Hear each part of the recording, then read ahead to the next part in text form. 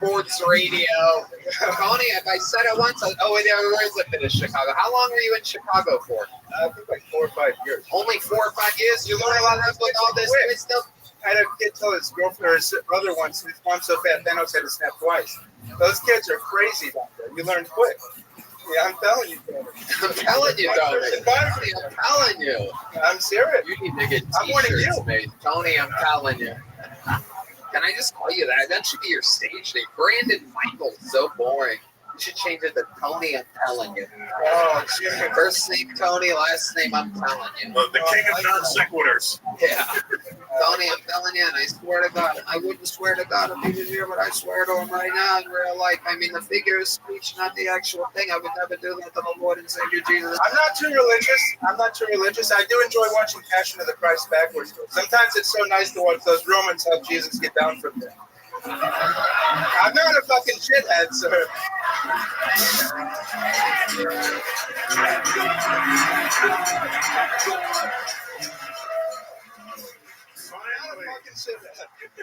I keep looking back. It's not like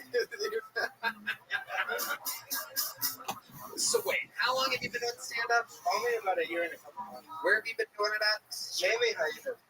That was like kind of my open mic club, yeah, and that's kind of expanded a little bit. And that's where you're I'd based say out it of? expanded a little bit. Oh, that's accurate. You and my doctor both have. But yeah, You and my doctor. You're a silly fucking deuce. but yeah, no, basically around here in Dallas. Close with your father? No, he was kind of, one of those. I couldn't do it. So you ask him a question, it turns into a fucking speech. We just, Your dad would go on long he's diatribes? Yeah, I couldn't do it. I'm honest. Tony, I'm an honest guy. I don't know what you want me to say, but I'm telling you, I'm an honest guy. I'll be honest with you forever. I'll be your best friend. I'll teach you how to throw a fucking military missile right through a fucking carabiner. No, I don't have the hands for that. What? I feel like that would take a lot of using needles and shit. That's not really me, Tony. I'm gonna be honest with you. What he's saying is he's not dainty. Yeah, thank you. Russell gets it. He's al dente. He's al dente. Yeah, the day I'm dating, you'll be Jewish. You know what I'm saying? It's just there's no way. I don't. Don't stop. Don't try to be funny, Brandon. I'm not. Be you. I'm No try. There was only do. I am not that guy. Honestly. I'm a See what I mean when you don't do it? It's unbelievable. You don't even know how funny you are. Thank you. Words my father never told me. I appreciate it. So.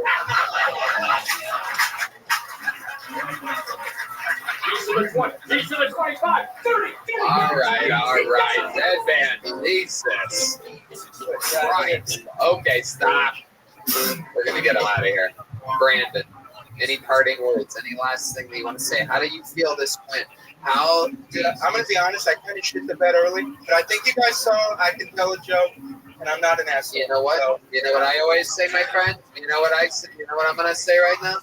Shitting the bed is one of the side effects of taking 2 baby aspirin before you come out there. Prescription strength. Prescriptions. Wait, stop. How do you get prescription strength baby aspirin? And why are you saying that without a smile on your face? I'm telling you. Tony, I'm telling you. What do you want me to say? I had a headache. Someone had prescription strength baby aspirin. Am I on fentanyl right now? There's no such thing as baby aspirin prescription strength. That's called aspirin. That's what they want you to think. Our That's probably senior aspirin correspondent, Brian Redband here, with the bionic man. He's been looking for baby aspirin his whole goddamn life. Oh, shit. You are unbelievable. There's nothing I can do for you, but... Maybe we get him a box of Cheerios. Yeah. We're okay through it. What do you do for work again? I've really just been DoorDash. I work door guy at my Why Dallas? Why are you there? What do you mean? I'm not exactly in the financial infrastructure to pick a place and there. You know what I'm saying? Okay. I'm a Dallas guy. But We're rough. why are you roughly a Dallas guy? Well, we originally moved here my senior year of football. Sweet. My mom, I moved with my mom and dad. Right. And then that. around 2014. And then I just kind of been here. Okay. And you were Friday Night Lights. Yeah, you could say that. One time we ran out of power, but we'll fucking brush that under the rug. You know what I'm saying? I gotta get you out of here, Jimmy. I give you a big joke book already? No, I appreciate it. You got it. You're just too silly of a goose. Fill that up. Brandon Michael. Brandon Michael, or as I'm going to call him from now on, Tony, I'm telling you.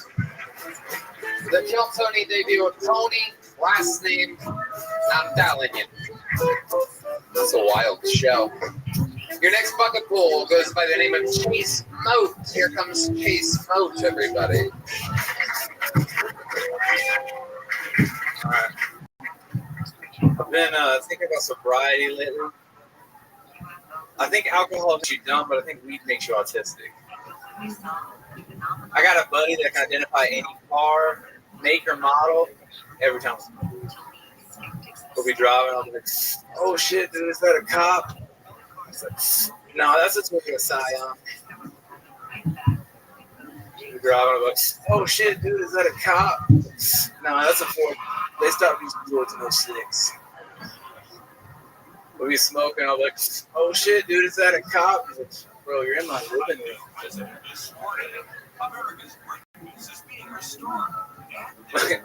Lately, I've been on the Delta 8 thing, the legal weed. You don't know what that is. It's like classic weed with a few things replaced, removed, or modified. Classic weed, a few things replaced, removed, or modified. It's like trans weed.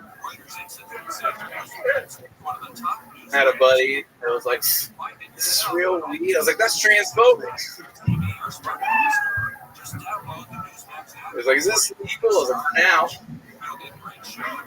All right, thank you. All right.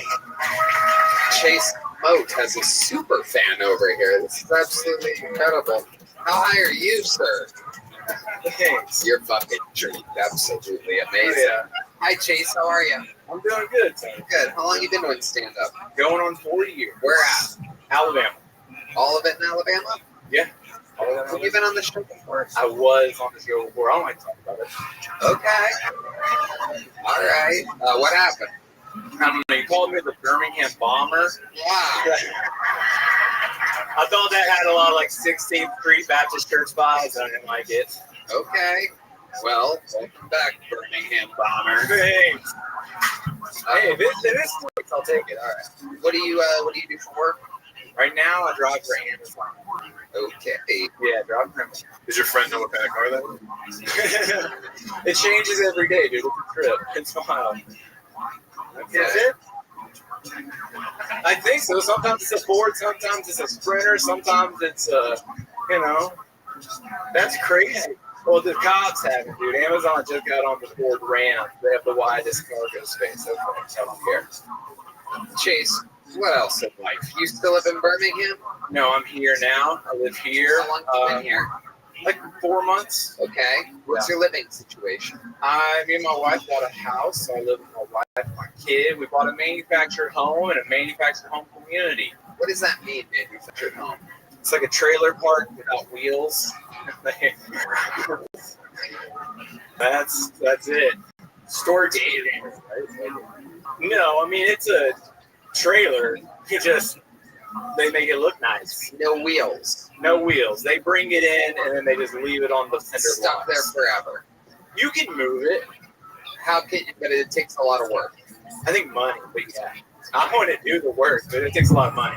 Right. Absolutely. That would be the sound of it. Yeah. So how old's your kid? He will be 4 in January. And how long you been with your wife? 8 years, going on 8 years. 8 years. What does she do for a living? A reverse mortgage loan processor. So she's kind of the breadwinner in the family? Hell yeah. My goodness gracious. Yeah, the pendulum is long. They're making the money. Yeah, definitely. What ethnicity is she? She's a white. Okay. She's a white. He's from Alabama. Yeah, no, I know. I just wanted to see how we would say it. They came out best case scenario. She's a white. She's either going to be white or related to him, one or the other. Yeah. Yeah. I just love how it starts with an H down there in Alabama. She's white. A white. A white. A classical white. white. Okay. And so she is the breadwinner. So you have to keep her very happy, right, Chase? Do you have any tricks for that? Yeah, I got so many tricks, dude. I got so many. Rattle them off. All right, rattle them off. I'm super kind to her. Listen. Gay. We have a gay man, ladies and gentlemen. All right. He has come out of the I closet. love monogamy. That's what I'm about. Wow. He's a gay lying man, everybody. A gay liar. Pants are on fire because he's flaming. Yeah. All right. Okay. How else do you please hold? Do you have specific questions? Yep. Yeah. Keep going. All right. I talked about listening to her feelings. I'll initiate a lot. I'll initiate the dishwasher and sex. I'll initiate sex. If the roles were reversed, Right. you're reversing mortgaging. She's a dirty Amazon delivery driver. Hell yeah. Right? Do you think you would be the same person? Do you think you'd be as nice? Do you think you'd be as giving? Or do you think you'd be like, bitch? Oh, if I made all the money, would I be nicer? Yeah. Or would I be meaner? Well, no, would you be exactly as nice as you are now? Would you be slightly, just ever so slightly less nice? Yeah, probably. I mean, I don't know. Yeah, absolutely. No, Yeah. I just wanted to get that on record. No, you gotta watch your I just- tongue if you're not making the money. I think women learned that, and now we gotta learn it. I just wanted, when your wife's watching this, I want her to be like, God damn it, what the fuck, Chase? My wife's mouthy as fuck. And I didn't say that. I did not say that. What do you do about that? I go on the road. Perfect answer. The Russell Peters tour starts next week in Chicago. RussellPeters.com for tickets. The most interesting thing about you, Chase. I knew it was coming. Can I rattle them off? Sure. Yeah. Kick it. I won a high school drag show. You're right about the gay. For the record, I called him gay 9 minutes ago. The other heel just dropped. Drag isn't gay. It's to pretend. I don't know. Pretend gay? Sure. No, it was in high school. My high school put on a drag show. Was it drag racing or? No, they were like, the only way to have drag in schools is if kids do drag. I guess. I don't know. So the only way they could have. I won. Well, you're the best one. Yeah. How many you want to see him reenact his drag show? This is goddamn unbelievable. Okay. I'm just glad it's not in front of school children. Well, this was all right. Freshmen and seniors. They set the scene. I'm a sexy cop. That's police officer. The vice principal just read off. I like to beat guys with my naughty nightstick, all those things. So I walk up to the mic. 2 words, boys. Spread them. Oh my God, I regret this. We were never allowed to use the mic again. The mic got All right, taken away. stop with the gay lighting and everything. Jesus. I didn't even know you guys had that lighting package back there. Just rainbow strobes all of a sudden. I specifically requested it, but I didn't think we would do it on this show. That's for after hours. Yeah. Oh my goodness. Okay, guys, that's enough. Michael, relax. Jesus, Michael Gonzalez has been waiting years for this drag show opportunity on this show. I was underage at the time. Like the segment ended 2 minutes ago. Michael's like, come on, yes, come on. Yeah, that 15-year-old body was nice, right? Anyway, so you said you're going to rattle off a bunch of stuff. You rattled one off, and then we went full stop. What else you got? Yeah, that was fun. I've had a lot of concussions. Is it from the gay bashing or? No. They were from a lot of different things. Yeah, Alabama drag. They make you dress like a woman, then they beat the shit out of you. Get over here, you faggot! You're like, wait, you put together the event. There was a rainbow lighting. What the fuck? Ow! I'm concussed. And now I'm shocked. No, and I've been bounced off of something. No, don't say that. The cannon was really the icing on the cake there. Yeah. All right, Chase, let me get the fuck out of here. All right, cool. Thank you. You already have a joke book. A little one. Yeah. That sounds about right. There you go. Space mode, ladies and gentlemen. All right.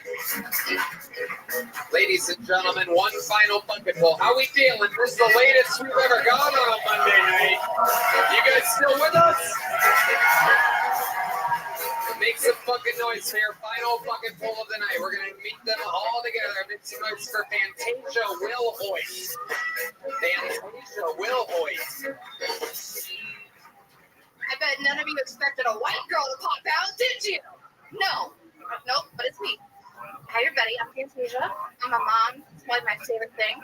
But it's a little tough because you gotta give tough love to these kids. When we were kids, the biggest comeback was, oh yeah, well, I'm Ripper, you're Blue. Whatever you say about me, it sticks to you. And we were like, fuck, he just got roasted. And now people are like, hey, on Friday I get my allowance. I'm about to watch mom get booked on her OnlyFans. And I'm like, I'm not prepared for that. I'm like, I'm not. And my daughter, she's going to be 12 next week, but she just got sprung. I'm worried. I see 12-year-old titties. It's going to be fucking hell in my house. I remember when I was younger, your titties got leaked. God fucking forbid the whole school found out. And you had to tell your parents, because fuck that. But now you tell people, like, hey, I saw your tits. And you're like, was it a picture or video? Which one?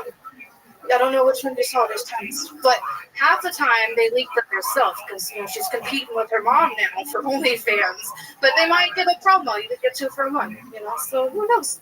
But thank you. Holy shit. Unbelievable. How are you? I'm so fucking excited. I've been outside since fucking 10 a.m., guys. Is that because you're homeless? No, I came here from Florida. I'm trying to escape the hurricanes. Oh my goodness gracious. So, what part of Florida do you live in? I live in Port St. Lucie. There's fucking nothing there, so. I know about Port St. Lucie. Oh yeah, it's growing. So. All right. Is Port St. Lucie also what guys call your vagina? No. Because it's Lucy? No. Okay. What do you do for work, Fantasia Will Hoyt? So I have 2 jobs. Roller derby? Okay, I used to.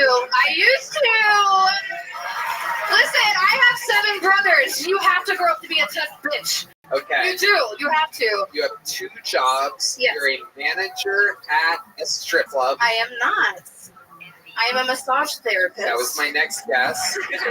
And number 2 is a gas station attendant. No. I actually am an alternative fashion model. That is my job. Okay. I see you representing the Kansas City Chiefs. Yeah, we won today. And the Cowboys won yesterday, so I'm pretty excited about that too. Wow. I like both, okay? Patrick Mahomes was a Texas boy. He played at Texas Tech. Give me a break. Okay, we get it. You look Patrick Mahomes. Yeah, You look like a Travis Kelce word. I do. These are Chiefs jokes about females that are coming up I'm with. often told I'm a real connoisseur, so. Okay. All right. What's your love life like? You seem like the kind of girl that would absolutely take anything.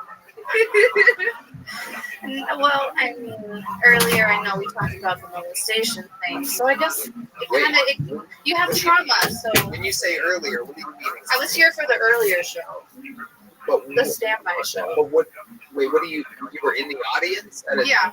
their taping of this show? Yeah, earlier. Okay, right. Yes. Well, that has Sorry. nothing to do with anything. Well, That was a different show. Well, I was talking about the trauma. And we didn't talk about anything.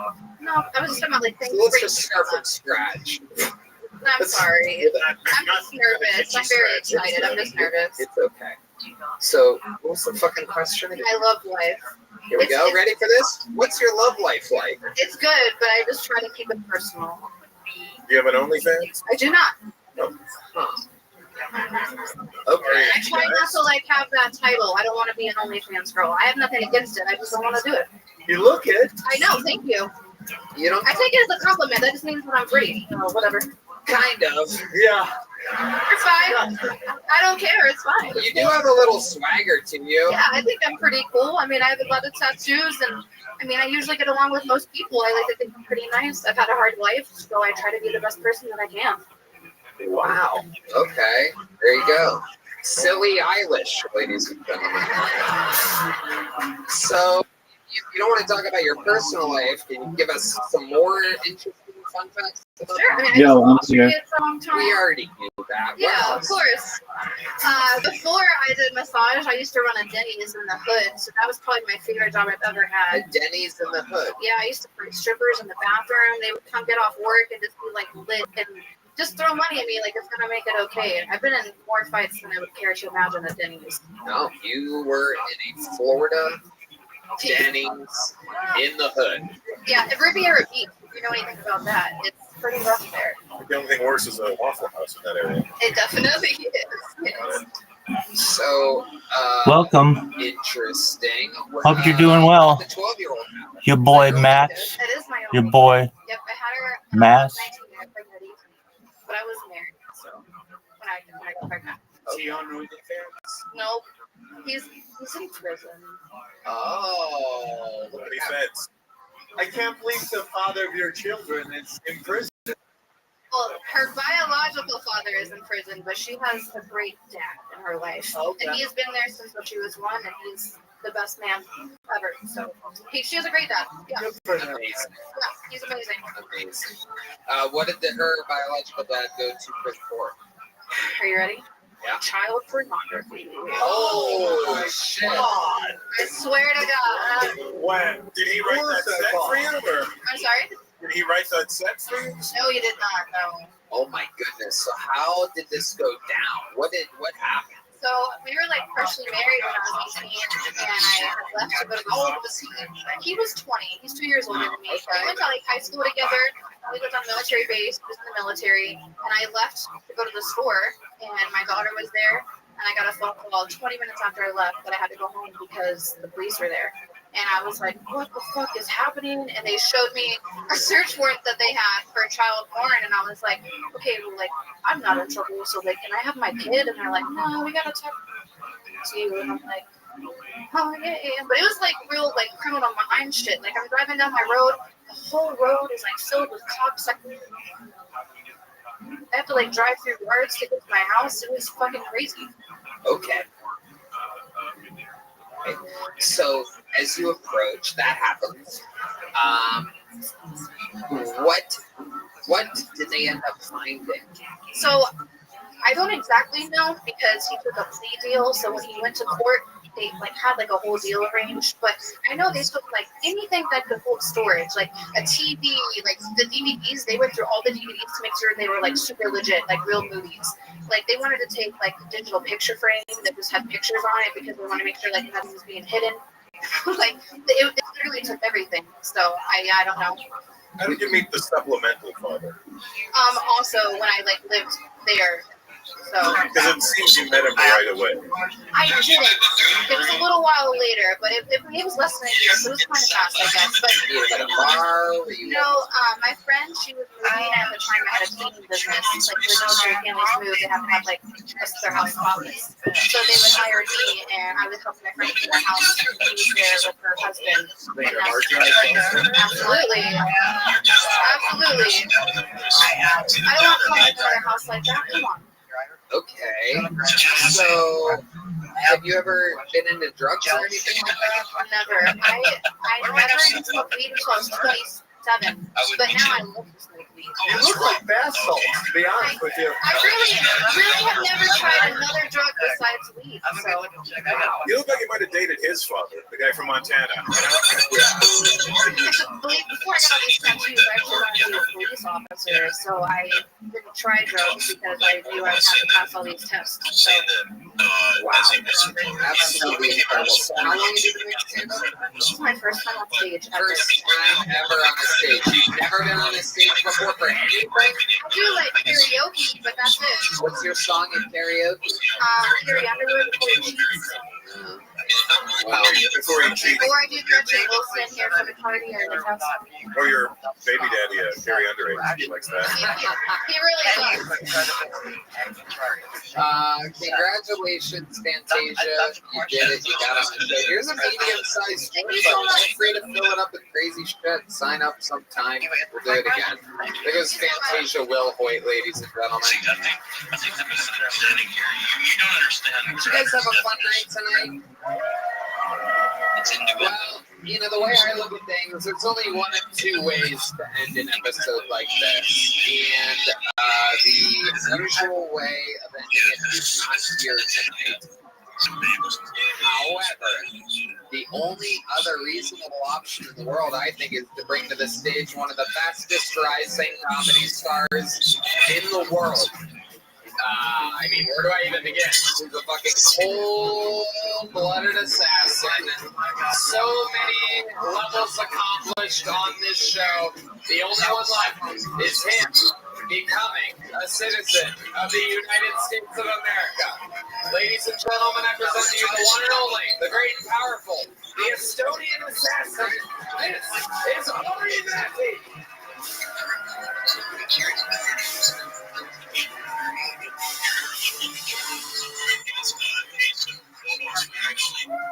Stop shaming sluts. We love it. You know, some guys are like, she's fucked everybody. Oh, you mean she's an age? Welcome. Nobody wants that. I'm 32 What'd you say? years old. I need time off. What'd you say? Restaurant that's empty. I can't hear you. What'd you say? What's this? Shipwrecks the What'd you say? captain's first day out at sea. What? I want to see the captain with the fucking wooden leg eye patch.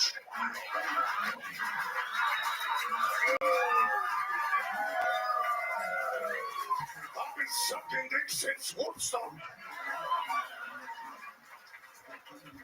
I don't want no shell-shocked virgin approaching my dick like you're a contestant on Fear Factor.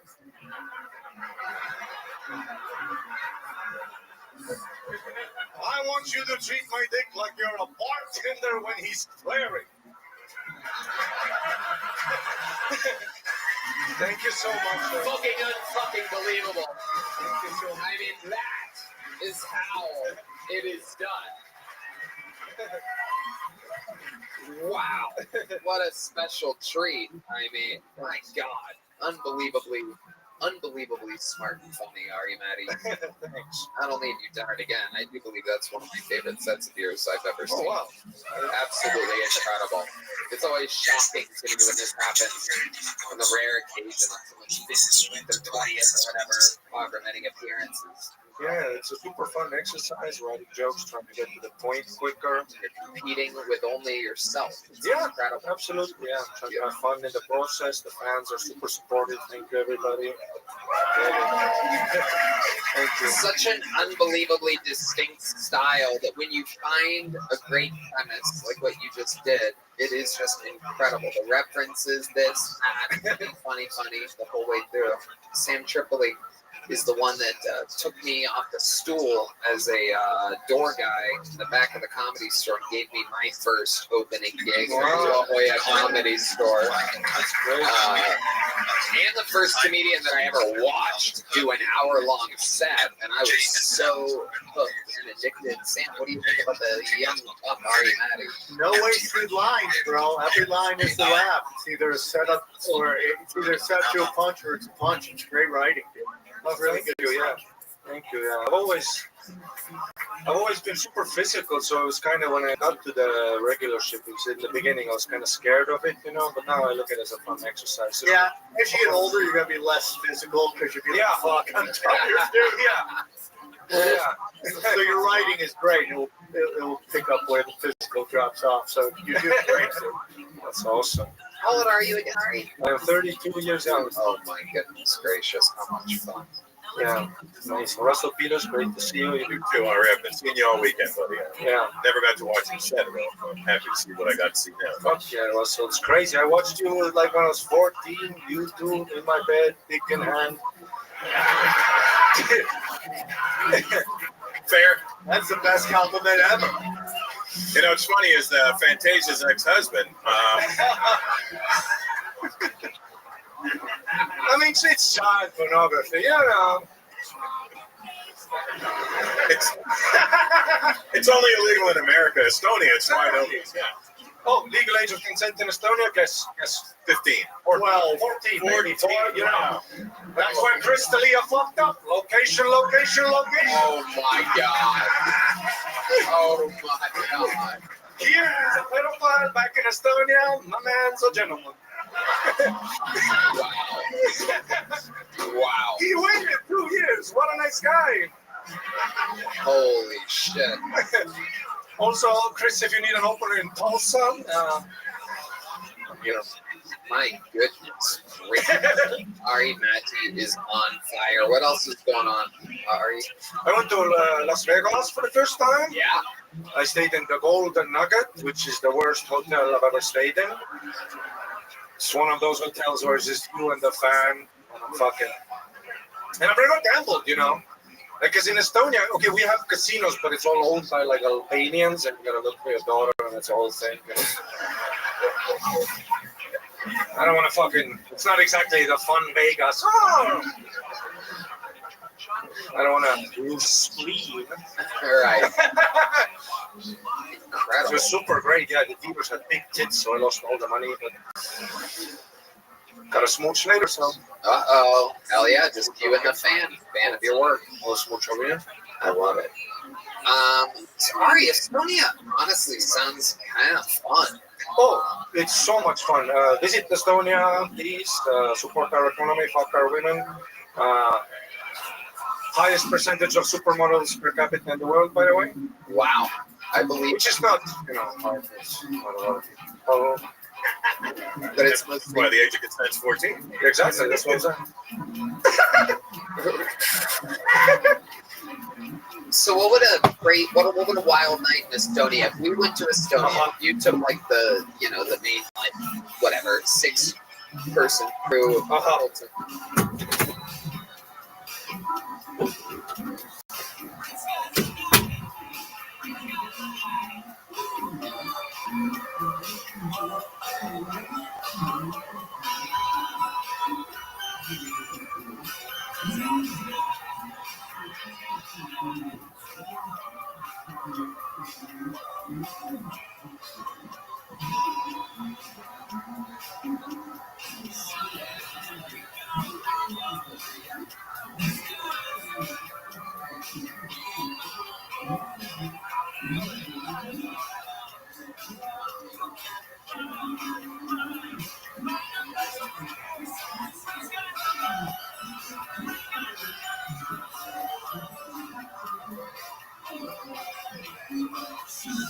Premier Networks presents Coast to Coast AM. Now, here's your guest host, Lisa Goff. Welcome back to Coast AM. George Gorey on the Guy Network. You can also check out my show on the Guy Network. I have 200 episodes on the network. It's called Inspirations. You can check it out at inspirationsongaia.com. Inspirations on Gaia, which is GAIA.com. And a lot of great interviews on there. Dr. Sheehy, Greg Raven, my stuff, Dr. Joe Dispenza, great interviews. You can check all out right there where you listen and watch. George Murray, I am also on the Gaia Network called Inspirations. All right, see you over there. Love to respond, and we'll be right back with Coast to Coast AM.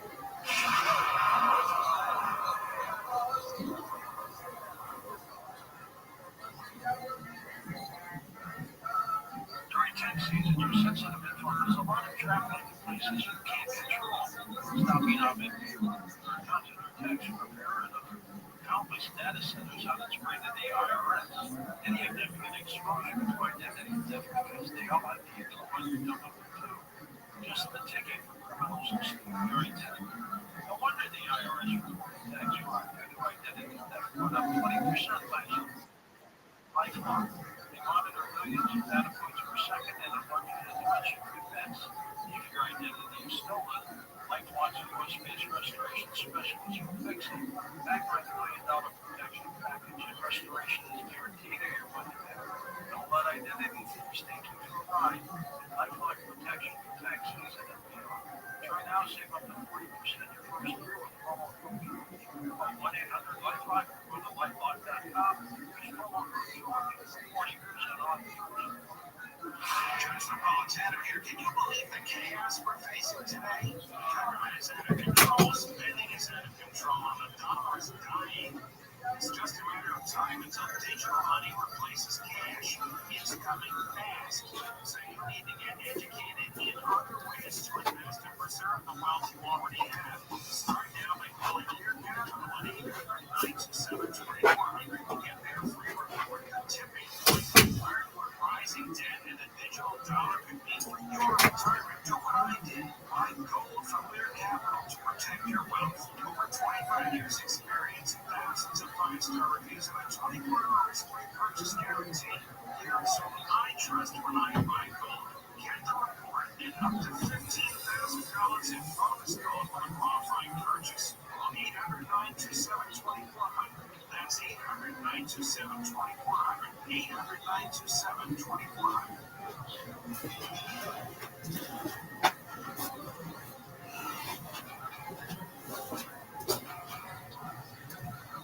Old Tony or whatever. What would a night be like? Are we taking Cam? Yeah, Cam. That's gonna Let's be. say me, you, Red Band, Cam. Oh shit, we leave Cam at the. No, Cam, you're coming. Cam, you're coming. Very welcome, Cam. Just, If we bring Cam, does the age of consent shoot up a little bit? 25, 26. I don't want any broken Estonian vaginas out there. Yeah. That's just, it's going to be Cam would stand out, you're saying. yeah.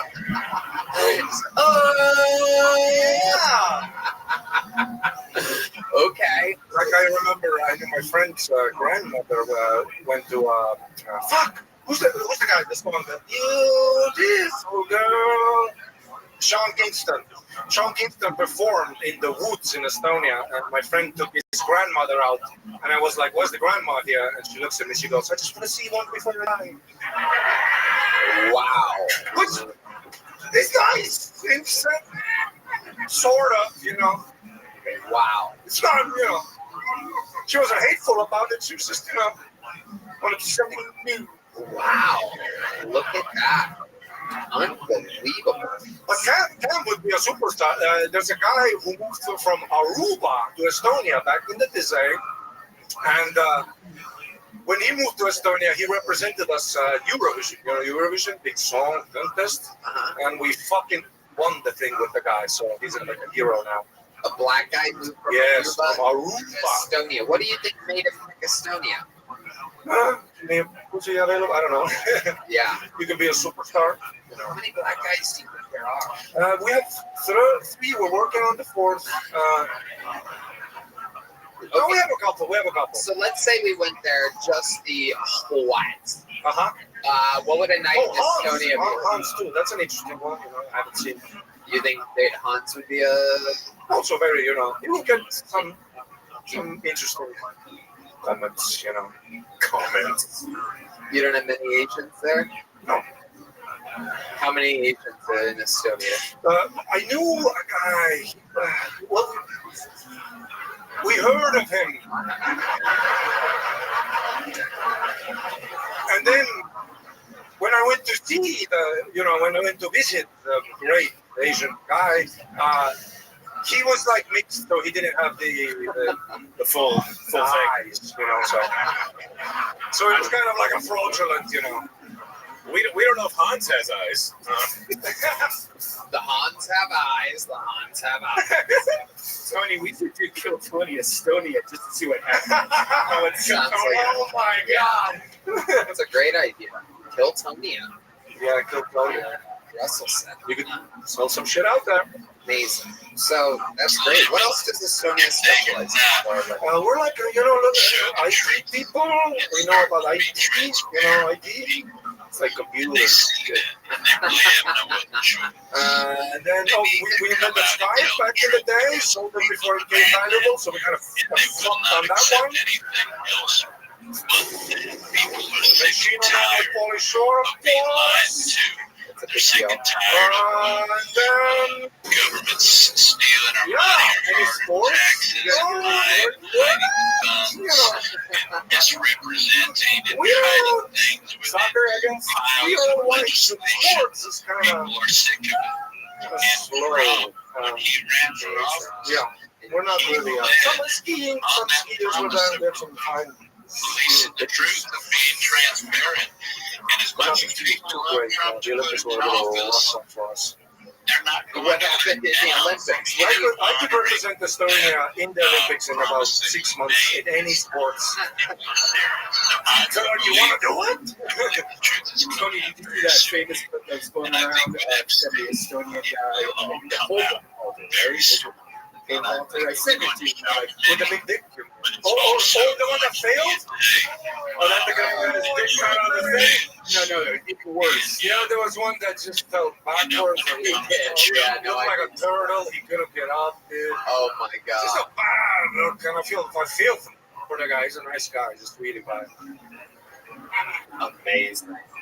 Well, Ari, I gotta tell you, I mean, a set like that, normally we love to have you open. You set such an incredible tone, but on an episode like this, it's incredible to see so many people do so many different types of sets, but you can just fucking anchor down and really put on an absolute show. An incredible fucking performance. That's how it's done. Ari, Maddie, ladies and gentlemen, we did it. This was an episode of Kill Tony. Make some noise for Russell Peters. RussellPeters.com. Tour starts now in Chicago. How about one more time for Sam Tripoli? SamTripoli.com. October 15th, the tour begins, and the new special comes out on YouTube October 15th. Why is everybody getting quiet? October 15th on Rumble.com. There you go. Sam Tripoli, Russell Peters. Thank you to Squarespace, Game Time, Hims, Talkspace, and ZipRecruiter. The drawing from Ryan J. Ebov is in. The drawing from Chris Rogers is in. What do we got? Cam Patterson tonight. How about one more time for the best stand man in the land? Thank you so much. We love you. Good night, everybody. Thank you. Good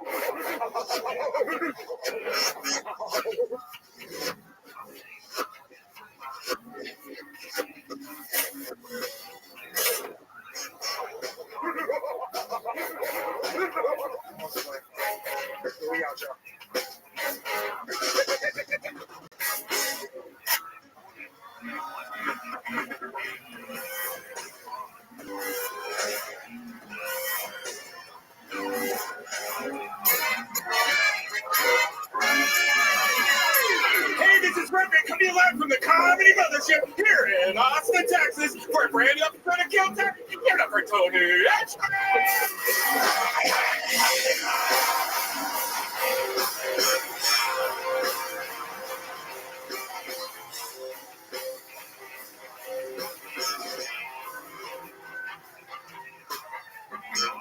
Last night, guys, hold on a second.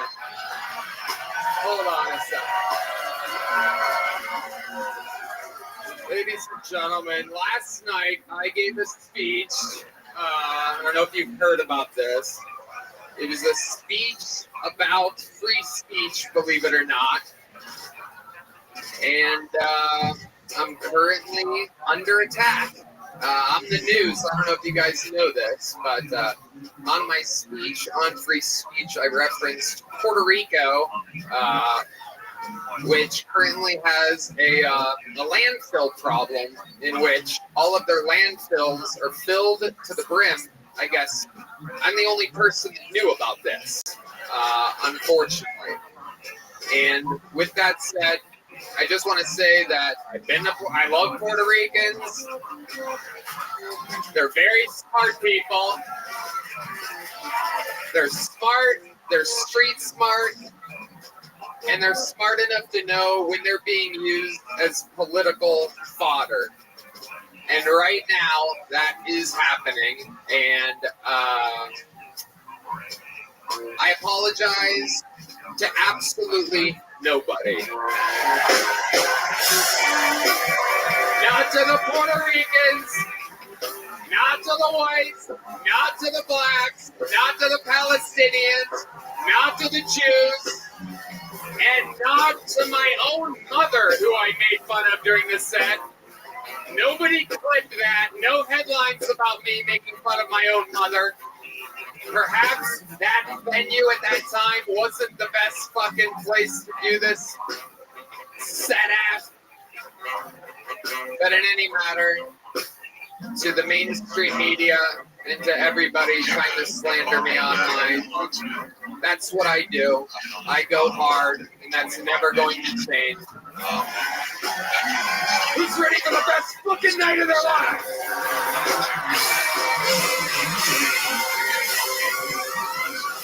Fuck yes! Make some noise for Brian Redband, ladies and gentlemen. Woo! Feels like home in here. You're the number one live podcast in the world, brought to you by Squarespace. Civic, simply safe and doing time. I'll one more time for the best goddamn band in the land. True Blind, Carlos Sosa, Raul Vallejo. Did I fuck it up already? And Fernando Castillo, Michael Gonzalez. I swear to God, this has been my band the whole time, people. Matt Mueling, everybody. Of the band. Jeez, ladies and gentlemen. And the madness, everybody. You know, my band for years, typical racist band. Typical hater of the Browns and Blacks. Life is, my business is a booming. Before we get started, there's a little bit more from the amazing sponsors that made it all possible. The Sunset Strip Comedy Club in Austin, Texas is now open. Check out Red Nat's secret show every Thursday. Go to sunsetstripatx.com for tickets.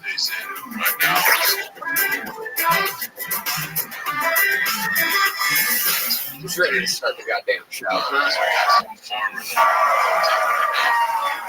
Ladies and gentlemen, we're going to start this evening with one guest and one guest only. This is the second time ever as a guest on the show, and he is batting 1,000%. He is one of the most requested guests for return.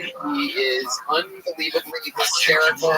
Ladies and gentlemen, make some goddamn noise for the long-awaited return of James McCann. James, famous for an unbelievable episode with his right-hand man, Shane Gillis. James McCann is back. What a privilege to be here of all nights.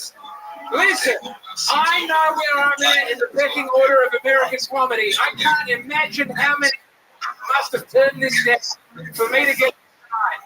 I'm glad those fucking cowards aren't here. I'm proud to be here on this show. God damn it! We are so happy to have you. Indeed, there were a couple of, we will not name anybody, there were a couple of Hollywood gentlemen that like working in Hollywood, specifically in Hollywood of Los Angeles, California. Who dropped that? today. So how about one more hand? Hey, it's my game. I'm happy about it. Fearless. Genuinely can. As an Australian, the closest thing to a Puerto Rican you can get at short notice, I'm assuming. Absolutely. I'm from an island full of criminals, and we're coming here taking your job. So I'm happy to be a part of it. I hit up every Puerto Rican I know. Nobody wanted a piece of this action tonight. I tried to make anyone who was finding Puerto Ricans on the streets saying, do you want to be a regular on a really big show? Can you write a minute every week? Anything goes. It doesn't have to be good. We'll make you better. Just come on. And no one wants to play. But James, you know how this works. Believe it or not, ladies and gentlemen, what the conspiracy is here, but we have set a record tonight for sign-up. 283 human beings are at a bar across the street, hoping that a producer runs over there with a megaphone and yells their names. These names are in the bucket. It's almost as though the mainstream media is bullshit, and they don't know what they're fucking talking about. It would definitely appear that way. Comedians are excited to take a shot here at this show tonight. This is very, very exciting. And so, it begins. You know how it works. If I pull your name out of a bucket, you get 60 seconds uninterrupted. You know your time is up and you hear the sound of a kitten. Means you have to wrap it up then or bring out the angry but probably bear. That would be very hard for me. And then I interview you. I interview you. We find out more about the person, anything that happened. The whole thing's improvised. Chaos. Should be a lot of fun. You guys ready to start tonight's fucking show? Huh? Nah, it's not. Forget it. It's canceled. You guys ready to start tonight's fucking show? Ladies and gentlemen, performing first with a brand new 60 seconds, one of the greatest regulars in the entire show's history. A man so fearless, so strong, so powerful that we must make him an American citizen. To start tonight's show, I present to you a brand new minute from the Estonian assassin. This is Ari Matthew.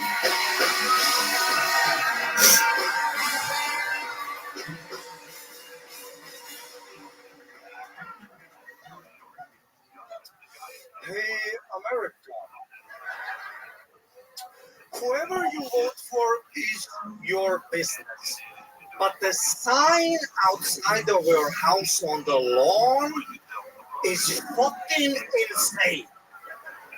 That's where your wife and kids live.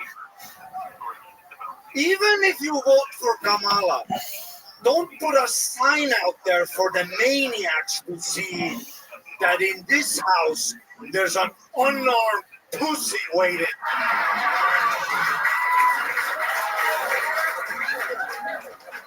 I'm gonna rob you out of principle. I'm just gonna walk in, give me all your shit. Some Sam Smith looking fuck is in the kitchen. Wearing a mask in his own house.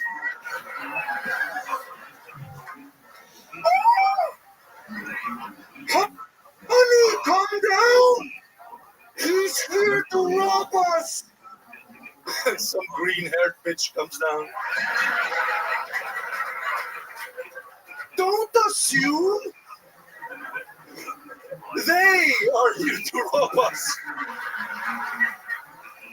That's why the sign outside my lawn has Trump 2024 with 2 swastikas.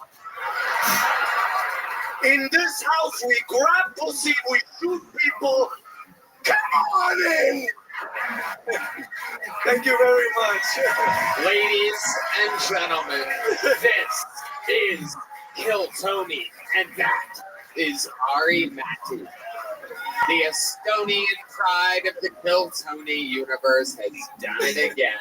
Absolute chaos. Ari, what is your fucking process? Where does this stuff come from? I don't know. I really wanted to have some. I really wanted to have something political, but I don't know shit about shit. Me neither, I guess. Yeah. I guess that's a theme. So, yeah, I was walking. I saw the signs on the lawn. It's fucking insane. And I tried to write a bit that, makes fun of both sides. Everybody has a bit of fun, On one side, there's unarmed pussies. On the other, there's Nazi rapists. Everybody has to have fun. Absolutely incredible, Ari. I'm going to vote for whoever lets me to stay. You know what I'm saying? Okay. I know who that is. Kamala wins. I'm transitioning. You know what I'm saying? It's her time. Yeah. And if my boy Trump wins, I'm gonna. Daddy said it's okay. Get your pussies out. Anything could happen. Trump wins, I'll be at the White House Correspondents' Dinner, roasting the shit out of him. If Kamala wins, I will be revealing that I was a plant at the rally. Taking him down from the inside. That's right. Inside job. No doubt. No doubt. What else is going on right now? Anything else crazy in life? I went to Estonia for a bit to visit my kingdom. Listen, you Tony fans, you're all great. But when I'm at immigration, please don't yell Estonian assassin, okay? Don't say kill Tony while they're asking me for the purpose of travel.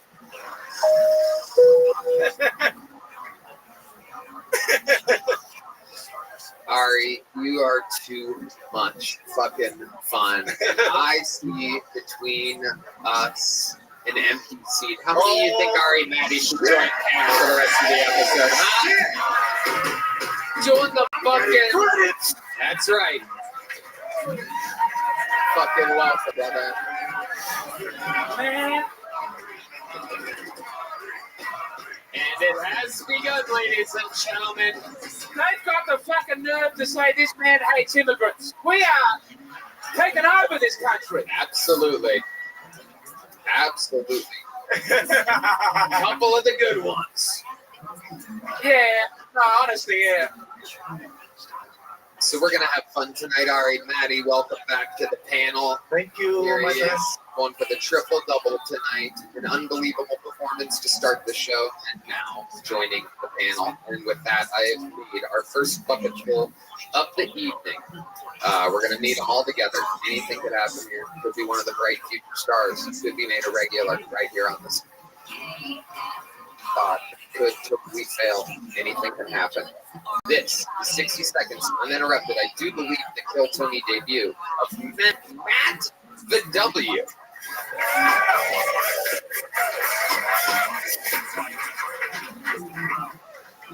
Hello. H E E L O L O O O. That's how me and my girlfriend speak. So I told her the other day, I was like, hey, babe, come give me a kiss.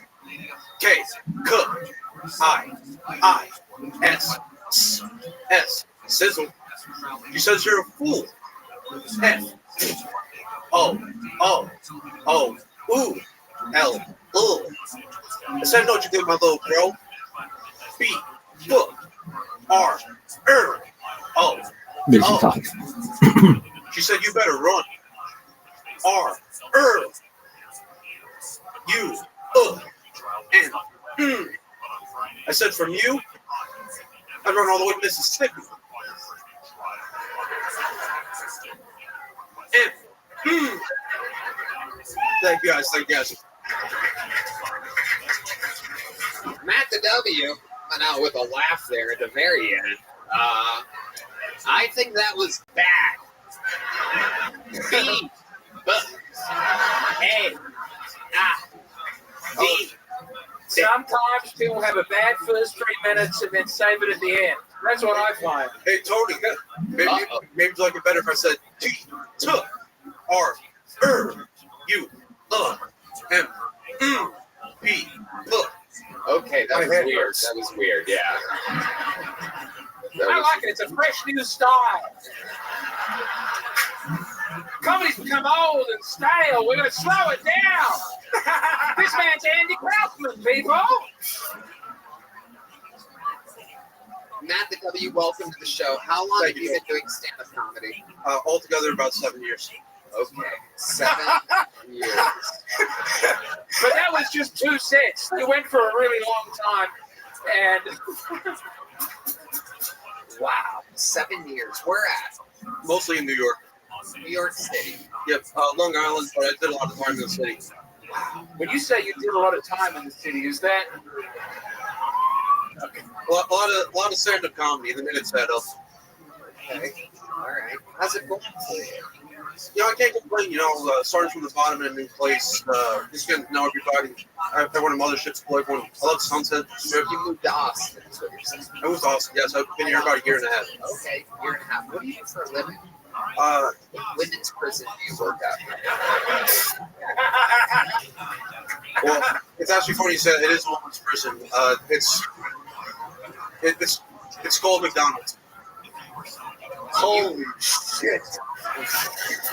were you involved in an E. coli outbreak recently? I've got to know. Is this, Yo, McDonald's, get your boy. I was angry to learn we couldn't order the quarter pounder at the moment. Is anyone else furious about that? Is that a thing? Yeah, there was an E. coli outbreak. They said no more quarter pounders, but today, as you well know, my friend, the quarter pounder's back. Q, quoi, you. No, don't do it. So what do you do at this McDonald's? I'm on a shift leader. A shift leader. Yeah, so Yeah. I'm sorry, I just politely manage. Tell us what a light manager does at a McDonald's. Make sure the checklist gets all done. Everyone's up doing their job well. McDonald's stuff, you know.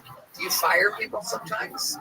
The boss has given me the power, but I do not use it because I don't think I should. I'm not going to determine someone's fair. You know, what someone. People make a living; they rely on it for their families, and I'm not gonna end that. Incredible. Absolutely incredible. How long have you worked at McDonald's? I started in New York during the pandemic. We were actually considered essential workers. I worked the whole pandemic. It's not funny. You all are going to McDonald's after this, so I'll probably see it. But so then I knew I was going to be here. I called the local McDonald's and said, "Hey guys, hiring?" They said, "Actually, our shift leader's leaving." I was like, "Perfect." And they said, "Are you shift leader?" I said, "Yes." So and it's got a gig, you know. Amazing. So, what were you doing before the pandemic? I would bounce job to job. I actually, I was big into comedy, so I was looking at my parents. So I had that security. I would literally just quit jobs and just spend my money going to the LIR and just. Going to the what? I don't know if I said it. I call it the train. I never call it the LIR, the Long Island Railroad. And I would just spend my whole paycheck on tickets and mic to mic and do my thing. Wow. Okay. Is that many? You did like a newer one? I've been doing that for a few months. I actually do a whole second part to it. Oh my god. Now, 7 years in the industry, Matt the W. I'm interested to hear what you think your best joke ever is. Instead of doing a newer joke, you spell it out, you only have a minute, it's longer than that.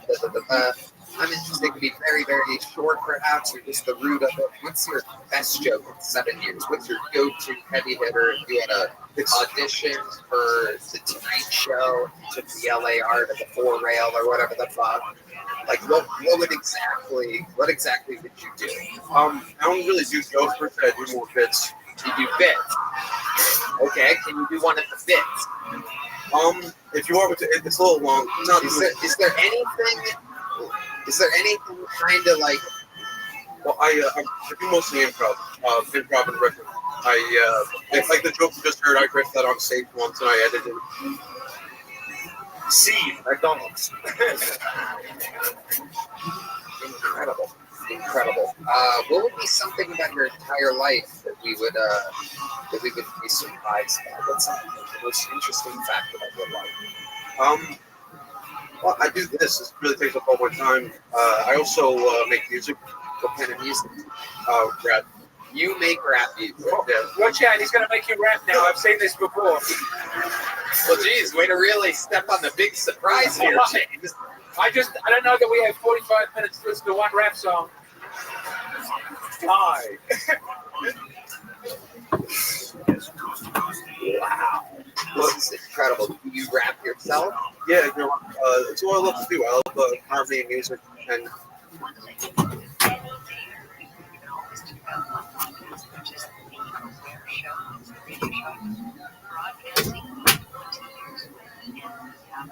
A lot of our shows archived coming out of podcasts and twice a week we release an original review and then the best of it.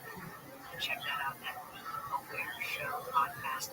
All the amazing guests that I've interviewed for the past 2 decades are released every single week.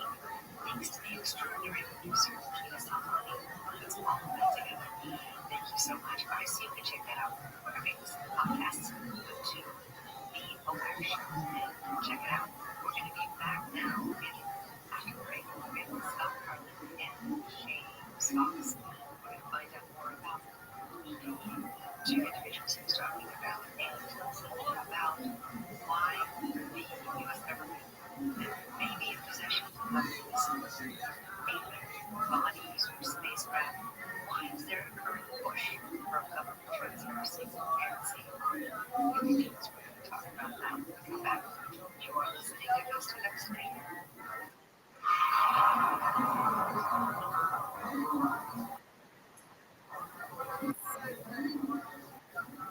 One of our new sponsors, Rapid Radios, are the coolest walkie-talkies that are a must-have this year. Rapid Radios are instant push-to-talk devices with nationwide coverage, 100% private, and really a great communication device for the elderly. No subscriptions, just visit rapidradios.com. Limited time for rapidradios.com, 60% off. For UPS shipping from Michigan, add code radio and get an extra 5% off. If you want jazz music, go to New Orleans. Bagels, New York. And for psychics, think California Psychics. You want the best, you go to the best. At California Psychics, home of free schools and open minds, we know better than anyone what makes a good psychic. That's why we guarantee if your reading is life-changing, it's free. Visit CaliforniaPsychics.com and experience the joy of certainty. California Psychics. Just from Alexander here. Can you believe the chaos we're facing today? Government is out of control, spending is out of control, and the dollar is dying. It's just a matter of time until digital money replaces cash. It's coming fast. So you need to get educated in other ways to invest and preserve the wealth you already have. Start now by calling Clear Capital at 800-927-2400 to get their free report, The Tipping Point. Learn what rising debt and a digital dollar could mean for your retirement. Do what I did. Buy gold from Clear Capital to protect your wealth. Over 25 years experience, thousands of 5-star reviews, and a 24-hour risk-free purchase guarantee. Clear is who I trust when I buy gold. Get the report and up to $15,000 in bonus gold with a qualifying purchase. Call 800-927-2400. That's 800-927-2400. 800-927-2400.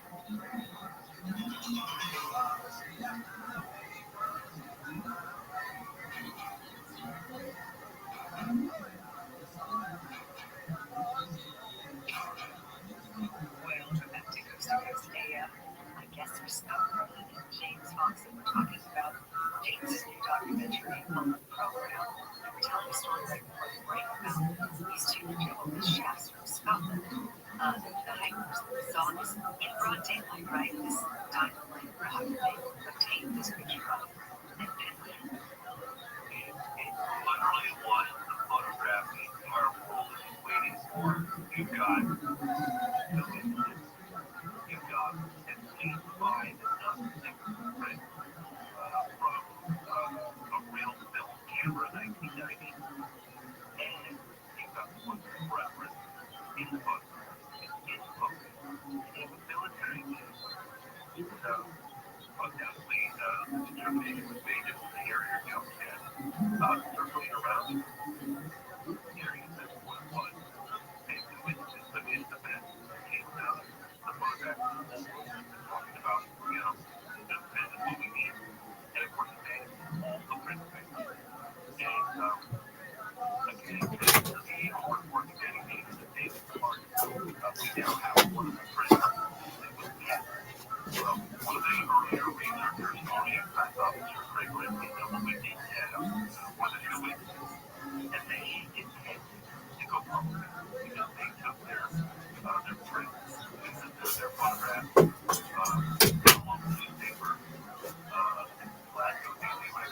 And I don't do much other than that besides my day job, you know?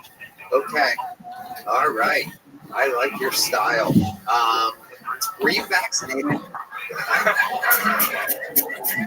You must have been an essential worker in New York City, right? How did that have anything to do with what we're doing?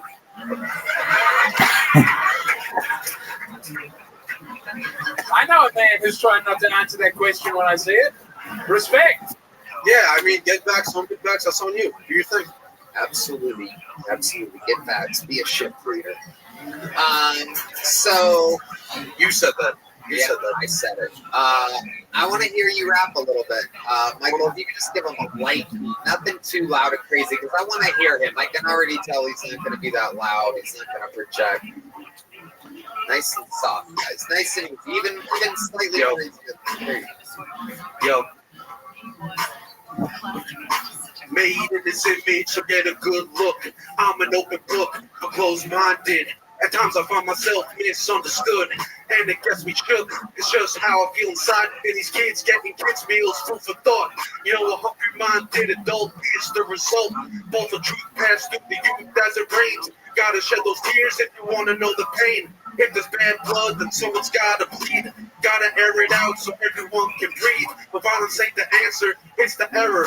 Means someone messed up. Oh, you need to bless up. What connects us? Nothing, cause we divided. By block, by city, by country, gotta reunite and give peace a chance like John Lennon. Cause even this earth need a happy ending. Or Wow. Wow. All right.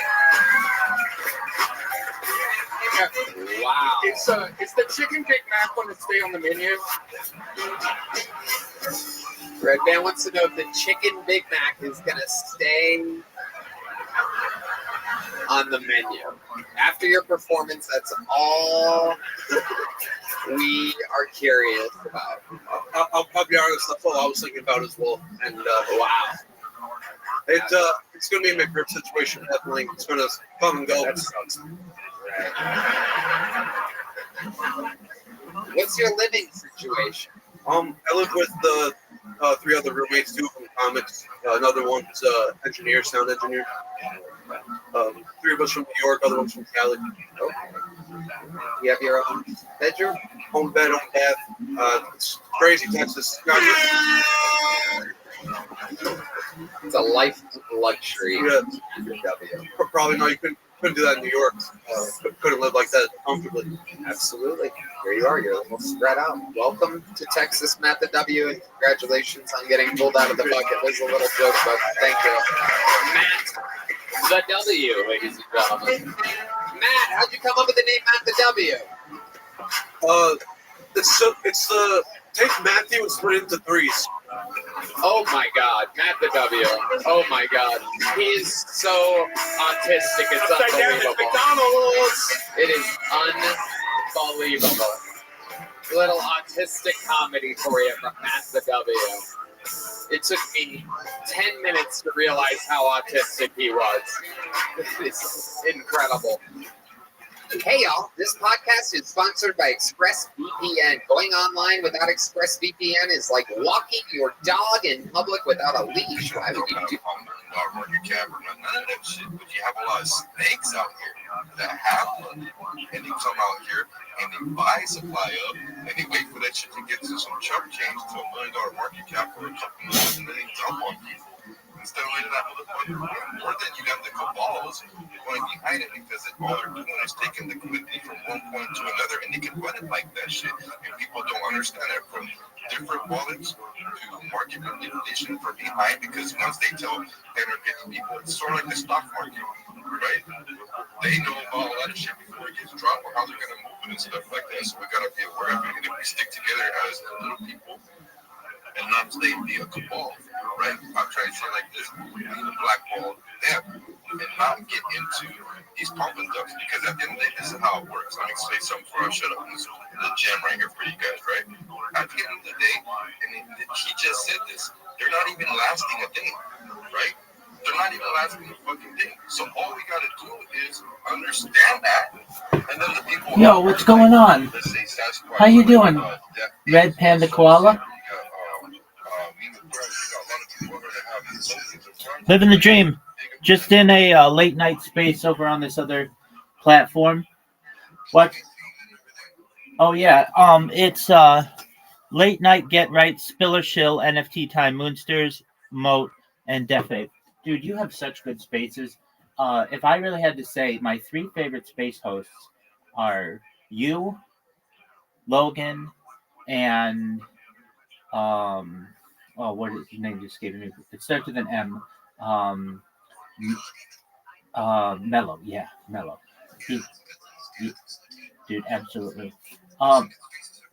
Definitely, absolutely. So I've got my little segment of the world here. I think I'm getting. I could be wrong, but I think you have to have an account for at least a month before it starts not being shadow banned in the Twitter Spaces. So I don't have the current amount of people I want in here, but in the future I know I will. And I'm on day. This starts day 8 for 24/7 Twitter Spaces. So most people don't normally go that long, but I'm doing it on video. And then I also created a little robot that automatically like uploads the video as well. So I've got the space going, and then I've got the robot every hour it uploads. And then I just go into people's spaces because it allows you to be in simultaneous spaces. And I just tell people about my project and such, and what I'm doing. And this week I'm part of a cryptocurrency. They've sponsored me for the last year and a half. It's Harry Potter Obama Sonic 10 Inu. It's what all my pillows and stuff are.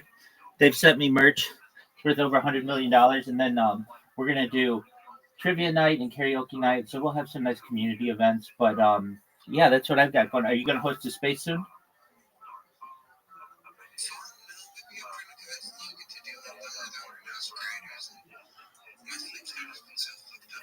Dude, you're absolutely right. I was thinking about you actually when I awoke. I thought, wow, Red Panda Koala went for like 12 hours yesterday or something. He did Logan space, and then he had that space of his own with Matt Tito, which was really interesting.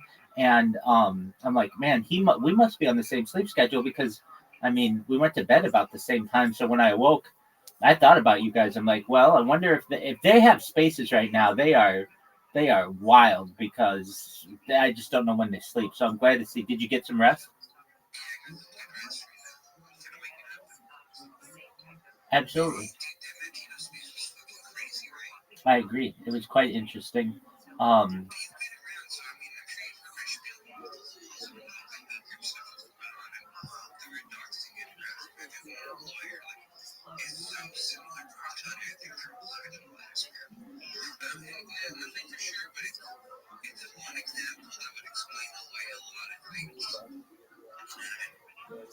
I don't know exactly know what the religious backgrounds are. I know it's probably pretty diverse.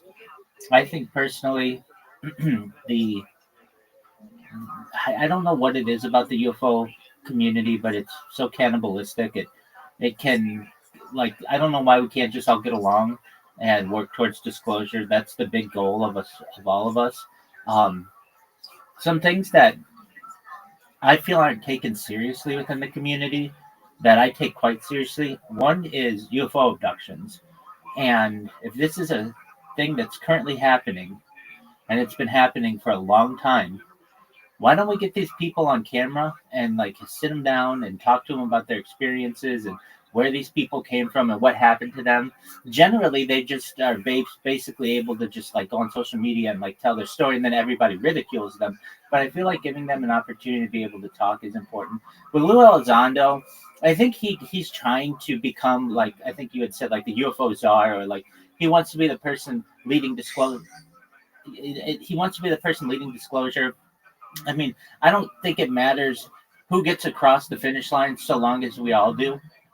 Who the first person is, and Stephen Greer in the same way.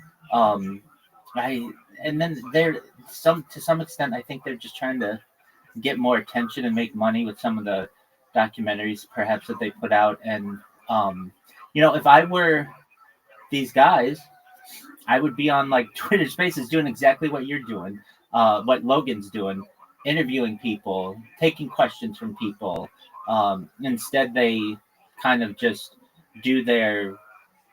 they have their press conference or whatever, and then we don't hear about them.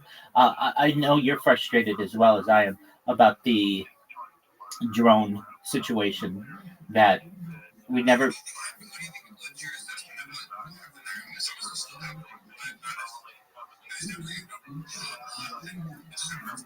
Right, exactly. All right, so looking at them, I mean, I've seen a lot of video of them. Normally with UFOs, they're silent and they don't have lights on them, like green and red lights. Um, but I've seen them almost like shapeshift, or I don't want to call it that, but like morph, like into balls. I've also seen them fly like way up into the sky at speeds faster than I think could be human powered. I mean, like, I think that they're unmanned. I saw them flying over people's houses, and it seemed like they had propellers, um, which generally we don't see within the UFO community. I, it's one of those great questions that is on my mind. What do I think it is? I don't think it's another country, perhaps. I don't really think it's a contractor. All of those things, if it was, I think would have come out. I think it probably could. It could be non-Earth origin. Um, it could be some kind of dark black budget military program that perhaps the White House isn't necessarily privy on. But I don't know why people aren't giving the Biden administration more grief over the matter, because it was happening for like months, at least November to December, and then into January. And they're like, they just couldn't really. I mean, I guess from what I understand, Biden at least like 3 times called to find out what it was, and they wouldn't give him an answer. And if that's true, then okay, great. But then it's like once Trump comes into power, they say that these are FAA approved, and they said for research and other purposes. It's like, well, what are the other purposes? Just saying like other purposes, I could have given you that answer. I mean, I think anybody could have. And then these um, Congress people who before were putting a lot of pressure on the matter, then basically say, and we're satisfied with that answer. I think, welcome, Chase. I think this is really unfortunate that people are happy with that answer. I know we in the UFO community are not. If I had to bet, though, what do I think it is? Well, man, these things shut down air bases, and I just don't think they'd allow like a contractor to do that. And I don't even know if I would probably say if it's shutting down air bases and these things are flying into the air as fast as they are, they might be non-human. And at that point, it may be some type of soft disclosure that they're trying to do. I had heard of reports where they shot them down, at least one of them. And so it's like, okay, well, let me see some pictures from that. Or, can we study what happened? I think it's really unfortunate that there were these reports of these things going down, and we didn't ever get any follow-up of that. I mean, they had like police there, they had fire departments there, they basically closed off the area. What happened in those situations? And we're supposed to just digest this story that they tell us that they're FAA approved. Now that is a very not only unsatisfactory answer, but it's one of those things that could be like, if you really get into UFO folklore, there's like the Grenada Treaty in like 1954, where aliens are allowed to abduct humans in exchange for reverse engineering of their technology. So if that's the case, we could very easily say, well, the FAA has approved that because of some treaty, and what they make it sound like from a human perspective or from a general public perspective is that this is some contractor doing this, or this is some military um, exercise, when in reality it might not have anything to do with human ingenuity, and it could have to do with off-site, off-world intelligence. Red Panda Koala, what do you think it was?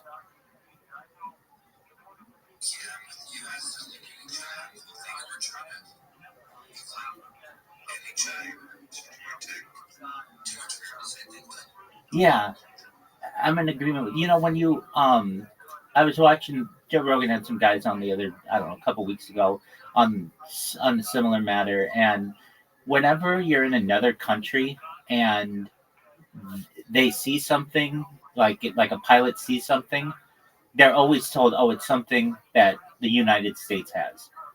And I think we're kind of starting to do the same with China, because China is very advanced, that we start saying, oh, well, that must be something that China has. And during World War II with the Foo Fighters, essentially that must be something that the Japanese have, or that must be something perhaps that is on the Axis side, because we can't explain what it is. If it were China, then that's a major violation of our airspace. Pardon me?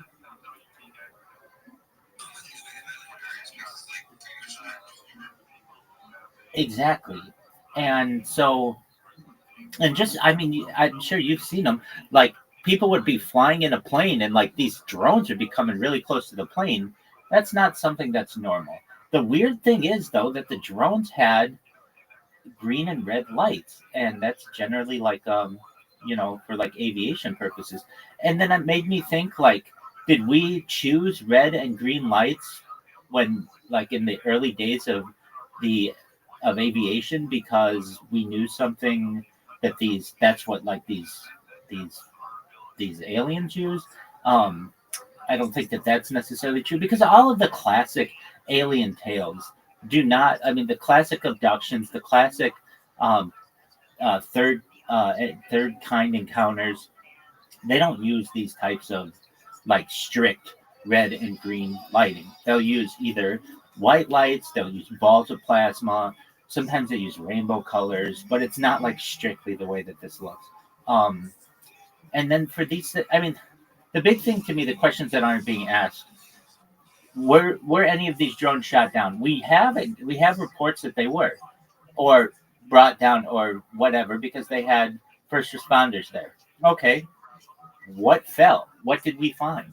And then, if none of them were shot down, I know that, like, we would bring up other drones, and they would, like, disable. From what I understood, the drone would get close, like our drone would get close to their drone, and then just have our drone's battery would just be depleted immediately. And so it was like, dude, could we even bring these things down if we tried? Why didn't they scatter F-15s to just shoot a couple of them down to figure out what's going on? But the lack of answers that we get from that, I think it's confusing to me. And I think they just want it to go away, and I'm not letting it go away. And I know you're not. It's something that we're still very, almost like we're disappointed in the government. I mean, we would feel if any time that there was going to be some kind of news on these matters, it would have been that, because it was very well documented. This wasn't just one person's cell phone. This was hundreds, if not thousands, of people who recognized that there was some kind of anomaly going on a nightly basis. You could basically set a clock by this. And then when the FAA said that you couldn't have drones for like a month or whatever, then they say that a lot of them went away, which I just don't believe. I mean, the other thing that they say, their excuses. That's just, I'm sick of their excuses. They would say some of these drones were human powered. Well, if I have 10,000 drones and one of them is human powered, well, yeah, some of that one is some of them. So they don't give you any numbers. They didn't say, well, we had 10,000 reports and 35 human. We could determine 35 of them were from human causes. The thing is, and I think we get this, Red Panda Koala. I know you understand this. The second that they say that this is not of human origin, the entire house of cards falls. And what I mean by that is, what about abductions? What about anti-gravity?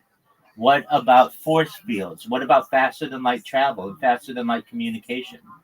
What about, and so that's going to cause, also it could cause mass panic. And I think that we're getting set up. I mean, if you watch, sure.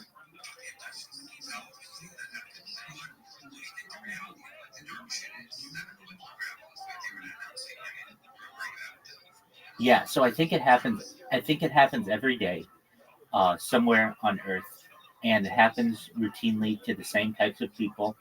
The two that are really probably the best known are Barney and Betty Hill, September 19th, 1961, and also the Travis Walton affair that happened November 5th, 1975. Those are the two best known ones, and Betty and Barney Hill really being the first one that was publicly known. And I feel we gathered a lot from that. I really started to dig into it recently, so it's fresh on my mind. But that, I mean, the basic interesting parts of that story are the fact that Betty was able to create that star map that allowed us to know that these things came from Orion's belt, essentially Zeta Reticuli, and that she tried to leave with a book, which I found always very interesting. And they were going to let her take it, but then some of the underlings of the alien civilization said that she couldn't take it. There was evidence on their car from radiation. Pardon me. There was evidence on their bodies. Essentially, there was like a ring that formed around Barney's genitalia, and I think those kind of things happen on a daily basis. And it really goes back to the Grenada Treaty from 1954, allegedly, where President Eisenhower signed some kind of treaty with the Zetas. Perhaps it could have been another civilization, but I've always heard it's the Zetas, where in exchange for the ability to reverse engineer advanced technology, including technology that we don't have today. Like, there's this thing that's always been fascinating to me that I've heard, this looking glass. Now, I know there's Project Looking Glass, but this is like a piece of technology that essentially you could look into it and see into the future. And I've always heard that it went around, made some rounds, and then eventually is stored at the Scottish Rite temple or lodge in Washington, D.C. And it's apparently in like the basement of that or something. Now, I'm a Freemason, and if I bring this up in lodge, I'll be laughed at. Like, nobody will take me seriously over this. But to me, this looking glass piece of technology may be something that would allow them to see into the future and know exactly what would be happening. Like, I've always been like someone who is really interested in simulations. And basically, if I could know where every molecule is in the, say, solar system, or even just on Earth, without any external influence, I would be able to run a simulation and know what would happen into the future, exactly, perhaps thousands of years into the future, which I think is somewhat fascinating as well. And if you were able to do that, then you would essentially be able to predict the future. And the power of that would be incredible. Okay, but back to abductions. I think they happen on a daily basis. I think that the reason why they're not more well known is because these aliens basically have some kind of um, memory erasing device, or at least um, uh, memory cloaking device that allows them to make people forget of what happened to them. And I think as well that people are not taken seriously who talk about this in society because they're afraid, because everybody will just say, "Oh, you got probed, or you're nuts, or you have some kind of mental issues." When I take these people very seriously, I listen to their stories, and I don't think this is just once in a decade kind of a thing. I think this happens just as often as these UFO sightings occur, and I think that it really gets down to the Granada Treaty, where essentially we didn't have a choice, I don't think, to allow for these abductions to happen. I mean, they were going to do them whether or not we would allow it or not. So I guess in exchange, we would get some kind of technology in return. A question I have for you, perhaps, I'm sure you're aware of it to some extent, but are you aware of Project Serpo that happened in the 1960s, allegedly?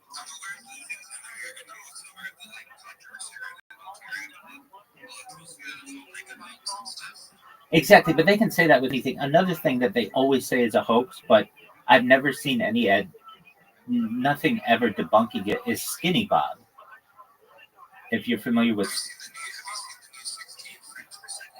I have, and I still don't know what to make of it. If you read the comments, everybody says it's a hoax, but yet there was a cash prize, at least on Reddit, to be able to debunk it, and no one has claimed that as of yet. So it's like confusing to me why any other kind of video that we have of that, people will be like, "Oh, this is from this movie," or "This is this animatronic and this whatever."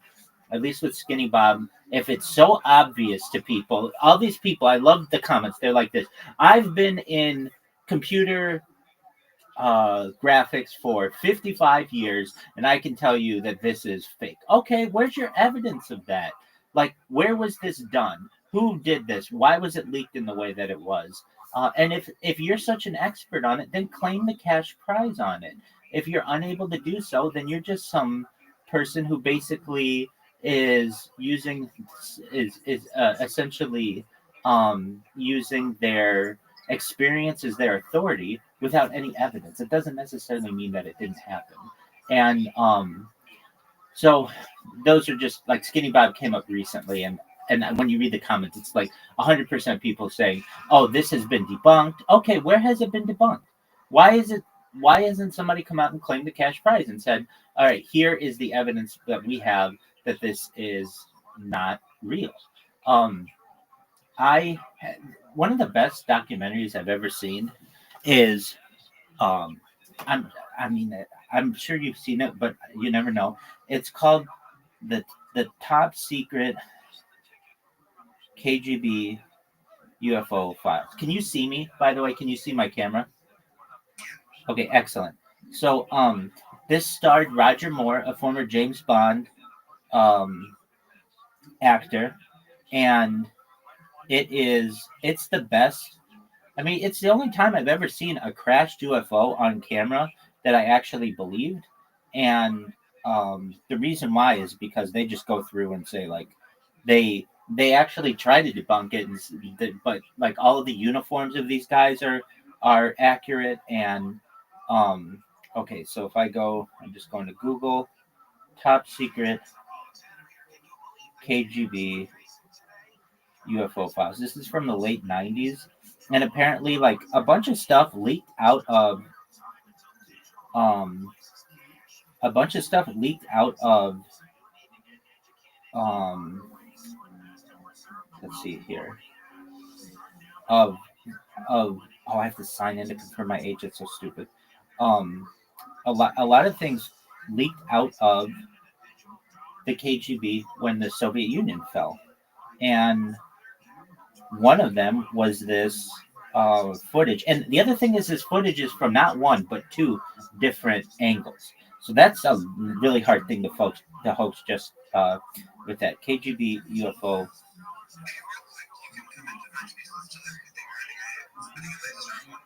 Yeah, if you start, yeah, absolutely. I'll just join that one. And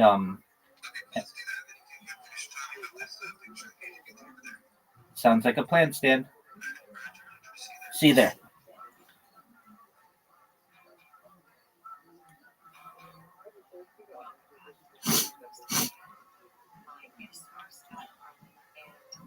James Fox and James's recent release called Program.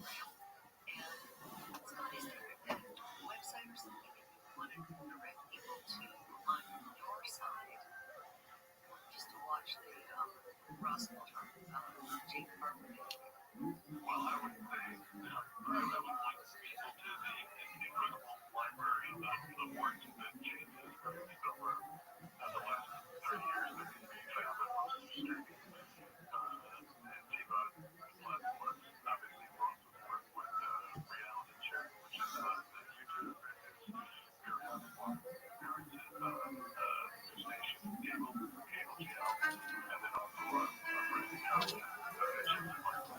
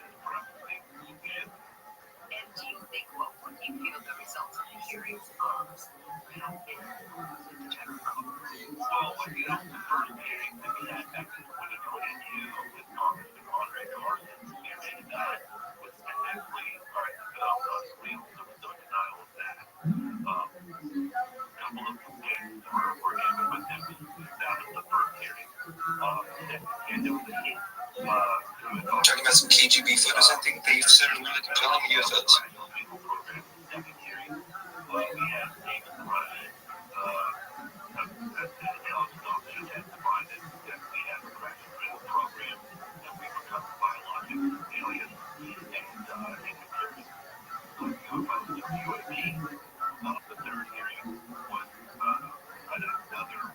There we go. How's that going, Rothschild? Amazing. I just sent you in a DM. It's right at the 30-minute mark. If you can, take 2 or 3 minutes and just watch. This is a crash UFO, or at least purportedly, from the KGB. It's footage. Is it where they're in the snow and they're like on the bank of like an open field and like the tree line? Exactly. Yeah, that one. Okay, so you think that one's real too? I've heard people say that over the years, actually. I never really took the time to look into that one particularly, but I do know there's other people who say like, no, that was just for. It might even be that documentary. Like they just did it for a documentary or something. In the documentary, do they say it's real footage? Yeah, absolutely. And they also date the uniforms of the soldiers and say that that's all historically accurate and such as well. And they also have this from multiple views, which is really unique within ufology. It generally is just from one camera angle, but you see both camera angles. And I mean, if it's a hoax or some sort, I've never heard it debunked. And also, if it were for a movie or something, that would have come out. That would have been like, oh no, this is from this made-for-TV movie that they had in Russia. It's never been anything like that. No one's ever had any kind of at least public debunking of it. And then they also have experts in there who talk about it and say that, like, yeah, like this was part of their UFO crash retrieval program that they had. And it's not just a picture, it's video, and it's video from multiple angles, which I think gives it more credibility that whatever it is could be more real than any other, at least footage that we've ever had. Now, the one, I don't want to say the one issue, it's understandable. We don't get to see inside. I've never seen the inside of a UFO. I've seen things that are the outside. So I've seen them in the sky. I think we all have. I've seen them on the ground, and that's the example of it that I sent you from multiple angles. I've seen allegedly dead alien bodies. Whether that's true or not, these alien autopsies, I don't know. I've seen what's purported to be living ones. Really, the best example that I've ever seen of that, if it's real, is Skinny Bob. If that's real, I know that's been debunked supposedly, but not to my satisfaction. But I've never seen the inside of a craft. And whenever you hear, like, that's what's fascinating to me is when you hear about the inside of these crafts. I guess it's one of the reasons why I like listening to these alien abductees so much is because they tell you what, like, basically the future technology is. And if you listen to Bob Lazar as well, so like at least in uh, Bob Lazar's experience, the sport craft essentially was made for smaller than human figures. It had 3 chairs. It had 3 different levels. The bottom level were the gravity like manipulators. The middle level was um, a like living quarters, and then there was a top level, and he was never able to go in there. And as he described it, the walls and everything were like a pewter, like everything was the same color, and it was almost like they were injection molded. And like when he would first talk about this, we didn't have 3D printing, so we didn't even know how some of this could have even been created. Now, the alien abductions that I've heard, they are more about people who talk about a lot of medical things that occur to them. Another weird thing that I hear about these things is sometimes like the craft will be, let's say, the size of, I don't know, a couple houses, but when you get inside, it's the size of football fields. Like there's some kind of manipulation that goes on with that. I've heard it's just fascinating to me that this is like a vehicle from another, not just world, not just solar system, but another uh another solar system, but perhaps even other galaxies. And we don't study it more. That to me is fascinating. Yeah, have you ever, and maybe I'll play it, because, yeah, we're just doing some late night UFO stuff. My sleep schedule all fucked up, and there was a good space. Well, no offense to Ryder. They're listening to something, but yeah. And actually, the title's a little bit of a troll, but I think all we're kind of just wanted to run this family friends, so maybe we'll get in here and talk about it. But there's a case I wanted to play in a bit here, some to break some things downstairs, where it's from like the 1700s, and it's called, not Eric Erickson, it's like some kind of shit like that, though, like William Williamson or some shit like that, from like the 1500s or maybe 1600s, somewhere in Europe. And yeah, there's that, it has like very similar to an abduction thing, and there's that element what you're talking about, except for him it was a house. But it was like a low-key fairy experience where like he saw this like weird house in the middle of the woods, and he went in there, and then in the inside it was like huge compared to the outside, and there are all these little like bald humanoids. And this is before any kind of like, Roswell, anything like that. It's like hundreds of years ago. I'll definitely play that in a bit, but yeah. Also, it's a Christian Mama and all the same. How's it going? It's good, Red. Hello, Red. Thank you.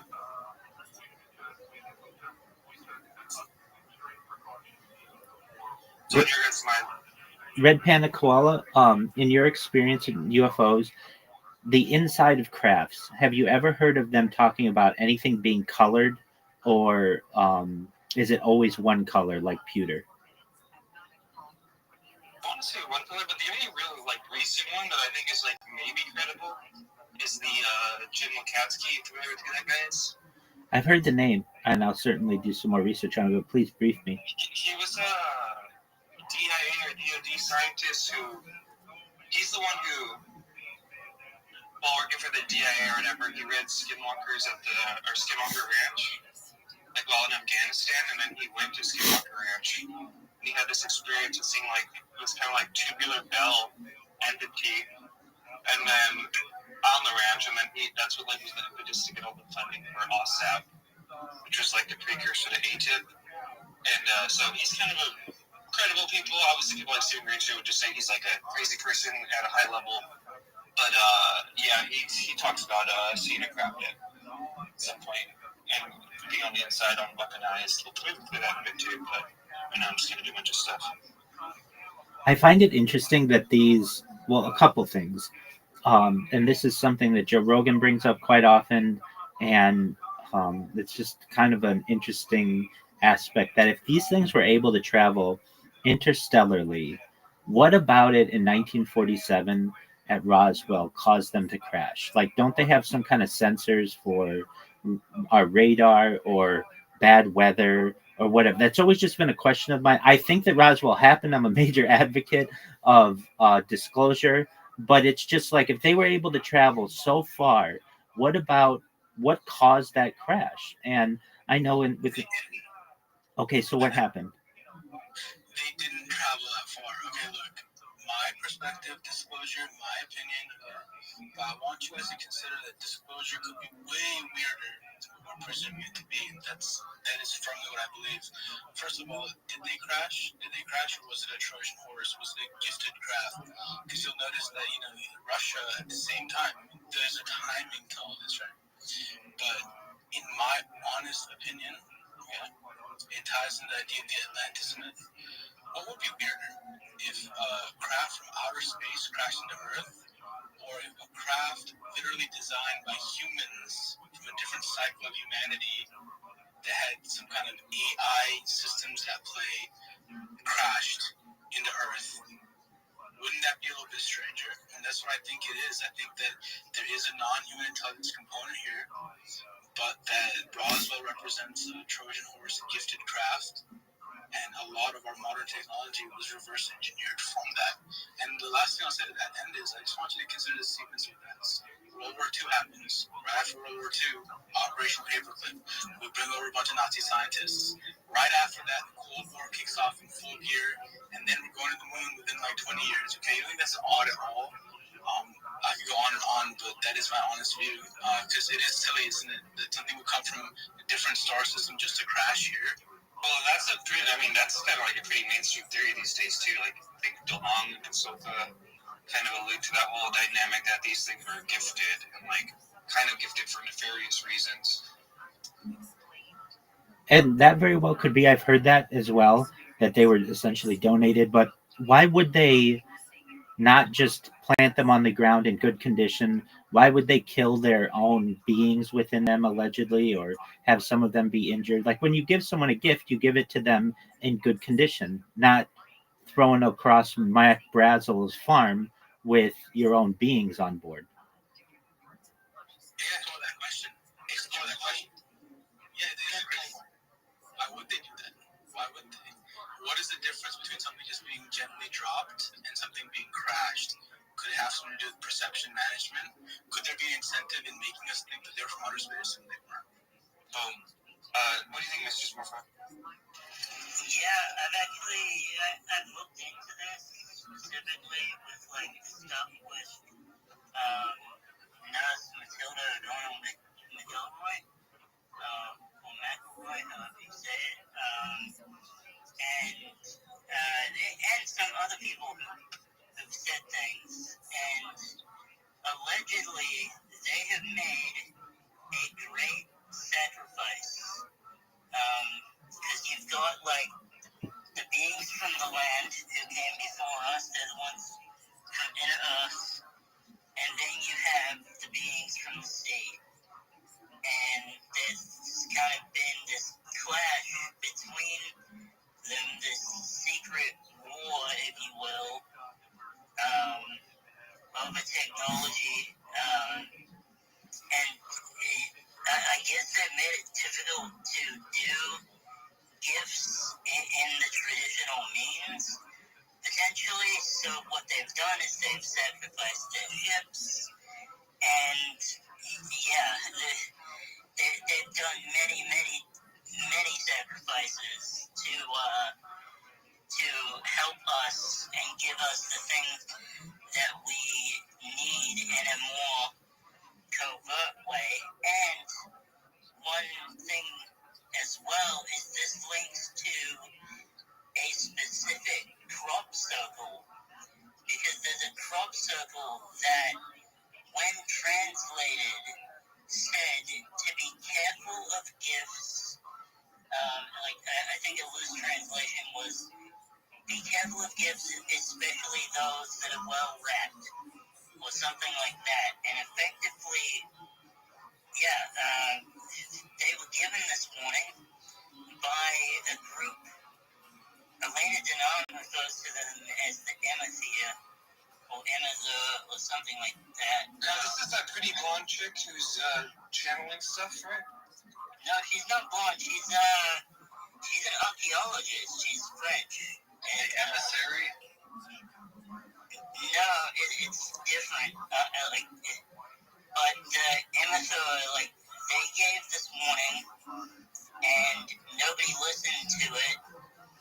This led to the situation with the Eisenhower agreement, where he was kind of pressured into making a deal with the nefarious entity at that time, who were also working with the Nazis.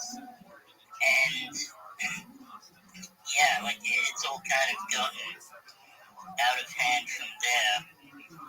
But there's been, allegedly again, communications with between Earth Alliance and the Galactic Federation to maintain things, and that is why we're kind of in debt to them. They have basically saved us a lot of problems. So, it's very complicated, but I think ultimately there are beings that are looking out for us, that care a great deal about us, and they have to go about things in a particular way. Because there is actually a universal law, which I think they go by, called the law of non-intervention, where they're not theoretically supposed to step in. It works similar to the way the Watchers worked in Marvel Comics, how they were supposed to watch over everything, but the one rule is that they were never meant to interfere, because that would impose on free will. It's like prime directives kind of stuff. And I would say there still is interference, but not in the overt way, in a more subtle way, right? Because the key is I was mentioning this in the space before, that Lala was a Christian, right? That ultimately, if we're hoping that something's going to come out of the sky and save us, then we got it all twisted. We have to save ourselves ultimately, and I think that ties into this idea of the non-intervention, that benevolent NHI, they would give us the tools and perspectives to help us live our own lives and figure it out, because they have no intention on ruling Earth, whereas a negative NHI would take an opposite approach, like, for example, dropping crafts in Roswell and then playing us into creating a giant cybernetic web. Was that negative? Was that inherently negative? Well, the cybernetic thing, I know about that too. Supposedly that ties into Antarctica and the black goo, because the black goo is kind of like this. It's like this. It's nanotechnology. It's like a nano computer. Oh, yeah, I bet, huh? That's what tell them. Real quick, we're going to cut to Fox News real quick. They have live coverage of Ulrich's rug pool. Let's see. Rug pulled everywhere. And really, this project was doomed from the start. According to Bubble Maps, right when he launched her token, 96% of the supply was sniped. And whoever sniped that supply, and it's probably the people who are working for Haley, have been dumping the token on everyone who's been buying in after. Now, right now, the token is being distributed among early investors or probably supporters, but the team still holds 8% plus of the supply, which means they can dump at any moment. Now, keep in mind, this doesn't mean the project is dead, but it's definitely not off to the best start. And honestly, Haley Welsh, the October girl, probably doesn't know much about crypto and probably has a team working for her who are doing these things. Anyways, let me know what you think in the comments down below. So yeah, Ulrich, our very own Ulrich, caught up in a crypto scam. No, I'm just kidding. I'm trolling. I'm going to change the title. This is a joke teller, guys.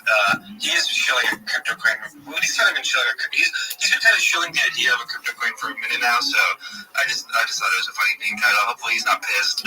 Let's see. We'll just put UFO. What is it? Doomer coin. Even better, I think it's a Fred Rogers Doomer coin collab. That even Big Homie was like, so Fred Rogers launches Roger coin today, and by all means go support him. Apparently he blames me because one day when Bitcoin was dropping, he did a space about it, and then I came in and just turned it into a Lou Elizondo space, and he says that he like wasn't paying attention, lost all this money. So go do that if you want to, but no, I just thought you should do one as well, like Coon coin, for the cap. No, I feel like the second you touch any kind of coin in this community, like, just kind of taints you thing.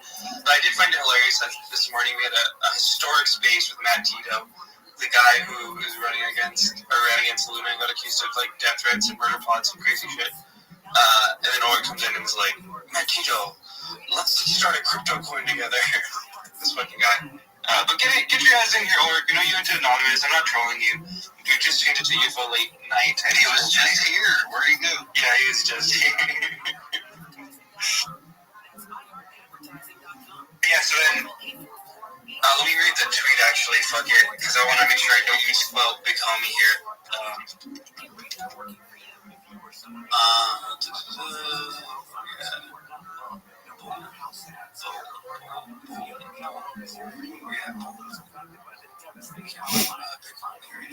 Hopefully they didn't take him down. Let's see. Well, sorry guys. It's a killer. This was great. This was amazing. This is what we love to see. Okay, here we go. Dear Daddy. Well, first, I guess here's the. I guess do they have a trick? Remember the good old days when my neighbors were nice and kind, and I didn't have to worry about getting rubbed by hot Pachula or some other skit. Well, it's time to be cool, like me, and we are going to go to the moon right now. Let's make our own cameras like that. It's time to party with friend Mr. Rogers.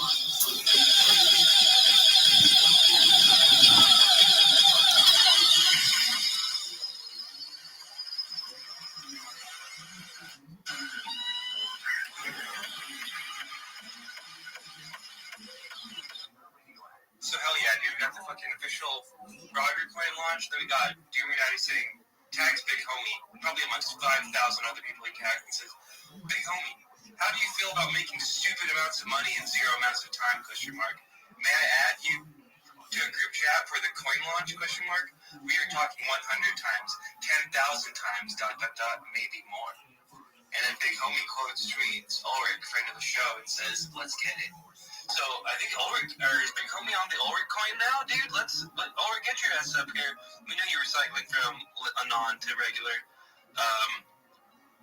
I just about all crypto coins, but I do find it kind of meaning, so we'll meme along. I'm not in any way asking people to follow me to please actually don't buy any crypto coin, let alone a goddamn UFO meme coin. But we love Ulrich still, you know? We're just gonna spam him speaker. We're gonna give him a co-host. co-host invite. We know his ego won't be able to turn down the co-host invite. We know it. All right, sorry. Sidebar. White Glass, what's up? I missed out on 5X when I was at work today. I'm disappointed. I only got 60% on some like guy healthcare stock earlier this week. So my balls are so blue. I missed 5X. And I'm just very disappointed in just myself and my attention I paid to the subject. Yeah, you guys hear me at all? The audio's probably shitty. You sound fine. Ladies, let me get a word. Pass the money, y'all. There's poor people around. So I can talk like in and out. When I heard Black Boss just talk about how he didn't get in early on fucking French Prince, this is all I heard him say. He's looking to There's poor people around. With your broke ass. Yeah, so we're actually going to have to drop Black Boss's broadcast down right now. I'll bring you back up, though. Hey, Ulrich, how's it going, man? I want to be very clear. This is not my coin. Okay. I put $10 into this thing. And it's a meme coin, so it's volatile as fuck. I am saying it's usually Twitter's first meme coin because I think that's true. It's a Rogers coin, which is why the ticker symbol is $sign Rogers. If it was Ulrich's coin, it would be $. Honestly, Ulrich, I just needed a title. I know, and I understand that's totally fine. But this isn't some RPK takedown space yet. I'm just kidding. So I think the community needs to experiment with success. Crypto Twitter has a bunch of monetization and no substance, and they're constantly desperate for community, and everything is pumped up based on copium and delusion, and nobody even tries to create anything. Nobody even tries to do anything with utility, and if somebody does something with utility, it's so niche they don't communicate it. We have the opposite problem. We're rife with content, we're dense, with amazing conversations that nobody hears, and we're allergic to our own success. We have griftophobia, and this is why we can't have nice things syndrome, and we make it really easy to like, what would a UFO into our own hearts? That's all we do. All we do is we jump off the bridge so the enemy doesn't even fight the war. Or what would a UFO crypto coin have anything to do with any of that stuff though, other than getting the people who make it some money? Yeah, I got my first donation ever today, and I'm very thankful for that. Eric Mitchell is in the house. Maybe he'll jump up and join us. You can convince him to show your card too, Ulrich. Hey, what's up, UFO main face? Hold on, I was really clear about that. Yeah, who owns the majority of supply? Like, how's the supply divided up? One second, I'll answer that. I didn't get the question, but I just want to finish here. We don't talk to poor people around here. You wouldn't be talking to me. I need around 10 to 30K to do my coin, and I need around 2 to 3 months. So the coin I want to do, it's not my coin in the sense of it wouldn't be representing me. I want to do a utility coin, the likes of which has never been done before. It would be using a circuit of different Uniswap v4 pools. It would be negentropic, meaning it would be agentic, and it would be a coin that essentially thinks and acts on its own and builds its own value altruistically. The coin itself would own a part of the coin and buy back the coin, and it wouldn't have any obligations like a company or to shareholders. And then on top of that, so that's half of the coin. The other half of the coin is it would redefine value based on ranking in UFOX spaces. So the coin's value would go up in price based on how many people are in the leading UFOX space. It would be ranked 1 to 100, just based on... How does that work? Yeah, it would be based on verified listeners and UFOX holders. But why does that translate into money? Oh, really good question. 1% tax on buys, 1% tax on sales, and 1% tax on transfers. And the 1% tax on transfers, 100% of that goes to the active listeners who are holders, and it's not dependent at all on how much you hold. You just need to hold a base threshold amount, and so the person who holds $1, the person who holds $1 million, the amount of shares that they get from the 1% tax charged on all transfers for the entire coin, all 10 quintillion, is entirely based on how much attention you brought to the space. So I wanted to create a flywheel because I think it should pay to tell the truth. Right now we have the opposite problem with disclosure. It's expensive to tell the truth. It takes about $1 million to afford a whistleblower losing their security, clearances, protection, legal fees, that kind of stuff. So now the meme coin helps whistleblowers too. Holy shit. Well, no. A meme coin is a coin that has no utility, like the Rothschild coin. Yes, it does. Right there, the Rothschild coin. Oh shit! Are you talking shit about Rogers coin right now? No, I mean everybody knows the No, too later. I already DM'd Fred saying that you don't give a shit about his coin for 20 minutes. Yeah, but I think if you have $20 to spend that you normally spend on a vice, cigarettes, chocolate, and don't do that. People give it to fucking Ulrich. Sorry guys, if you don't know, I'm still in my reptile hybrid arc here. So yeah, but if you don't put your money out there, people don't fucking don't put it in your savings for your fucking kids' college. No. Don't send it to the fucking UAPTF. No. Send it to fucking Ulrich, mate. Give him all the fucking money. Utility. be a patriot, $5 here. Once again, I think I put most of my balance on there. It started like $10, $15, something like that. So that's how much I put in there. I don't think, I don't.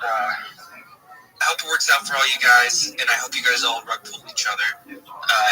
This thing, it's going to be volatile as hell. Somebody had a question about the supply or something. Sure, why not? Let's actually, if anybody wants to ask Orc any questions, and then I do want to kind of move on and, but I don't know. I guess I'm just crypto-averse over it. I still, after that, I don't understand how this is anything other than making the people who made the coin money, and how it's tied into the greater UFO disclosure movement. This seems so fucking grifty. But let's go UFO meme face. Yeah. I felt late round 2. At first I put UFO light.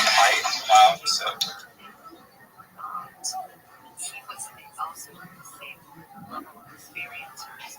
I mean, you understand that a coin is, if there's two different meme coins, and they're essentially both have no utility, then there's no big distinction other than the number of holders, right? And how much they're holding. But if one's a utility coin and one's a meme coin, you understand that one does something and the other one doesn't. Oh shit, guys, I have breaking fucking news right now. Holy shit, hold up, we have breaking news.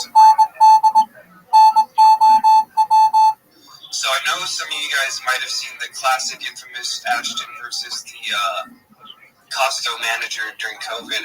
I guess we got a new one from one of these new Scientologist accounts or something. I guess they found another Ashton video. I want UFO meme face to react to this first. Apparently, the title just says, "You believe Ashton Forbes, the guy who throws eggs at hobos?" Is that Ashton? I don't know if that's is this drunk Ashton right now in the middle of the street throwing eggs at people? I'm sorry. UFO meme face, we're gonna go straight to you. Breaking news. We have a new video of Ashton out in public. I'm trying to. Is Logan in here? Maybe we'll get some sound. If not, I'll have to just go upstairs and get the sound done. But real quick, just initial reactions, UFO meme face, and then I'll play the audio. That'd be hilarious, but I don't think that's it. I'm pretty sure that's not it. I don't know. It looks like it could be. Let me see. Everyone analyze it too, except in the nest. Oh no, it's not. It's not fucking Ashton. I wish it was. Look at you. Look at you being honest, you fucking face. Good for you. Alright, undo that breaking news. That was actually a lesson on how to spread misinformation, guys. I knew the whole time it wasn't him. That made you a Drake. You're just trying to bait me, man. You're trying to bait me to saying something. Dude, he put me in a fucking suit in a Prius, though. Shouts out to all the people with Priuses. We do have some hands up extra. Let's go to Rabbi Rothschild and then Ish. Thank you for the opportunity. Ulrich, just a question. Aside from UFO Twitter, how do you plan on promoting the coin? How do you plan on advertising? Yeah, so we're not talking about the Rogers meme coin. The Rogers meme coin is a chance for UFO Twitter to figure out, what happens when you throw $20 at a meme coin. How much can this community move something? The meme coin market right now is a bloodbath, right? They go up and they crash in 5 minutes. So that's not the coin that I'm talking about. I'm talking about something that would take me like 3 months to code, spend like an hour every day, maybe live explaining what every line of code does, right? Like get the community to talk about it, push back against things. This line of code gives me money, and then this line of code also gives me money, and then this line of code siphons off some of that money and sends it to me to this account, and then this line of code goes. How the money is flowing? Like, isn't that a need to know? That's all right. You don't play games. So there's pre-marketing and there's post-marketing, right? And I'm probably going to focus more on pre-marketing on getting people who have skin in the game in the UFO field. So if they're doing podcasts on YouTube, regular podcasts, spaces, right? Like, will the Doomer coin accept EBT? I asked this in the last place that I got. Oh, EBT? No, I mean, we're probably not going to be EBT. Honestly, that's how you make fucking money in this game. Be the first motherfucker to have an EBT coin that you could use your fucking government fucking grift money. Right? Somebody just hasn't had the idea. Being a meme coin for the most vulnerable people, you know what I mean? They're fucking broke. They're gonna try and make, dude, you gotta get on this, bro. Gotta make a fucking EBT coin. You heard it here first, folks. Well, sure, somebody's gonna do an EBT meme coin, but I'm saying you could put EBT on the blockchain, sure. But like, so I would do, I would want the people who, like for instance, Red, his channel was taken down, right? Oh fuck yeah! The tragedy. I'm still a little bit depressed from it. My beautiful channel that I've had since 2018. What year is that? Is that 8 years? 7 years? How long is that? And they took it down. The Scientologists they got me out, mate. They fucking went from me. And now tell me how Doomercoin is gonna help alleviate the depression and hole in my heart that I have from not having a channel right now. Please, thank you. The whole point is that our voices are undervalued. So why not have monetization approach the value that you deliver? And nobody here feels that Einstein didn't deliver extraordinary value to this world, but he died not being a millionaire. It's merely a failure to monetize his value. So I'd like for the value that we bring and the monetization that we fail to achieve to be more closely aligned. I think that makes sense. Oh, can I put on my grifter hat? You're thinking too small, mate.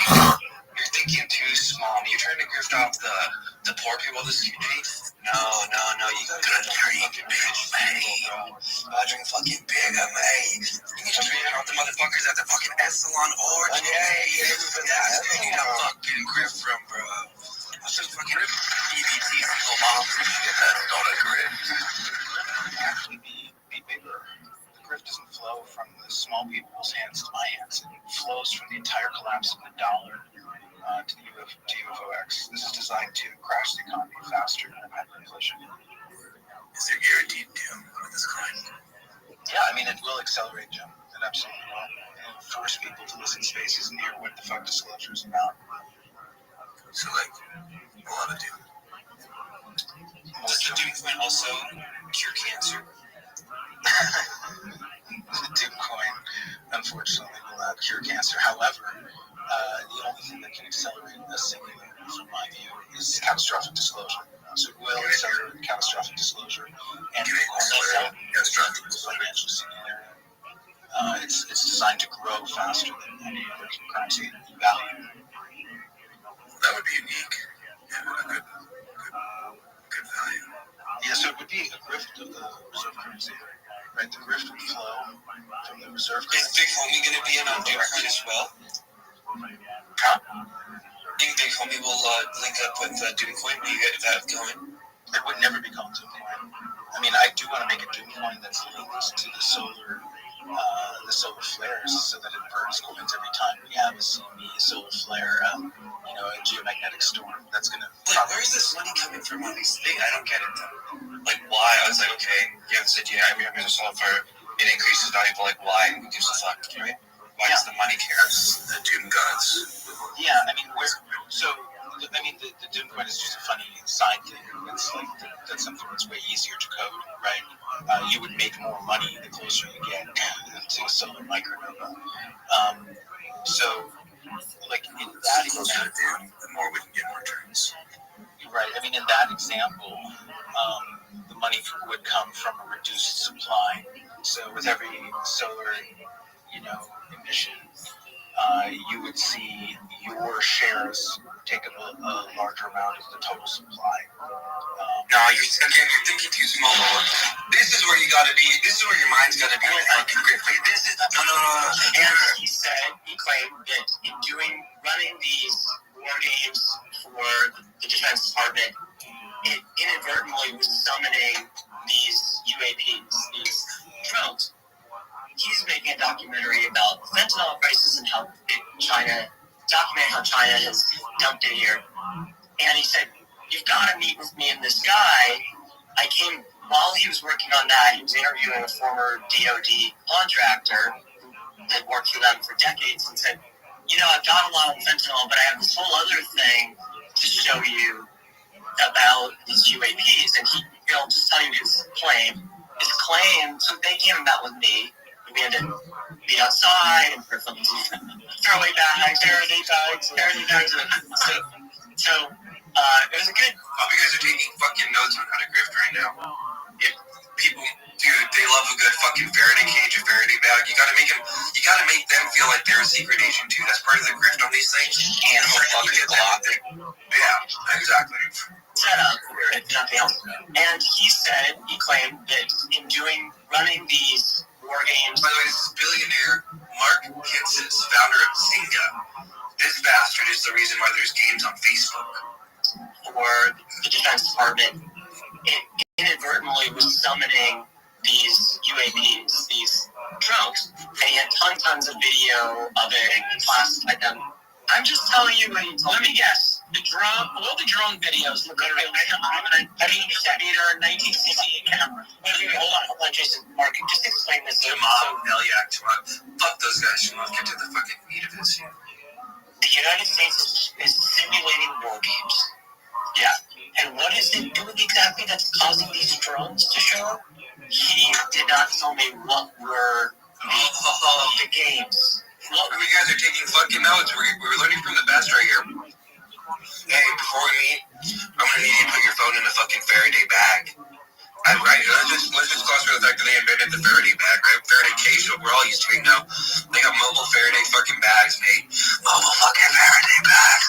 And then they have summon UFOs, and we're gonna summon UFOs. But does he tell you how he does it? No, actually, he didn't tell me how he does that. This is some masterclass grifting. I'm trying to help you out. I'm trying to help you guys all out. The United States is simulating war games. Yeah. And what is it doing exactly that's causing these drones to show up? He did not tell me what were the games. What were the exact triggers but he said different things were triggering different one, and he classified them, and he said some of them were. Oh, dude, another great. You guys, you gotta pay attention to every fucking word here. This is a masterclass. He classified them. He's classifying shit live in front of this guy. You know how cool that guy thought that was? His phone's in a fucking Faraday cage, and then like mid-sentence, whoever this fucking guy is like, yo, that word I just told you, I actually just fucking classified it so you can't tell anyone. Like in the fucking space. Fucking this is brilliant. Aggressive from an electronics, and we take out electronics and communications. And he was interested, and my friend was interested in saying, okay, can you put up a couple people $1.5 million to recreate? You hear that, Ulrich? You hear that with your broke dreams and your broke mentality? No, bro, you gotta grip to these people, dude. $1.5 million just casually for some shit that I can't even tell you. I can't even tell you the protocols, but like, just give me and my boys like $1.5 million, and we'll have some fun. this and film this. And I thought about it. I even had him go meet with Reed. And didn't move quickly. And then he went dark on us and stopped responding. And he said, run dark, they didn't move quick enough. They didn't give me my fucking grip fast enough. Fuck you. Some friends of mine went to a gathering at. Anyone want to guess where that is? Maybe we need to play it for some context. Essalon. Yeah, my friends went to the Essalon RG. Let's fucking go. So also, you have to go to Griffin. Although, okay, I feel like you are definitely trying to already do that. So yeah, I guess you got that piece covered. Some friends of mine went to a gathering and it was on multiple things related to this. And they said that this guy was there and that he summoned one of these. They kind of said it looked like a large drone. And my friends showed me some pictures that they took, which were really, it was at night and really grainy stuff. Come on, son. I'm not making this up. I'm just telling you just one piece of advice with this documentary film stuff. You know how to make $100 million in documentary films, right, Pickles? Yes, start with $1 billion. Start with $1 billion. You're the mark in all of this. I love that fucking Bay Area tech bro joke. I just feel even richer just hearing that joke. What's it about? Start with $1 billion. I'm just telling you just one piece of advice with this documentary film stuff. You know how to make $100 million in documentary films, right, Pickles? Yes, start with $1 billion. Start with $1 billion. This guy needs $1 million to finish his house or something. It's a kind of caddy. Yo, not cool, dude. Not who the fuck is this guy? Yo, we gotta get this guy's info to KMF and Swan ASAP. You're not gonna have anyone shit talking our grips like that, dude. I don't care if he's a billionaire. We're gonna dox him and everything. Who gives a fuck? All right. Sure. I didn't fund the mark. I didn't fund it. Okay, good. So all I'm saying is that I think that there's a possibility that there is some kind of drone that's getting that is showing up, and I'm not saying it's even I get it, non-human making. I believe it. I am looking. I'll be honest, because I am looking for a reason to believe this. I'll be honest. Like, I know my bias. I am very sympathetic when I hear these stories. I listen way too long, to the podcast on this stuff. Are you tuning to Alex Jones? No, but you say no. But I. Okay, how about this? And real quick, let's just retake ourselves back to that fucking Essalon RG. How fucking fun was that? Retreat that took place at Essalon, which is a beautiful location. It was a gathering of very high net worth and 30 or 40 people go into a deep meditative state using human consciousness to engage with NHI. Most of all humans could actually develop this capability, the capabilities of human consciousness. I do think the Church of Scientology knows more. We're going to see a blue up on the far horizon over the ocean. It is inside.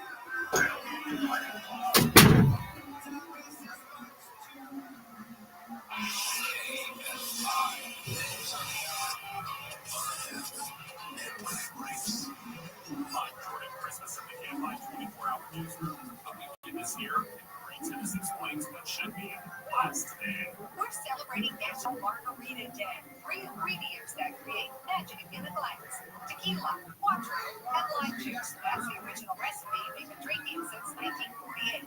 Spirits of Wine Corporation Brown Formula says collectively Americans drink about 185,000 margaritas every hour. They say the taste is balanced and sweet, but make no mistake, here's booze in it, so designated driver. And Dodgers pitcher Bobby Miller is recovering after taking a 105-mile-per-hour line drive to the head. Miller was hit by the cutbacker while pitching in Thursday's opening game of spring training against the Chicago Cubs at Camelback Ranch in Arizona. The impact knocked Miller to the ground, but he was able to walk off the field under his own power. Dodgers manager Dave Roberts says the team will continue to monitor him. It goes to base with the high from the 72. Wayne Local from the KFI 24-hour newsroom. I'm Jordan Christmas. It's the Marketer's Report. Today, Erica Taylor, Chief Marketing Officer of Tech, explains how audio is the ideal way for brands to tell their stories. Every everyone is listening somewhere somehow. I think that there's something deep in all of us that enjoys listening to telling stories. When I think about what we do here at Genentech, we do a lot to actually tell the noir story of our company and the legacy that we stand on. 25 years working more than 40 medicines over that time period, and we celebrate that in story form, in audio format. It's a great way for people to learn more about what we offer and to be educated in an easy and convenient way. As the number one audio company, iHeartMedia can get more people to hear your message than anyone else. We can also get a better response rate for all your marketing. For better results for every budget, visit iHeartAdvertising.com. That's iHeartAdvertising.com. Want weight loss meds like Ozempic for less than $3 a day? The best weight loss medication provider online moves fast. TryMPH.com now. TryMPH.com. My name is Kyle Tequila, host of the shocking true crime podcast, Crew Count. I am cool. People are dying for doing something like Candy was a Chicago firefighter who lived a secret double life as a mafia man. Wanting to raise your children. Nobody knew anything. He was a crazy man. He was my father. I had no idea about him until now. So Crew Count is the number one podcast network. iHeartMedia, free iHeart app, and search Crew Count to start listening. KFI, AM 640. If you're home watching TV, one of the biggest city mistake is partying, and you claim you need to send to the National Guard because somebody didn't fill out the proper paperwork. I don't know what you're going to do if the Russians or the Iranians send missiles our way. John Kovach, you can't tell us that, well, it's kind of late, nobody sent in the paperwork. Live 1 to 4 p.m. on KFI and on demand anytime on the iHeartRadio app. You can see our movies when you were 12. I wouldn't give it how much we would buy the tickets to the Korean G-rated PG movies and just walk into the art. You never did that? Not once. Not your soul. Oh, Kelly. Saint. Live 7 to 10 p.m. on KFI and on demand anytime the iHeartRadio app.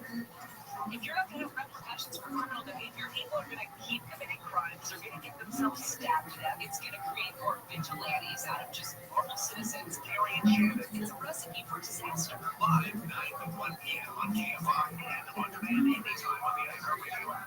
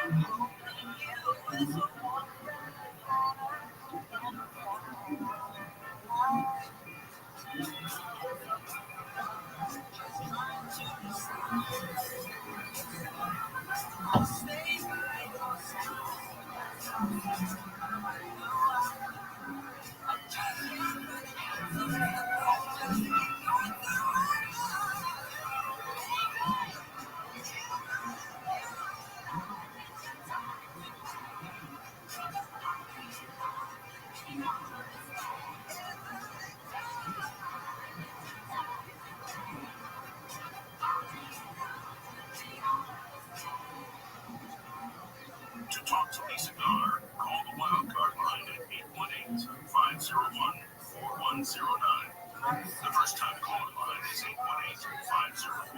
818-501-4721. To talk to Lisa from East of the Rockies, call 800-825-5033. From West of the Rockies, toll free, call 800-618-8255. This is Coast to Coast AM with your guest host, Lisa Gar. Welcome back to Coast AM.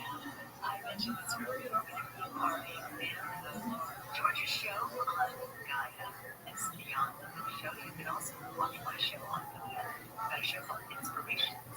I've done several hundred episodes and would love to have you come on over on my side and watch those shows as well.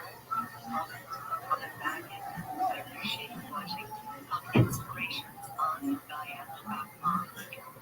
Inspirations on Gaia.com. And we're back to take What's that ability you're talking about?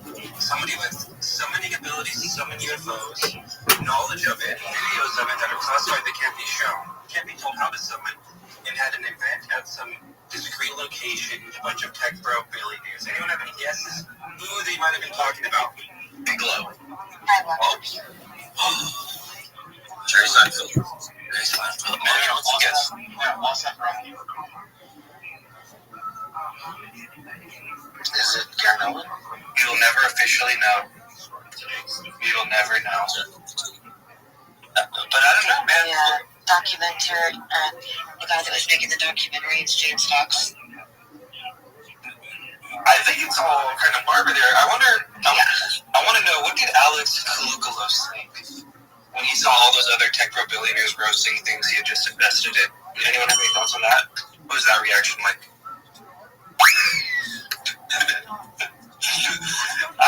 I'd watch that, Alex. If you're listening on a burner bill, you should do a video like that where it's like, billionaire investor reacts to other billionaires roasting his investment, his UFO investment. Anyway, sorry. See, we're going to have to cycle some people around because we do have some hands here. Another paranormal research, it's not too late to get nothing. I mean, all the Rogers coin, it's only at like 20,000 market cap. People can still get it early. Throw a 10 minute drop. See what happens. Just don't want you to think it's too late. Logan, did you buy your Logan bought some? I'll buy some.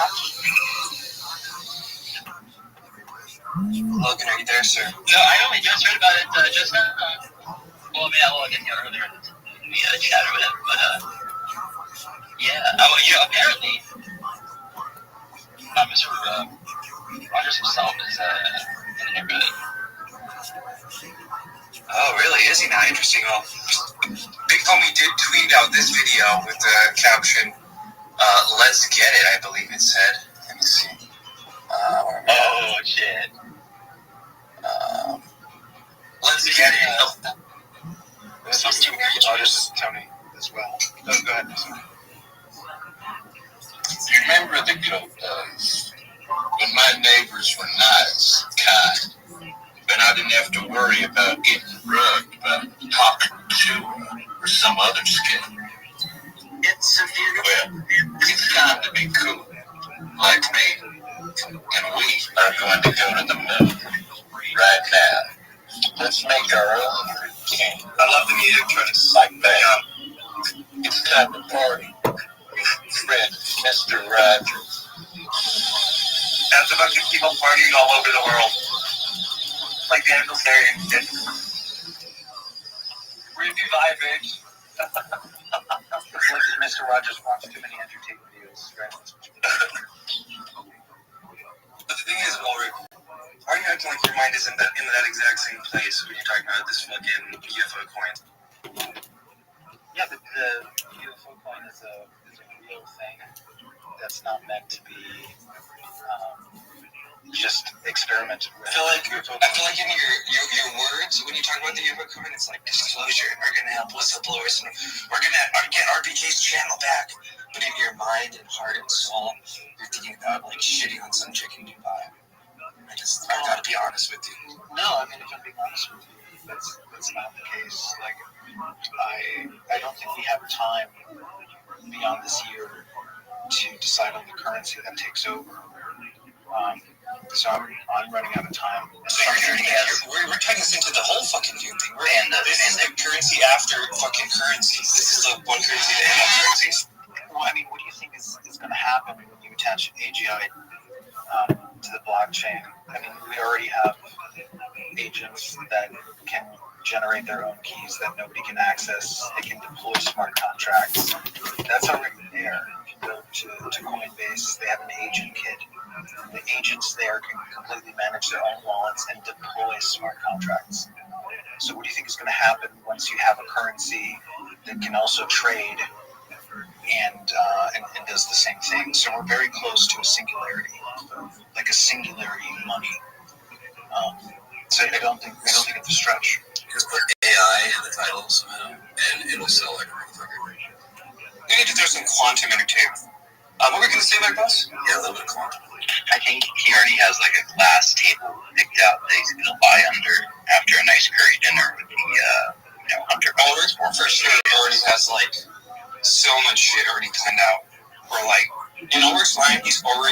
told all of his family and friends. Then he's already in fucking Dubai, shitting on some fucking Instagram model. Well, I mean, like, the meme coin, I assume nothing prevents. You can see who the holders are, right? Most of the holding, of course, is in the pump fund, and then somebody holds like the 20%. So, but the real thing is, like, as it's going up, whales can come in there with 10,000 for 5 minutes and then pull it back out again. Like, that stuff is going to happen. What rhymes with pump? Yeah, but the UFO and Dubai activities. It's actually a lot of money on it. It's actually designed to prevent you from owning a maximum amount in the beginning. Like, you actually have to be more in spaces if you want to be able to buy more of the coin. So the entire utility of the coin is actually to bring more people into spaces. That's the purpose of the UFOX coin. Yeah, so it's an anti-pump and dump. It's going to be much more challenging to get like an exponential traction like you would get with a meme coin. That's why you also want to do it over 2 to 3 months. You want to have like at least 100 people firm in there, you know, holding at least for a year. So there's a lot of challenges with it. It's an anti-pumping. It is. I mean, I can explain to you the mechanism. So right now, most people just think of NFTs, you know, for like a unique token, you know, to provide as a serial number for like images or something. But here, NFTs would actually function as the currency and as a wallet limiter. So you'll only be able to own as much currency as the NFT that you own. It'll be a literal limiter, and so you're gonna have to get more NFTs. And the early NFTs have to do with hosting spaces. Do you guys think Steve Austin was at the Essendon event? Possibly. I would say yes. Yeah, I would guess so. Also, shouts out Holly and James Fox. Remember, he wanted to come in here and give a bunch of people like $5,000, and then they were like, "Nah, actually, fuck that. Fuck the community. Let's just give like $85,000 to James Fox for this shitty fucking documentary that's like the third version of the same documentary with the same people." I mean, wouldn't it be awesome if there's going to be a moment when we have Anderson Coopers and Wolf Blitzers taking over the UFO thing. It wouldn't be awesome when that happens and they have real competition, that you have a press pass, money isn't an issue for you, and you can run whatever show you want. Ulrich Coin gets me a fucking press pass now too at the White House, dude. No, can you launch this shit already, Ulrich? Like, I want my channel back. I want a press pass. My money. I mean, why should wear the hat? The most important topic, I don't understand why we want this limitation. I don't understand why we're arguing in favor of our own limitations when we have so much on the table that money is the biggest rate limiter right now. I mean, like, I have a lot of self-hatred. I don't have as much self-hatred as you guys have for yourselves. Yeah, let's do a little bit of a sidebar, because I do want to go to this topic. Actually, unless Rabbi Rothschild, you're very patient, do you want to hop in on this before we kind of move it along a little bit? Absolutely. Just, Ulrich, when are you planning on launching this coin? The next 2 to 3 months. But there's no hard date? No, I mean, if it was up to me, I would have. Look, ideally, you want to get the buy-in, the commitment from people as soon as possible, but ideally, you want to launch after the crash. So I do think we're going to have some sort of major crash. And honestly, like, I feel like your heart and your mind is like already so in like grifter mode. Like we said, like you already have like the Lambo picked out. I'm surprised you haven't launched this coin yet. What's taking so long, man? Yeah, well, like I said, if my mind was in grifter mode, the function of the coin wouldn't be to prevent the amount that you can buy, right? Like if I wish you would have said grifter. You know, you wanted to say grifter, but you did it. Oh, that would have been beautiful. Well, I mean, like if I wanted to grift, why would I put wallet limits? Why would I make, why would I put limits on there? The whole point of so you're not going to make any money off this coin? It's all humanitarian? Oh, no, I think we need to make a lot of money off this coin. I plan to make a lot of money off of this coin, and I plan for, my hope would be that every single person wouldn't be able to quit their jobs a year from when they buy in. That's my hope. That's not my promise. Okay, thank you, Ulrich. We have to get to Eric over here. Yeah, but he has some great ideas. What other ideas over there, Eric? Eric, my friend, I see you've stumbled upon the cosmic truth that I, Dr. Stephen Cash Only Greer, have been preaching for years. Let me tell you, your intuition intuition about making money is right on target. But why limit yourself to mere coins when you can tap into the galactic economy? Now, I don't usually do this, but I sense a kindred spirit in you. For just $9.99.99, I can offer you exclusive access to my Intergalactic Wealth Protocol seminar. In this mind-bending session, I'll reveal how I've used CE5 techniques to commune with beings from the Andromeda Galaxy who shared their advanced economic model. That model is pretty tired out, dude. Now you gotta come up with a new one. You come up with a better idea. Or speaking of griefing, I put my grift up in this. Feel free to hit the Buy Me Coffee or Patreon by any means. Logan, did you see this? You might have been asleep during this. The latest Jake Barber drop. And I actually want to hear what UFO Mean Face thinks about this, because I feel like I'm being gaslit that this is totally normal. But he was Okay, I'm listening. He was a music agent in LA for a few years there, and even was an agent for some guy who was on American Idol, and was at the Grammys, or at a Grammys after party with CeeLo Green of the classic smash hit Crazy in 2014. What do you think about that, Logan? Hearing that for the first time? Does that jive with the timelines? That's not the first time I'm hearing it. But I mean, I'll pretend that it was. The dude is from Hollywood, right? Right? Period. No, I don't remember that ever being a part of the thing. Like, I was gonna say, if he is, then I guess it would make sense. But if he's not, then yeah, that is pretty weird, isn't it? Mean Face, what do you think about this development in Back Boss? Is it weird or no? Astro's trying to say, like, oh no, that's totally normal, bro. UFO whistleblowers, they always have, like, a stand where they're, like, music agents in LA, bro. Totally normal. It just speaks to his need for, like, or his desire for attention, right? Yeah, I was gonna say this kind of it fits in with the, I'm totally secure in myself, but I'm the fucking boogeyman. Better be on the right side of history. Why don't you come out and see us? Here's a Glock, all that kind of shit. Yeah. It's an interesting development in the Intel whistleblower takeover arc. Well, some people I saw were even saying, like, oh, well, this makes them even more credible now. Because this is the kind of covers they would give to fucking CIA agents and deep state people. So he's actually, like, you thought this was knocking his credibility. This actually makes him more credible that he was a rogue, badass helicopter pilot getting UFO crash retrievals and also being sent to career bands to get whistleblowers arrested and shit. Hey, Rick, do you mind playing that thing from Kelly from Telepathy Tapes? That was interesting about the whistleblower thing. Oh, yes. Did you DM me that? I did. Let me know if you want me to DM it again. Can you actually DM it to, who should we send it to, Logan? Logan or to Mr. The World, which is a more paranormal researcher? Actually, DM it to me too. Beyond their veil of deception. Now, for just $3,000, I can offer you exclusive access to my Hollywood Alien Conspiracy Decoder Ring. With this powerful tool, you'll be able to see. Yeah, actually, a little bit overboard. DM it to the world, because this person has me blocked, actually. She's one of the unfortunate. This is why I hate Lou. Because me and her got along really well, and she actually cited me in her first book. Courtney Marchesani? No, Kelly Chase. You can never uncite a motherfucker from your first book. So as much as you hate me, Kelly, I'll always be there in the first book. You know what's great about coding like a grifter is that, like, I hadn't anticipated that, like, he's gonna constantly try to outdo the current grift with more like outlandish grifts. I didn't see that one. Are you talking about Doomer? I know the world's #1 paranormal researcher. Oh yeah, I mean he's learning from Doomer. Spending too much time with Uncle Doomer Day. I'm gonna have to limit that.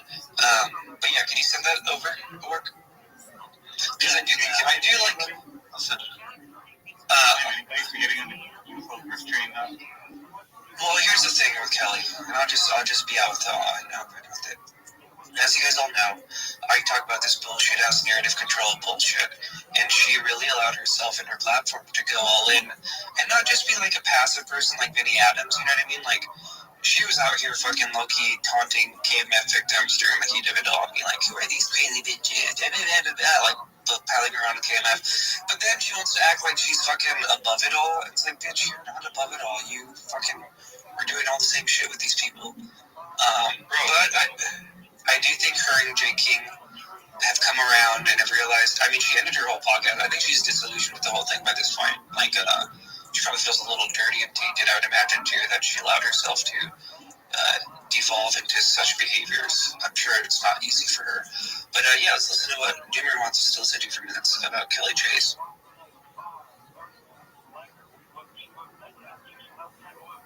Did you send it to her? Yeah, I sent it to. It's the two thing. Oh yeah.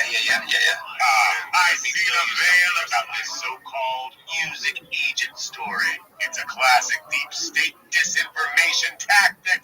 They're trying to distract you from the real truth that I, Dr. There he goes.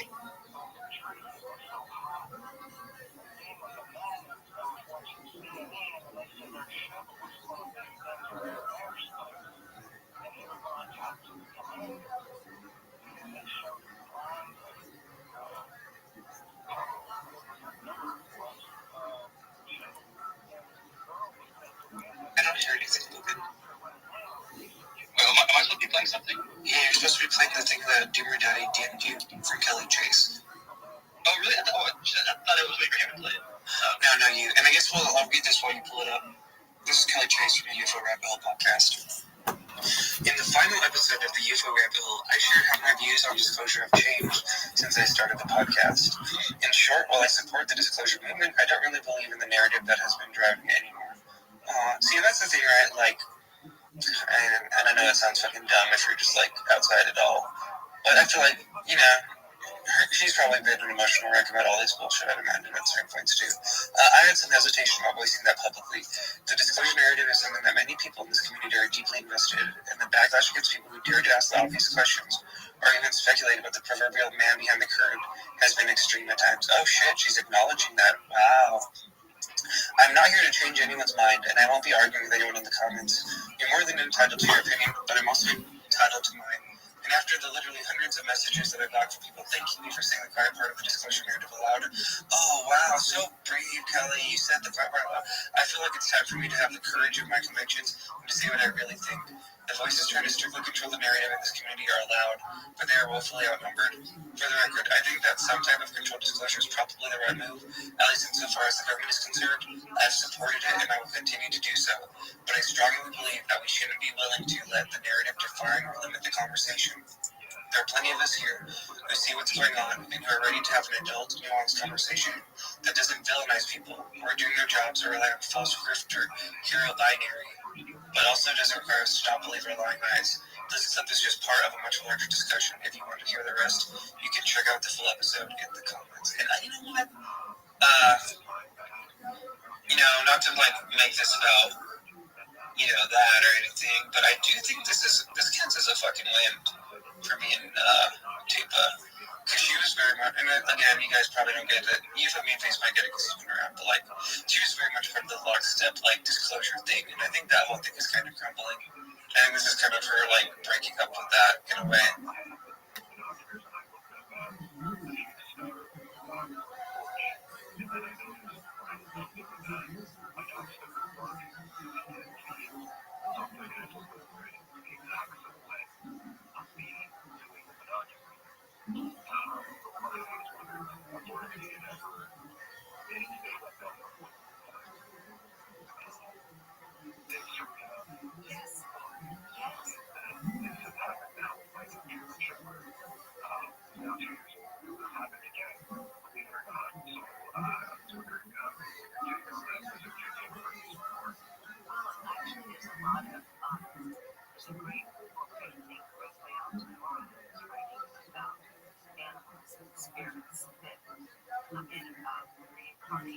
So the same spirit will come in after one passes, and the next dog comes along, and that spirit jumps into the next animal. There's evidence that she has various things that a dog would do that would be the exact behavior that your dog was for being in the same place at the same time. So there are ways, and I've heard ways stories about that too, which actually gets hope whoever lost a family and gives a chance to people maybe to have that spirit for them. So I thank you so much for that call. I would hope that our spirit animals come back to us and jump back. That really made my heart sing. I want to thank everyone who makes the show happen tonight. The guests were just fabulous. Thank you so much. James Fox was on with me and Ross Woodhart. Thank you all very much for that. And thank you so much for calling in tonight. I love hearing from you. I love taking your calls. I want to thank my friends here in the studio. Dan Galante, thank you so much for all the great tunes tonight. And Seamless Flow, helping me make this happen. And Kina Salvati, my Leah Shaft, and the amazing folks here at the coast. Thank you so much for helping me organizer. And of course, the captain of the ship, George Miller. Thank you for being at the helm always. I am the cigar, and until next time, I always invite you to stay aware.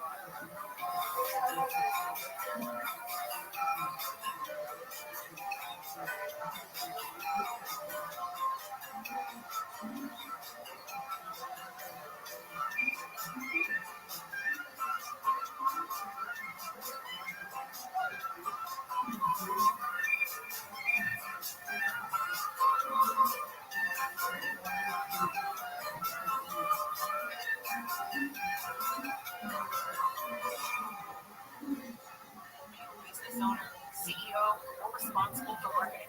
If you are, iHeartMedia can help you reach your goals and find new customers. We reach more consumers in your target area than anyone else, and we can give you access to those potential customers more cost effectively across radio, digital, podcasting, and social.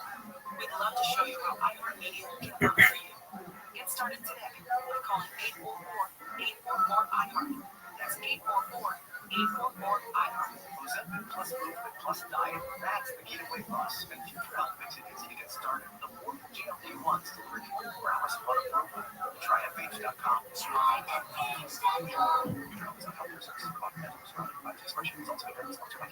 My name is Kyle Tequila, host of the Shocking New True Crime Podcast on Cam. I got Kenny was a Chicago firefighter, but his secret double life was a mafia hit. Wife and I took children. Nobody claimed him. It was crazy, man. He was my father, and I had no idea about nicknames. Until Battle Lewis, Cook County, America's #1 podcast network, iHeart. Free iHeart app and search Cook County to start listening. When you see someone eating alone, what do you think? I feel sorry for those people. And restaurants are changing their menus. Here's a regular menu, and here is our menu for single people. We'll handle and sleep. The loser menu, live 6 to 9 a.m. on KFI and on demand anytime on the iHeartRadio app. This is not my fault. This is not your fault. It is not society's fault. It is their fault. They took the drugs in the open. But they're not forced to treat something out in the streets. And then we're told it's our fault. Nothing we can do about it. We're busy working all day making money. I want to spend more than John Cowbell. That's a word. Live 1 to 4 p.m. on KFI and on demand anytime on the iHeartRadio app. KFI AM 640. KFI AM 640. More stimulating talk. You think we've got all the answers? Well, we got news for you, Chief. No, seriously, we got news. Right now. The countdown is on to our iHeart Podcast Awards.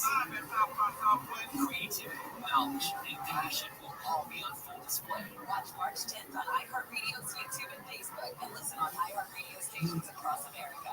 It's proud to be part of the iHeart Podcast Awards at South by Southwest, where creativity and innovation collide with the new Legion Go S, the first licensed handheld powered by SteamOS. Your vehicles anywhere. Visit Lenovo.com/Legion Go, empowering creators everywhere.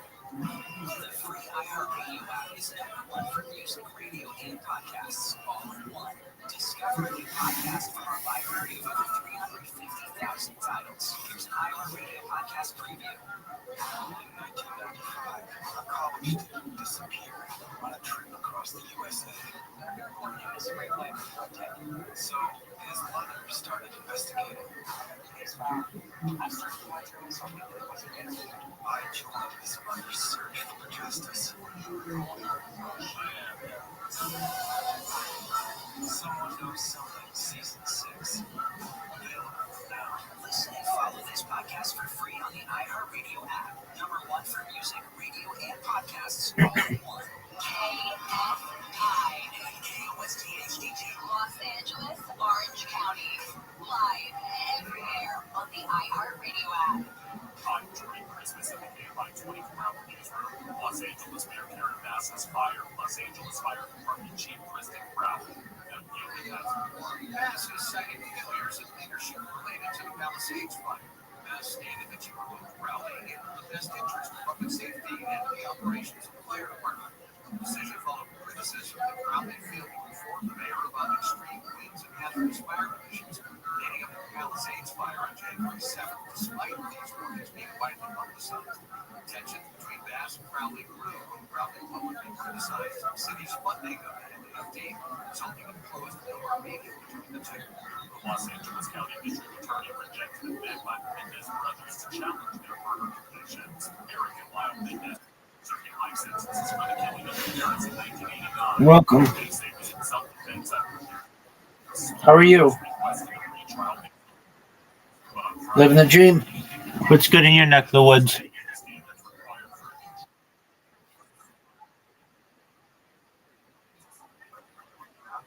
Absolutely.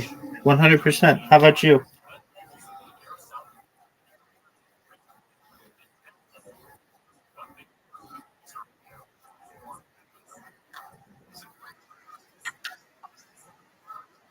Absolutely.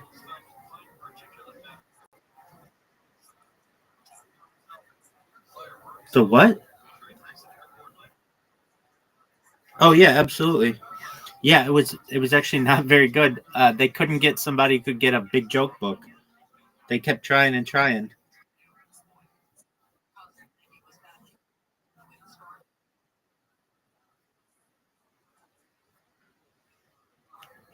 Yeah, I mean, it depends week to week. Yeah. Did you watch it?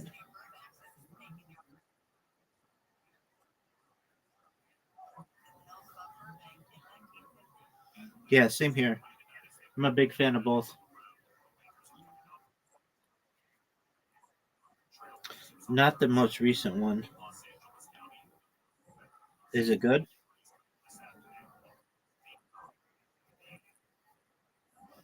Magnus Carlsen?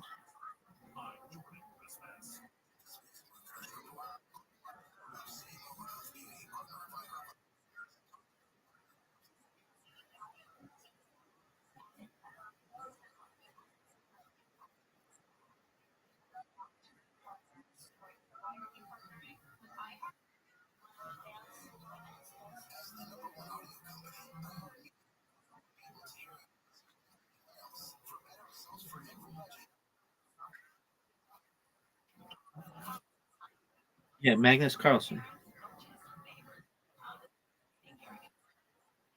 Yeah.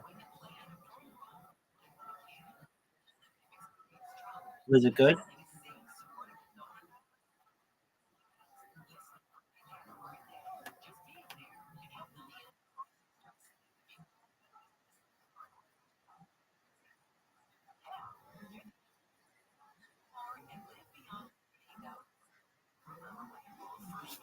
Who was that?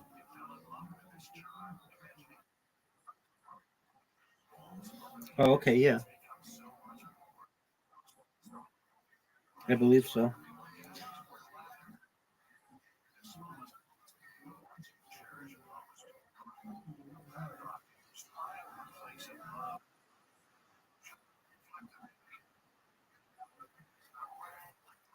No problem at all. I'm glad that you came in and said hello.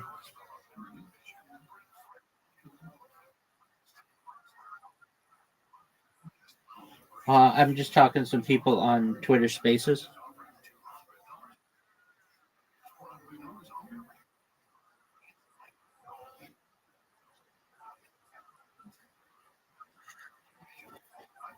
I think so. You can talk to people directly. It's really nice.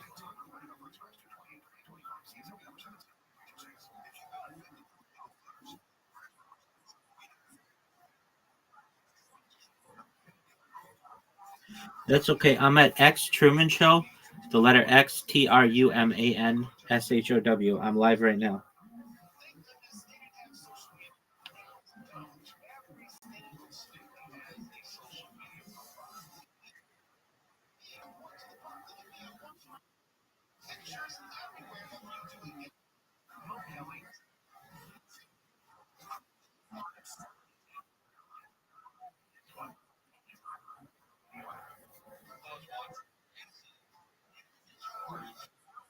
You too, big dog. Take care.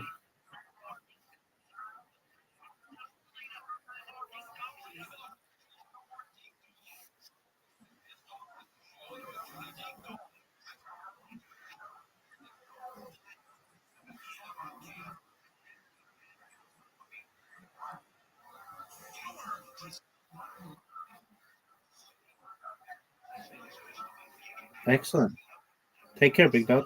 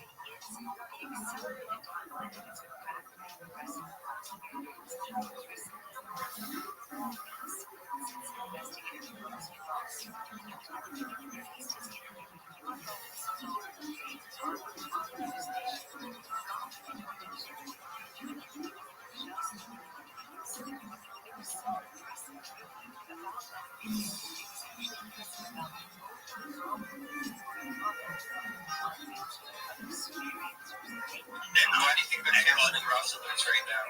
Dude, God's the right constellation that fell asleep and my phone died. No, I was hosting with God's last night. I was just saying sorry to God's. Like, I felt really, like, preparation. Bro, it's so cool. Damn, God's you dog, bro. Champ, how are you doing today? Champ with that. Good brother Panda. How are you? Sure. Damn, pretty chill. My sleep schedule's still all fucked up, so we're just up right now chilling. What's the time there, if you don't mind? It's like, dude, it's already 9:05 here. It's already like 6:18 here. I woke up, it's a fucking nice time here already. Are you in China? Yeah. Nice. You having fun? I mean, bro, I'm a resident here, so it's like, it changes. Like, I think anywhere in the world is supposed to becoming fun if you're a tourist, then it's fun. But I think if you become a resident of somewhere, then, like, it doesn't matter where it is. Like, people ask me, they're like, where's the best place in the world? I'm like, the world's like fruits. Like, it's like mangoes and pineapples and bananas and apples. It's like, what fruit do you like? Like, I don't think there's a best place. But, I mean, I love Asian culture. Like, I've always, as a kid, I've always loved Asian culture. What's the sketchiest thing you've ever seen in China? Well, I mean, the thing is, it's like you guys blow up about like little kids being like curved on and stuff, but here it's like, dude, I mean, I don't want to speak against my people because I kind of feel they're my people, but there's the shady shit that goes on here is, I mean, fuck, man. Look, I don't even want to get into it, bro. It's just, it's so ingrained to the people, like the mafioso way and like being the mafia or like the government just no, like everything. Like maybe I would say the sex trade first of all. The way sex is, so what they do is they make it like illegal. They say it's bad for the culture, so they make it all illegal first of all. They make the porn out all illegal and stuff. And Westerners will be like, oh no, that's good, that's a good thing, that's a good thing. So which it is a good thing. But then what they do to replace it is they make this back software that like I don't know how to explain it, but basically like everyone's sleeping with everyone, but you don't know what's going on because they're all on a software that is like off the grid. It's all like arranged and shit. It's like everything is automated here, even hooking up and getting like who you're gonna sleep with on that night. It's all done by phone and stuff. It's just very but it's like so hardcore rapped and it's like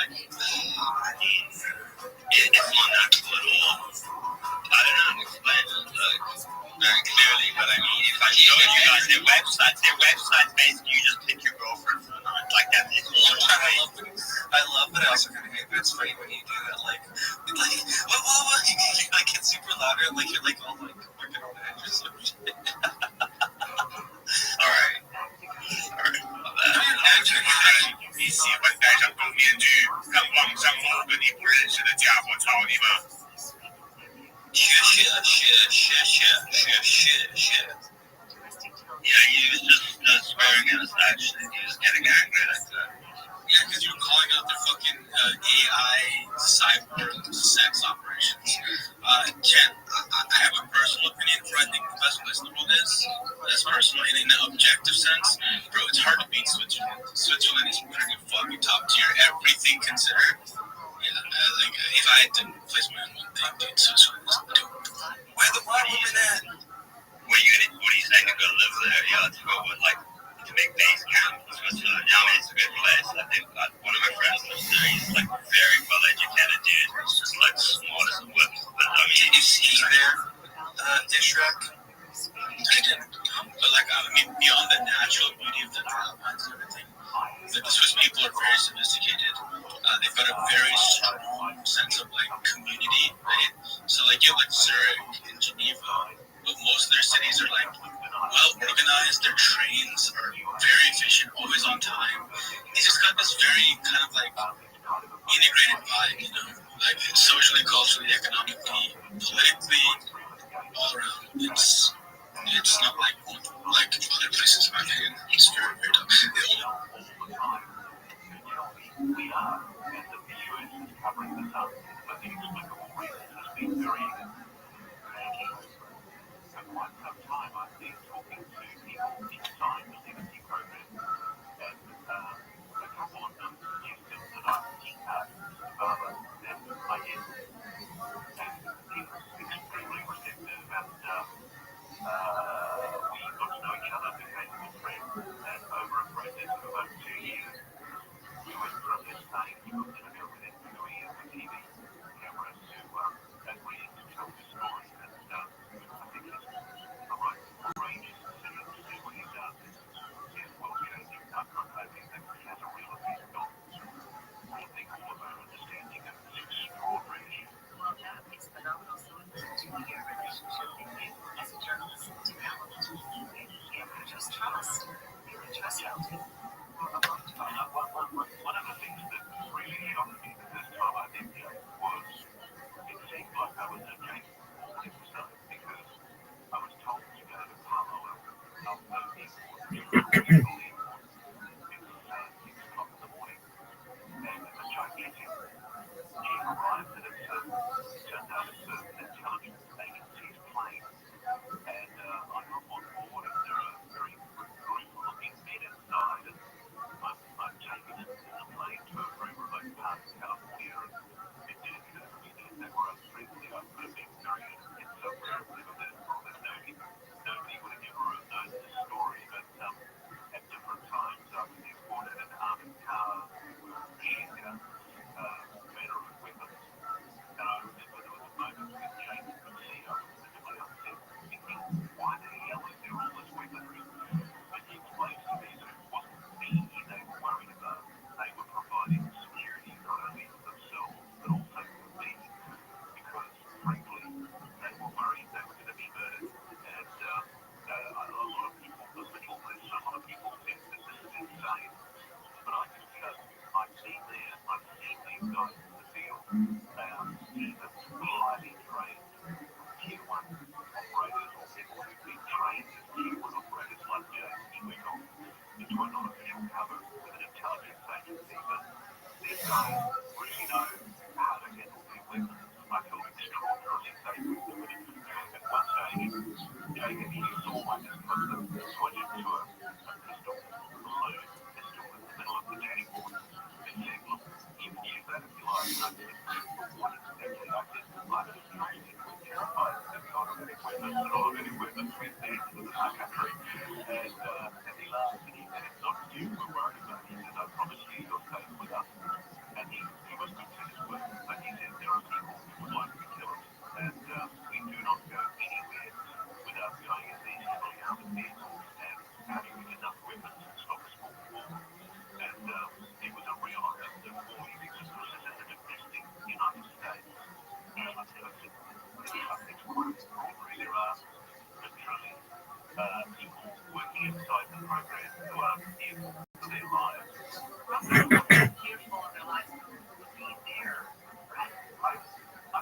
You can't be deceived in Britain's way of unrestricting the confidences that are speaking from Jacob's team if I say that they believe that they were targeted purely by private aerospace company that they were attracting to work. And that was because they suspect they found out too much and it was decided that they would dispose of it. And I know that sounds incredible. It sounds like a movie plot, but I tell you, I'm a defense journalist and I've never been exposed to this degree of, if you like, domestic intelligence agency operations before. It was quite clear to me these guys were serious. They were genuinely their safety. And as Jake has explained to me and in other interviews, they found themselves in a situation at one stage where shots were fired. They were genuinely fearful for their lives. And indeed, without going into specifics, people have been murdered for keeping the secret. I mean, that's the thing that really blows me away about this leader is we're talking here about serious crime, felony crime, murder, intimidation, all manner of corruption, serious fraud, disheartening criminal crime in some states. And the thing that really shocks me is the degree of inertia from investigative agencies. There's a really slow pickup on the significance of the fact that Jake Barker is basically saying he's willing to give evidence. He has given evidence to the Congress. He has given evidence to law enforcement. He's serious about getting this investigated and he wants it investigated and he wants allegations tested. It's smart for him to come forward, especially for his own protection. Now, it's not you had a very rapidly progressive story that's happened here. Just this last 4 weeks, you introduced me to Ross, which I'm very grateful for. But tell me your own experience being a 30-year veteran of domestic television, where you're into, responsible for bringing Sex and the City to the mainstream and to syndication. How did you get derailed into the UAP story? Yeah, I wouldn't necessarily call it derailment. I think I wasn't invited into it for, some reason that it yet could not fully close to myself. But the user that yesterday, James Fox, is largely responsible for that. And I can get into that a little later when James got done. I think it was kind of my entree into being part of some producing his very, very famous and successful film, The Phenomenon, which came out in 2021. And as I kind of delved into the working of the subject, primarily through Jim himself and through some of the contacts he introduced me to, I, was kind of appalled, shocked, terrified, intrigued, and, massively curious. And because I had to know more, and I needed to kind of figure out what the hell was going on here, how could this story that I was now coming in contact with and come to understand in a way I never asked for. How could this have not bubbled up in the mainstream media world for places I occupied the large part of my career? How did it never bubble up in the course of beginning my journey down this road and seeking out individuals and people I felt had something very interesting to say and a unique place in the story? One of the people I sought out was Roth, because in the list of journalists, of traditional blue-blooded journalists who are out there domestically or internationally covering this story, you can literally count on one hand. And I reached out to Roth. We struck up a little bit of a friendship, and we became close.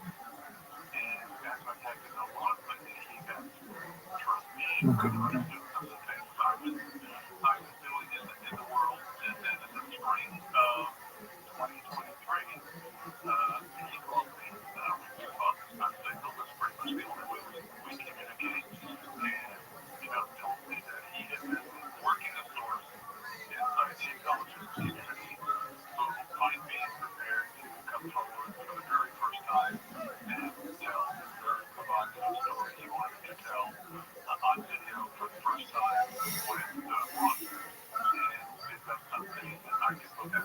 find a production partner for, and more importantly, find a distribution partner for. Find somebody who could at least get this guy on tape. Find somebody who could broadcast it and put it what's out there. And you know what set all my lights afire in that conversation was the litany of attributes that Rothschild lost this person had. He was, he'd been a major name there working for the National Reconnaissance Office. This is a person with top FBI, top secret security clearance, he had technical expertise.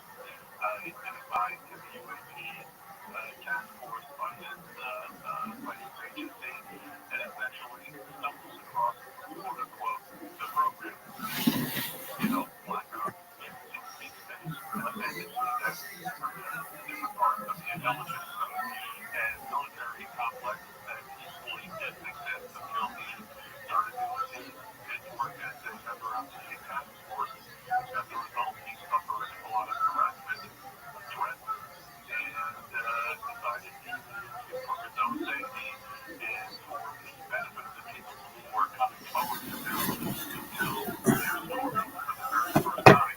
He had to come forward as the Inspector General of the Intelligence Committee, having for the first time ever was a law witness that tell the story, testified in front of the Inspector General for 11 hours, and 40 witnesses, and Ross is verified with some sources he has in the Collective Intelligence Committee that this guy is who he says he was, and he was ready to come out and tell the story with one caveat, and the caveat was that he was prepared to give Ross the video version of the story, but he wanted to give a print version to a woman named Leslie James. And I think Ross would back me up on this, and everybody who's writing about this subject today, particularly journalists like what have to tip their hat to Leslie, because Leslie would have been writing about this subject since 1999.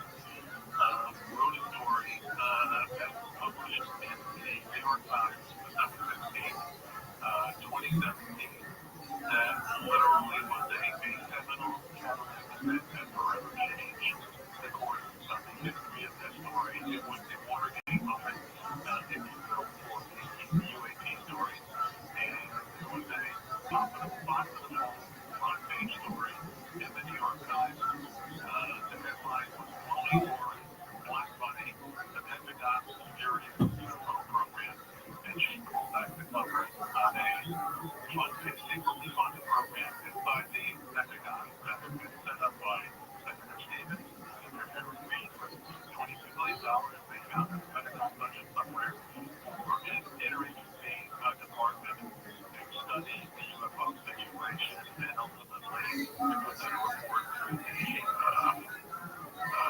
Joint Chiefs of Staff and General Maddox. And again, it's Elizondo who decided to run this program. And he became frustrated within multiple years in there and decided to leave the program and come out and tell the story. And on the way out, he was able to bring 3 videos with him and have the wingman on the side, the guy named Chris Mellon, who was the deputy other secretary for intelligence for both Bush and Clinton.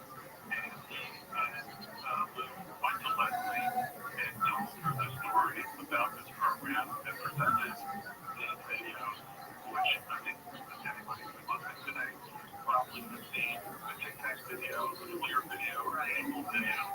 This is what came out that set in motion, this accelerated the UAP story in a way it hadn't been for 70 years prior to that, for the whole concern. The technology did the same thing in a way because you could tell by the overwhelmingly supportive comments on the YouTube area. I mean, it's just people are saying we were bringing this information out. It's been 7 years since I've been waiting for something like this to come out. Do you feel that was maybe Ross, you can answer this question, but that was kind of the same response that Scott was just talking about, the first writing about UAPs? Do you feel that,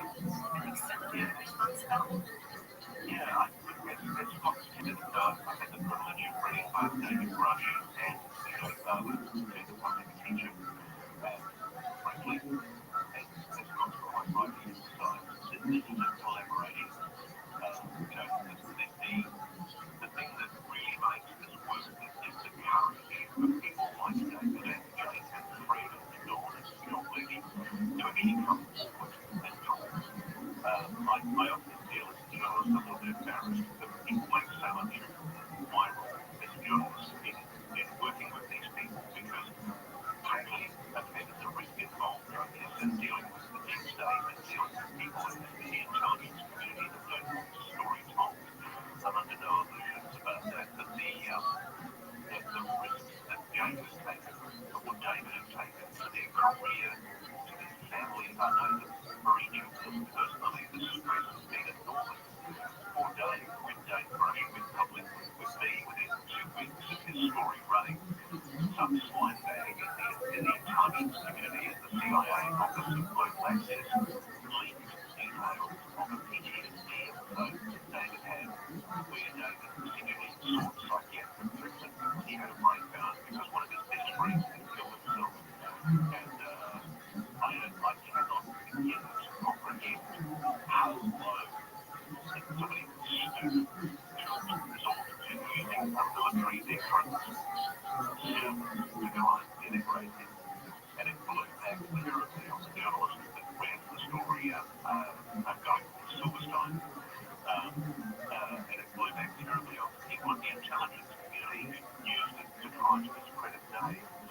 But I can tell you, for both Jake and Dave, it matters more than I suspect they care to admit that there has been so much positive comment. I've been overwhelmed. Scott will attest to the big thing I always say whenever we speak is just how completely overwhelmed I am by the volume of responses that I'm getting from people. What Jake and David have done is open a floodgate. There are people approaching journalists like myself now from all over the world, but particularly from the dark recesses of the program in the United States. People who want to reveal what they know, and so I'm still in the process of talking to people, and it's highly technical because I can't even do it on encrypted apps like Signal. I have to operate in the dark web and often use simple things like internet boxes because some of these people are so into it. They're scientists working inside the program. I was talking yesterday to a scientist who literally works with reverse engineered craft. That is fascinating. I'm going to take a quick break. Sorry about that, Ross. We will be right back. We have to take a quick break here, and we'll be back with Coast to Coast AM.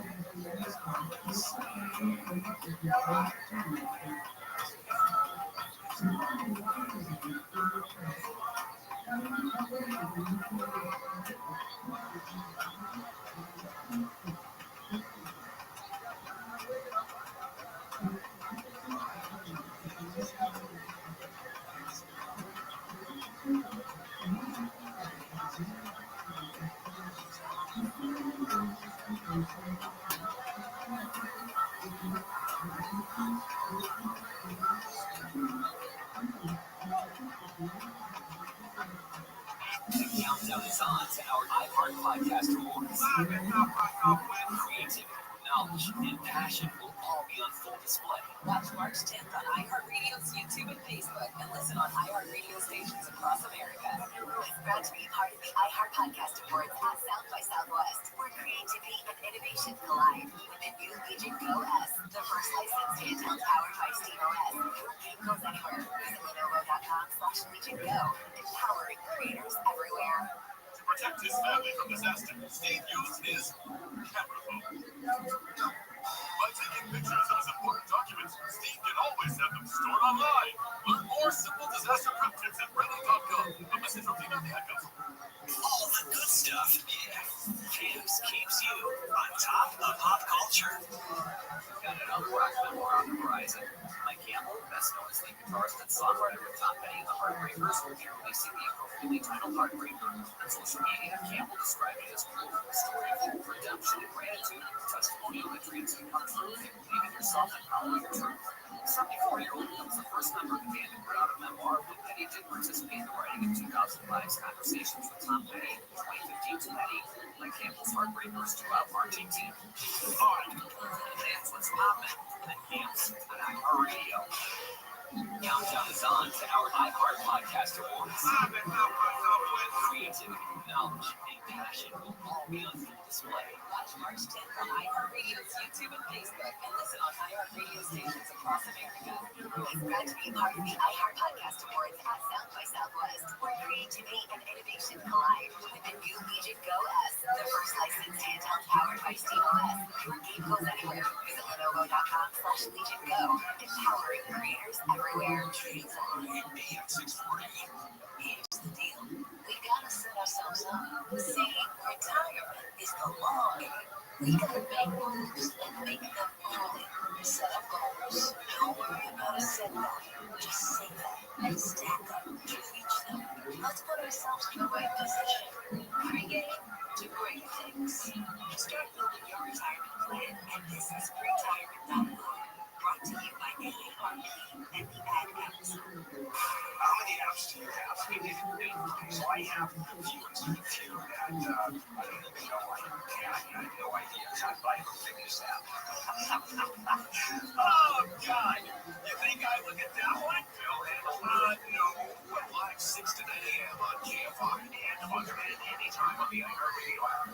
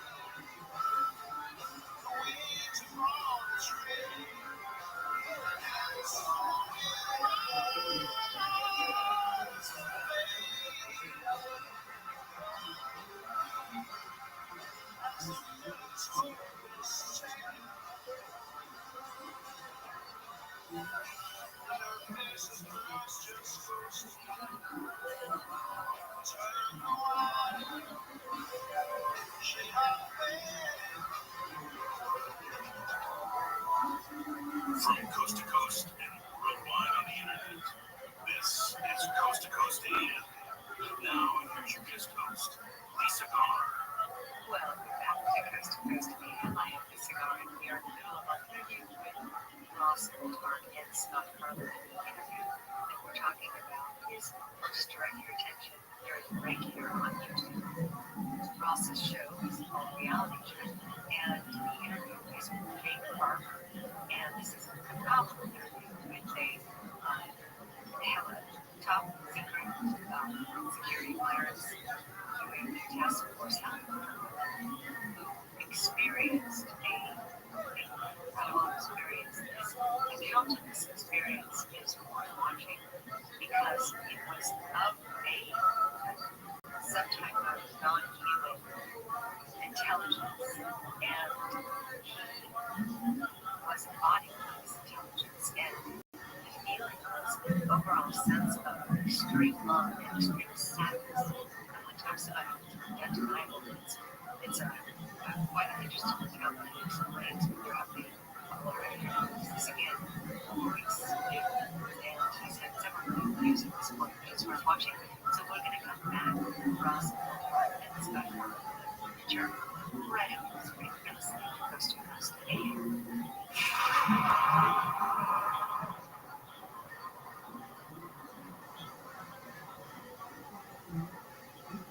Eczema flaring up again. We have good news. Exeter. If you or someone you love suffers from eczema or dermatitis, get Exeter, the common sense answer for eczema. This stuff really does work. Exeter contains the #1 doctor-recommended ingredient in a clean hypoallergenic cream with no harsh additives. Take back control of your eczema with affordable, fast-acting Exeter Flare Control Cream. Exeter. It's in the first aid aisle of your local drugstore, supermarket, or big box store. If you want jazz music, go to New Orleans, Vegas, or New York. And for psychic, select California Psychics. You want the best, you go to the best. At California Psychics, home of free spirits and open minds, we know better than anyone what makes a good psychic. That's why we guarantee if your reading is life-changing, it's free. Visit CaliforniaPsychics.com and experience the joy of certainty. California Psychics. Real people, real stories. I have bruising extension all over my arms 3 weeks after I was on the carnivore. I noticed, I go looking at my arms, and I said, gee, I don't have any bruises on my arms, and I'm always full of bruises. I can't put my finger on it, but I know something's happening. I have to tell you, that has to be a carnivore. I've got a lab report, taking blood, and yourself alone. And I will tell you what's been there. I got the treatment was there, and then I said, no, wait, that's when I said, you know what, they can be taken. So I started administering it. Took her away 3 weeks. You can tell she's very alert. The protocol. She watching around. She was going for 5 months on. My goodness, she is just like crying. Call 866-836-8735. That's 866-836-8735. Or visit carnivore.com. That's CARNIVORE.com.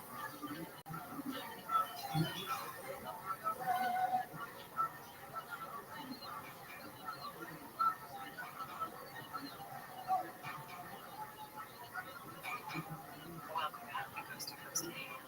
Cigar guests are Scott Hartley and Ross Fulmer talking about the rapid increase of accelerated time, I should say. And I say that because Scott, you mentioned to me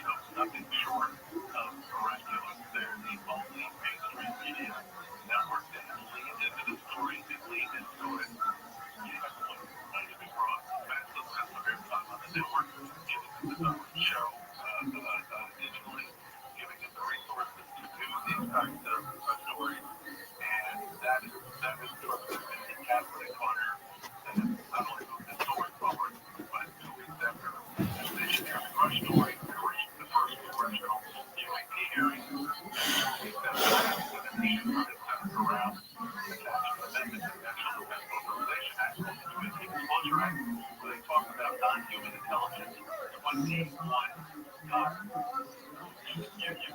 that. You don't get UAP hearing.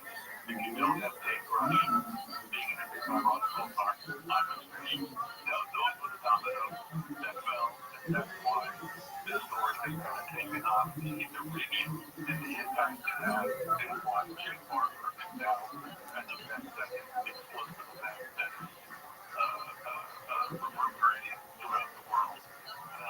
And the station has a got to do it, and Ron has to keep access and the trust of these people to tell their story and tell it the right way. If I can answer, sir, I truly want to take the cross.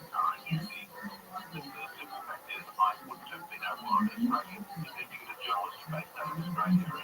There's no way I know anybody in the United States television. To care about thrones, dominions, virtues, powers, principalities, archangels, and then angels. Angels are actually the lowest in the hierarchy. Look, can you do me a favor? Can you play what I DM'd the world at Lord or whatever his name is? Or the world's number one paranormal researcher? And keep it at like 1.5 speed. Thank you, sir. Got a little video about Archangel Michael submitted on YouTube. We'll see if it's good or not. So it's like the shortest. Yes, it's the closest you can get when you're on the light side. It's the closest you can get to righteous vengeance against something, you know? And it's like, it's a very particular, Michael the Archangel is a very particular. But also, let's not forget, too, it ties into the Blitzo shit where, you know, Tim Taylor, the master honeypot of Band of Pasolka, said that he was, like, working for the hammer of the Archangel Michael and some, like, official intel. Basically saying, like, the intel communities report to Archangel Michael. Very fucking weird. Yeah, I doubt that, but yeah. And also, Morpho, Mrs. Morpho, about that the taxonomy, it's kind of weird to me because Archangel isn't like a class of angels. Archangel refers to a title among the angels. So to suggest that someone like Michael would be below the seraphim are a class of angels. To that end, I would suggest looking into Seraphiel, who they refer, in Christian angel biography or whatever, they refer to Raphael. But, a lot of things get lost in the sauce, the God sauce. There's also like Megatron, right? Like he was the number 2 God, he was the voice of God, right? Megatron's also very interesting. The connection between Megatron. Light and darkness isn't just metaphorical, it's unfolding in real time. The Archangel Michael is more than a biblical figure. He is a force moving through history, shaping events from the rise of occult science to the coming war between spiritual and technological dominions. Let's unravel the hidden war. Despite there only being a few biblical references to him, Michael, the leader of the angelic army, is arguably the most popular of the archangels. His importance in Judaism, Catholicism, and even Islam cannot be understated. Let's look at the untold truth of the Archangel Michael. Michael the Archangel plays a particular. By the way, this is like 10 minutes long, right? Or 11 minutes. Yeah, but look, no, we'll stop once we feel like we've done enough. You're really important to Catholicism. According to the book of Revelation, Michael was at the forefront during the Great War of Heaven. It is in this war where the rebellious angel Lucifer and his minions were thrown out of God's kingdom. Some significant religious figures such as St. Basil and Thomas Aquinas have even referred to him as a prince among the angels. Michael is one of only 3 recognized archangels mentioned by name in the Bible. The other 2 are Rabbi, who is introduced in the book of Tobit, and Gabriel, who is identified in the Gospel of Luke. The book of Enoch, which is not officially included in the Catholic Bible, names 4 other archangels. They are Uriel, Zarathel, Raguel, and Rabbi. Due to the leadership role he holds, many recognize Michael as the greatest of the 7. Some even argue that Michael is the only true archangel. The Epistle of St. Jude bestows his title upon him. No other named angel in the Bible shares his honor. The idea of other archangels may have stemmed from Michael being called one of the chief princes in the book of Daniel. It suggests that there may be others who share his rank.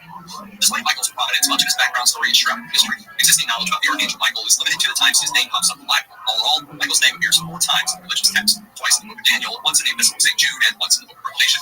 When the Archangel Michael is first mentioned in Daniel chapter 10, verses 10 to 14, the prophet identifies him as one of the chief princes, revealed to him by a vision. Michael appears a second time in Daniel chapter 12, verses 1 to 3. There he is said to be the great prince who stands for people during the end times. Meanwhile, Jude chapter 9 reveals that Michael was contending with the devil about the prophet Moses' remains. This mention of Michael is especially significant for 2 reasons. It is the first and only time Michael is referred to as an archangel, and it contains the only word Michael speaks in the Bible, directed at Satan, the Lord of you. Lastly, Michael is mentioned in Revelation chapter 12, verse 7, described as the one leading the angels of heaven in battle against the dragon, manifestation of Satan. The battle ends when Michael and his forces triumphant, throwing the devil and the angels he recruited down into the fiery pits of hell. The Archangel Michael's mentions in the Bible have established him as a top dog in angels, which suggests that he's quite powerful and heavily weighted. Can you pause for a second? So I've been on this since the drone shit, bro. I'm just like, dragons are fucking mystery drones, and like the fucking spraying and the laser and shit like that is that. And it's interesting that they're like, dragons are the manifestation of Satan, so these things are maybe some kind of satanic fucking like demonic angels flying around that are shape-shifting into whatever the fuck. And who's to say, right? They shape-shifted into airships. You're right. They shape-shifted into saucers. Now they're shape-shifting into FAA. You do that most of the time. You're probably fine. But what if one day your dog wanders a bit too far and gets chopped down by a bad person? Every time you connect to an unencrypted network, in cafes, hotels, airports, etc., your online data is not secure. Any hacker on the same network can gain access to and steal your personal data, passwords, bank logins, credit card details, etc. It doesn't take much technical knowledge to hack someone. You just need some cheap hardware and a smart 12-year-old to do it. Your data is valuable. Hackers can make up to $1,000 per person selling personal info on the dark web. ExpressVPN stops hackers from stealing your data by creating a secure encrypted tunnel between your device and the internet. Did you know it would take a hacker with a supercomputer over 1 million years to get past ExpressVPN's encryption? It's so easy to use. Just fire up the app, click one button to get protected. I personally use ExpressVPN when we're on the road, so I can keep my data safe while we're traveling. Right now, you can take advantage of ExpressVPN's Black Friday, Cyber Monday offer. That's the deal you'll find all year. Use our special link at expressvpn.com/Quotoni to get 4 extra months with 12-month plan or 6 extra months with 24-month plan, totally free. ExpressVPN.com/Quotoni to get an extra 4 weeks, 6 months of ExpressVPN for free. Ladies and gentlemen, your next comedian out of the pocket. These people have been waiting all day for this. Let's see what happens with the styling of Chad Mitchell Rogers.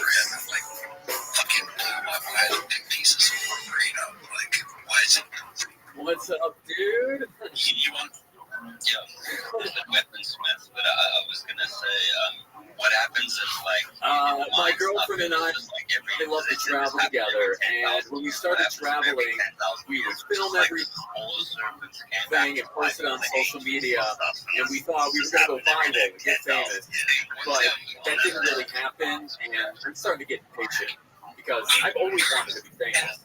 So I'm planning our next trip right now, and we're going to go on a backpacking trip, but this time, instead of vlogging it, I think I'm just going to murder her. If I murder my girlfriend in the woods, I'm going to get a Netflix special for sure, dude. Move over, Gabby Petito. There's a new dead white bitch in town. Can you guys imagine my mugshot? Fucking Chad. I'm happy I'm with her, though, because I don't like dating apps. I've never been a fan of them. And I'm like, you know, how do people meet before dating apps? You know, it's like how did they meet in caveman time? Was it just one dude who knew how to inspire getting all the cave pussy? I mean, he was the first guy in the history of mankind to get laid by using Tinder. He's also, protected. Thank you. All right, Chad Mitchell. During end times, but specifically in the book of Daniel, he's the protector of Israel. Those people. That's interesting. One thing about Lucifer, too, the guy, George Cavassalis, he talks about this, is apparently it's actually all inverted. So Lucifer, is effectively from Venus, apparently. Yeah, he's the light-bringing one. He's the sick. Okay, so in the Mayan stuff, he's the sick operator for the Mayan stuff. Before you go on service, before he's the sixth dimensional. He resides in the sixth dimension. But the thing is, he's not the high. He's not even sixth dimensional. That's the other thing. The version of Lucifer that was depicted in Neil Gaiman's work, where Lucifer had very sort of a very feminine complexion and appearance. That is Closifer. Mistress Morphifer. And supposedly, Lucifer is buried underneath the Vatican. Oh shit. Oh, he's dead? With the Arkin. No, sure, because his emanations, okay, so Lucifer, the sixth dimensional one, he created two lesser beings, two lower fifth dimensional. So all of those demons that you refer to as what are they called, Baphomets and Baal, and those ones, all of those like his hierarchical demons, those are all fifth dimensionals, and they reside on Saturn and Jupiter and those two planets mainly. See, this is why these groups adopted their symbology and stuff. So, I mean, they're not directly, they don't have direct access to his Venetian energy as well. He's also maintained the Lucifer.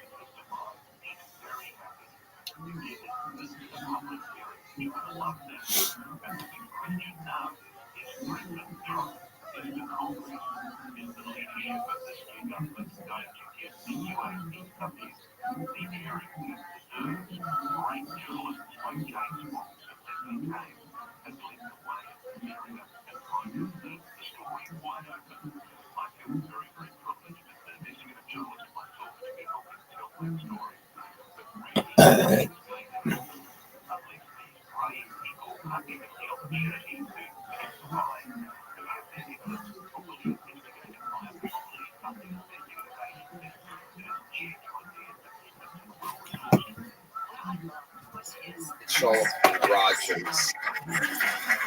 Welcome to the show, Chad. How you feeling? Great. You've been on before, right? Yeah. You remember that face.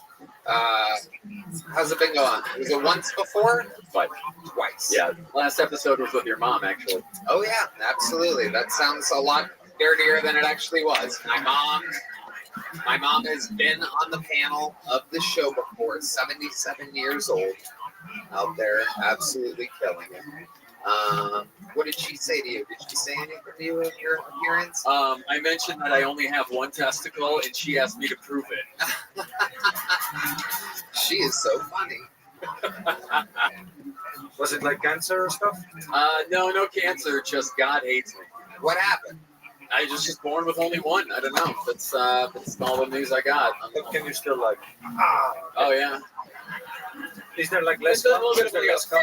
you know. Is there less cum? It's kind of like a shoot and like a Is little it- flag. is it Is there less less cum? cum? Is there less cum? Is there less cum? Is there less cum? Is there less cum? if there's less cum. I'll be. Listen, is there less cum? Is there less Okay, cum? let me Like, roll you real we quick all in the have back. checked bags. What do you got to carry on? It seems like a normal amount of gum, but How do you know what's normal? Yeah, that's a great question. Mouthful or like one That's a mouthful, great guys. question. Listen, some very important men in history have had one testicle. Men that we're trying not to talk about tonight, for obvious. Wait, who? Oh, Adolf Hitler had one testicle. Oh. Yeah. Really? Hitler had only one football. Do you not know that song? Hitler. Is that a big Australian They song? teach us that song at primary school. Is that It's the Australian national anthem, ladies and gentlemen. Why were we fighting him if it wasn't over his weird testicle? I don't. That's what they teach us. Maybe it's different here. That is incredible. I had no idea about this. This sounds like propaganda. Is there like a second prosthetic hole in it to make it aesthetically look good? I Because thought I've heard they do that. they do that. I'm poor. I can't afford. So it's just a one prosthetic. hole and a lot of sack? Prove it. That's a good question. That's a great question. Did you end up with a normal size sack and it kind of just looks like the like an empty grocery bag or something like that? A vagina. Is there something? Yeah, it's my HE balls. I mean, the sack does feel small. I've seen larger ball sacks. Okay. I bet you. Oh, okay. So when you get it out, do you like tell girls just so you know? Dude, this is so funny. I never told a girl about it before we have sex. Like first time ever, I let them just find out on their own. Gee, Jesus Christ! Yeah. Just before you're blowing him, just one fucking. Wow. Do you grow the bush out more so that you like hide it? I like to keep it in fucking shape, dude. Damn. Elephant trunk. Ball to the wall. Incredible. Wow. Absolutely incredible. Is this the exact same conversation you had last time when you were on the show about the ball? Were you coming out here hoping the ball wouldn't come up again? Well, the ball has to come I'm up. sure there's more to you than a ball. There's a man behind that ball. Thank you, James. Is there? Yes. Half a man. Who are you? Fucking Chad, dude. Beyond the name, or the sound, who are you? Oh! I just feel like I need to yell now. I just kind of fired up. Performance from Fallout Boy. It's incredible. Where are you, my other testicle? There you go. You would have thought he was the improv riffing guy that we pulled out of the bucket tonight. It's Blink 182, right? In the football sack of friendship, I miss my ball. Wow. One ball in my skin. This wood. I know that's a very different band, but we're all doing the voice. With ball wide open. Here we go. Under my ball sack. There is so much skin, but only one fucking ball with ball wide open. All right, that went way too long. Oh, I should have shaved it down a little bit. Absolutely incredible. So when you were born, the doctor told your parents, look, everything's good except one little thing. Yep. Did they have any idea how rare is that? Do you know how common that is? I would have Googled it when I was 2.5. I would have literally figured out how to Google and been like, what the fuck? Never fucking looked it up. How did you like find out? Because did you like figure it out? Find out? Yeah, seeing like other balls, and you were like, "What's that?" You know? 1, Yeah. 2. Huh. The best Like, how part did you of find out? watching Red Band Google the odds of having one ball is that when you type T into Google right now, I'm the first thing that pops up. Just a little fun fact. Ah! Anyway, what is it? It's not normal to be born with a testicle, but it's possible to live a healthy life with one testicle. The medical term for having one testicle is, you know? What? Having one testicle is crypto-chidism. Did you know that? You're a crypto guy. I knew I shouldn't have listened to Matt Damon. Fuck, dude. That's a callback. All right. Yeah. For my life, baby, pray for someone. Anyway, got ball songs in my head. So, what do you do for work? I'm a bartender. Ah, bartender. Okay. Highball? Screwball? Okie dokie. You bartending here on 6th Street? Whoa. Fancy. Is it a gay bar? No, it's a sushi restaurant. Oh, okay. All right. Okay. Baldy, you can eat sushi or...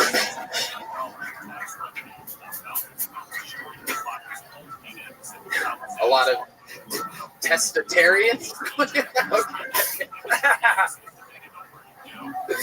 This is I can't believe how happy I am right now. I love it. Absolutely incredible. So what's your love life like? You having a ball? Yeah.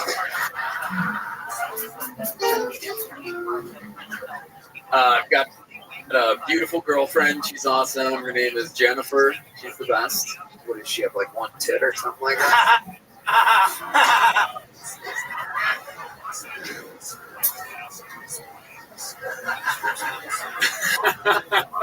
Where'd you meet her at? We met in Los Angeles. We were in the same acting studio. Okay. This does indeed sound like you're going to end up murdering her in the woods one day. Yeah, well, I did forget that you threatened to murder your girlfriend in the woods. Really, you darted into the testicle gear to kind of cover up for the girlfriend murdering material. And before you started that joke, as soon as you walked out, I literally had that thought. I was like, this guy looks like he kills his girlfriend. We try to certificate her by stuffing his testicles down her throat, but it doesn't quite do it because he's only got one ball. Yeah, she's like, I'm sorry, that's terrible.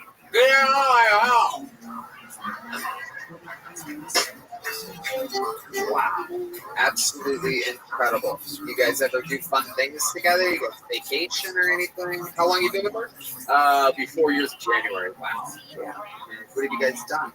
Oh man, we went to Hawaii twice. We've gone to Thailand. Wow. What did you see in Hawaii? Some beautiful waterfalls. Okay, I'm really chasing a dragon here that doesn't You exist. should go to Bali.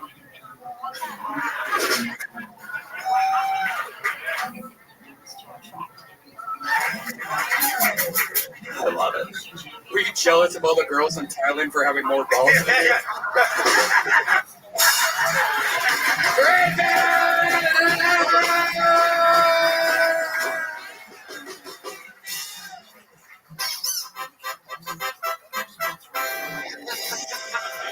That's the new sound for when you have a good one. It's called victory. That's what that sound next called. Oh, I love it. this is going to go on the internet. Yeah, that's what this is. You're in it, buddy. I just can't stop staring at her like the whole.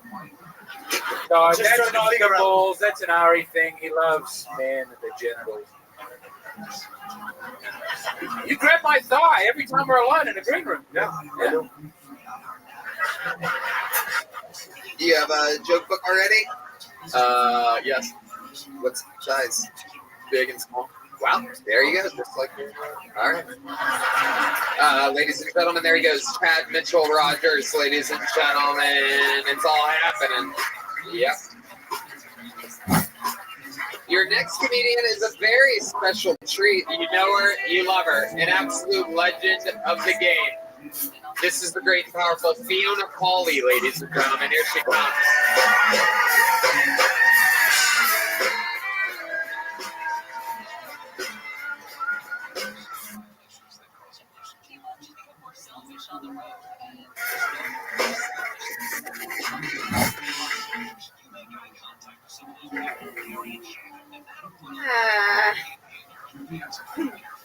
So I used to date this guy, and I went over to his house and caught him cheating on me.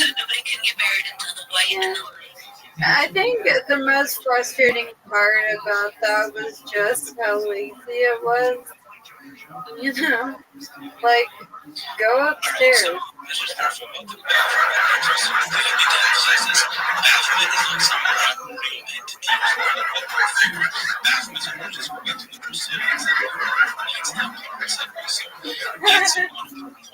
Yeah, he wasn't really a thinker. Yeah, he was the kind of guy that would like argue with me about having to wear a condom. I did. I had to go the older way to end that argument. I told him that my disability was contagious. But you know, that motherfucker was like half contagious. The great Fiona Pauly has done it again, ladies and gentlemen. All the way from beautiful Nashville, Tennessee. Hello, welcome. Hello, thanks for having me. Absolutely great. Fantastic. How's life been going? Really phenomenal. I chosen for work a couple days ago, and when I got to the hotel, my wheelchair broke. This is a fucking nightmare, and I was stranded in a home, and a random man recognized me from Gilzoni. Yeah. I thought that story was going to go a whole nother direction. Like the easiest raping of all time is about to take place there. Rape to go. Yeah. Did he have one testicle by any chance? So a guy found you and he helped you out? He did help me. Everyone talks about like the Kill Tony mom, but they don't talk about the Kill Tony fudge. I love that. What did he do? Did he jump your battery or something like that? What exactly? Did he plug you into a wall? What exactly had to happen there for that to work? What's wrong with your chairs? I have no fucking idea. These chairs be breaking every 6 months. I like asked them, the company, what the fuck was going on, and they said I was using it too much. Oh, wow.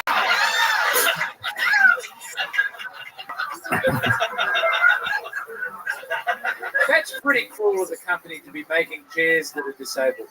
I think they should. Just making sure I feel connected to it. Yeah. Wow. Absolutely incredible. So he gave you a push and you were all good after that. Yeah, the chairs started working again. Yeah, I think I was also scared of that man. Yeah. I love it. So Fiona, that's incredible. What else is going on? Like, how's Nashville? Everything good out there? Yeah, it's really good. I'm selling out every show I have, which is really fucking cool. Beautiful. You're on a roll.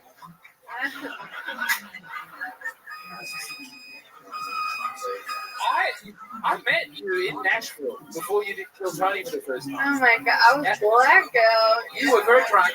You were really drunk. But it is a testament to how beautiful you are that everyone talked about how much they want to have sex with you. And then the chick. It was really, she's very hot, that's what people kept saying. I thought you should know that. I don't know what your self-esteem is at. That means a lot. You're a beautiful lady. Absolutely. You're also very drunk and you kept grabbing. But it felt bad to press charges against, Fiona gets fucked up, I know. Okay, you would too. I know you're in a relationship, right? But have you ever done that before? Have you ever just hooked up with a guy and had a one-night sit? Yeah, it's the only space usually is speaking, so that's why he should be the yeah, I used to be a whore. Oh, yeah. You can't tell. He knows you guys because even if Since your last appearance when you brought that up, we couldn't find any of the videos on Reddit. Dude, that has become the it's true. You're the only one that fucking Googles those videos for their parents. Don't say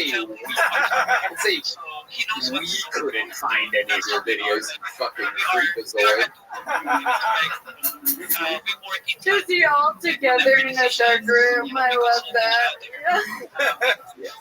Come on, Red Band, dig it out, Red Band. Come on, Red Band, you're supposed to be the tech guy. That's why I think So how's your boyfriend doing? Really good. We're in. And any word on your condition? I think you were trying some new stuff last night. Yeah, the trial I'm waiting on, it got paused because someone had a bad reaction to it. Yeah. What's a bad reaction at this point? Say what's right. What's Chair deactivated. Chair shut down. Chair. What happened? Oh, they won't tell me. But we're waiting. They said maybe mid-November, but I don't believe anything they tell me. We're just dying. Look, there's at least a 50% chance this country's still going to be here by mid-November. So I'm praying for you, and I hope it gets done. Absolutely. When you board a flight, right? Do you look at the people who are on a mobility scooter because they couldn't stop eating McDonald's? Like, you fat tub of shit. Yeah, is there an order? Because I've seen you guys square off. They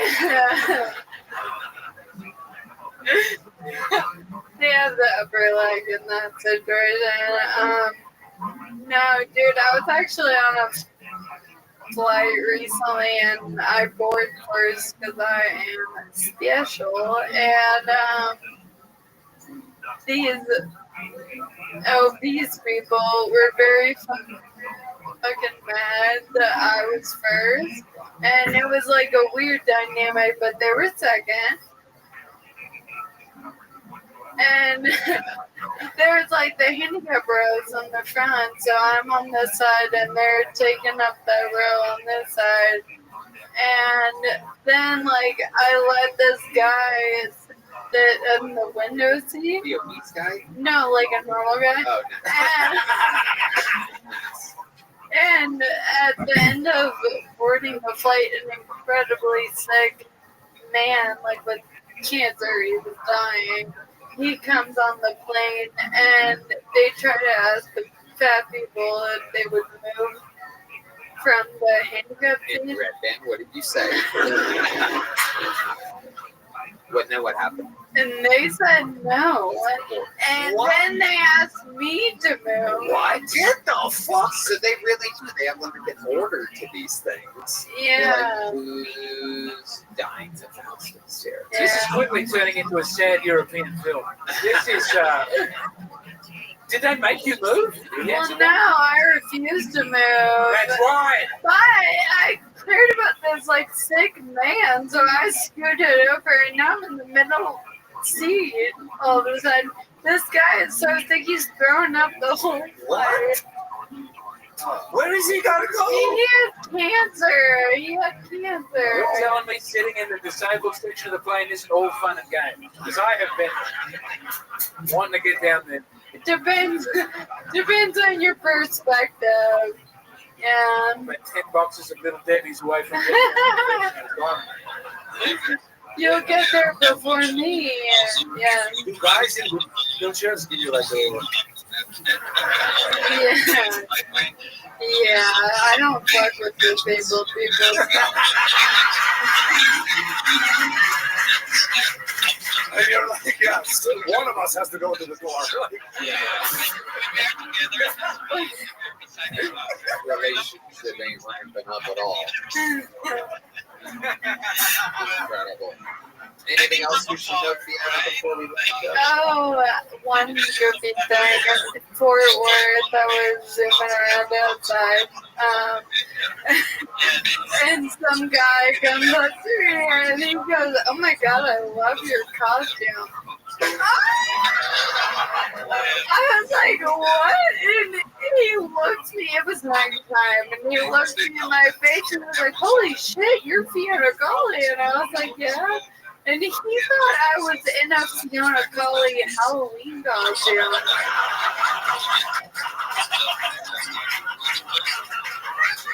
I think I have my outfit. Like an expensive costume.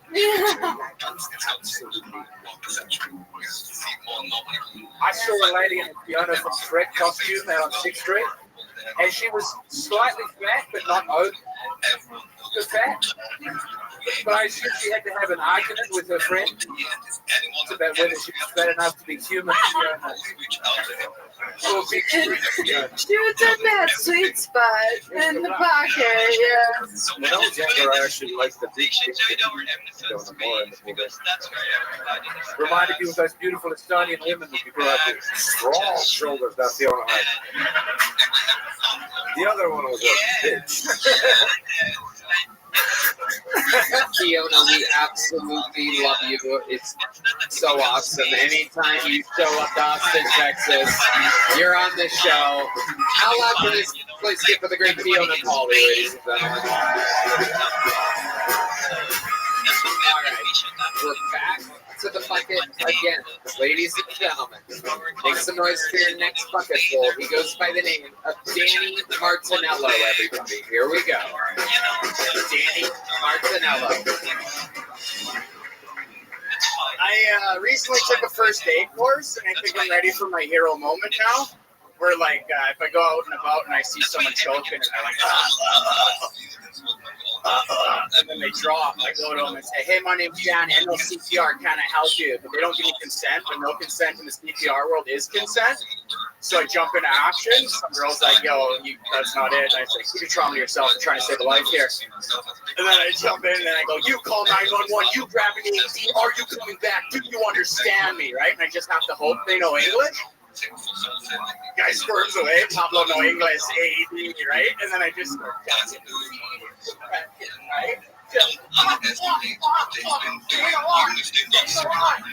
then I don't even care. I'll grow a mustache. I don't need a mouth barrier, right? And then all of a sudden, the guy comes out and he goes, yo, dude, his mouth's over there. And I'm like, you shut the fuck up. Stay with me. Stay with me. Right? Paramedics show up, and I'm like, oh, thank God you're here, dude. Fuck, holy shit. Holy shit, yeah. No, I think it's a cerebral fluid. Something's coming out of his mouth now, for sure, yeah. No, it's milky, yeah. That's fine. That's fine. That's it, dude. Oh, there he is. Danny Martinello. God damn it. Look at that. Guns ablaze. Welcome, Danny. Hilarious. How long have you been doing stand-up? Like 15 years. I love it. It fucking shows. That seems like a 15-year set. Yeah, I'm not gonna lie, dude. I was stressing out that silence for the first 15. Dude, I looked at you and you're like, it's not going good. But I just stayed in the pocket, you know? I'm like, fucking fuck. Oh, I threw a bomb, and then luckily some defender tipped it, and my buddy caught it, so I'm like, sick. Yeah, look at this little bundle of energy and testosterone. We got it. Yeah, Martinello has arrived. Yeah, it's fun. I like Austin. People have been thinking I'm on drugs this whole time I've been here. You're not? No, dude. Unless you call Christ a drug. Am I right, brother? Am I right? Yeah. I'm saying, bro, keep those children in the bellies. Sometimes it hits, sometimes it doesn't. You really high on Christ? I don't know, man. It feels like I'm playing with the devil right now after that joke. You are.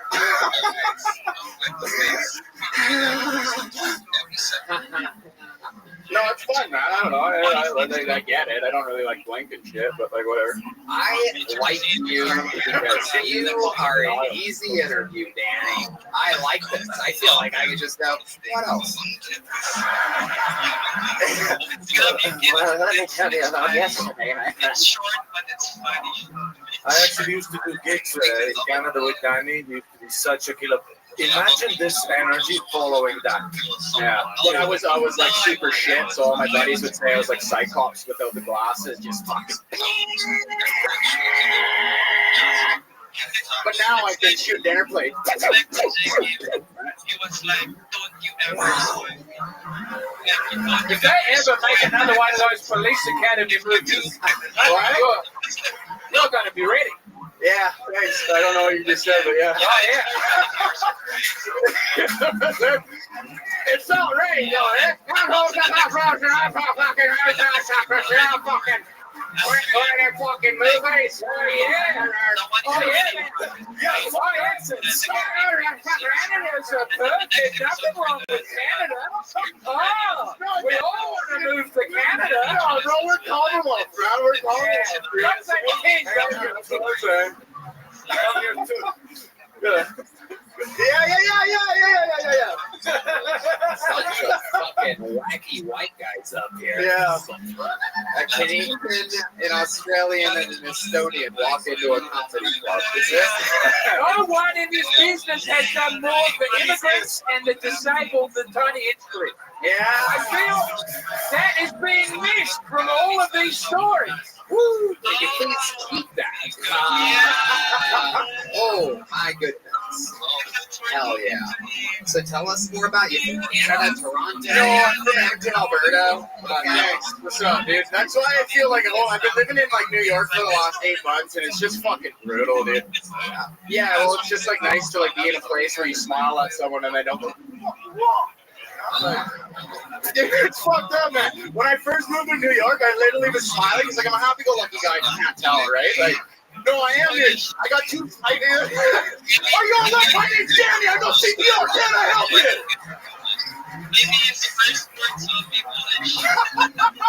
No, but I've been in New York, dude, and like I'm a happy-go-lucky guy, right? I live my life where I got 2 feet and a heartbeat, and if the sun's shining on me, and the small's shining on you, you know, like that's just how I live my life. And I was smiling because it's a beautiful day. I don't know what fucking Fahrenheit it was, right? But like, you know what I mean? So with the rest of the world, for fuck's sakes, and then and it is nice. Probably like still like 82 Fahrenheit, and right, and I'm literally smiling, and I hear this guy go, "Hey, don't smile." That's what he said, and immediately I was like, "Friend," you know, like I looked at him. Right? I did. I know he's a stranger, but a stranger.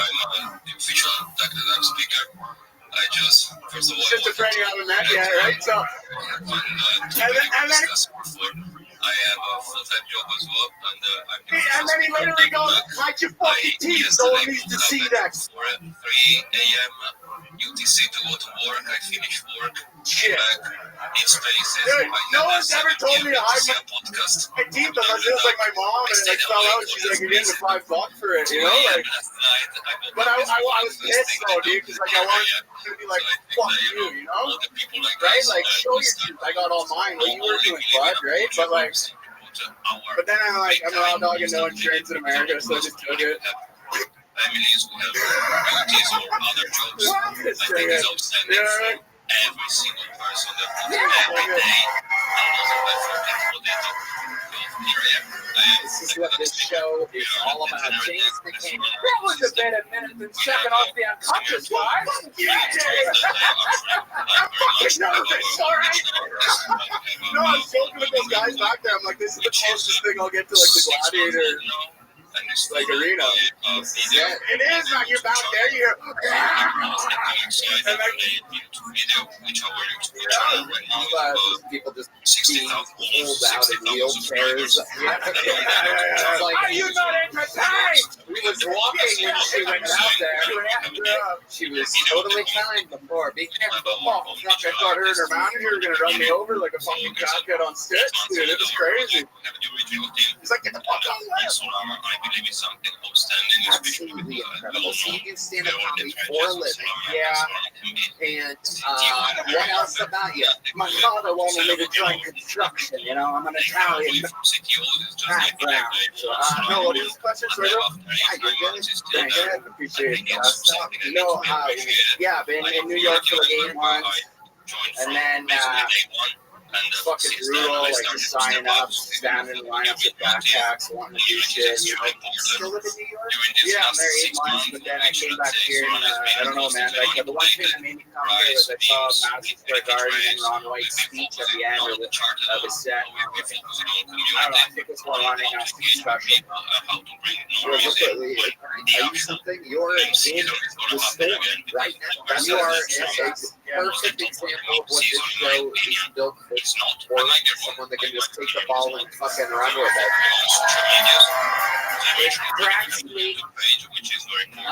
You know, I see sometimes, some comedians that we've known for a long time, you know, some of these people that maybe don't align in a lot of ways with us. And every once in a while, someone's down or going through something, they get a little tiny on the internet. It's so funny to see them talk shit about this show. But meanwhile, someone like you with 15 years of experience in the money, your life will never be the same after this. Are you aware of that? I'm hoping it's not, dude. I'm serious.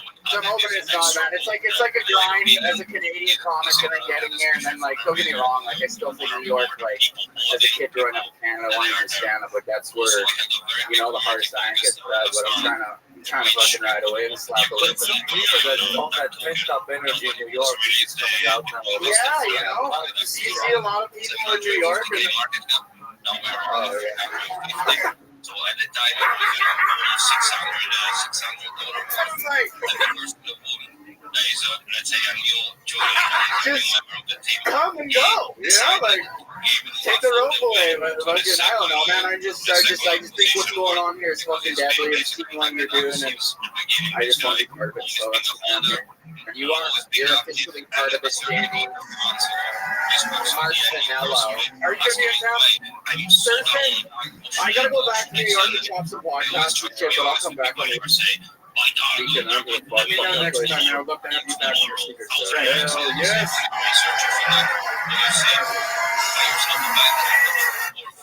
I'm straight away. Whoa! What is the outlet? Look at this, ladies and gentlemen. It's come full circle. Make some fucking noise for the great Ron.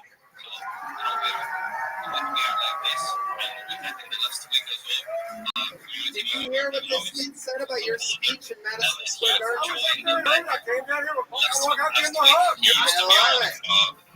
love it. Danny, come back out here. Danny Martinello. How long have you lived in New York?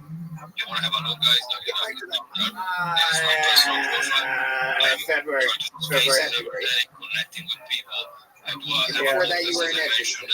No, I lived in Toronto for like 8 years, and then I applied for my visa. And then I just said fuck it, and I went up to the oil patch for like 6-7 months to work there. What you said is that New York is always the place that you looked at like the place to do stand-up comedy. Am I correct? Yeah, but like from like a level where it was like you're like you want to be the seller, you want to be constant sell that shit, and then you see it from like a kid growing up in Canada, you're like, oh, this is like the epicenter of like some of the best, but what's happening here is it's true. Like I thought this while I was here walking, and like I don't know, because maybe it feels like my what? Fuck you laughing at? Yeah, I'm just being vulnerable as an artist. You guys want to make fun of me? Can't all be dick jokes.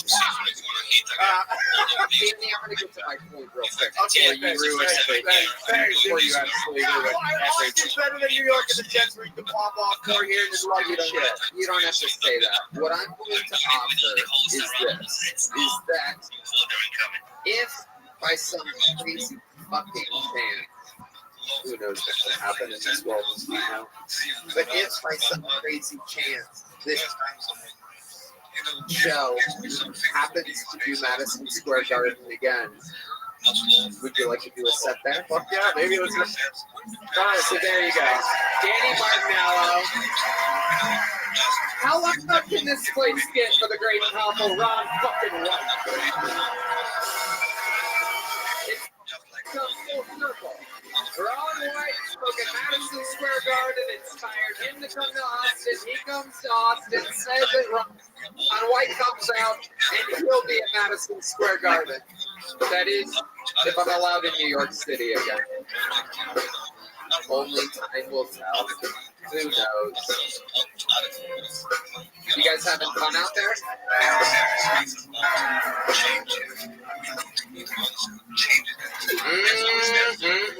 Y'all, this podcast is indeed sponsored by Zippix. Zippix believes nicotine users should have a better way to get their nicotine fix. Smoking, vaping, or dipping, or toothpicks are discreet, taste great, and allow you to get your fix anywhere, anytime. Their cutting-edge infusion process makes the nicotine and flavoring is absorbed throughout every toothpick and not just coated on the surface. Tony loves Zippix. These toothpicks are such a great alternative to smoking. I hope you give their toothpicks a try and see what their customers keep on coming back for. You'll see why their customers keep coming back. I love them more than anything on airplanes and things like that. After dinner, right where you really want a smoke but you can't light up. They are just unbelievably discreet and awesome. Nobody suspects anything. We thought when you first heard the nicotine toothpicks, your first thought was probably, do they even work? But I just told you, they work. You know, I love smoking. I love it all. I love having fun. Zippix works. Nicotine toothpicks are a great way to curb your nicotine cravings discreetly and conveniently. One aspect of nicotine toothpicks is that makes them extra effective is that they satisfy both the oral fixation and the hand-to-mouth routine that you get from smoking. Customers who are former smokers say this had a huge impact when transitioning from cigarettes to toothpicks. So give Zippix toothpicks a try. Go to ZippixToothpicks.com and order a bundle today. Okay, let's do something fun, ladies and gentlemen. One of the greatest regulars in the entire show's history is here. This is that moment. Ladies and gentlemen, I present to you the undeniable comedy stylings, a brand new minute. This is Cam Patterson.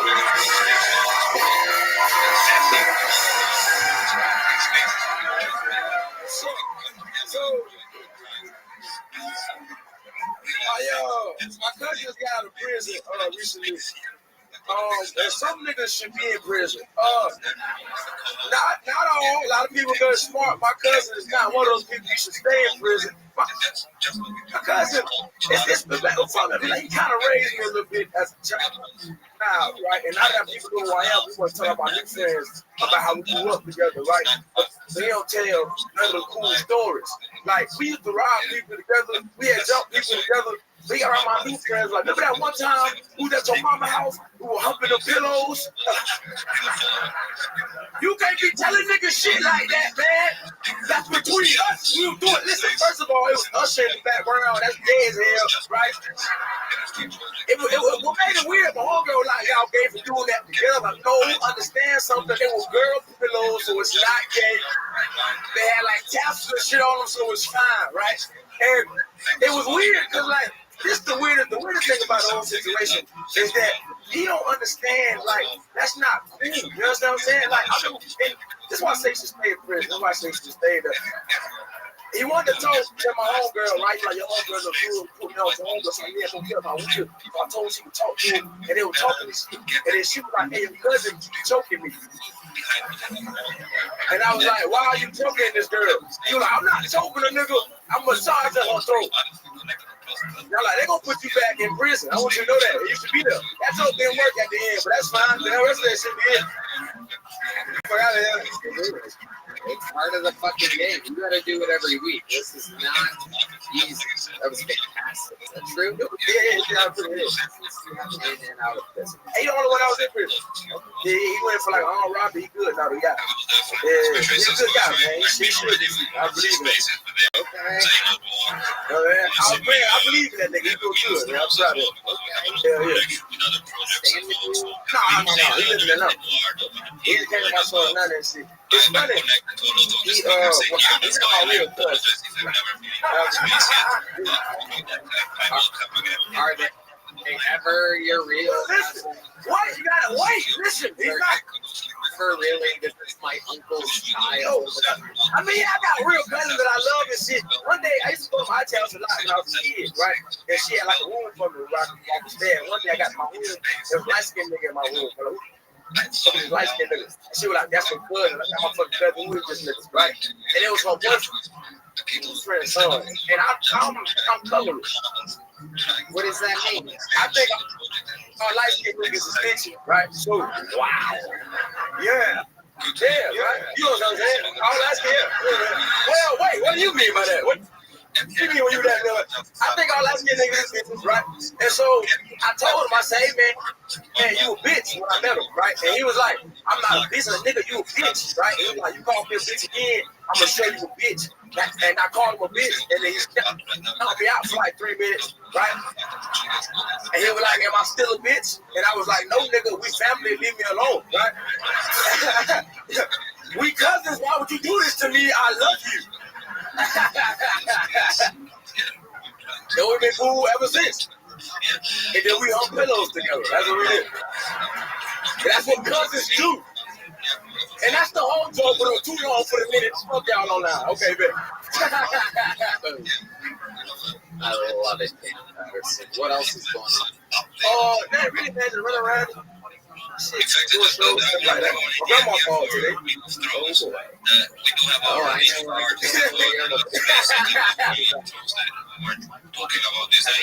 She loves me. She loves me. I don't want to get in the Tucker Carlson corner. No. She loves you. She loves you. She loves you. She loves you.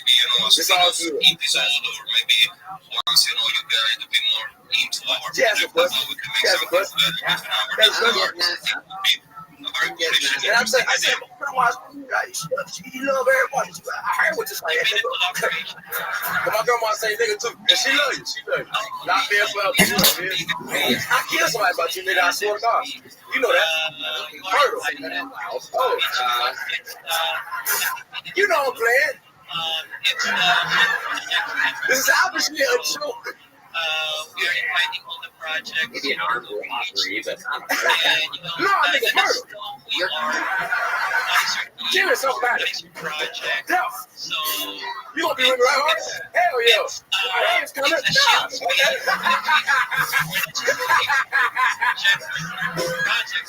Hey Tony, we're gonna kill somebody. For you, nigga, I swear to God. Yeah, together. Money, Hitchcliff, gang, Britain, murder. True. This is the closest thing to a Nazi rally I've been to in a long time. Hey, it's all good. Jesus is here. We fine now. It's okay. Jesus is here. Nigga, we good. What the fuck is that? Brown Jesus? Yeah.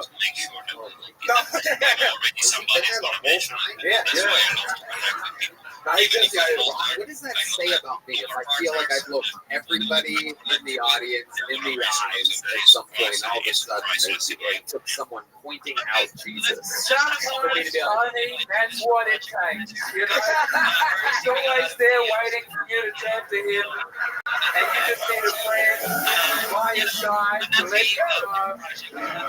Hey, you here, baby. You made it. Found Jesus. This is good, man. You're doing the Russell Brand. That's how you get to understand him. Who Russell Brand? Who that is? What ethnicity is that Jesus? Ask him for me. Hey, what you is, nigga? What is your race? That's not real Jesus. Mexican? Yeah, he said Mexican. He must have accidentally nailed a nail through his own hand at some point. Whoa, Mexican joke. Tony, if you keep doing jokes like that, you're going to get in trouble. You got to be careful. Oh, my goodness gracious. I love it. This is good, man. I have a good time. We are having a good old time. I like it. All right, Maddie, what do you think about your little...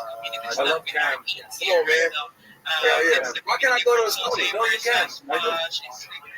Never heard. Oh, you heard about Yeah, I heard. I went in there. I can't go there with like black people in the room. All the women that now I can fuck. Come on. We can do it together. Maybe you ever heard of train? Heard of train? The train to where?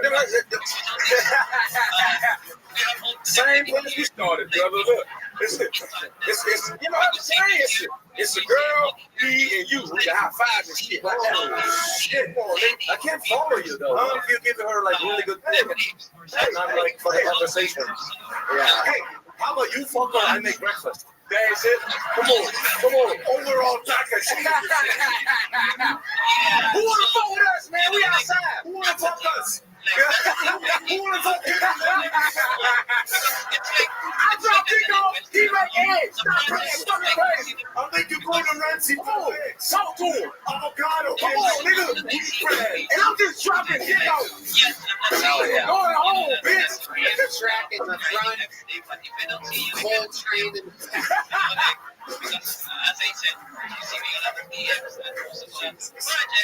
Oh man, don't take the Lord's name in vain. Oh my goodness. I think after this, Ari Maddie might be one of your new cousins. He's my cousin. You like that? We cousins and my cousin. Oh. No. I like you, Ken. I like you too, man. We family. I believe so. Locked in for life. We locked in for life now. Hell yeah. Come on, for life. Watching James interact with very black people. Absolutely. I do believe so. I do believe so. I am in agreement with you. The black community has no greater friend than I. I'm a great big fan. Gang shit. We outside. Come on. Come on. Wow. This is good. Absolutely incredible, ladies and gentlemen. That is the presence of Cam Patterson.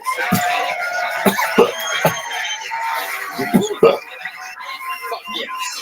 We're in it tonight, ladies and gentlemen. It's a special one. All right. We got another bucket full, ladies and gentlemen. Wow, everybody's getting at once. Look at this. This is absolutely incredible. Wow. Make some noise for your next bucket full. This is Benjamin Dalkey. Benjamin Dalkey is next. Because that's what we do here for DJ joints. I went to Japan, and I went to the world's largest anime store. Now, I don't like anime, but the top 5 stores were all good porn, so we're good. Everybody knows Tinder is a site for people with problems. You'll scroll and you'll see all kinds of crazy stuff. Teen moms, girls with crazy face tattoos. Other times it's goth girls looking for men who will retrieve roadkill. Like, bitch, I'm not giving you my roadkill. I have a cat that vomits for attention. So obviously, it's a girl. Every single word you said, and I'm doing my side as well of this, so I'm sure when you're gonna do your on us, you're gonna say I went this. to the Museum of African American History in DC. When I got there, I found out you need to register ahead of time. So obviously, no black people in there.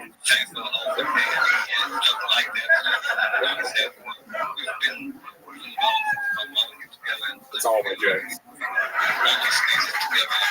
Benjamin Dalkey. Welcome, welcome. How are you? Good. How are you? You look fantastic. This is amazing. I can't believe we have Kamala Harris's stepdaughter here on the show. Incredible. What do you weigh? You seem so light.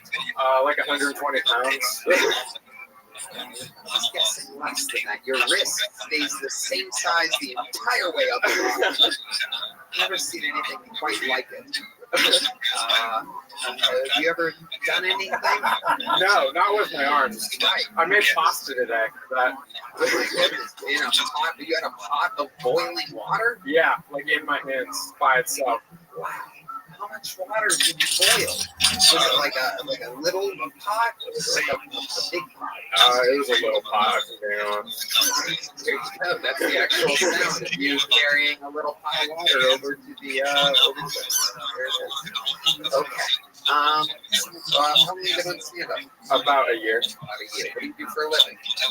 Nothing right now. I was working at a grocery store for a while. What were you doing at the grocery store? I was a cashier. Hard to stop. Hard to stop. Cereal boxes only for this kid. Okay.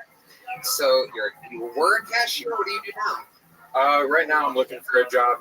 What happened at the grocery store? Nothing. I just moved here, so I had to leave the job. Where'd you move from? Virginia. Okay.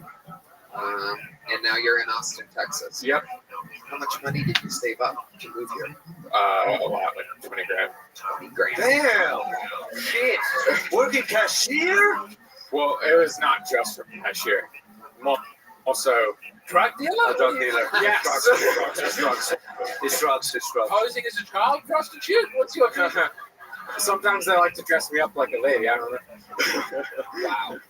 Okay. So what else were you doing to help make that money? For a while I was working as like a car mechanic, but also I inherited some money. Yeah, I could tell. Yeah. Sorry, I wanted to lie to you guys, but you forced it out. Easy to believe. James. I was just going to say, I'm sorry that you lost someone. I wasn't funny, and I stopped myself saying it, but, we'll pray for them, and I'm sure even though the money has helped you do this thing, it's a difficult time. Yeah, no, it's fine. Don't take the Lord's name in vain anymore. It happened a while ago. If it wasn't recent. Okay. All right. So Benjamin, what's your life like? What do you like to do for fun? Tell us more about you. I'm a big car guy. You're a little car guy. Yeah.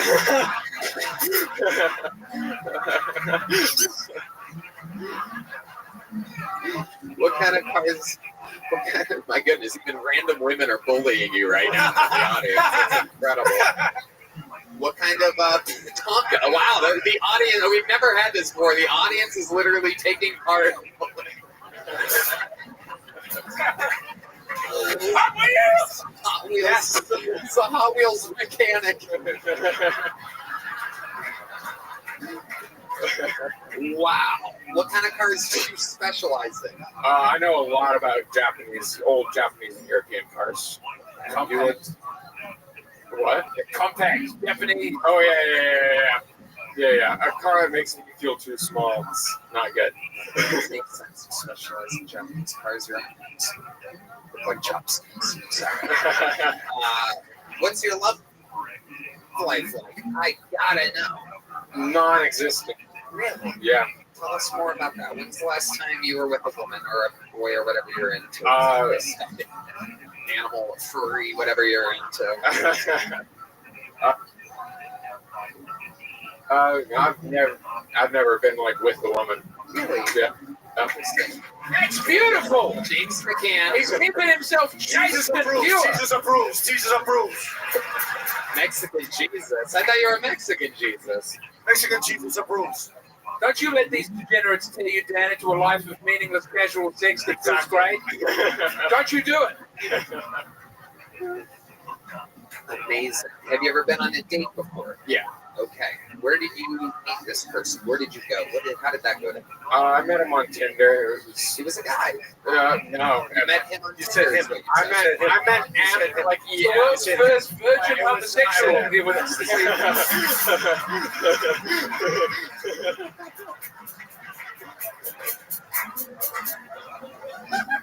If you can't get a root as a gay guy, I'm sorry, you're not trying very hard. Very true. No, not gay. It was a girl. It was a girl. Yeah. So you met her on Tinder. There you go. Very good. So you met her on Tinder. Where'd you go? We just like hung out in a park and smoked weed. It was pretty terrible. Okay. Did you strike up a conversation with her? Yeah. Go down. Is it good? It went all right. And then I brought up the show, and she was just. You brought up this show? Oh yeah. You were just like, what did you say? I was just like, we were just talking about stuff, and she brought up what's Duncan Trussell's show on Netflix. She brought up that show, and then I brought up that I liked this show. That you liked this show? Yeah. And then that was the end of the date? Yes. She knew about this show? Yes, unfortunately.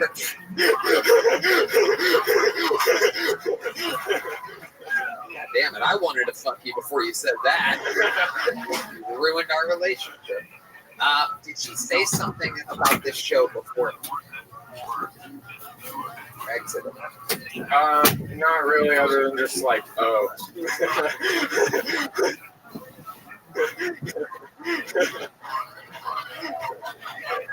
the worst O-face you can get out of a woman on a first date, I do believe. So you orgasm. So you So you've been a fan of the show for a little bit? It's not the, was Yeah. it the main frame of the conversation? That was a big part of it. I don't remember. This was like a year ago. It does not happen often. It is a flip system. Do you try to go on Tinder? Do you try to go on dates? Yeah, I'm not good at it though. Like I don't get a lot of dates on Tinder Why really. do you think that is? What does your bio say? I don't remember what it says, but I think it's because I look like a girl mostly. You got to pursue different women. I dated lesbians exclusively for many years. I've never dated a woman who wore makeup or perfume. And you find out if their parents aren't together, and that's a better shot. And you're going to spend a lot of time in bookstores, but hang tight. Yeah. Anything else crazy we should know about your life, Benjamin?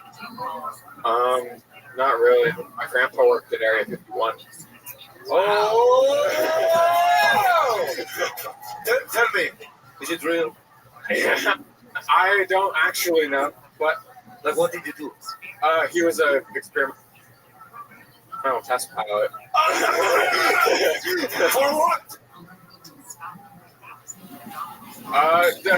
So for the F-117, which was a stealth jet, and then the Tacit Blue, which was like the UFO from the 80s. I got to say, with the glasses, you do look a little bit like one of the Roswell aliens. Yeah, a little bit. Cute one. All right, take it back. Like E.T. phone homo. Ouch. Did you say ouch? That's a first. He was helping. Yeah, the audience can't tell, but from the side I saw the thickness of your glasses. You're blind as shit, huh? Yeah, it's flocked. It's bad. I can't see shit. Like if you lose them, what happens? Hold on, let's see. I don't know. Can you look out there and take your glasses off slowly? Oh, there it goes. Now shake your hair like a pretty librarian. Oh, he's gorgeous. Young Heath Ledger's stand up to the show. It is better a little like this. Do Americans have contact lenses? I used to wear them. Is that singular contact lens? It's like lens. it's that thing you can't do. It's too much. Like, Have you looked into perhaps getting contacts? I had them for a while, but they make my eyes super tired by the end of the day. Have you thought about 2 big monocles? I think that could be. Benjamin Dalkey, congratulations. You were on this show. Here's a little joke book. There he goes. Benjamin Dalkey, everybody. All right. Let's get through another one here. Make some noise for your next bucket full. Ladies and gentlemen, it is Mark Sinclair who's next on Phil Tony. Mark Sinclair.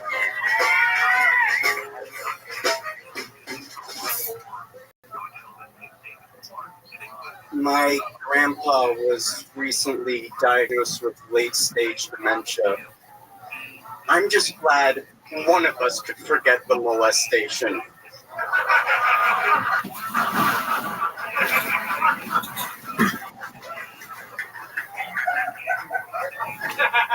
You guys, I'm joking. I'm like 60% sure I've never been molested. But I opened with that show once. I opened with that joke once. And someone came up to me after the show and they're like, hey man, I really like that first joke. It's super relatable. Yeah. I don't want to hear about your hoe phase. I should have been surprised. My little brother's always been shoddy. That's my time. Thank you. Very funny, Mark Sinclair. Welcome, welcome. Thank you for How having long me. have you been on stand-up?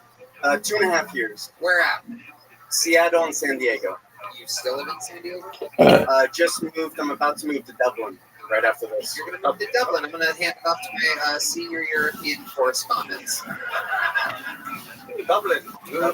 Yeah. Why the Dublin? I'm a citizen. Ah. I'm first generation American. Oh, don't do that.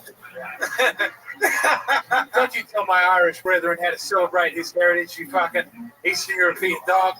You got the greatest blood in the world, veins.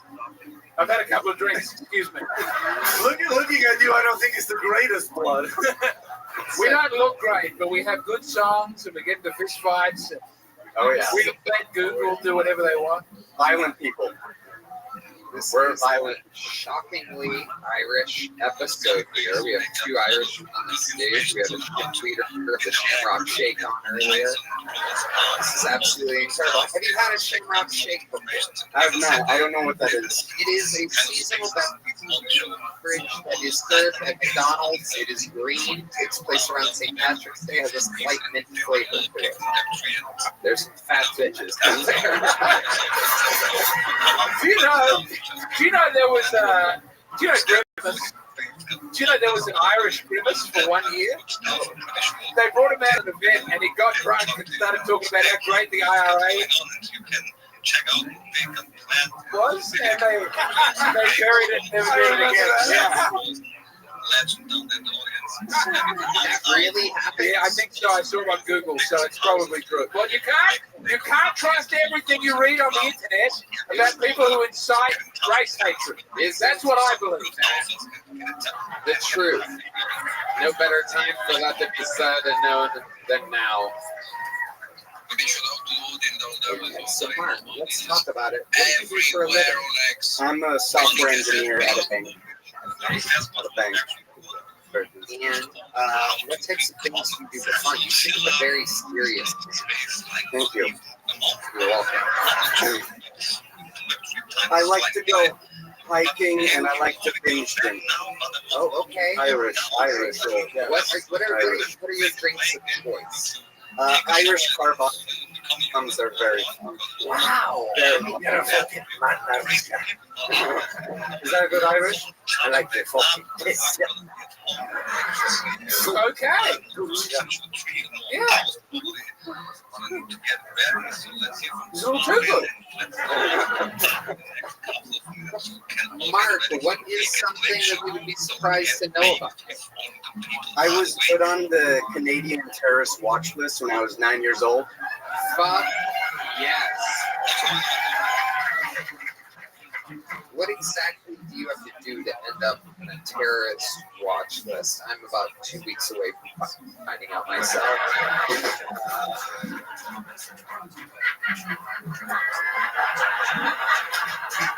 My own people cackling. My own. How did you end up on a terrorist watch list? What did you do in Canada? Did you do something and not a policy? He's a terrorist. Okay, go ahead. I went there and I think my name was already on the list, so they just decided to tag me along. Mark Sinclair? Yeah, Vin Diesel's real name was Mark Sinclair, so it might have been him. Are you serious? Wow. Oh my goodness.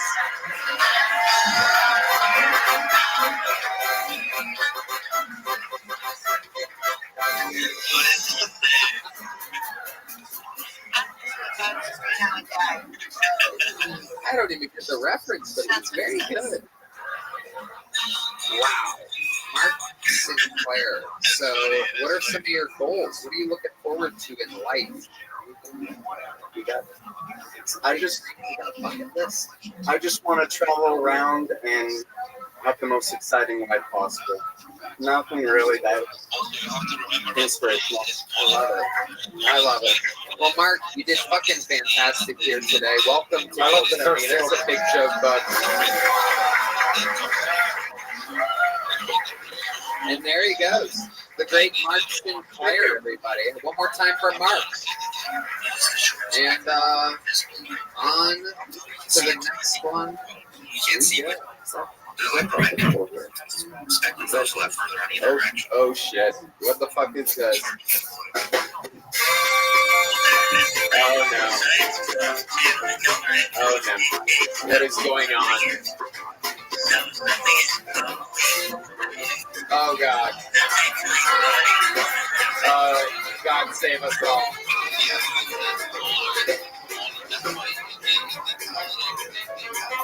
Oh my God.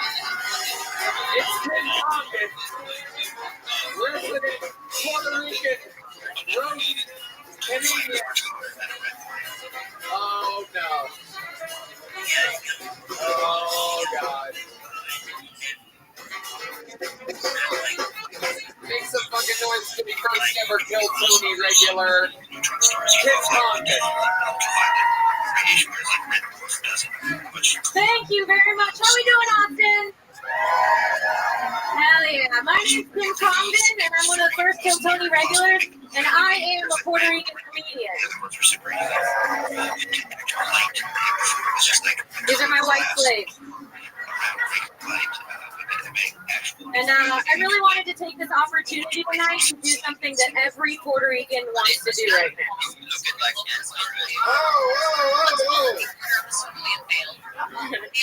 No, I'm kidding. But I did watch I watched the Trump rally, dude. I watched Tony's speech. I was a little bit upset. You know, I gotta tell you, half my blood is Puerto Rican.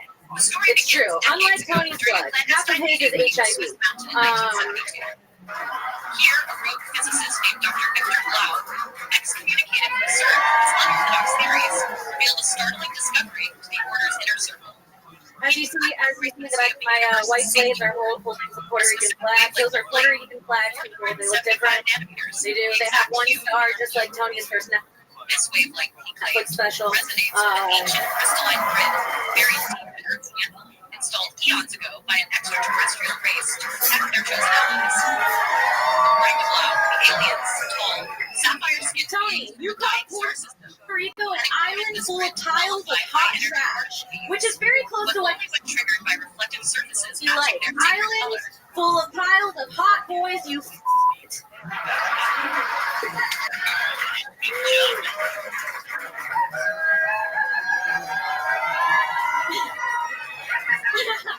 And I'm here to stand up for my people tonight because I'm going to say Puerto Ricans are American as fuck. We're just like y'all. We have a lot of American contributions and traits. We love our culture. We love our music. We work in aerospace. We don't want white people on our island. We're racist like you guys. And this is the last thing I'll say, Tony. I think it's fucking insane that you don't like Puerto Rico. It's a beautiful place, and the only dirty parts have been taken over by white billionaires. It's literally Austin, you idiot. Thank you guys so much. I'm Kim Condon. Kim Condon, ladies and gentlemen. Paper towels. She's throwing paper towels into the crowd. Oh my goodness. She's got us on the way.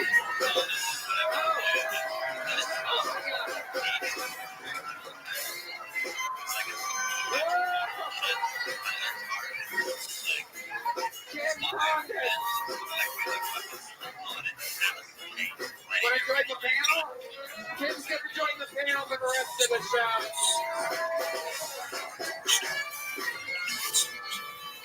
show. One more time for Kim Condon. This is a special episode.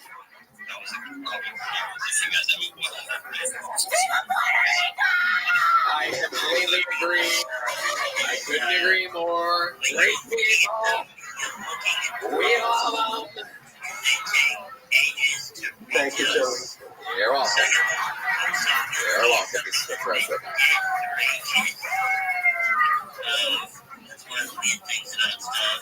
Y'all having fun out there? How about one more time for Kim Condon joining the panel? It's going down. Another fucking poll coming at you. Ladies and gentlemen, I do believe this is the Kill Tony debut of Matthew LaFour. Everybody, Matthew LaFour.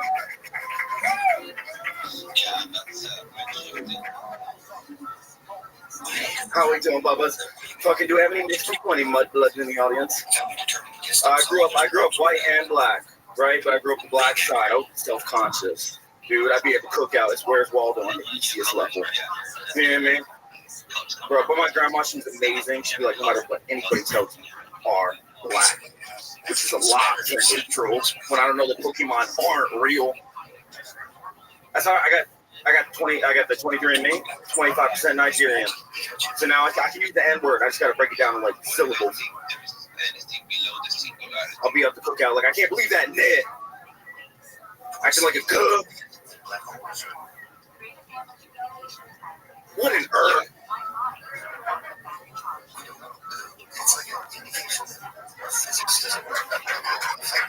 Thank you.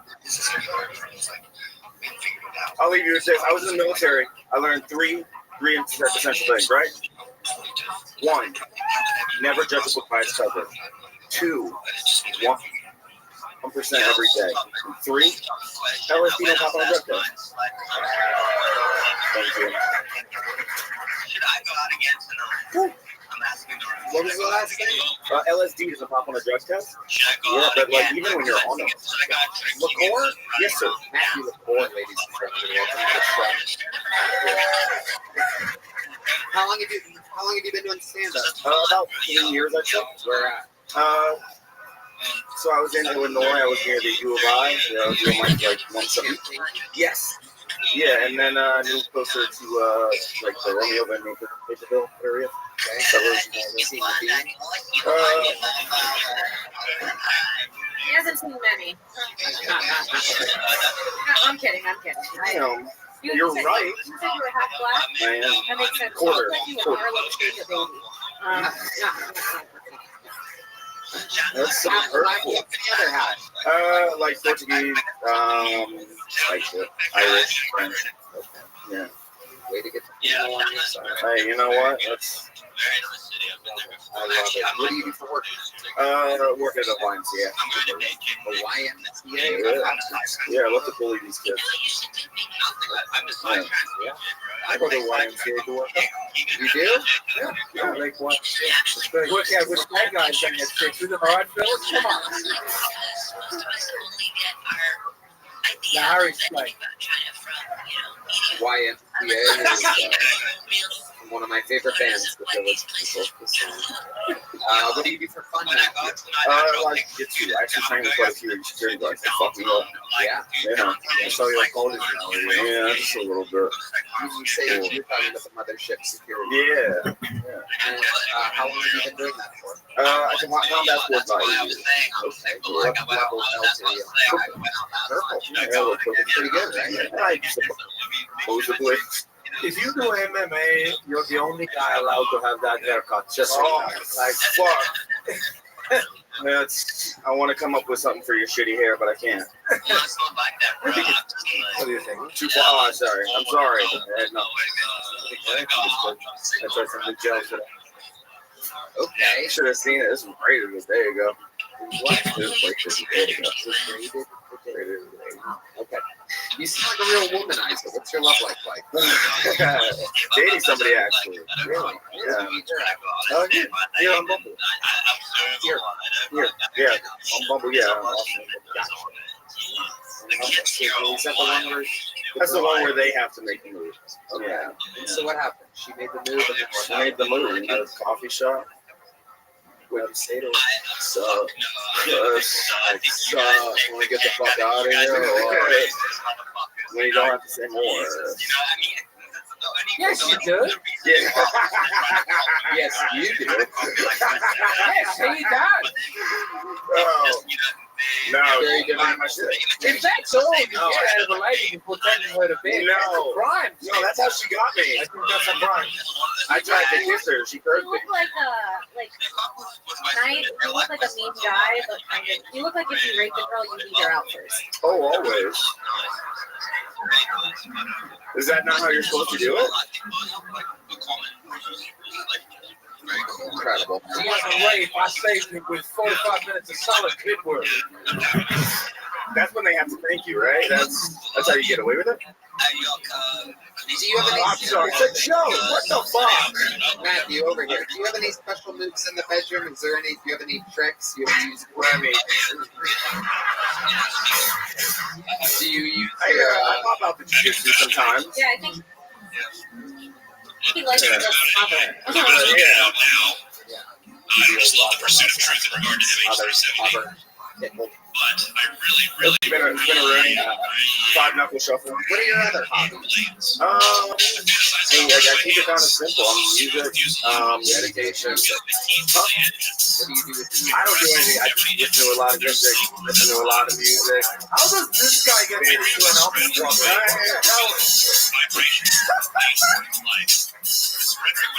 You're matching on Bumble with those shirts? Oh my god. Ew! I like them. They're comfy. What scares you about you before Lights. Whoa. Lights terrifying. That's a quick answer. What's the worst thing that's happened to you at a high grade? When I was in the military, we were doing repel training, and I went forward, and there was this infantry big, right? And I'm like shaking. My legs shake so hard that That's how I get without them. Oh. So your legs are shaking. Yeah. What happened? And then I sat down, and this man was like, "Yo, you're not gonna fucking do it. Then get out the way." So I did it. That'll get you moving. What military? What The Marine Corps. did you do in the Marine Corps? Uh, Got a hand for an American hero. I thank your parents for paying for my alcoholism. It was awesome. I just found out about this. What is your favorite crayon flavor? Purple. I just found out about that. That's so nice. That's a big Purple. What's that thing? So in the Marine Corps, the joke between like Marine Corps is dumb and we eat crowns, and then we talk about the other branches and fuck their wives. Oh, there's another one over there. Oh yeah, absolutely. You guys are eating crayons, but Puerto Ricans are retarded. For the record, no one said that about Puerto Ricans. And it wasn't hot piles of trash. It was because their landfills are over there at capacity. Google it. Google it. The mainstream media doesn't want you to Fucking do serious. it because it sounds terrible. I brought attention to it, and I'm getting no credit for it. Because these Democrats don't really want to help Puerto Rico. It's true. It's true. Donald Trump will fix the garbage on Puerto Rico. It is true. It is true. It's gonna build a wall. Okay. So Matthew, fun times. Congratulations. Ari, what do you think? Big or little? Okay. Let's skip the big one. You think so? Yeah. James McCann, you want to put in a vote here? From the sense, This man's a fucking American hero, Ari. Sure. He's about to have to go and defend your country from being taken over by a bigger, stronger country. Sure. Which is every other country. The vote's in. You're going to big joke, but there's Matthew LaCour. There he goes. All right, let's get one last bucket full up here, huh? Make some noise for him, ladies and gentlemen. It's Dallas Turner. Here we go. Dallas Turner. One more time for Dallas Turner, everybody. So right at the top here, I just want to take a moment to honor my girlfriend. She just recently died from fentanyl. Yeah, fentanyl, this dick in her mouth.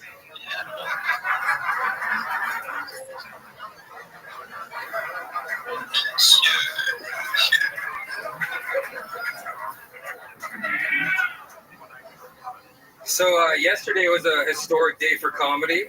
Tony did a set at the Trump rally, as you guys know, and he spoke on the Clintons. And you know, just personally, I hope that the Clinton Foundation does not take the podcast name seriously. No, for real though, it was really good to see you up there on that stage yesterday. It's just nice to see, you know, Trump has this support of, a solid support from the community. There you go, Dallas Turner using all minute and 12 seconds to the bear. Fantastic. I've always competed with white rapper energy. Welcome to the show, Dallas. I am a rapper. You are. Also, I could see the way you hold the mic. I was like, this guy. Hold on, too. You'll never guess what I do for a hobby. Hell yeah. So you are a rapper. Yeah, my name is Lil God. Oh, okay. You've been on this show before. Yeah, I'm that Canadian rapper guy. That's right. That's right. I remember now. That's why I was thinking white rapper. That makes sense now. That is locked in my memory. What else about you? Anything else? Should we just get right into rap and get the fuck out of here?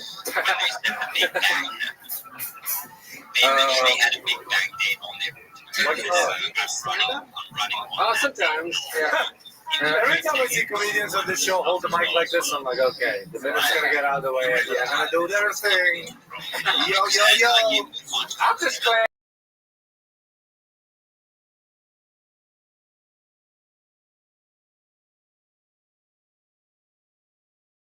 Like 11 years. It is a cool sweater. Thank you. It's $20 at Walmart. I have to concede that. It's a very cool sweater. Do you ever hide in the clothing rack and like pop your head out and scare people? You seem like you have the face that would be good for that. Yeah, here and there, yeah. You look like someone like Timothy Chalamet or whatever. I think he looks cool. That's how I look.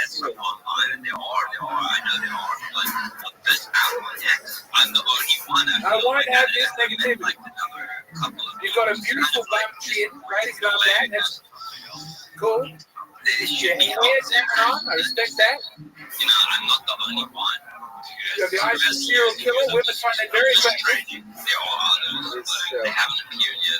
So let's just jump into it. We'll ask Michael Gonzalez for a beat over there. Yeah, sure.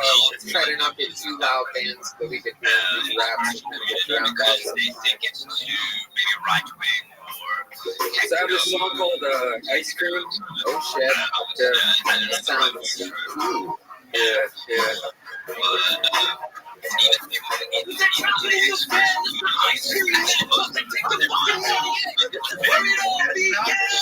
I need to find set.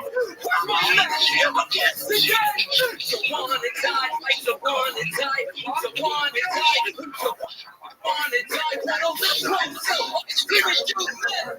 I can't wait to want to spirit. Okay. There you go. Some people booing in the crowd. Some Marines booing in the audience. Oh, he's screaming! The motherfucker! Oh, he's screaming! He support me now! I think it's a fresh new sound that the radio isn't ready for. My life's been a rocky road! I have a chocolate chip on my shoulder! I'm making a fucking cookie now! I write better ice cream raps than you. Thanks, bro. That's what got you angry. Was this man's ice cream? Raps were not good enough. Vanilla ice. Pistachio. Oh, shit.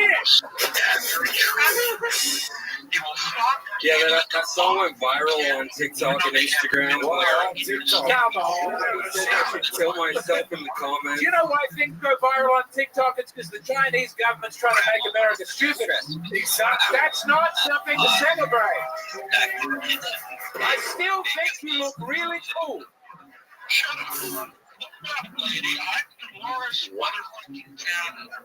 Okay. Dallas Turner, fun times. Fun times. You already get a little joke from last time you were on? I got a big one, surprisingly. Here's a little one. All right. Take one of those. Oh, Thanks, shit. man. There you go. Give him that. Make some noise for Dallas Turner, ladies and gentlemen. And we've come to that time of the night, ladies and gentlemen, where there's only one possible thing left that we could possibly in this wild world do. There's only one comedian that could even follow an episode like this. He is the record holder for all-time appearances on this show, all-time interviews. Some people call him the Madison Square Gardener. Some people call him the Manhattan Mauler.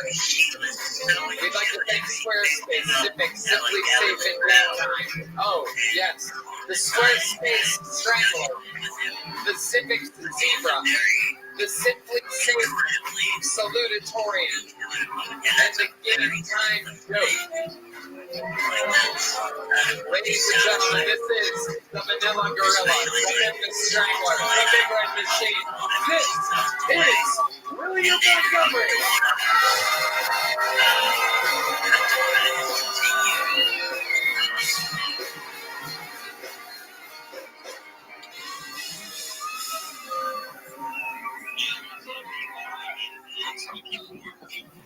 After hearing Tony's jokes at the Trump rally, Donald is now wishing he would have been shot in his other ear, too.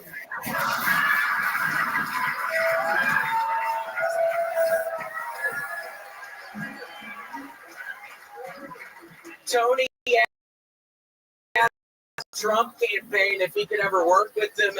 We'll contact you using this special beeper.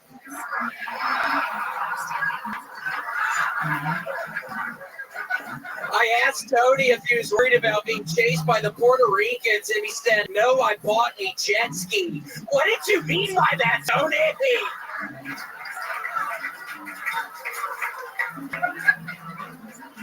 Dear Catholics, if the Pope is so powerful, let's see him part the Red Sea. Okay, that's our time.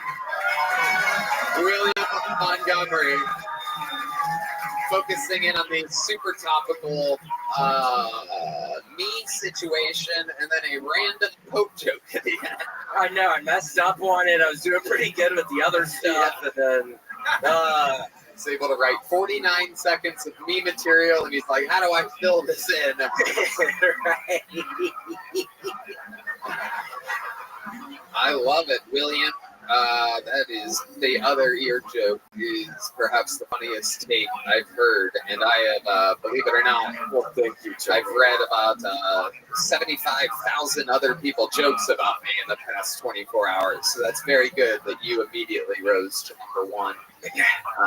Yeah, how are you doing? I'm good. Okay. I mean, really, I'm asking, okay? Totally fine. Yeah, things are good. I've gotten some amazing, some very nice messages from your parents. Oh, really? Yeah, they're big fans. Francis and Larry, very sweet of them. They are very, very sweet. I've gotten a lot of support, and none from you, but your parents, very sweet. Tony, I didn't know what to say. I just didn't know what to say. Not in a bad way or anything. I just didn't know what to say, and I knew I would see you tonight. I know. I'm kidding. Well, Tony, I actually found something that might be able to just hold over your mind for a little bit if you want. I'd always heard of the game Tetris, but I never played Tetris before. That is a fun game with the block. I never played it before. Yeah, I spent like a couple of hours last night. You were playing Tetris last night.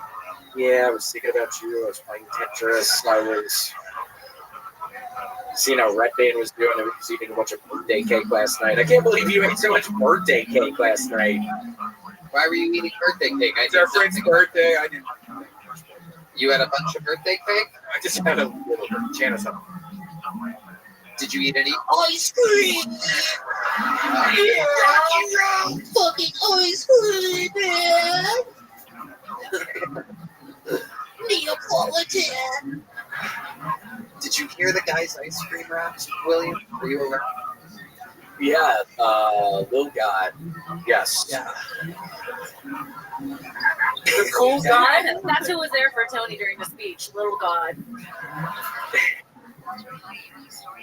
Are you just playing Tetris now, like on a computer, or? Yeah, well, I beat Donkey Kong Country 1. That game is hard as fuck. I beat Donkey Kong Country 2, flying to Portland this weekend. I finally was able to beat Donkey Kong Country 2. That is also hard as fuck. And then I started playing Donkey Kong Country 3, and I didn't have it in me. And then it's like this comedy of errors. I love the Pacific Northwest. Portland is wonderful. I've loved it up there, but it was kind of a comedy of errors. I mean, the hotel room where I was staying wouldn't get above 64.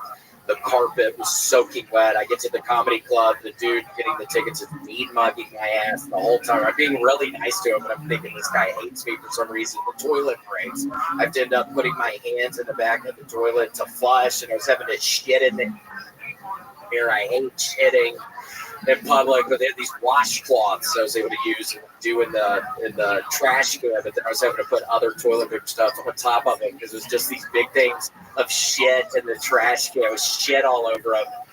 And then the internet went out on Saturday night, and everybody has to freaking pay at the beginning and get their 2 drinks at the beginning, and the show starts an hour late. Jeff Richards was there. He was wonderful. You love Jeff Richards. Love Jeff Richards. I get into the green room, and he just starts mimicking me the entire time on Thursday. He's very good at that. Oh, The he's so all-time good. great impressionist. Freaky great impressionist. Wonderful. But yeah, it was a lot of fun, and now my voice is hurting, but we'll see how it goes in See how it goes what? It's Cincinnati this week. You're going to Cincinnati. Wow. Yeah. I had a couple of friends from Estonia see your show a couple of weeks ago. They don't know nothing about comedy. They don't know nothing. What's the norm? And he said you called his wife a bitch 7 times, and it was the greatest show he's ever seen. Well, I wonder if it's yes, that's what you get going. Yeah, I mean, it's been throwing me off. I get these bitches who have their titties all out front, and then I'm looking down these bitches' shirts, and it's like I already there's times I don't always respect women like I should. I mean, I totally have an issue. Are you looking for one right now? Yeah, I was trying to see some titties right here, but that guy. Wow. Really? Montgomery on the prowl. Eyeballing his next innocent victim. Look at him. You have to be careful around Heidi. I just look at her face. Whenever I'm around Heidi, I just keep my head up. Yeah, you're a fucking dickhead. Uh-oh. Look at the look on William's face. My throat hurts, and I'm a changed man. After all this Tetris stuff, Tony, I'm feeling a lot more mellow. I swear it's really been helping with my high blood pressure. I think it's a good thing. Tetris. Yeah. Because we had a stoush the last time I was on the show. But since then, I feel like we've warmed to one another, and I really enjoyed, Yeah, oh my gosh. being a warm acquaintance of yours at the very least. I hope one day of you. Yeah. Did you guys have a beef? I called it retarded. It was not my finest moment. And he kept I was like, what did you say, dumbass? I can't understand that. It was like, what? There were no real clear, good parties. I'm from South Africa. Well, we don't have to keep doing it, guy, but I was going to say South Africa. Here we go. Okay, we're back into a bad routine, but I was trying to say something nice. I like the more that he gets you, you turn less red and he gets more red. It's like he's winning. Transfer. William, what else is going on? Anything else going on? Nothing exciting. Same old bullshit. Like, God. Whoa. Cold as ice. Yeah, I'm feeling a little cold. It's okay. Is there anything that fires you up? Is there anything that you're passionate about other than Tetris right now? I wish, Tony. There's really not. Let me ask you something. You've been playing a lot of video games. Have you ever played Stardew Valley? I just downloaded that on a flight, and I was growing turnips, and I felt like I was really achieving something. It's not Stardew. Is it not? Stardew. Oh, Stardew. No, I might be playing a different game. In this game, you play Jeffrey Epstein, and you lure small children to your valley. Yeah. When Bobby Lee plays. What's going on? What is this music? What's that? It's Tetris. Tetris music. Oh.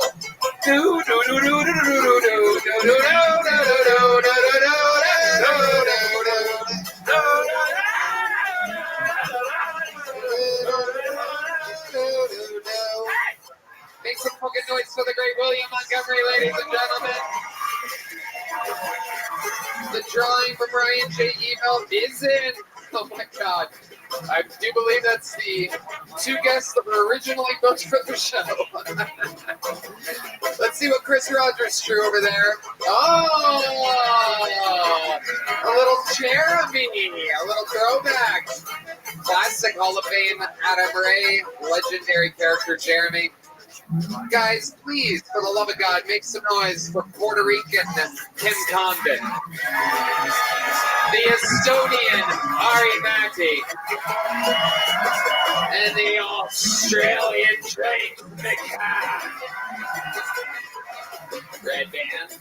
Check out the Sunset Strip Comedy Club for the Secret Row every Thursday this week. Halloween show. We love you guys.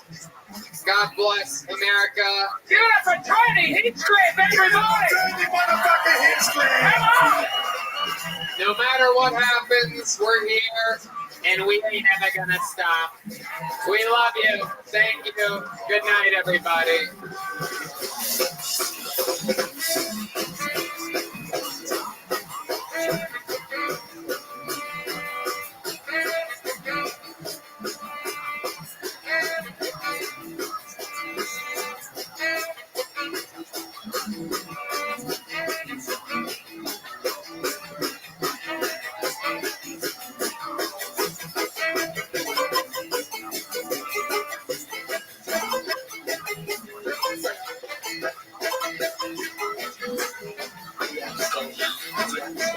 Was it Texas? Was it Dallas? No, Central Texas. Temple. I lived in basically my parents also made the big dishes not speaking English. I decided it's 100% sure that's not going to be something to go to. What is it?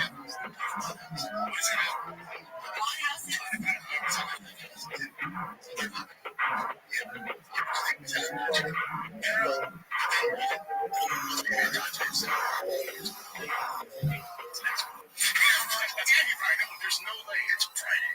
No.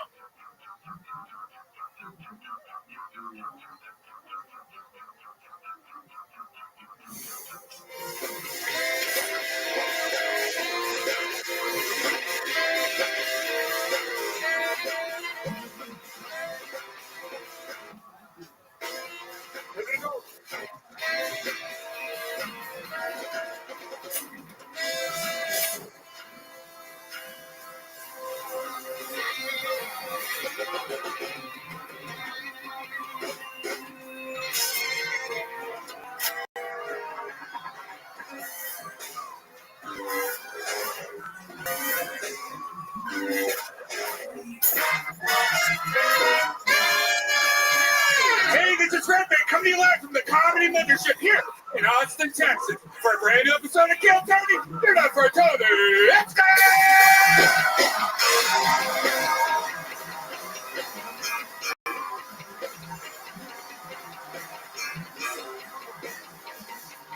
Who's ready for the best fucking night of their lives, huh?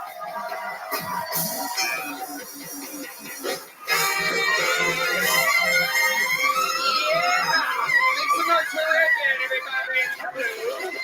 Goddamn. Oh, shit. Mama, we made it. Here at Kill Tony, the #1 live podcast in the world, brought to you by Squarespace, Blue Chew, Prize Picks, Game Time, and Talkspace.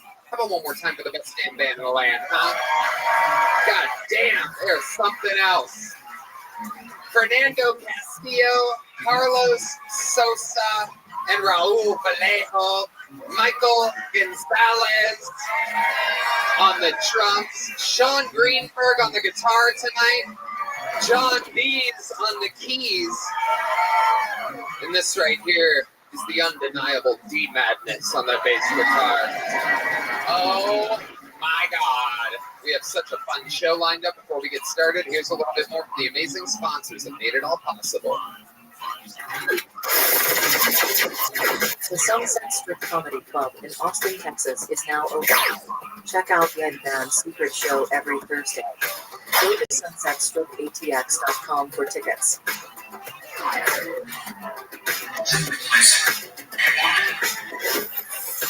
All right, you guys ready to start the damn show, huh? Two of the funniest comedians in the world tonight, ladies and gentlemen. The fun never ends here. It is the return of a great guest and the debut of another great guest. These are two guests that I can't believe we're lucky enough to have on this same episode. We're about to have so much goddamn fun as I introduce to you two of the best. It's Ian Bagg and Tyler Fisher.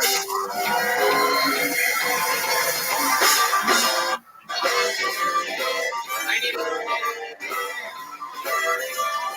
fucking yeah. We got another 10. We got a second. There.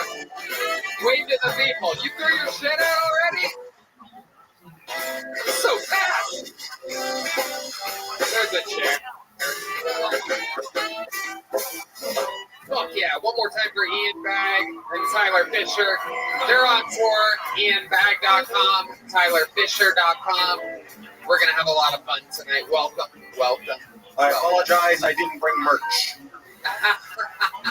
Tyler, what the fuck did you just throw out to the crowd? All smuzz, hat. I'm shadow banned on the internet. And you're not even shadow banned for your shit, so you got to spell it out. You got to write it all out now, or you're not going to find it. I love it. You got it. All socials at Ty Fish, F-I-S-H. I'm still wearing Ford Pierce T-shirt from last night. I love it. Well, welcome back. Tyler, so once more, Ian Bagg, this is your first time. Yeah.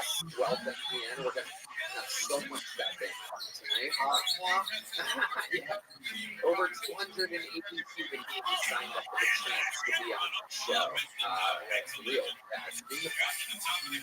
Here, they are all at a bar across the street. If I pull their name out of the bar, I think they get 60 seconds uninterrupted. Another time is up to hear the sound of the pit. That means they have to wrap it up. When else they bring up the angry West Hollywood there. Interrupts them and have to wrap it up down. That's it. You want to be the first one. So that there. Right off the top there. Okay, get them. Yeah, that's it. You guys ready to start tonight's fucking show? While they go wrangle that comedian from across the street, we have a golden ticket winner that is here to get the show started today. It's been a while since we saw him. Ladies and gentlemen, I present to you with a brand new 60 seconds, one of the most adorable creatures to ever hit the stage here on Kill Tony. Ladies and gentlemen, one of the top young, very young, rising, and by rising I mean he's not growing anymore, comedians in the world. Ladies and gentlemen, make some noise for Heath Cordes, everybody.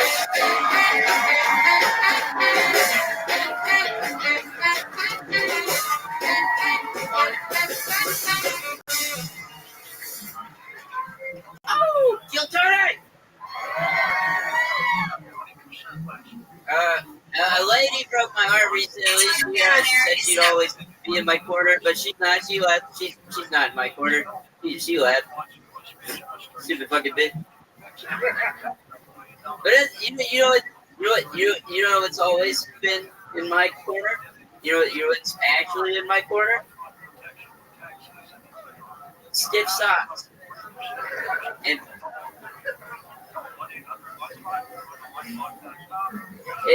freedom. I met a nice lady the other night. She told me that she had a mommy kink, and that's great for me. That's perfect. I'm kinky. I have a fucking easy to move king. Yeah, she, you know, I didn't use protection. I'm not supposed to know what that is. Just a small boy. She asked me if I had some. I said, when I'm in danger, I call 911. I'm a dad now. Thank you. Keith Hornets. Absolutely. Welcome. I don't even know where to begin. Hi, Tony. Hello, how are you? Why'd you point at me when you said stiff socks? It was a misdirect. Okay. Yeah. Absolutely. So a woman broke your heart? Yeah, I'm heartbroken. How did that happen? What happened? I play the music. Yeah, if you're gonna hit it, fucking hit it. Yeah. Jesus. She led me on. Told me that she would take care of me. Told me that she had milk. She said I could grow with her. Is this your mother? I wish. Wow. She said you could grow with something that's absolutely physically impossible. Question. Yes. Was that the only thing wrong with your heart? There's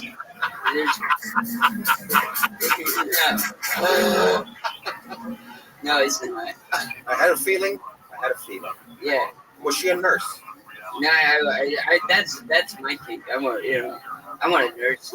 That's your kink. Yeah. You look like a child. Everything's your fucking Yeah. Like just doing it. That's fucking kinky. You should be doing homework. And fucking you're doing it. I'm sorry. I didn't mean this now. That's a kid. If Tyson was here, he would hold you fucking and tease you. Hell yeah. I'm just upset that I don't look like you. If Biden was here, he'd be sucking on your toes right now. Yeah. It's true. It's true. Joke. It's not a joke. Come on. Those are the long toes of yours. Come on. It looks like he has long toes. You look like you're born from pre-cum. I can say that because I was. We're, solidarity, man. Look at that. Jeffrey Dahmer when he was 6. I love it. So you have your heart broken. How did she let you know? Did she tell you face to face that it's over or what? No, it was the text. Oh, It was the text. Yeah. And then it's true you've already moved on to another woman. Yeah, I did. And you I went to Puerto Rico. You really hold on a second. Yeah. When did you go to Puerto Rico? Like literally, I just got back from one today. Today. Yeah. When were you in Puerto Rico? How long were you in Puerto Rico? This whole weekend. I was doing like a private gig for like a bunch of millionaires, and like I did this house party. All the venues pulled out. I don't know why, but.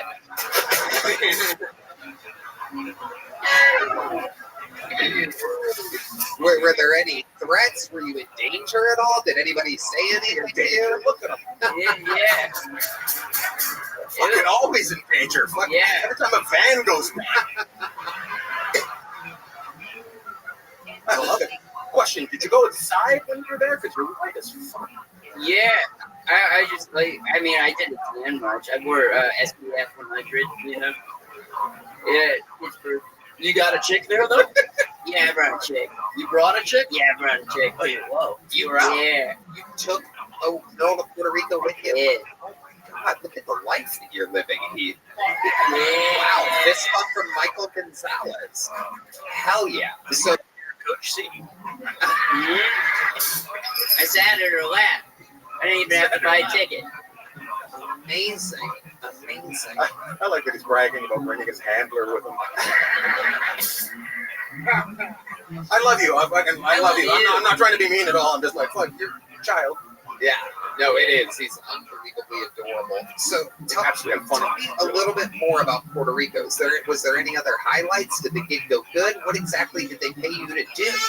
They Red band. For the love of God. Oh my God. Jesus Christ, Rabbi. Just give it a little bit of time. Okay. Just a couple more weeks. Nobody heard the joke. They don't even have electricity there. Well, now they're gonna rewind it. Okay. Son of a fucking bitch. No, don't hide. Don't hide now. The electricity did go out like 3 times. Okay, fuck this. Fuck this. Fuck this. God damn it. Can you say anything else about fucking all of Puerto Rico? It didn't smell like garbage. Okay, all right, that's it. That's it. This interview's over. Ladies, Heath, anything else to say? Are you done? I mean, it depends on you. Oh, Jesus Christ. Depends on you. Kill Tony! There he goes, Heath Cordes, ladies and gentlemen. Let's go. Time for the bucket. Heath, put that mic stand back where you got it from, you little misbehavior, you. All right, your first bucket pull of the night, ladies and gentlemen. Oh shit, there's the lovely Heidi.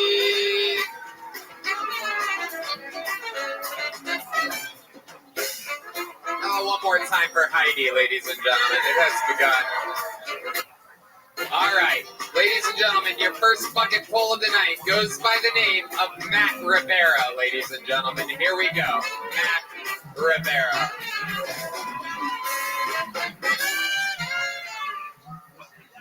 People have been telling me lately that they don't think I'm very nice, so I'm trying to be more supportive. Like a friend of mine recently came out as bisexual. That was weird. But he made an Instagram post about it. Do you guys know that it's not supportive to comment I fucking knew it? But I'm not perfect either. Like, I like tomboys, which is a type of girl.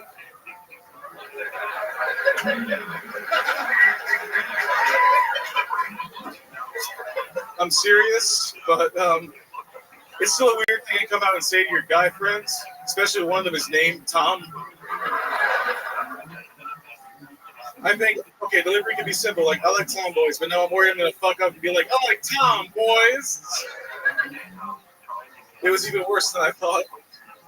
Because I was drunk, I was just like, I like boys, Tom.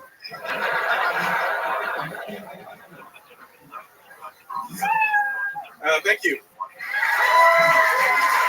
All right, Matt Rivera, welcome to the show, Matt. Thank you, happy to be here. It's your first time, right?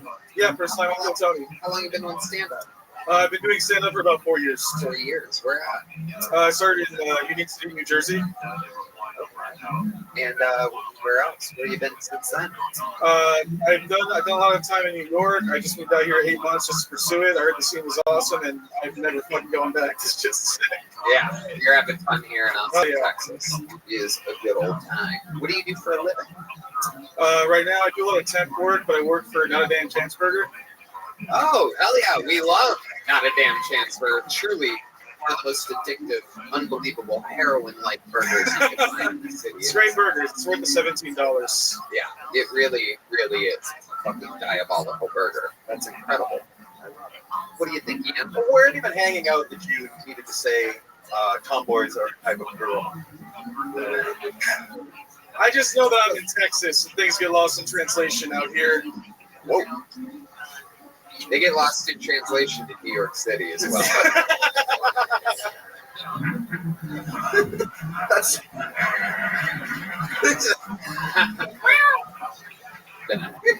hell of a week. So you didn't think they were smart enough? What's that? You didn't think they were smart enough to pick them on that? I was rolling the dice. It was a fucking good roll. I liked it. Are you bisexual? You got the... Isn't that the left earring? Are we still doing that? You do have a lacrosse in your left ear. Yeah. Is the one in the right? I can't see over there. Okay, no, it's the normal one? It's just normal one, yeah. Okay, so where do you stand sexually? Are you a Tom girl? It's in a Bon Jovi tribute band.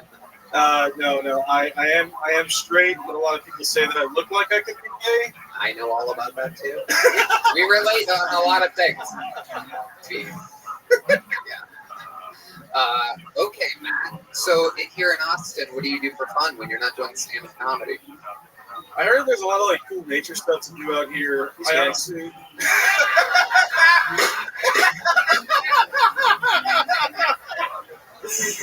Holy shit! I got 2 gay dads. I have my gaydars. I know people are gay before they even know. This guy, you'll find out. It's been 8 months. You just heard that there's nature stuff to do here? Well, I just got by. What's that? Oh, Randy voice. Have you been doing HEB yet? Yeah, that's the fucking shit, dude. It is. Absolutely right. Shout out to HEB, the greatest grocery store that's ever existed. How about a Buc-ee's? Have you been to Buc-ee's? Yeah, I actually went to a Buc-ee's the first time like a couple weeks ago. What did it make you feel like? Tell the people watching around the world how it feels for a little boy from Jersey, tiny little boy from Jersey, to walk into a Buc-ee's for the first time. About the wonder that went over your body, or however it made you feel. I've never been to a place that sells like cigarettes and also brisket.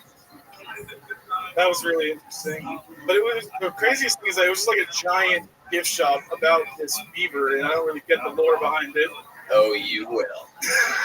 Oh, Hold on. He hangs out at grocery stores, in the woods, truck shops, and doesn't know what a beaver is. This guy's gay as fuck. What are we doing here? What are we doing here? Take us off, dude. I'll suck you off right now, dude. I look like the CEO of Buc-ee's, by the way. Maybe you should sit on the outside. I love it. So, Matt, what else in your life? What do you have a crazy family? How do you think you ended up wanting to be a stand-up comedian? What kind of childhood trauma did you go through? Is it that obvious? Yeah. Okay. Well, I am a child of divorce. My family's Puerto Rican, and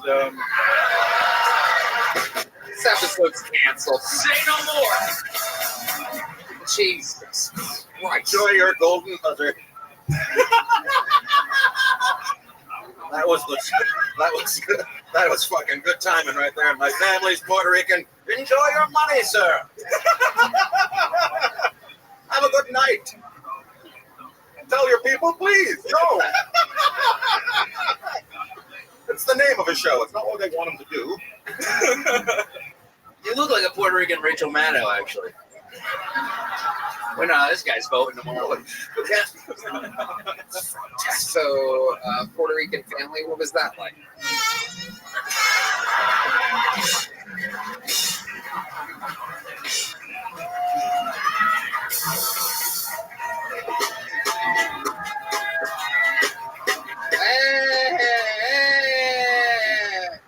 Hey, we got Tony killed. Great, fucking awesome. Remember that show? Remember when there used to be a show every Monday?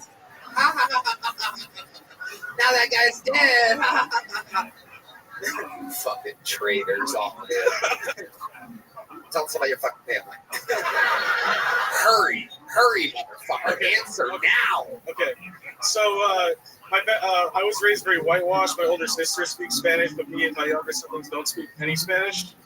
And my dad raised us in the Bronx, New York, and we were very sheltered. Like, he made us walk in a straight line. He was a military guy. And, yeah, we didn't absorb any of the hood. So that's cool, I guess. Absorb? You mean bullets? Yeah, when you say you didn't absorb any of the hood, are you saying that walking in a straight line is the way to avoid being influenced in any way? Like you think your dad figured it out? Also, are you, as Puerto Ricans, calling New York City a white trash garbage dump? What are you saying, man? I live there. Enjoy, Tony. Fuck! You're free. Being whitewashed was the most he was clean, though, I'd say. Okie dokie. I got nothing to lose. I just got banned from Delta Airlines, so. All right.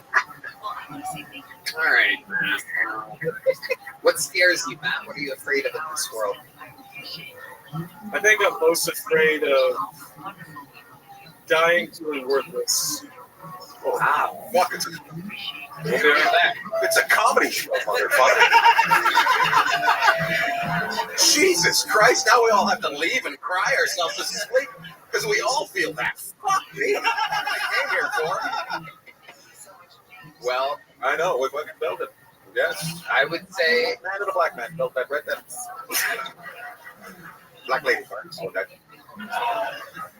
You guys are great. Tomboy. Oh, it's just getting worse. I'm not going to say anything. Matt, fun times. You're not worthless to us. You're leaving here with a big joke book. Congratulations. There you go. Oh God, Tony assaults Puerto Rican comedian. We're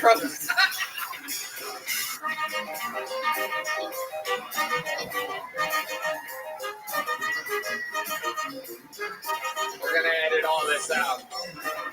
We're gonna edit it all out.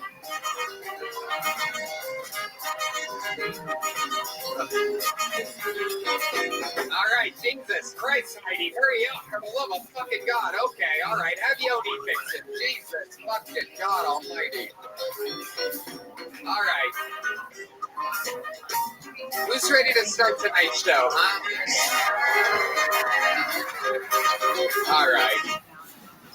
Hey, y'all. This podcast is sponsored by Game Time. Folks, I love live events, comedy, music, sports. I love it all. When I go to live events, I use Game Time. Game Time has a new feature called Game Time Picks that makes getting tickets for your favorite live events even easier. Game Time Picks filters out the fluff to show you only incredible deals on great seats, so you don't have to waste time searching through thousands of tickets. Tony, I love Game Time. They make buying tickets so easy and affordable. I just found a super deal with our pal Jelly Roll at the Moody. It's so easy to pick your seats, add them to your cart, and check out. I personally love the seat views before you buy, plus the lowest price guarantee. Yum. Game Time also has the best ticket coverage. Your purchase is covered with the most flexible customer service policy in the ticketing industry, so take the guesswork out of buying concert tickets with Game Time. Download the Game Time app, create an account, and use code KILLTONY for $20 off your first purchase. Terms apply. Again, create an account and redeem code KILLTONY. Why? $20 off, that's why. Download Game Time today. What time is it? It's Game Time. Yeah, here we go. Your next bucket full, ladies and gentlemen, goes by the name of Lorenzo Tyree, everybody. Lorenzo Tyree.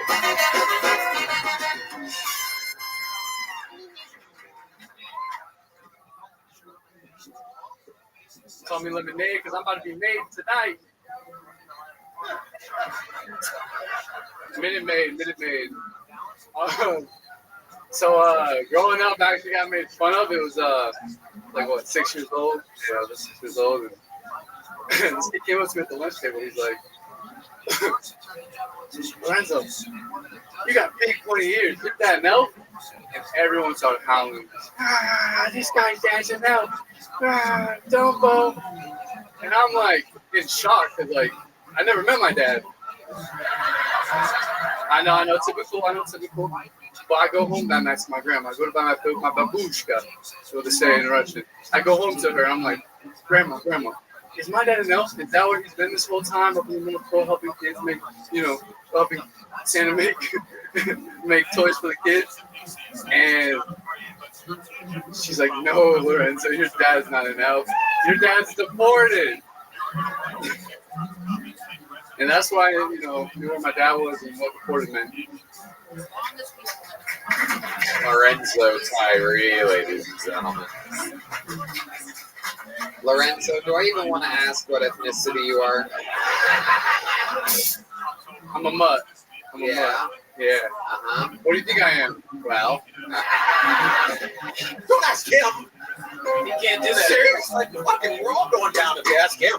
You're the one that made a joke about being deported. So where would they be deported to if you're such a mutt? Dominican Republic. Okay, all right. Dominican Republic. Totally different place. Horrible roads. Horrible roads. I love it. Okay. What's your mom?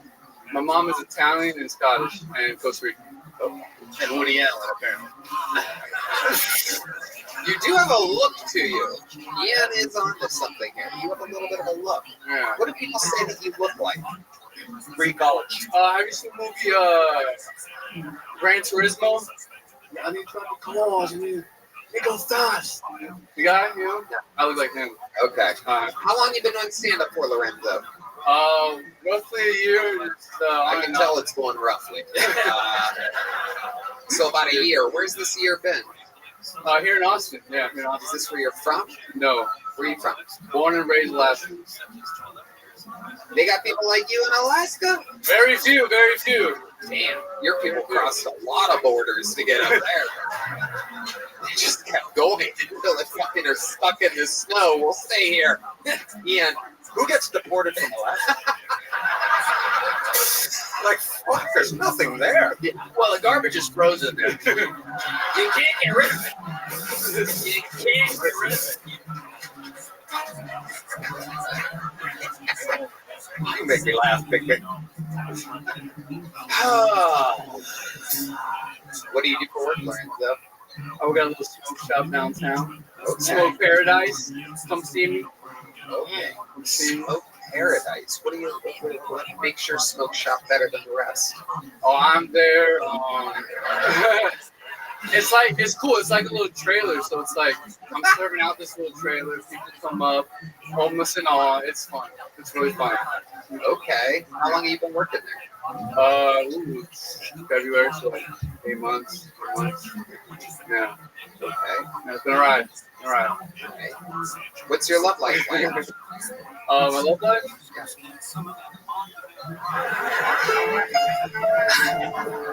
I'm young. I'm just trying to figure out myself. You got a pink left earring again. Look at that, a pink left earring. I think that's red, man. Huh? It's red. Oh, it's the right one? Red. Oh, red. Oh. Red. Ruby Sorry, red. I don't see gold. I like that. I like that. I do see Jews, though. I do see Jews. Right, the left one's not gay. Remember that. The left one's not gay. Oh, okay. Right. Hey, but I got both of them, so that makes you gay. Okay. All right, guys. It's a very earring-heavy episode so far. Keep it on the human. I like to focus on what's in between the ears of the comedians here. Not that much to work with right now. Lorenzo, tell us a fun fact about your life that makes you interesting. Raised by my grandma. That was cool. She was interesting person. Why were you raised by your grandma? Mom on drugs. Mom's on drugs? What kind of drugs? All of them. Not even. She's getting better, but like I think she's probably done like every. Yeah. How often do you talk to your mom? Now I talk to her more. Yeah, like I just called her last week, so yeah, every week or so. Get her on the line. I found my mom overdosing. Was that her thing? Like, was she like a partier? We could say that. Yeah, Alaska gets wild. Right. It is? Yeah. That's their saying. Yeah. Great North. The salmon. Alaska's wild. The salmon is it? Absolutely. And there's a mom. The people are. Mom's grabbing fish out of the stream. So good. Do you fish a lot in Alaska?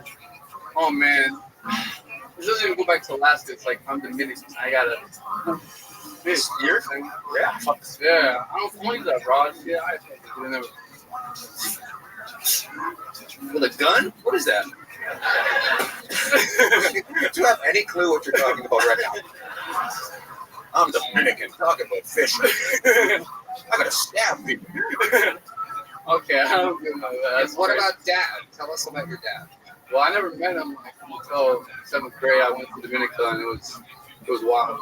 Yeah, tell us about it. That was wild. So, first 2 weeks was like paradise.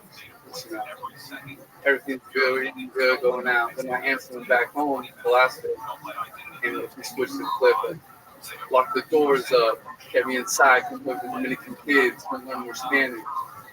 And then broke my phone, couldn't talk to the family. What do you mean he broke your phone? You like smashed it? Yeah, he smashed it. Like, I was on playing some Clash Royale, and he was like, "What are you doing over there? You texting your family?" I'm like, "No," but I really was. But I was like, no. And he's like, "Yeah, let me see your phone." I was like, "No." He grabs it and just slams it. He's like, It's my house. You know? All right, go Well, ahead. we've all been there. Yeah. But yeah, it was wild. Like, It was what? it was wild. I want to hear more about that though. As far as your writing goes, I would write about that. That's interesting stuff. So yeah, like got bare minimum food, like got some like water with some tang, with some bread and butter. That was breakfast. Dinner with some Water rice with and- tang? Yeah. I mean, tang? Like Yeah, exactly. It's just tang. well, it's like the powder that you gotta put it in. Well, yeah, but it's actually it's not the worst breakfast beverage in the world. Tang's not that terrible. I mean, yeah, the bread like it, but that made me feel. Was your dad in prison? Huh? When you went to visit, was he in prison? No, he was actually doing really good because he knows English, so he could get like the English / like Spanish job. So he was like doing pretty good, but like that man. He's actually here tonight. Why don't you come on out? Back it up to breakfast again. So you had tang when you said bread with butter. Was this bread toasted? No, we didn't have a toaster. No toaster. No toaster. So it's just raw bread. Yeah. And essentially, it's sushi toast. Depending on how you look at it, man. In a normal household, I know rich kids that are happy with some tang and toast for breakfast. Let's get back to you saying raw bread. Yeah, raw bread. The most bougie thing I've ever heard you say in my life. No wonder they hated you in New York. Just walked out, raw bread was backstage.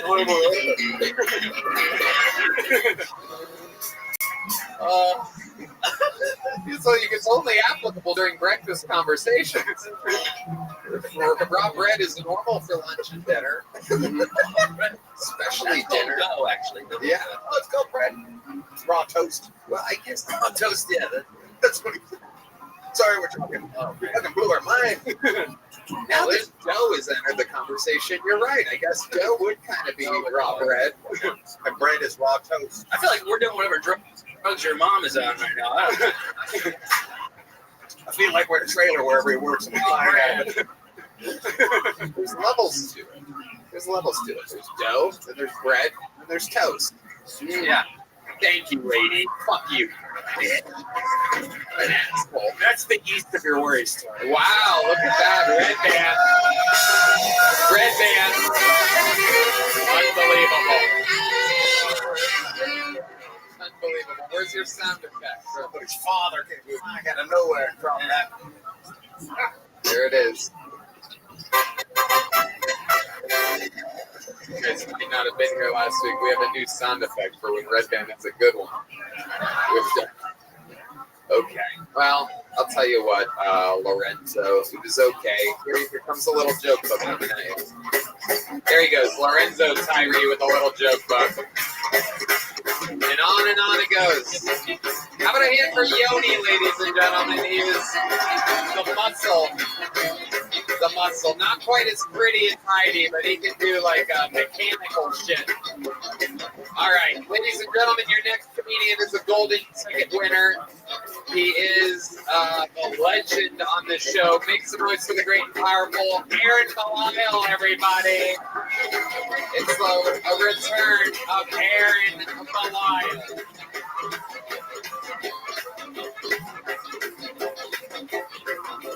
From America's Got Talent, recruited for that show here on Kill Tony. AGT, Kill Tony legend. One more time for the great Aaron Belial, everybody.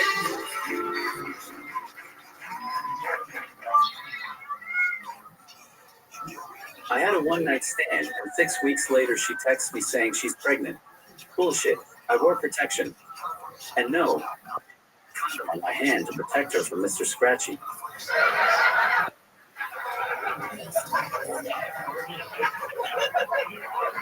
I knew she was lying because we only had sex once, and I checked, and I had a full bite of cake. I brought my condoms home with me and inspected them because you can't trust these hoes. This lady poked holes in my condoms. I have pictures. She's a lunatic.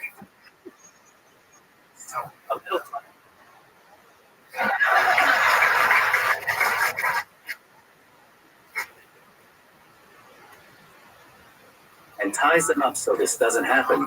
But I can't tie, and not so next time I'm using fucking lighter fluid.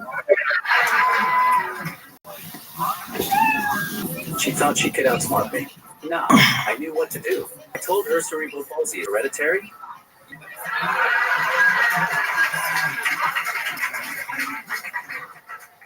You can't fool me, lady. That little two-handed bastard ain't mine. Aaron Belial, ladies and gentlemen. God damn. A lot of drama going on with the golden ticket winners lately. Look at you. Filling up fucking condoms, taking them home with you. You really did that? Well, I sent some coat hangers in the mail, and I'm just hoping for the best. Oh, shit.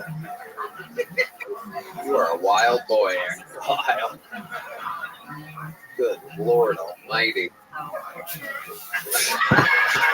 Look at that. Never heard you make so much noise before. Hey, you guys. Very interesting. So it was a one-night stand? You can barely fucking see. One handstand. Calls it a one handstand. That's good for grabbing the clit, that little claw thing. Yeah. You gotta getting, you know.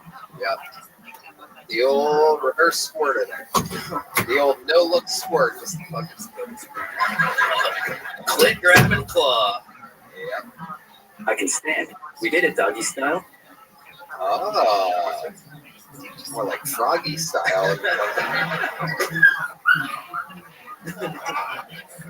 Is it a chihuahua? I finally realized why they call you the golden pony. You like to be on all fours getting pissed on in a horse mask. Okay.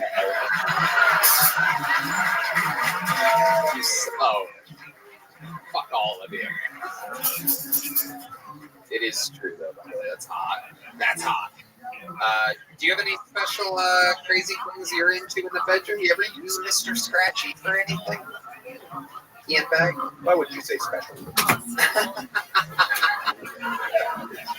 Sorry. What are you into, Aaron?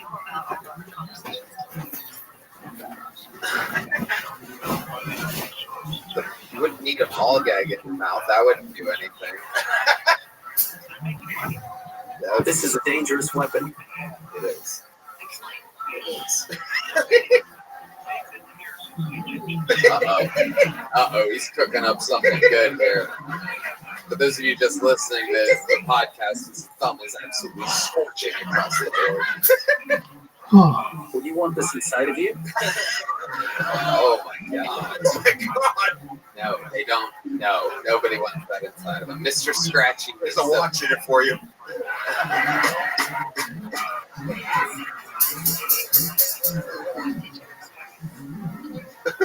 That watch ain't going nowhere. Look at that thing. I've never seen a more secure watch in my entire life. Would you want this inside? He's cooking up something, Ian. Look out. It's so nice to meet you, Ian. You're like Matt Rife after 6 kids and the worst divorce of all time. You guys are fellow Canadians, I do believe, right? You're a Canadian, right? You're Canadian? Yeah. You didn't tell me that. I've been talking to him all weekend, kind of.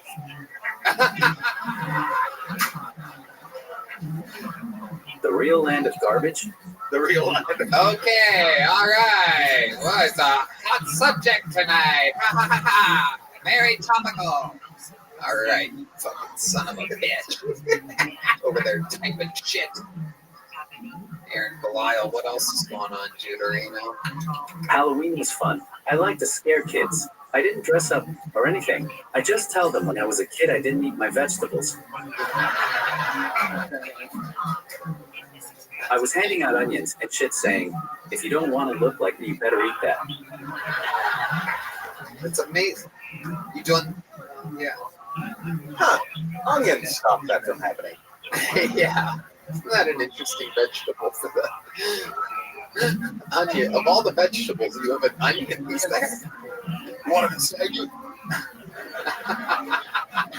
It's the hardest one to chop, too. I like to make them cry. Ah, fuck yeah. All right. I love it. So you really took the condom home with you? Is that a real thing? No way, right? I mean, you could yes or no. You could shake your head. You just go to the bathroom. It's called a joke, Tony. Oh, okay. Well, all right. Thank you, Aaron. All right. Okay. Anything else we should know about you? After my last appearance, someone invited me to a ranch that does horseback riding for special needs kids. And I thought, this is perfect. I'll help Tony find new regulars. And I started handing out flyers to the parents. I love it that one of my special needs comedians is making fun of me for hiring so many special needs comedians. You have to love it. I'll give you some time off after this so that that fucking stereotype of my show dies down a little bit. Then I realized I am just hurting myself, so I put a shock collar on the horses. Those little bastards have no grip strength at all. All right. Aaron, I love you. You're amazing. You have some tour dates coming up or something? You have that already preset in your phone? I am going to Arkansas, and I have a big run in the Florida area in December.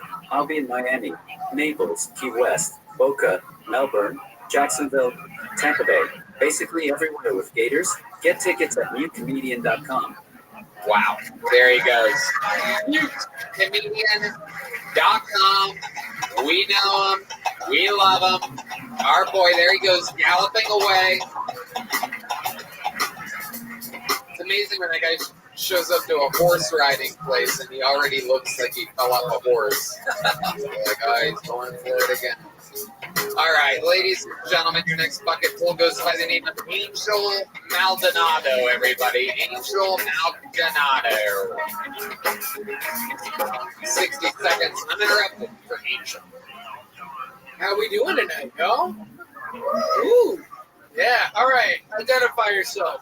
Who in this room thinks I'm straight? You know, show of hands, make a little noise, clap your hands.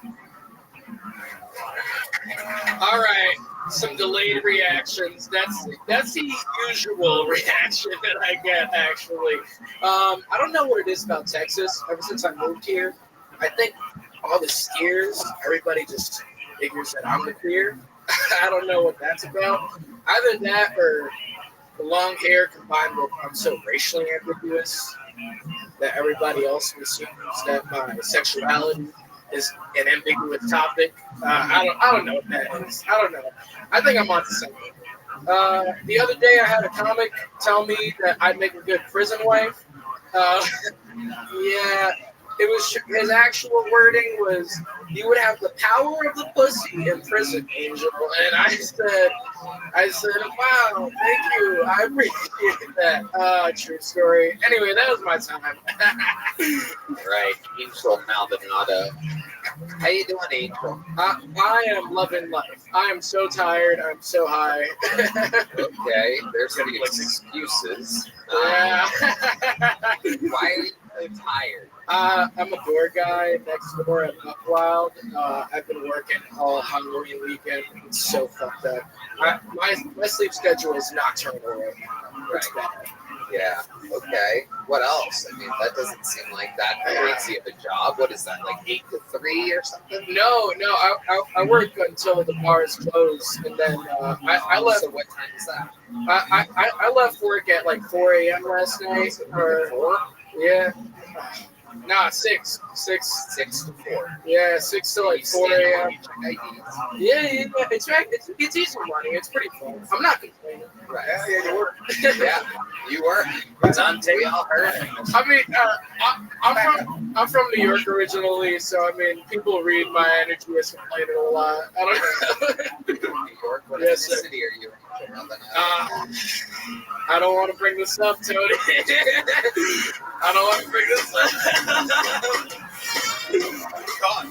Let's just say what subway you live off of. Well, let's just say I'm un poquito garbage, basura.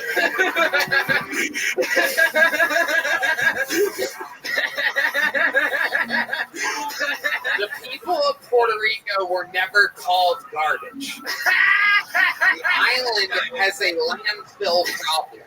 The landfills are filled. The joke stems from the Great Pacific Garbage Patch. It is a misdirect joke. You're supposed to think I'm bringing up the Great Pacific Garbage Patch. We love the garbage. We love Get it. it. We love the garbage, right? This guy just crawled out of the garbage can. He's voting for me so strong. If he can wake up tomorrow, wake this guy up, right? Wake this guy up. That's great.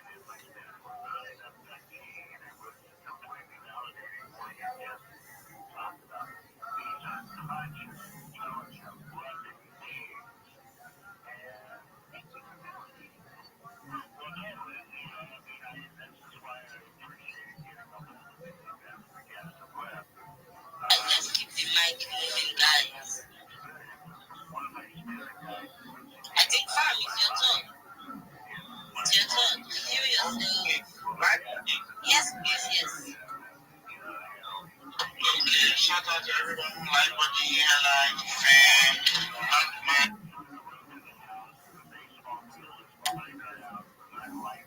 Okay, so I really want to appreciate everyone for what they have said. I've learned a lot from everyone, and most importantly, on the connection aspect, I believe that aspect should not be overemphasized. Connecting on this space is very, very good. But before I let me show myself first. I am a graphic designer, hairdrop mounter. I do lots of testnets. If you check my handle there, my profile, you see lots of testnets I have there, the ones I highlighted. And I'm also into marketing, digital marketing, and for more jobs, I'm looking for Web3 connections. Okay, so back to what I was saying on Web3 connection. Many people, especially newbies, seem not to understand how important connection is. I landed my first gig by connecting to other people, especially on gigs. I landed my first gig connecting with others, so I was referred, and from then things have been going smoothly. So, especially for the newbies here, I will advise you follow the host and follow every other person here. Check their content, is something there. The niche they belong to is what you love to be, you are into. It's wisdom notification on. You follow them, turn post notification on, and just follow them back to back. That way, you'll be able to get important updates, and you can ask for a DM. If there's a question you love to ask, get to their DM, ask them, and I believe they'll be ever willing to answer. I think I'll talk to my kid. Thank you so much for that, Alpha Fam. Honestly, connection cannot be overemphasized, you guys. You want to connect with people, and one of the easiest ways to do that is in spaces like this. Trust me, that is one of the easiest ways to do that. So if you check Jumbotron, we have the giveaway instructions up there. If you're up for winning an NFT, go ahead, follow the instructions. It's pretty easy. Follow Web3 Darkman, follow the post. Whiskey, I don't know why you are giving me thumbs down. Please give me thumbs up. I love positivity. Give me thumbs up. I'm going to pass the mic, you guys. I'm going to, shuffle the speaker room. And if you have requested, I'll definitely pass the mic. I'm sorry, I'm not being rude. Everybody's going to have their turn. Okay. So let's go. Oluwatobi, come up here, show yourself, tell us what you do, and then keep it moving. Shiny Girl and Seridan can go. Alright, sorry, please for the meantime.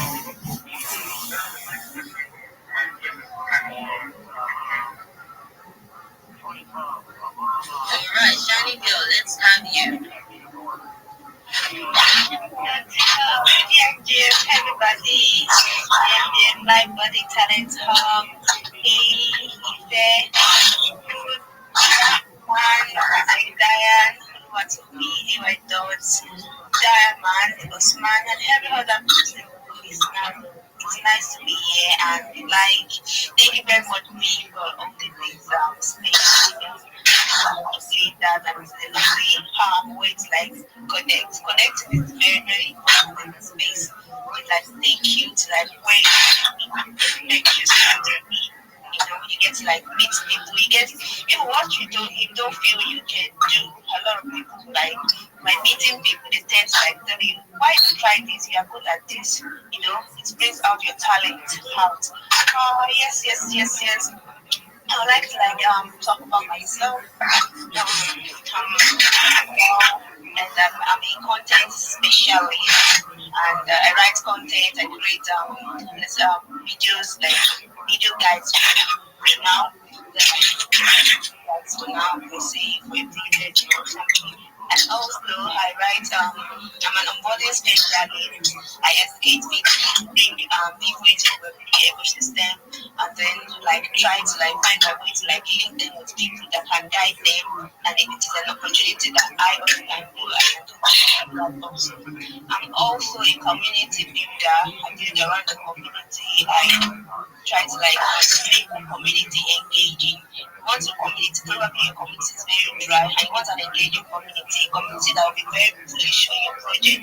You can always reach out to me and draft lovely timetables and interaction and activities that will be done on communities that make people being bullish about your project. And I'm very open. I'm open to opportunities. I'm still navigating the space, learning out from different people. I'm going to say this is my mentor, and I'm open to opportunities. I'm ready to learn, and then it's nice connecting with you, that man. I've been with you on many spaces, and I would like to join the if community also, so I can learn more about the NFT spaces. And then I'm still exploring the learning phase. So while exploring, I tend to do something also. I go to spaces, I go to church, different things. So thank you. Nice to be here. And thanks for the opportunity live body. All right, thank you, Shiny Girl. It was good to have you over here. And yes, I can attest to Shiny Girl being a community builder. If you check Shiny Girl's background, this G sign. The AY.graphics guy has the same name, so they are part of the Grid Army. The Grid Army is just a decentralized community of people, entrepreneurs, business people who support each other. If you have a project, you bring it on, everybody supports you. If they have a project, you support them. So there's no gatekeeping, there's no we don't shield this here, we don't do this blockchain. All blockchains are welcome on the Grid Army. Just bring your fantastic projects. And the Grid Army does something interesting that I haven't seen any other Web3 projects do. The Grid Army actually supports you in real life business. If you have a real life business, you've got the support of the army literally pull up for you. Just be a present army, a present soldier. Carry everybody else along, support everybody, and everybody supports you. So I have seen what Shiny Girl and the team does. They hop on these impromptu spaces. Like these guys would go space just on one person. And I'm just like, wow, that's another level of commitment. So it's beautiful to see. I expected you to really shield yourself on that aspect. Anyways, it's beautiful what you do. Your dedication, honestly, doesn't give newbie. It's beautiful. I like to see that. So let's keep the mouth. Yeah, go ahead. Okay. Actually, we're yet to These people talk too long. That's why It's just ridiculous. How would they talk? I'm busy and working with communities now, building the Grid Army, collectively. It should be, you have 2 minutes. 1 minute, go. Just fucking 1 minute, go. And then next person. And if you want to come back up and talk, it's fine. I'm explaining this, I'm learning as I grow. So thank you very much. I'm a content creator. I create content on the internet. I edit content. Like, dog, man, we fucking know. We get it, okay? The same people who send me fucking Discord messages. Come on. Let me give you the mic and then I pass it on to Usman, then Sheridan. Oh, we got 3 more fucking people before we can start. Stop this. This is the worst.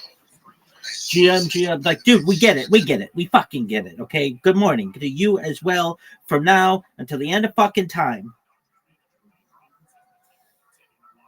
That guy sucks.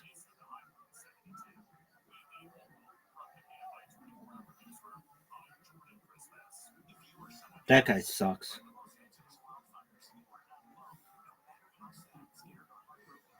Ow.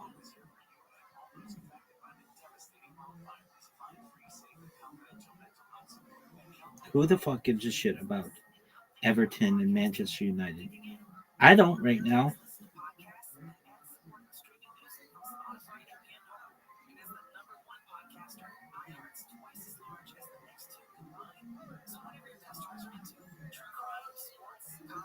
Dude, who the fuck masturbates on fucking Twitter Spaces? It's just the worst.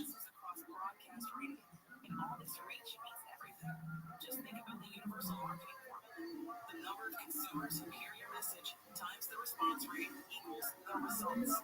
Now let's get those results growing for you. Think podcasting can help your business? Think iHeart. Streaming, radio, and podcasting. Let us show you at iHeartAdvertising.com. That's iHeartAdvertising.com. Or call 844-844-iHeart. One more time. Call 844-844. Beignets and frappes. I'll take that. If you or someone you know is affected by the Los Angeles wildfires, you are not alone. No matter how sad, scared, or heartbroken you feel, Calico is here for you and all those affected by the devastating wildfires. Find free, safe, and confidential mental health. How long until my account needs to be aged to have my Twitter Spaces show up in the Twitter Spaces tab? Is it a month? Question mark.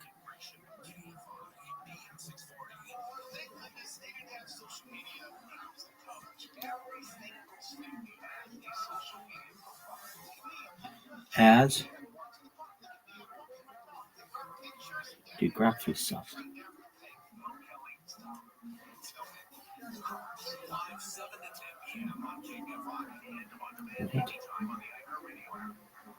Watching the races in the name of the sports with no more deep dogs. The 8-ball, 9-ball, big dog, straight for the driver. Just the leader from 9-ball, big dog, straight for the horse with no more deep dogs. I think they're pissed off at the show and want to be deep dogs. The Tim Conway Jr. Show, no more deep dogs. Live 4 to 7 p.m. on KFI and on demand anytime on the iHeartRadio app. There's nobody who runs for office who just wants to leave people alone. Candidates in both parties want to control you in some way. Their list of things they want to control is different, but it ultimately comes down to they want to control you. John Cowell said they don't want to leave you alone. Live 1 to 4 p.m. on KFI and on demand anytime on the iHeartRadio app.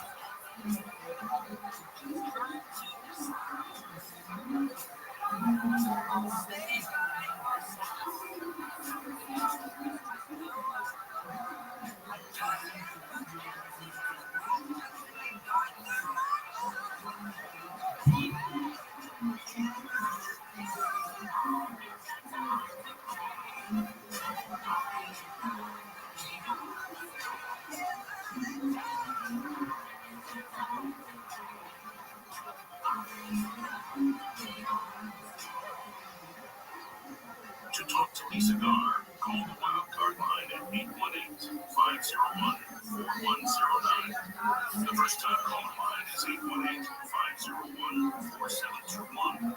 To talk to Lisa from East of the Rockies, call 800-825-5033. From West of the Rockies, toll free, call 800-618-8255. This is Coast to Coast Radio with your guest host, Lisa Garr. Welcome back to Coast AM. I mentioned this earlier, but if you are a fan of Georgia's show on Gaia, it's available on the show. You can also watch my show on Gaia. Got a show called Inspirations. I've done several hundred episodes and love taking. Come on over on my side and watch those shows as well. Comment back. I appreciate you watching Inspirations on Gaia.com. Inspirations on Gaia.com. And we're back to take calls right after the break. Thanks for calling. And you're listening to Coast to Coast AM.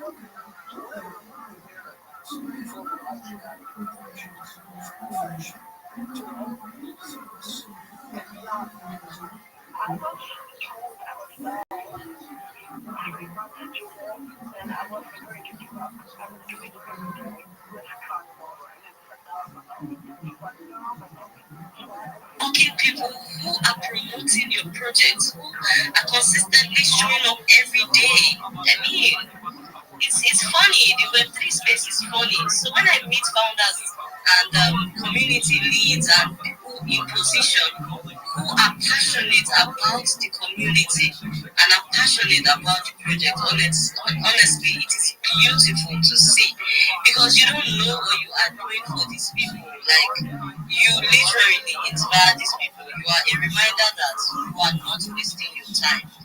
Keep doing this thing you are doing. You are doing the right thing, honestly. And it's just beautiful to see. So I just want to once again give you your flowers. I definitely see why everybody comes here and sings your praises. I definitely see that. It is amazing. So let's keep this moving, guys. I think my co-host has something to say, and then we'll give Usman the mic, and then Seridan, then Wetin Oluwatobi after Usman Seridan. Let's go, Gabi. Yeah, thank you very much, B. I just want to say a public thank you to Darkman because I don't collect my NFT, everybody. I don't collect my NFT. Darkman is not can do, no promise and fail. Thank you very much, Darkman. Thank you very much.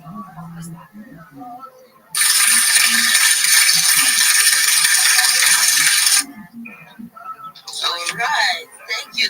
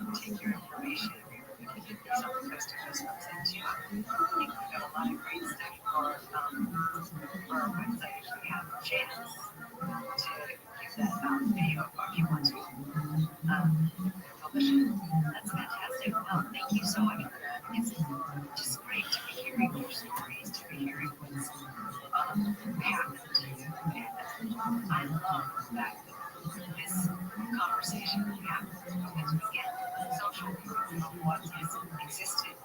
I could do this all night long where people just tell story after story after story. And you think, how could you deny that there are not, other beings, forms somewhere floating around us, assuming that we're not alone. This kind of brings us together as a community. Let's go to our, thank you so much for your homework. Let's go to Jack. Virginia. Jack, thanks for calling the Coast to Coast AM. You have a story to share. Well, thanks for coming.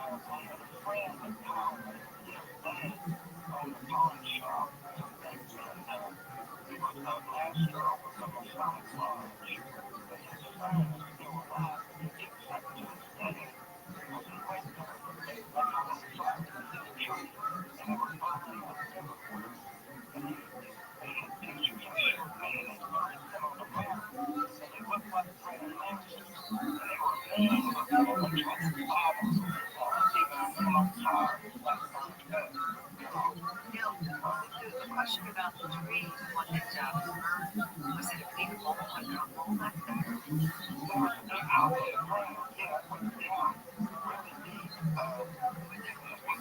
But fascinating was both of this people at the park.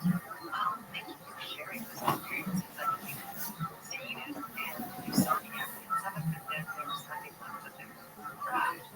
Fascinating. Well, I love the experience. Thank you so much for calling and telling us. It sounds like a beautiful mountain here in Virginia. Let's go to Joey in Ontario. Windsor, Ontario. Hey, Joey, east of the Rockies. Yes, it can. Beautiful.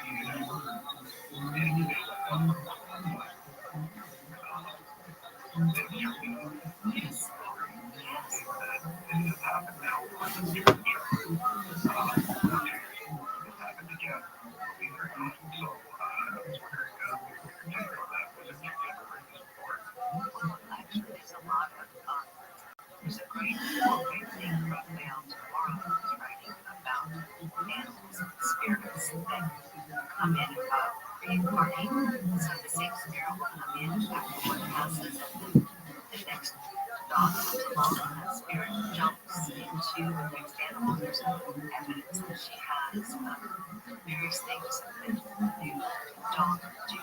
They suspended me.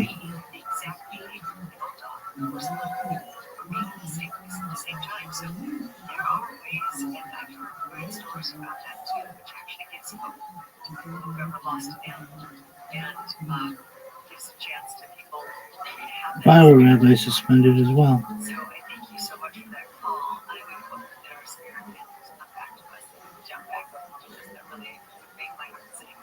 I want to thank everyone who made the show happen tonight. The guests, just fabulous. Scott Carter, thank you so much.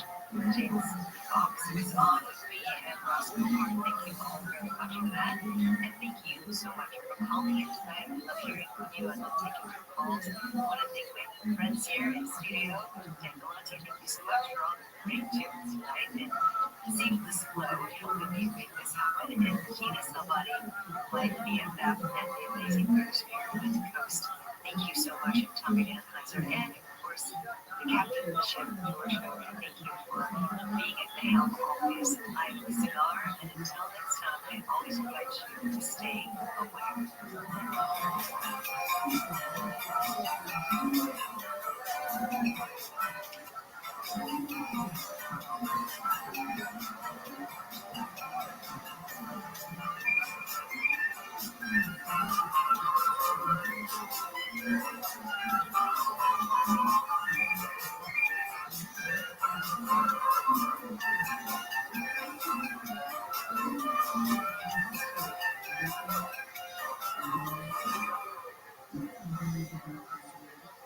Are you a business owner, CEO, or responsible for marketing? If you are, iHeartMedia can help you reach your goals and find new customers. We reach more consumers in your target area than anyone else, and we can give you access to those potential customers more cost effectively across radio, digital, podcasting, and social. We'd love to show you how iHeartMedia can work for you. Get started today at iHeartAdvertising.com. That's iHeartAdvertising.com. This week's Marketers Report. Corey Marchesano, CMO of LFBA, partner of iHeart Women's Sports, talks about partnerships. I see brands as antennas. We send out the O signal, and what comes back is people who want to be a part of the story. Why are we partnering with iHeart? Because we want to advance women in sports. As the #1 audio company, iHeartMedia can get more people to hear your message than anyone else. For better results for every budget, visit iHeartAdvertising.com. Portions of the following program were recorded.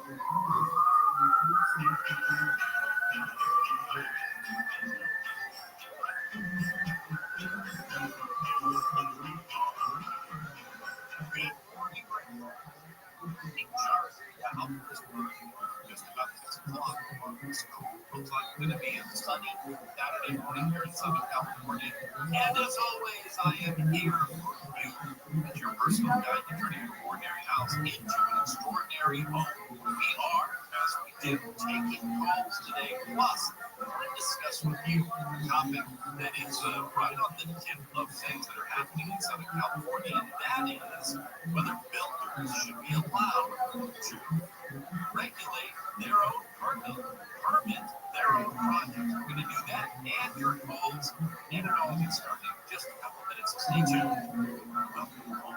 This is KFI and KMSD HD2 Los Angeles, live everywhere on the iHeart Radio app. In the indecisive odds, KFI's cooling info gel quickly relieves ignorance and with some PT-French scent.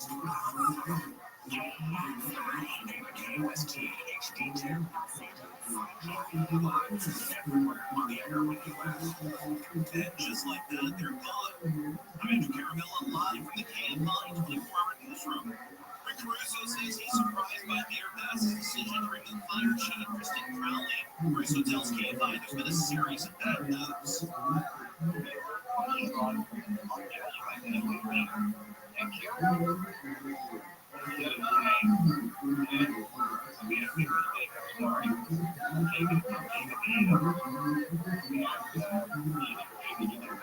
Bass was in Ghana, presented at the White House at the time the fires broke out last month and says she missed news coverage warning about the conditions before her trip. Russo says it's comical at this point.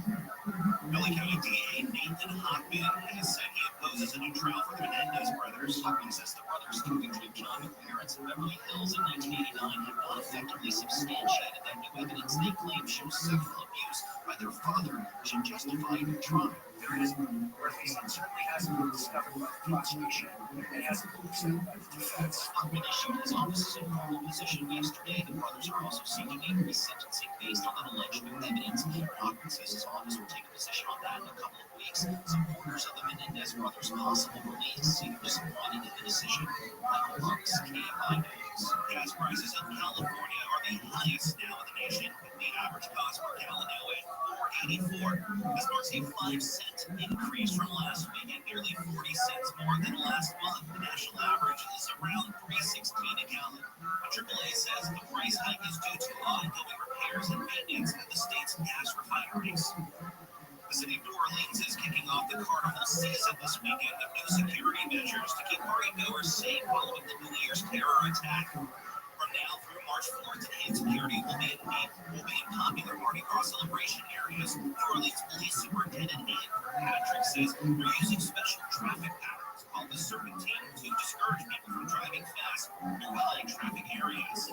Weaving around barricades that will slow anybody down who thinks they're going to use a vehicle as a weapon.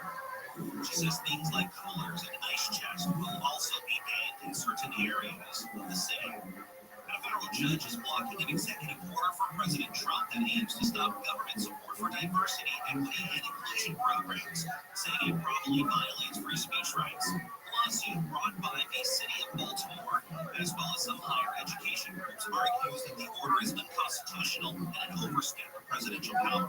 For now, the judge's ruling keeps funding in place while the case continues, but the Attorney General can still look into DEI practices. And are you planning a trip somewhere? Because you might just want to travel to the LA Convention Center today. Actually, two big events underway at the LA Convention Center. First, there's the LA Travel and Adventure Show in the South Hall. It's everything you could possibly need to plan that next dream vacation. Then, in the West Hall, it's the annual LA Art Show, where you can stroll through thousands of pieces of contemporary art. There's sports, Kings host Utah, the Ice Crypt, and LAFC take on Minnesota for that here at BMO Stadium. And heads up for an overnight closure of the eastbound 90 freeway in Playa Vista. With your weekend watch out for traffic trouble spots, Will Schreiber, KFI News. And taking a look at traffic from KFI, looks like some trouble through the pass on the 405. Tell us more, Seth. Good morning.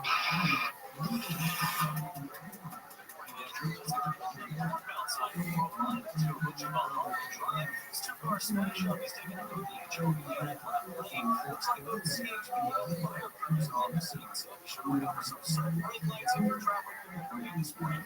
On the 5 northbound Newburgh Boulevard, rise are coming up on Terrabella Street. Got an accident where a vehicle at the same divider. It's not blocking lanes, but there may be some accident debris in the roadway, so be sure to use caution as you approach. Now we're going to take a look at some work zone delays. We're traveling the 405 southbound Irvine. Work zone there is taking away 2 lanes between Boulevard Drive and MacArthur Boulevard until 7 a.m. Also on the 405, this time the southbound side, specifically the connector to the 415 line. Northbound is closed for some construction work until 7 a.m. Take a look at the 5 northbound through Center Grove. It's all taken away up to 3 lanes. This is until 7 a.m. just past the 14 connector. So be sure to look out for some sudden slowing as you approach. With Southern California's most popular traffic reports, I'm Seth Blackman. The free iHeartRadio app has over 100 commercial-free stations waiting for you to explore right now, like Motown Sounds.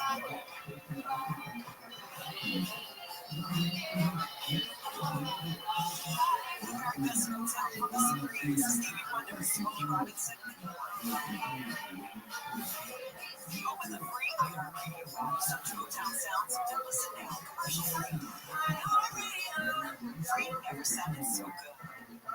Southland weather from KFI, highs today in the 70s if you're at the beaches in Oakland, Metro LA, and Orange County, only mid-70s to around 80 in the valleys and Inland Empire, low to mid-60s in the high deserts. About the same weather tomorrow for Sunday, just a few degrees warmer, lows in the 40s and 50s tonight for the Southland. Right now it's 51 in Wooded Park. 52 in Mission Viejo. It's 45 in Santa Clarita. Long Beach, 49 degrees. We live local. Live from the KFI 24-hour newsroom. I'm Andrew Caravella. Number one on your iHeartRadio preset and the new and improved iHeartRadio app. Free, never sounded so good. KFI AM 640.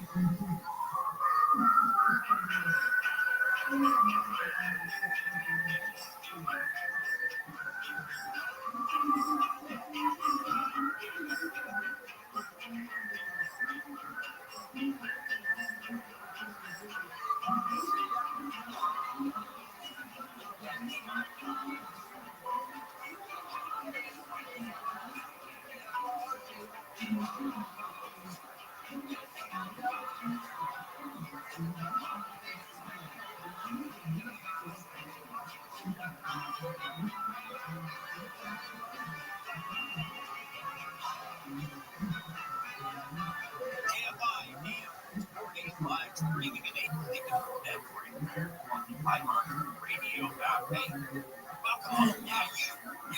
Talking to you. I am Dean Sharp, house whisperer, custom home designer, custom home builder, and all the weekends here. I am your guide to better understanding that place where you live. Thanks for joining us on the program today. Today on the show, we're going to do what we do normally on Saturdays. Number one, I'm going to take some calls. Any of your calls. The number to reach me, 833-2-ASK-DEAN. 833 numeral 2 ask Dean. Our phone lines are open right now. The phone board is completely blank, so it's just waiting for you. Anything you want to talk about regarding your home today. Inside, outside, landscape, hardscape, construction, DIY, design, yes please, all of the above, anything that's got you scratching your head about your home. 833, the numeral 2, ask Dean. 833 2 ask Dean. In addition to that, I want to have a conversation with you this morning about something that is very pressing in Southern California and may find its way catching on across the country as well. And that is, given the fires, the aftermath of the Palisades fire, mass destruction of thousands of homes, and now rebuilding process, which when we say the rebuilding process begins, we don't mean that people are starting to rebuild right now, but we're turning the corner now. It's going to be some time before that happens. But the question is this, given the inrush of all of those properties being rebuilt and the already loaded to the gill tax system of permit and planning, especially Los Angeles City, Los Angeles County, should builders be allowed to permit their own projects? Oh, that's an interesting conversation. We're going to have that as well this morning, along with calls. And let me introduce our awesome team to get it all started. Sam is on the board. There's our live preview Ryan. Good morning, Dean. How's it going? Good. The legendary Michelle Pugh standing by to take calls this morning. Richie, where Richie? Richie Y, is sleeping in. That's what he's doing. But Michelle is with us this morning. Always an honor to work with Michelle. She is the most awesome. Not near a microphone, but she is on the board right now, ready to take some calls. So you want to talk to Michelle Pugh? Call in. She'll tell you everything you need to know. She'll possibly listen to you with your questions for the show. And my buddy Andrew Caravella. Good morning. How's it going? Oh, it's going. Had my coffee, so I am awake and alert. Coffee, well, here, let me have for you. Oh, thank you. Well, hang on, you got delivered for free. There it is. Yep. All right, there it is. Everything well on the news desk this morning? So far, but the day is young. It is a little younger than I'd like to be. All right, thanks for being with us here. Sitting across the table from me, she's better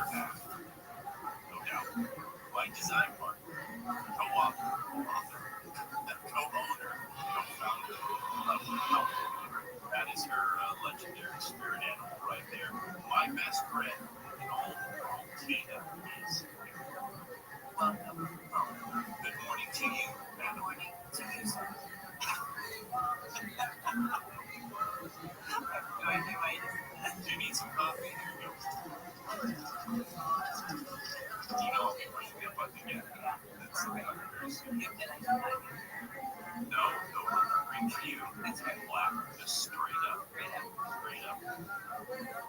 All right, y'all. We've got a couple calls popping in on the board. Plenty of room for you. Let me give the number out one more time. 833. That's great. Sleepy little angel. Look at this guy.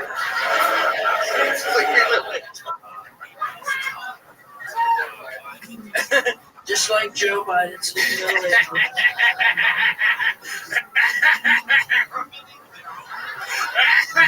Where did that evil laugh come from? all these things you should have led with. Like you should have led with the you should have started with the keto mouse or whatever the fuck you said. And then you should have laughed. The rest of the shit you should have done. I'm gonna be honest with you. Because you're really funny, but you forgot because you didn't get any sleep. You're like, I have a good day coming up tomorrow. Yeah, I've had up and get high. I've had a very long weekend. Yeah. That Beautiful son of a bitch. Can you do a Trump impression? I think that would kill if you could. Try it out. There's a lot going on in this country, folks. Oh, God. All right. I would still vote for you over her, but he's winning them back. You look like a hotter version of Kamala, actually. Thank you. You're slightly more retarded than her, but it's in the eyes or something. Yeah. Can you just try, please, without any practice, a Kamala impression? Yo, I swear I'm black. That's pretty good. I promise.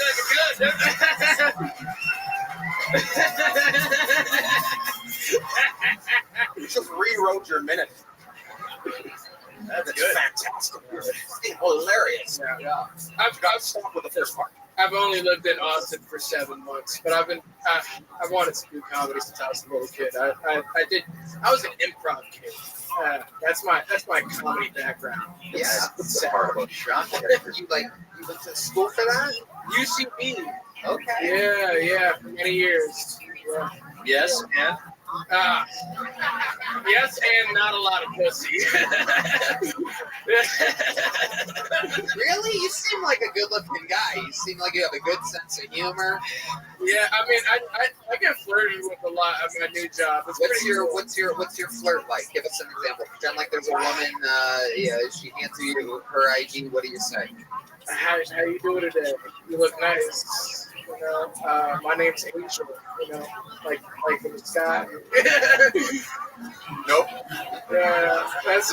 People just going. I'm an honest guy. I just stay quiet if I see a pretty girl. You know what I'm saying? When I start doing this, it doesn't work. All the garbage room. Can you skateboard? Oh yeah, I'm a longboarder. I feel more natural. I've been living in Aspen for the last 4 years. Aspen? Yeah. Oh, you're just frozen still a little bit. And, I got an anxiety disorder. I shiver a lot. Yeah, but no, I feel more natural on a snowboard than I do like walking on 2 feet. Yeah. You don't have to talk to anybody. Just fucking. Yeah, it's awesome. Yeah, I just listen to music real loud, and then I just ignore everybody that tries to yell at me. You know, it's Do you get a big night's sleep before you do that? Nope, never. Yeah. Okay. Angel, what are some things that you do for fun here in Austin, Texas? Oh man, Snowboard years. I mean, there's so much I can say. Really, you could say any one of the things that are going through your head. Yeah, let's just say I've been skiing in other ways. Oh, look at you! My job provides good opportunities. You're not always so sleepy. Yeah, I've been saying I wish that energy drinks actually provided you sleep other than energy, and I found the stimulant that actually provides you with something that feels like sleep. How often are you doing cocaine? Man, I'm sorry, Mom. Well, we know what the anxiety disorder is. It's just a cocaine addiction. Yeah. No. Don't apologize to your mom about this. I take Prozac. Oh, dude. You take Prozac? Yeah. You take Prozac and cocaine? where does the energy go, man? Man, I keep it inside, you know? That's why I shake a lot. That's why it's just a lot of energy going on, internal combustion, you know? How long have you been on Prozac? I started smoking and drinking a lot when I first moved here, trying to like fight the anxiety going on stage. And I saw a psychiatrist. I was like, sobriety helps my stage presence a little more than like drinking and smoking. And obviously, I'm still struggling with that. Right, yeah, you said you're high. So you went to the therapist, what, like 5 months ago, ballpark? Yeah, just about. Yeah, that's pretty accurate. 7 months. You said you went to a therapist. I'm just guessing. Yeah, no, you got me. You're shocked, like I'm a psychic or something like that. No, I'm not. I know how. I know Okay. that's smart. So you've been on Prozac for about probably maybe 4 months. And how long have you been doing cocaine? About like. About the same? First time. It's a long time ago. Sure, but I'm talking about regular. Consistently, Right. like the past 3-4 weeks. Okay, so it's a new problem. I love this. This is good. This interview is going well. It's a new solution. I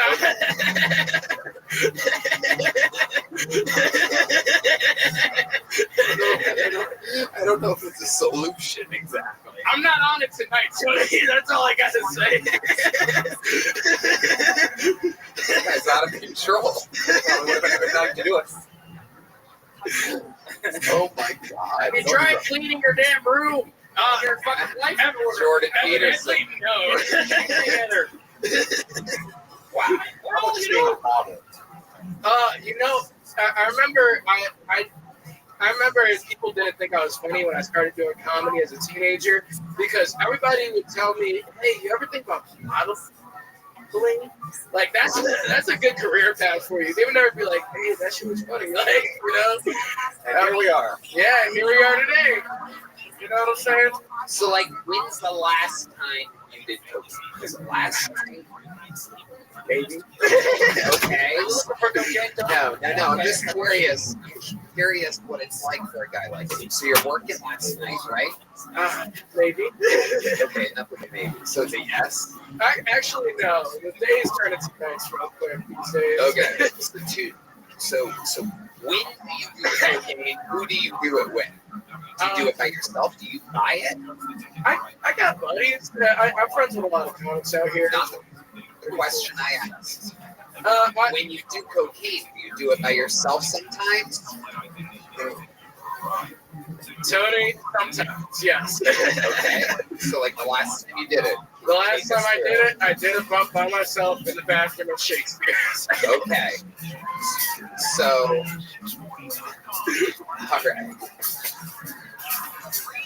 And that helps you get through the night. But then you drink. Yes. And you wake up and you're depressed. Yeah. And you take Prozac.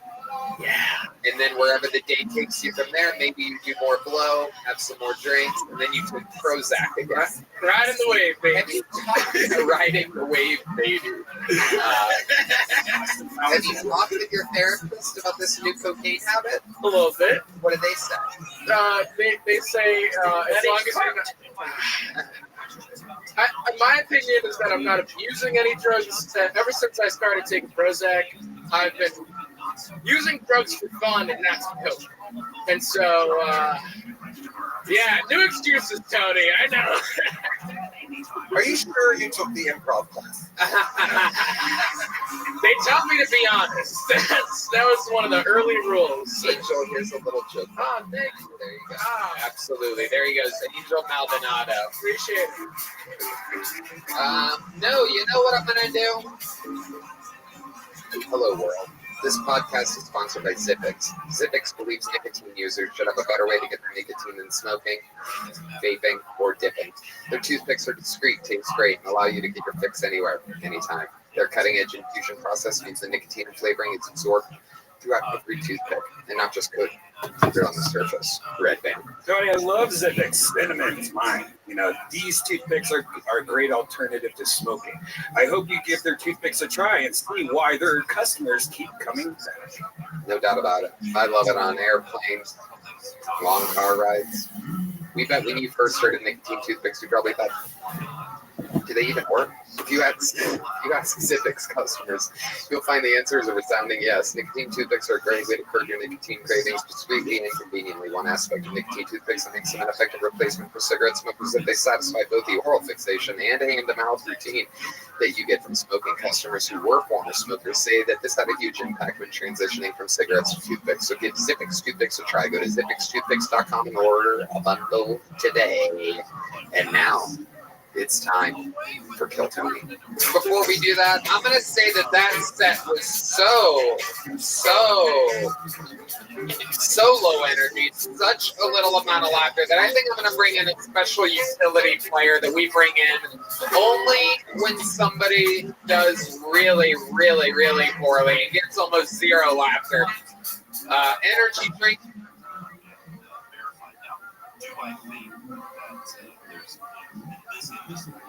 There's a lot of overreach of government agencies in two areas that just don't necessarily have to do it, just level of work. Yeah, I think there is. I think it's legitimate to say that. And I'm not particularly thrilled. I've never have been thrilled with the way that the state of California deals. Tony's now racist. Sis, look what he did for me, and I'm a black comedian. When he told that black joke, all I could think of was, I placed last in that watermelon carving competition. I lost to Dean Madness. Cam got disqualified because he spelled Halloween wrong, got mad, and shaped the watermelon 50 times. We all know Tony won the whole competition. Because you can't beat the gays at arts and crafts, am I right? But it was rigged. I only got safety scissors to carve my watermelon with. I didn't even get a real knife because it's dangerous. But the positive thing is, David Lucas had fruit for the first time, and he loved it. He got all the watermelon, and it hurts. He looked like a diabetic Kool-Aid man.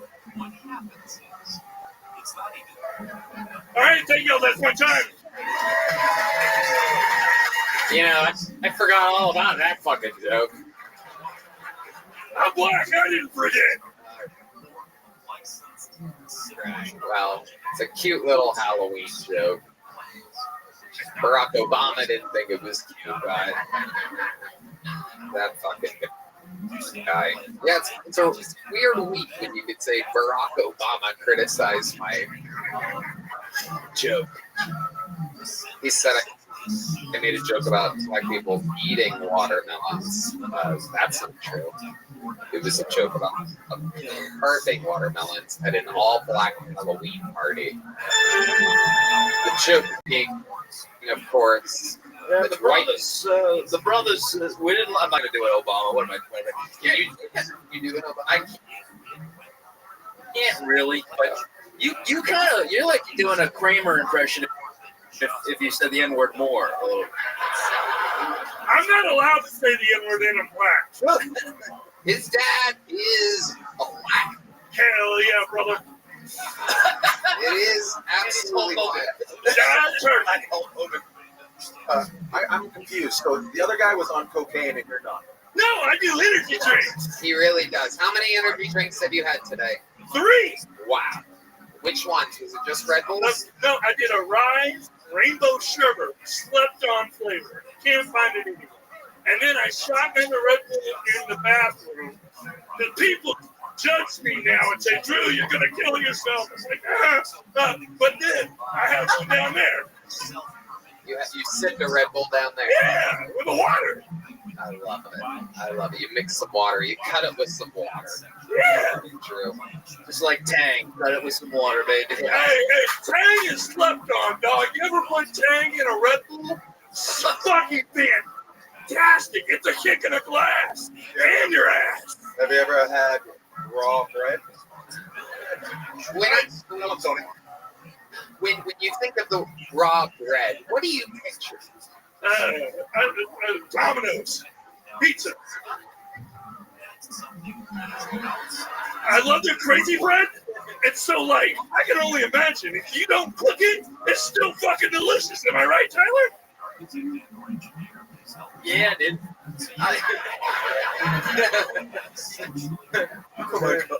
Drew, what else is going on with you? So the last couple of weeks, I've won 2 out of 3 poker tournaments that I've played in. Pretty cool, right? Pretty good for a dumb guy. What's some of your tricks? Do you like pretend like you're dumber at the table and like fuck people up? You like play stupid, like, oh, it's a good hand when you're bluffing.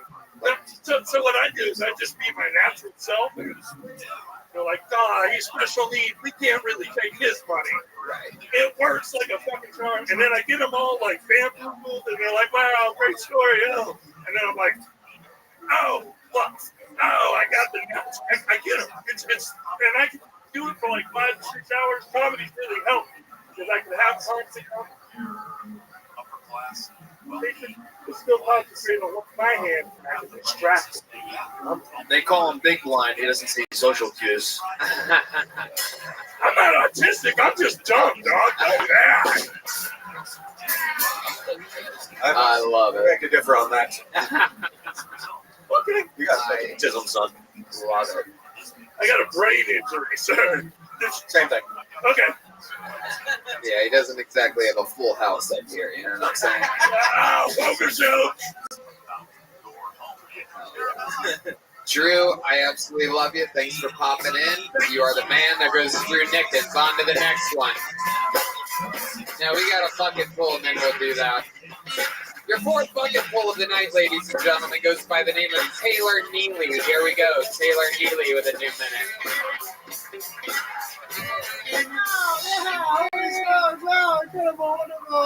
Ladies, let me hear you say hey.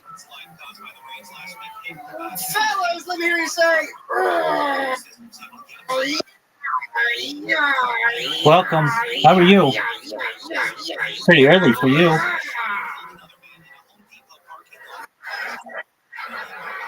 Yeah, how are you? Like noon.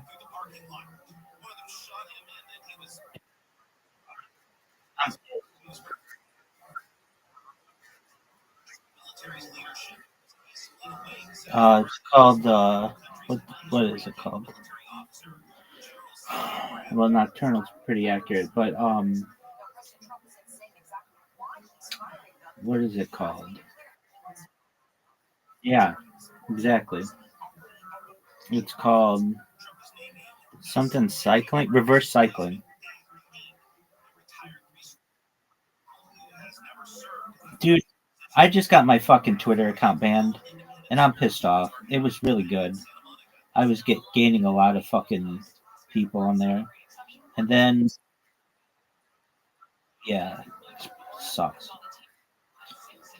Dude, they've implemented some kind of automatic system, and it just automatically detects me as being a bot.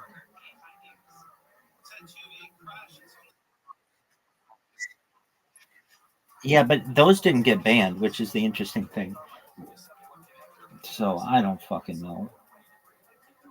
But I just am creating a Blue Sky account because apparently they have the same kind of system. And maybe if I don't fuck this up, I mean, we'll see how it goes. I literally have never any more than I normally do. Like, just no one really. Um, okay. So,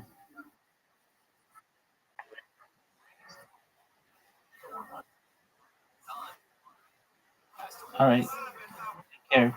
Sweet dreams, big dog. Peace.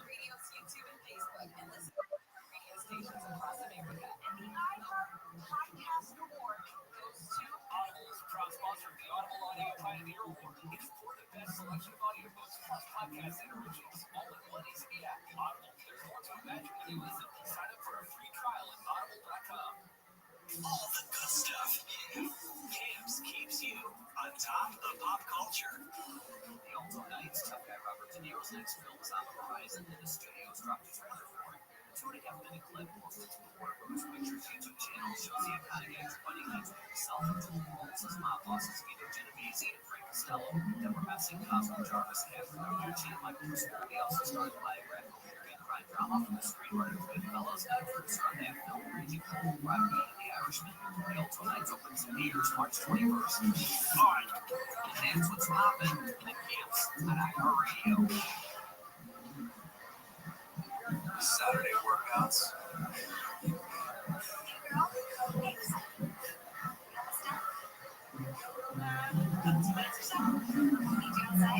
Then brunch. Getting back to the moments of banks starts with getting informed. Get the latest info about COVID-19 vaccines at getvaccineanswers.org. It's up to you. Brought to you by iHeartRadio and the Ad Council.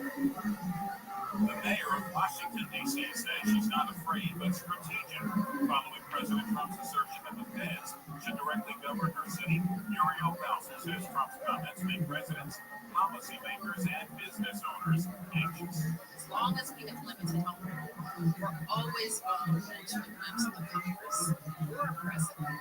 The city is governed by a council of mayor, but all legislation passed must be reviewed by Congress. Trump told reporters this week we should run it strong, run it with law and order, and make it absolutely flawless. The National Oceanic and Atmospheric Administration is conducting mass firings imminently.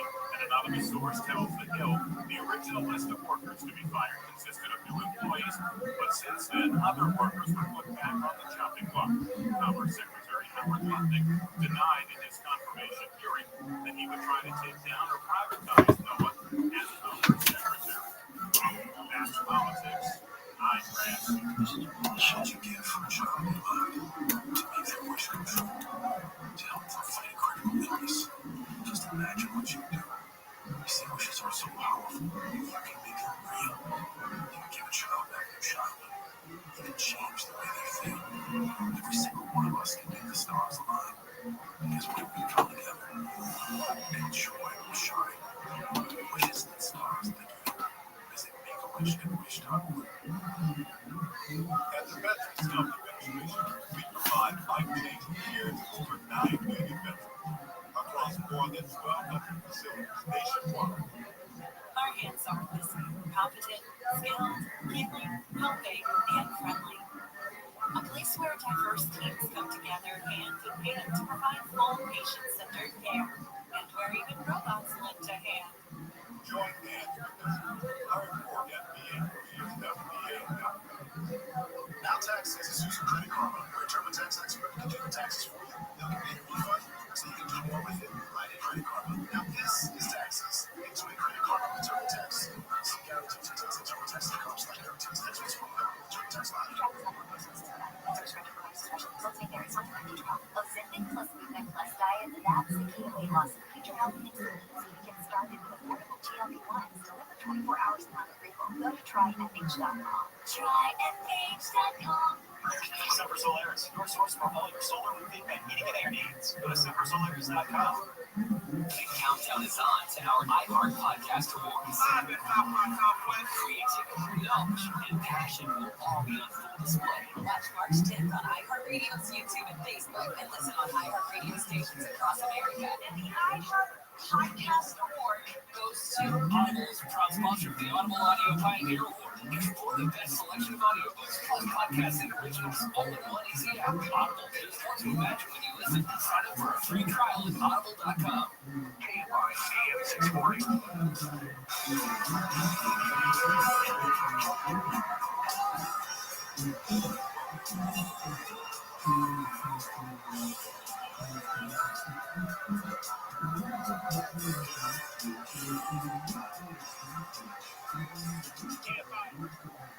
AM 640 live streaming in HD everywhere on the iHeartRadio app. It's Dean Sharp, the House Whisperer, with you this morning, like I am every Saturday morning from 6 to 8, and Sundays from 9 to noon. Makes me leave Sunday tomorrow. We show up and have a special guest in studio with me. One of the finest concrete contractors that I have come across in the course of my career. And he and I are going to be sitting down and talking all things concrete about your house. And so it should be a fascinating discussion, a helpful discussion, a fun discussion. What other words can I use? A very productive and practical one for you. Learn all about concrete and what's going wrong with your house and concrete tomorrow on that big show. All right. Today, we're talking about a little conversation on the side here about whether builders should be able to permit their own projects, regulate their own permitting for their own projects. We're going to get back to that in a bit, but I've got some calls on board, so let's go to the phones. Dr. Wayne. Hey, Wayne, welcome home. How are you, sir? How can I help you? Well, recently I technically have, recently I took and changed out the sacrificial handle in the water heater in our house, trying to water inside the juicer. And after I did that, I took lead out and trying to get air out of the pipes and stuff.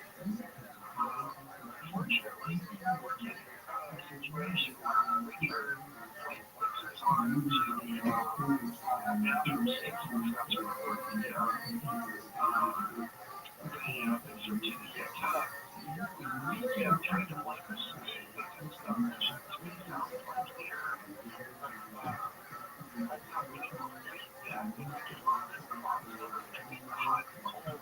So somebody turns hot on one side of the house, cold on the other side of the house. You get a little bit of heat going on.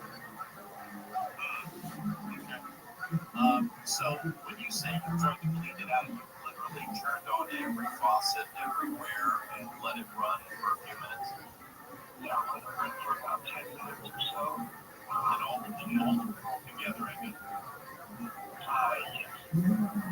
Yes. Okay, it's just important because when sometimes, people have told me, yeah, I'm running them all, and I found out that, well, I ran them all one by one. And so when we're trying to get purge air out of a plumbing system after a repair or something like that, and air is the cause of sputtering. That's why they sputter.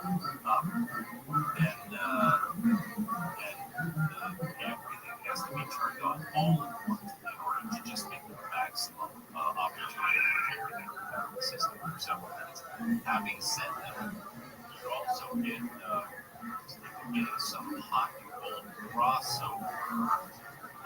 It shouldn't so much be cold it shouldn't so much be hot water coming through cold line. Most of the time with a mixer valve, when people say hot and cold crossover, what they're experiencing are spatters or spurts of cold along with the hot.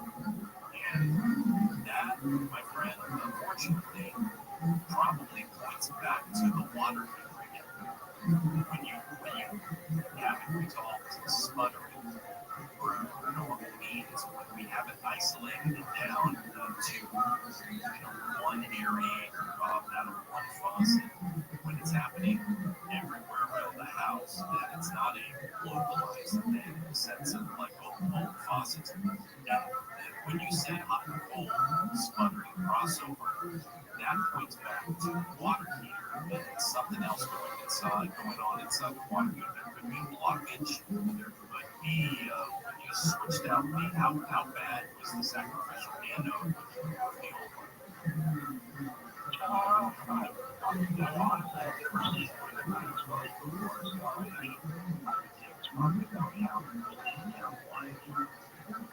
Okay, so it wasn't completely gone. How old is the water heater? Probably 8 years old.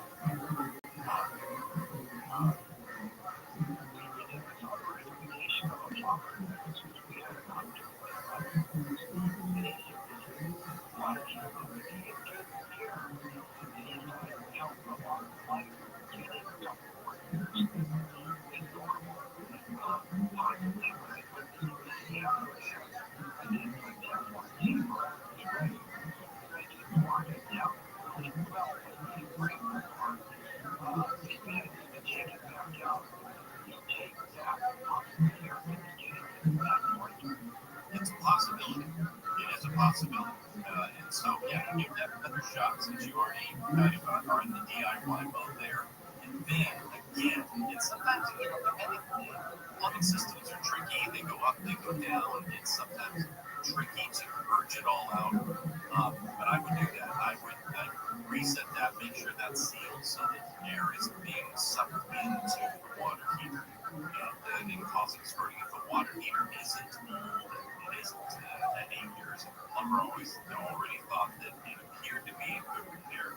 If the sacrificial anode that you pulled out it was not all the way even through, and there's no reason to immediately think that there's other damage inside the water there. It's always a possibility, but let's just do this. You go ahead and reseal that and the new anode, and just to make sure that that's been cracked or leaking air. And then, again, turn everything on, including any outside spigots, water spigots that are attached to the house, which are also part of the interior, and let it run. I mean, let them all run for even longer than you expected, all at the same time. Flush toilets, run faucets, and just let them run. Sometimes giving air out is just persnickety. And after all of that, if you still are getting the same amount of spurting everywhere, I'm afraid you really should call a plumber back out and have them take a look at the water heater. All right, man. All right. Thank you, sir. I appreciate the question. Great question. And yeah, I know somebody right now is scratching their head saying, what is a sacrificial anode? How about I just, before I take the next call, I'll explain that. I'll do it all right after Andrew Carabello gives us We're working on a story about former LA Fire Chief Kristen Frawley. It appears she stayed with the fire department. We're going to have more on that at the top of the hour. Weather brought to you by Rabbi Radios. Highs today will be in the 70s, the beaches and the valleys. We're going to take a look at traffic on 16th next. Favorite station reset. Favorite artist reset. Favorite podcast reset. No, you're part of the new reset feature of the new improved iHeartRadio app. See now, along with many other great features. It's everything you love about iHeartRadio. All the good stuff. Yeah.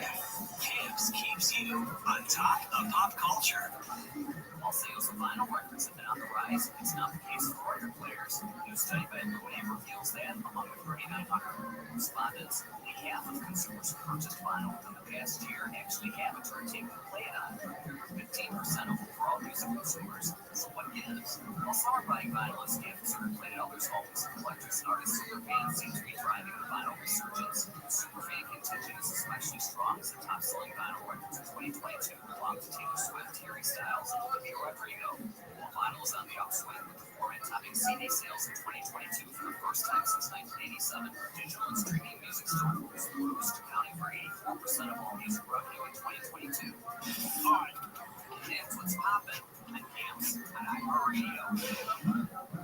United Healthcare is facing a $3.4 million fine. Insurance regulators in North Carolina found the health insurer when patients wrongfully face excessive bills for out-of-network health care.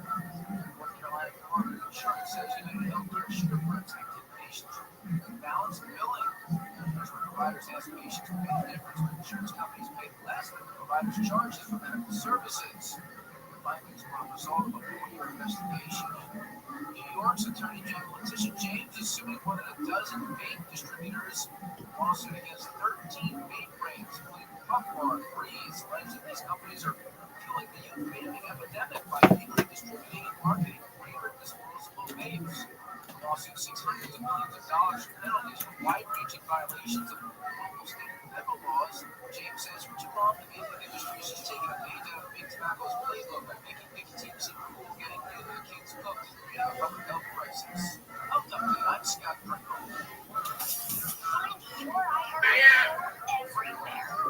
Hi. Oh yeah. Oh my God, dude! I don't know if you know this, but you're sitting in the kissing section.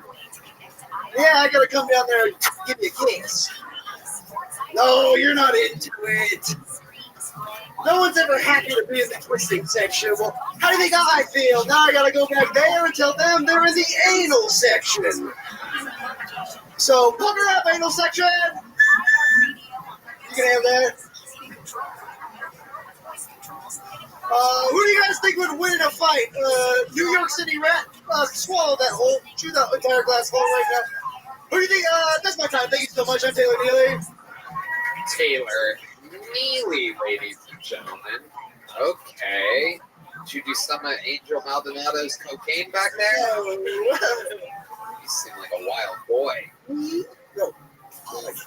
Okay. Tyler Fisher, what do you think about your Adderall-infested younger brother here? I think I'm the only guy in town that looks like Jeff Foxworthy fuck Macaulay Culkin. Right? You better watch out. What? Put this on. You look just like. Just tell people you're me. You'll make a ton of money. There he is. You got a big head. A very tiny head. You guys had, my mom had to have a C-section, and my head was so big. Holy shit. Wow. You know. Okay. Taylor, this is your first time on the show, right? Yeah. Okay. Welcome. How long have you been doing stand-up? 3.5 years. Where at? Atlanta. Atlanta, Georgia. You still live in Atlanta? No, I moved here in August. Okay. Well, welcome. Thank you. What do you love about Austin, Texas? I like the comedy scene. Fuck, it's great. It's awesome. I like the. It's more. It's just more free. Yeah. It's awesome. It really is. What do you do for work here? Handyman. You're a handyman? Yes. For what, dollhouses? Hey, you shut the fuck up, dude. Bro. Whoa. Uh-oh. We're about to have the flyweight fight of the century over here. I'll put you in the kissing section, bro. Wow. Taylor and Tyler, Tyler and Taylor. We'd be weighted in ounces, man, I think. Wow, this is crazy. That is what I look like, though. Fuck. Yeah. do you like what you see? I kind of do, actually. I'm in hard, man. Wow. What? Do you also put your height on Tinder as millimeters? No, it does say 5'8" on my driver's license, but it's secretly, not so secretly, it's 5'7" and 3/4. But legally, 5'8". Yeah, Mom, that's not shit. Fuck. The fuck is Deep Madness going right now? Is somebody gonna help this fucking guy? There's nothing but stairways on the other end of that curtain, by the way. I've never seen D walk off on his own before. You just walked a blind guy. Holy shit. Jesus Christ. So what did you say your height was? 5'8". Get the fuck out of here. No way. Is anyone believing it? it? 5'4". Tyler, why don't you, Tyler, take this. Tyler. Ass. That looks about right. Wow. Hey.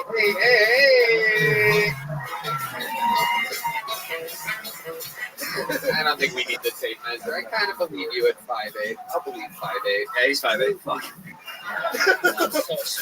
God.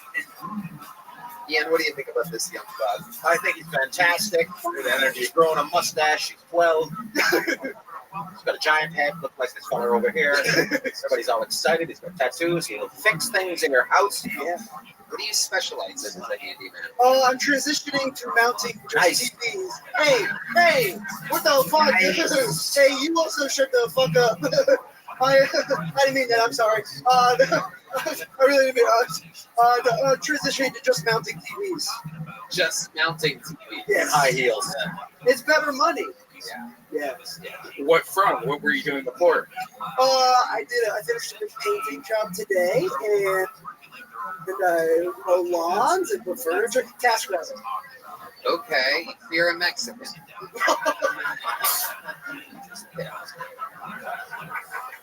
And he just started transitioning today? No. When I moved here, I just found the job on ZipRecruiter.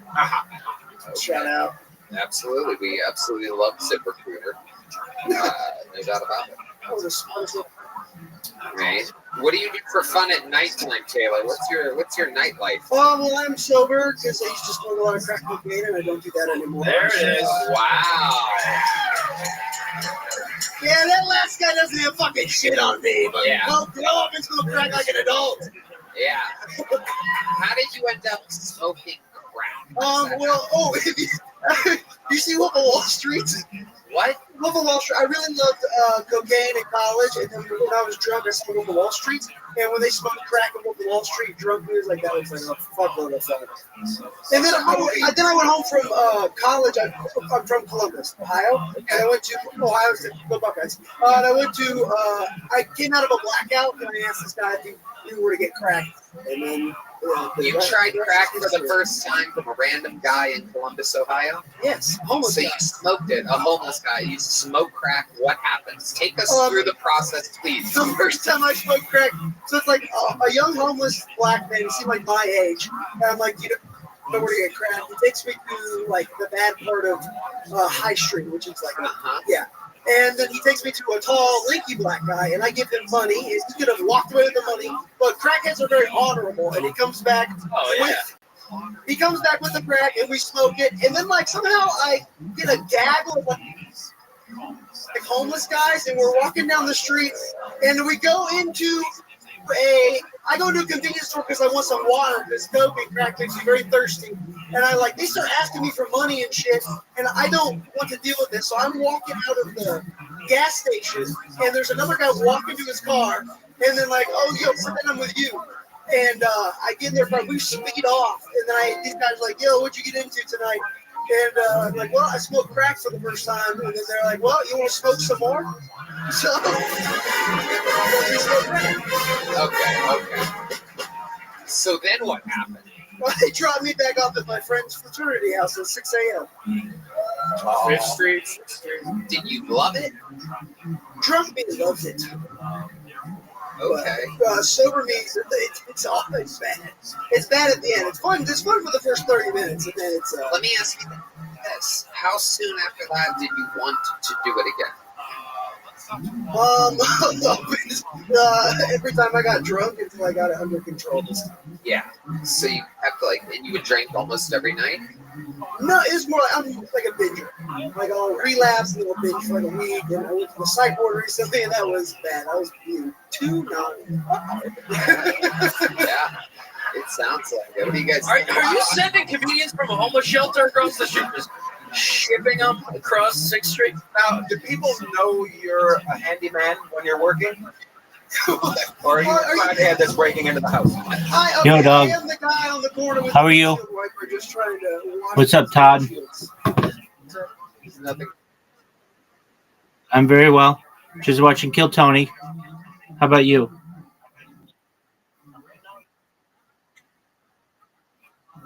Excellent. That's beautiful. Very good.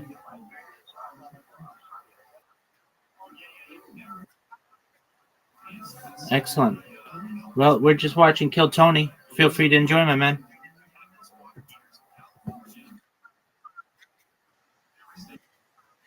Crack down. Guys in your house with your TV. Buddy crack's this thing.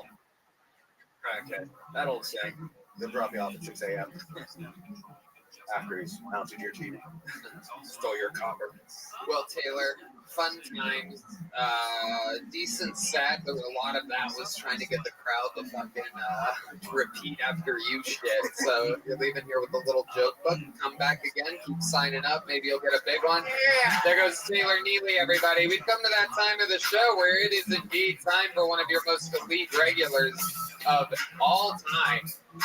This young man is selling out all over the country, technically all over the world. Anytime he announces a date, it sells out.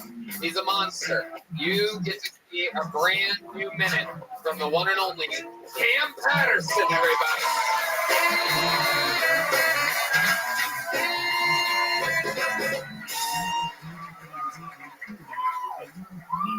Hey, yo, people take politics too serious. Real shit.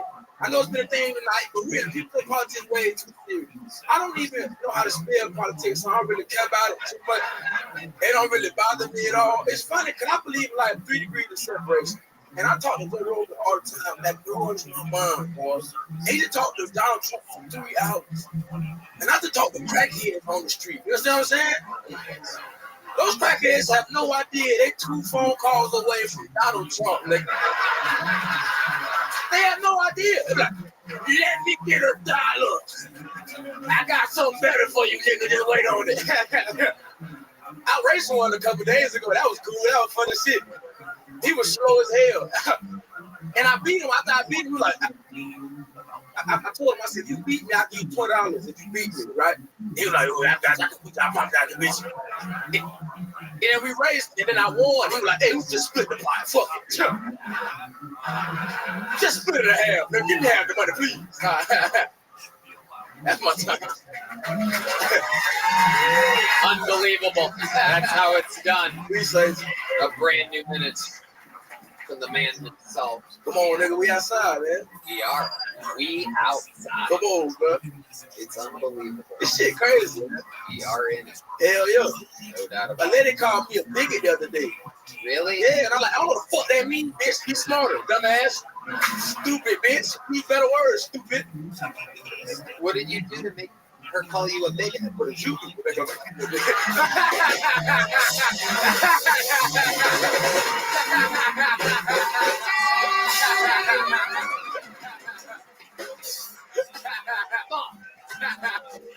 God damn.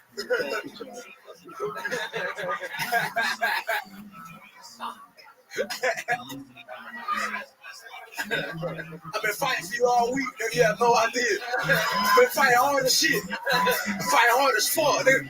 That's my fucking brother. Leave me alone, pussy. It's been fucking crazy. Don't fight. Rope and dope. Just let them wear themselves. The crackheads love me. They love me.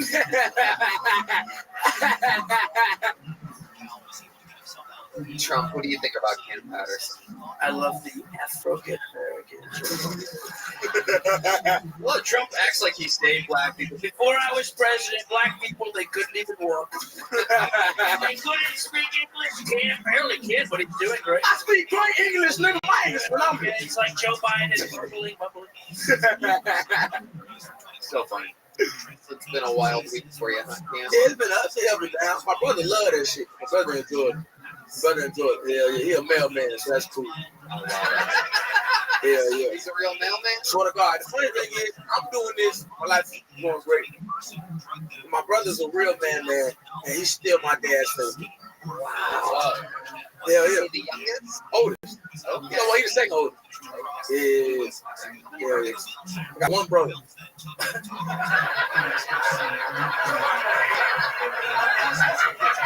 Well, wait. I'm talking about. I got one blood brother. That's your Noah. Yeah. I got. That's straight. I got one blood. I got a brother I fought with. You know what I'm saying? Like niggas I know from the streets and shit. But like, I got one blood brother. Okay. Gangster. Yeah, I love him. Indeed. He the best, man. He's just been doing his Kamala impression this whole time. Man. Shit. It's good. So how many brothers you got? I got one brother. Yeah, I got a couple homeboys that we just sit together so they my brothers also. They are. Yeah, they are. Hey, you. Hey, brother. What the fuck that means? You confusing me right now. You confuse me. We confusing each other. I love it. Yeah, great shit. Yeah, this is good. Is the mailman your blood brother? Yes. But he's not the oldest. Do you count the oldest as one of your? Oh no, that's my sister. My oldest sibling is my sister. Oh, okay. Yeah, I got 3 sisters. I got 2 sisters and 1 brother. Yeah. He's a mailman because he has all these packages in his car. Like what the fuck that mean? There you go. Red man's back. He was on fire for 2 weeks. Then what the fuck happened? That was terrible. Back to normal. That was horrible. All right. I love it. Cam, were you on the road this week? Yeah. Where were you at? I was in Sacramento. Okay, Sacramento. Cool, bro. Yeah. Punchline? Yeah. Great club, like that. It was a guy in the crowd, like go through the swamp guy. And I asked him, I said, what do you do? He's like, I'm an entrepreneur. I'm like, okay, yeah, this is, but what is like, what is entrepreneur in? And then he was like, I'm a security. Like, he just made it more vague, anything, right? And then come to find out, he's like a security guard. And he came to the B3, gave me a Gucci jacket. That was pretty cool. It was too big, so I gave it to my sister because she big as hell, right? I am your sister. Yes. No, she your size. Look, she big as shit. That bitch is beautiful. I gave her my... She should be a mailman. So I gave it to her, and then we went. They took it to the Gucci store the next day and bought me like some sliding seat, bought a Jolly jacket. It was crazy. Real Gucci stuff. Yeah, he closed it down for I don't know what. He might be the president. I don't know what he is. Damn. No, if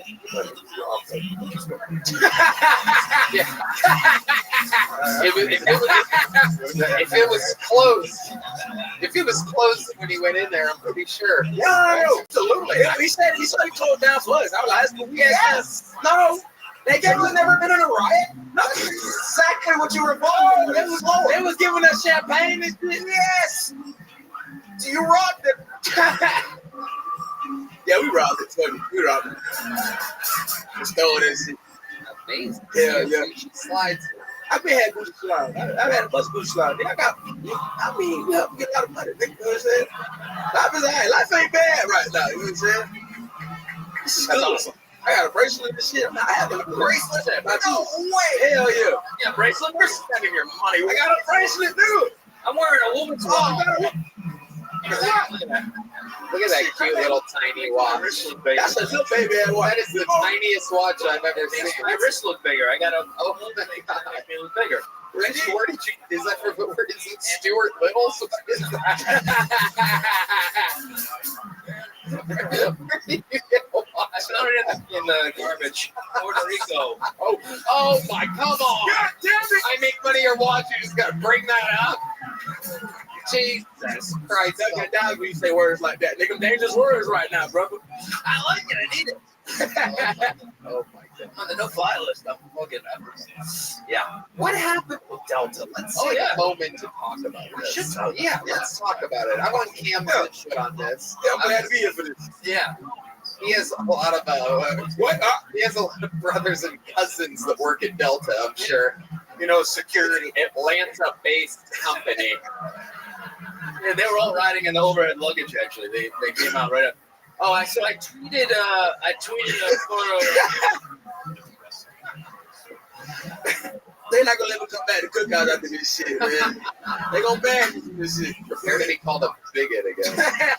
Here we go. Tyler Fisher's Delta story. My Delta story. I took a picture of a crop pipe pin, and I just tweeted out, "Do I need to know who sucks dick or eats pussy? Does it help the plane fly?" Hold on. You took a picture of a pride pin connected to what? A flight attendant. Right. That's an important part of the story. Okay. You just said you took a picture of a pride pin. So a flight attendant's wearing a pride pin, and you said what? I said, "Do I need to know who sucks dick or eats pussy? Does it help the plane fly? Does it?" I got banned for life for that shit? For life? Yeah. Damn. For life. Forever? Forever. Damn. Fuck Forever? I gotta take trains now. I gotta take choo-choo trains to my shows. What about like other Air's the biggest airline in the world. I mean, the other airlines, though. I will suck a pilot's dick to get back on. Hey, you don't have to do that. There's other airlines. Be an ally. There's different airlines. You can get on other airlines. Stick with the train. That's like when Texas like banned porn. Like they just banned porn. That was it. All the other ones still open. Yeah. Oh yeah. It's true. But they're on a different airline. You fine. They're gonna sue me though. They're suing me. I be thinking this shit. I'm fucking They're genius. gonna sue me. Yeah. For your little watch. Yeah. Take all I got. This is it.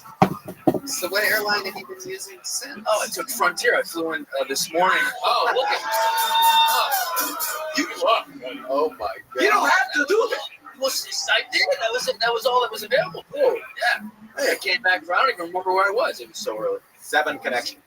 Since from Dallas. Yeah. It's a bumpy landing on They didn't Frontier. even go up to a gate. They parked in the middle of the runway and just pulled the fucking ramp down. going to be a spirit soon. Yeah, boycott Delta, by the way. Yeah. Yeah.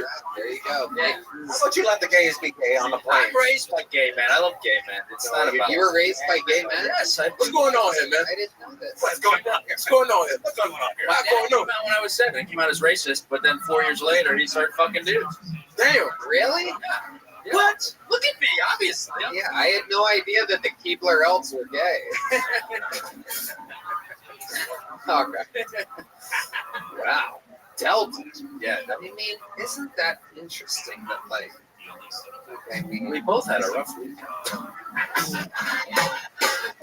Fuck, you have to keep bringing my shit up here. I'd rather have yours. You can still fly Delta, right? Not to Puerto Rico, but I'd much rather have yours, dude. I will trade. I'll start smoking. I'll do whatever I gotta do. You lost all your airports. You only lost one. Oh my God. Cam, literally the best minute of the night so far. You did it again. He has to do it every week. Not easy. Not an easy gig at all. How loud can this place get for the great Cam Patterson? All right, back to the bucket we go. Jesus, I just broke a name. That's a first. Look at that. Brute strength. Make some noise for Leslie Childs, everybody. Leslie Childs is next. How's it going, everybody? My name is Leslie Childs. I'll just tell you a little bit about myself. I'm a single father. Been raising my son by myself now for 11 years. Now, that's a long ass time to be doing something by yourself, right? So you're probably wondering the same thing everybody keeps asking, where the mom at? And that's a fair question. And I love telling people the honest God truth because there's nothing fucking funny. See, when my son was 2 weeks old, my baby mama, that bitch took off with a midget. That's not a punchline. This bitch actually took off with a midget. And to this day, I don't know what pisses me off more. The fact that she took off with a midget or the fact that the midget's wearing cargo shorts. You ever seen the emo midget wearing cargo shorts? That shit will hurt your pride as a man. I didn't know whether to laugh or cry. Honestly, he looked like he was coming down with his short coat. For real. But look, on some serious shit though, my son, he's 11 years old and has half the periodic table the first 22 digits of pi. Not to pat myself on the shoulder. I don't think I did too bad for a guy who failed the retarded class every year. Right?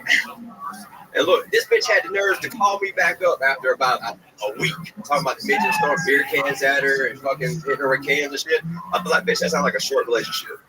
Y'all, that's been my time. Y'all have a blessed night. Wow. Well, joke's on her. The guy she left with can't fly Delta anymore. Sorry, I'm her ex-wife.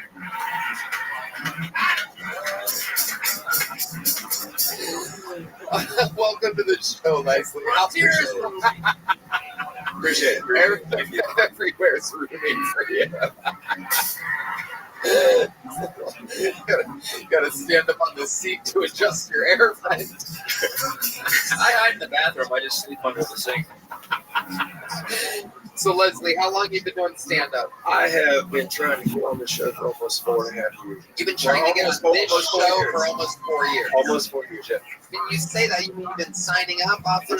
Dude, the shit I've been through just to try and get on this show will blow your mind. Name some of the things that you've been through. All right, so I drove from South Carolina, where I'm from, to here multiple times. My first time was from HEB Arena Show. All this is on YouTube.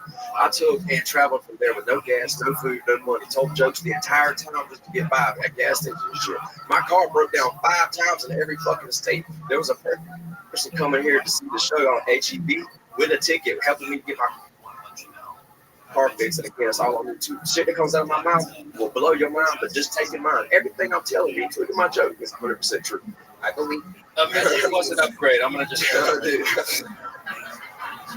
Dude, my life is wild, dude. You have no idea.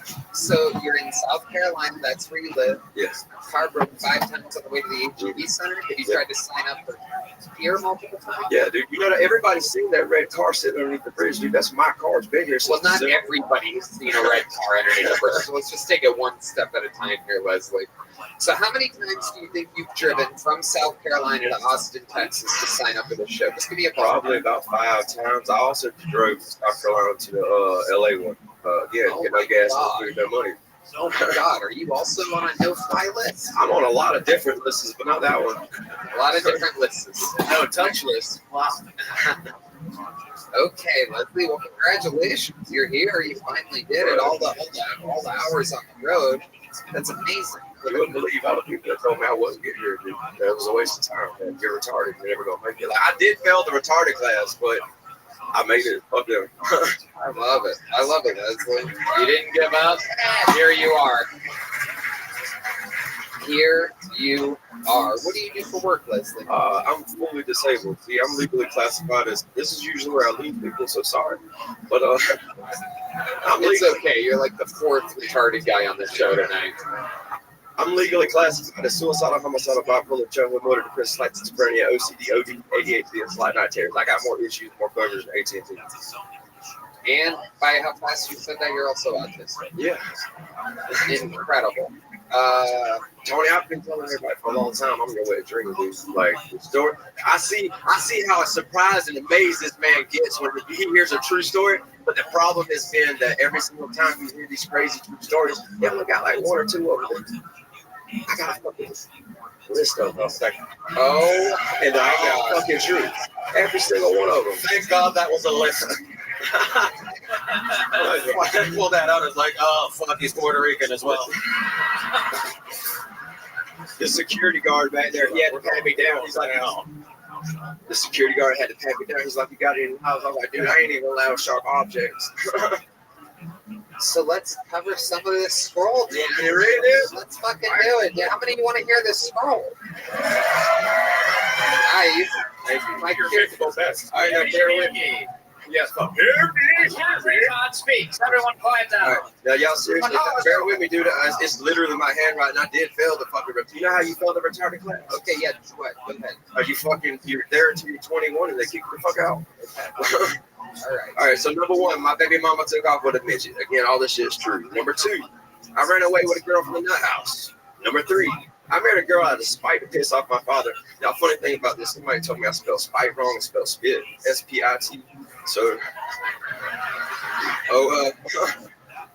number three, I married. I already did that one. Fuck. All right, number four, I was kicked out of a woman's house for beating my meat for 4 days straight. Hold on a second. Let's back it up a second. When you say that you married a girl out of spite in order to piss your dad off. You ready for this? Yeah. All right, so I hate my father, dude. Like, me and him always go at it. He fell out of a tree last year, and I was like, fuck it. But, so I was, all right, so. Make this your set. This is hilarious. Dude, I got it. All these are true. All right, so I was, you know how a steam mirror, when you steam in the bathroom and you can write still in the mirror and shit? I was drawing pentagrams and shit, just let it pop out and go, I know the devil. And so I was like, I love seeing people's reaction to mainly fucking with people. And so he did what I like to call church hopping. He went and found this Christian girl to come talk to me about our Lord Jesus Savior. And so that night I took her to the park and I fucked her. And like literally everything was going good for about 3 months. And then one night she looks at me and goes, I'm gonna go to the store and get some milk. And I was like, cool. Well, 2 weeks later, we found her in a psychiatric ward the next day over, sweating her up and down. This is a lot right here. I had to Google most of this. Apparently, and she was swearing up and down that Apache helicopters were landing in my father's backyard, talking to her about the Mason, who apparently were after her because she knew that they killed her mother and some organization called the Red Coat was at our wedding. When we didn't even have a fucking wedding, we eloped. We didn't even have rings. Tony, do you know what the fuck they give you when you ain't got rings? Pipe cleaners. Mine was blue. Okay. All right. What's next on your list? That was only number 4, dude. Damn, you didn't make it far. We got 50 on here. All right. I fell asleep in one school and woke up at another school. I walked over 100 miles just to get away from my family. The best way I can describe myself, dude, is like the actual Forrest Gump, like for real. That's funny. Yeah, I stole my mom's car when I was 12. I actually did that a few times. You ever been in a situation where you did some shit as a kid and then you grow up wishing that maybe they would have caught you just so you can brag about it, and then you have to tell them? I do all the time. Glad you have a normal fucking life. I was running a veto ring. I just failed my running. Jenny was 6 at the time.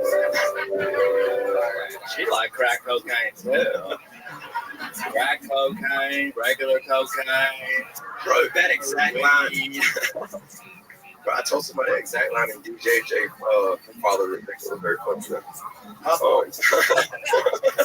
Keep going. What's next? Like the old Letterman top 10. This one just number 8. This one just happened last year. I was shot several times with a pepper ball when I used tear gas. That was by my aunt. Fuck you, Tina. Anyway, keep going. Number 9. All right. Last year my father stole $30,000 from me. Fuck you again for that. How did you get $30,000? How did you make $30,000? All right, so I've been institutionalized since I was 5 years old. All right, in and out for a long time, for 6+ years until I was 18, and say I'm never going to go back. Literally, just so these motherfuckers can go, okay, he's not in the picture. We got a family perfect thing, and when he gets out, we get paid. So that's been pretty much my entire life. What was the question? Fuck you, Tina. Yeah, fuck you, Tina. How did you get $30,000? Oh, yeah. All right, so I took and I decided that I was going to try and pursue comedy through welding, right? And it took a lot. As you do. Right? A lot of people go to LA, a lot of people New York, a lot of people start welding. Well, I'm a single father, so I had to figure out how to do this and do that at the same time. And so I was going to do travel welding and get paid for it. Travel welding? Yeah. And so anyway, for like 4 or 5 years, I wasn't accepting my disability because I thought that if you made too much money, then you're off disability. Apparently, that's not the case. They owed me money, and me and my father got the same first, middle, and last name, and so he was like, "Ooh, I'll take advantage of the situation." And so I ended up in a car. How you doing? You've been staring at me. Oh, no, I'm not going to hurt anyone. I swear I'm not. Psychotic episode you're having. I'm just watching you. You're on stage right now. Everyone's like, "Well, yeah." What's next on the list? All right, but I've been a single father for 11 years. I've been on more medication than any child should ever have to take. Let me stop you for a second. Let's talk about this 11-year-old. Yeah. Where are they right now? Right now, he's in a car with a friend of mine. A red car under the bridge. Don't worry. The windows are up. He's not going to drown. It's raining right now. Hold on. What? Yeah. All right. So we live in my car. Me, my camera guy, and my son. My camera? Wait, what? You have a fucking camera guy? Yeah. What? This is fucking awesome. Wait, what? Yeah. What? You pay a camera guy? Nah, he was like getting out of his place, and I was like, "Look, dude, I've been coming back and forth here for 4 years trying to figure out best ways to live out of my car because I lost everything. Dude, I lost my job, my house, my truck. And so I said, fuck it. If I'm gonna struggle, and I'm gonna choose my struggle, but I'm going to do comedy, and I'm gonna be the best father I can be. So fuck anybody who says you can't. So your 11-year-old is with a camera guy right now? Yeah, dude. Anybody who meets this kid loves him. He's smart. He's not shy. He's fucking outgoing. Literally, he knows half the periodic table in the first 22 digits of pi. I put a lot of time and effort into him. I've known I wanted to do comedy for a long time because if not for all these fucking crazy ass stories, why not comedy? Do you have a squirrel? Does he go to school, the 11-year-old, or is he? Yeah, he goes to school right up the road. Here in Austin? Yeah. He's in the back seat. But I thought you lived in South Carolina. I did. How long have you been here? About 3.5 months. Not that long. No, unless some of this shit's new, some of this shit's that long right there. Not that long. You've been here. Read what? That looks like 50. Nobody keep going. That looks like a hammock that Tyler sleeps in.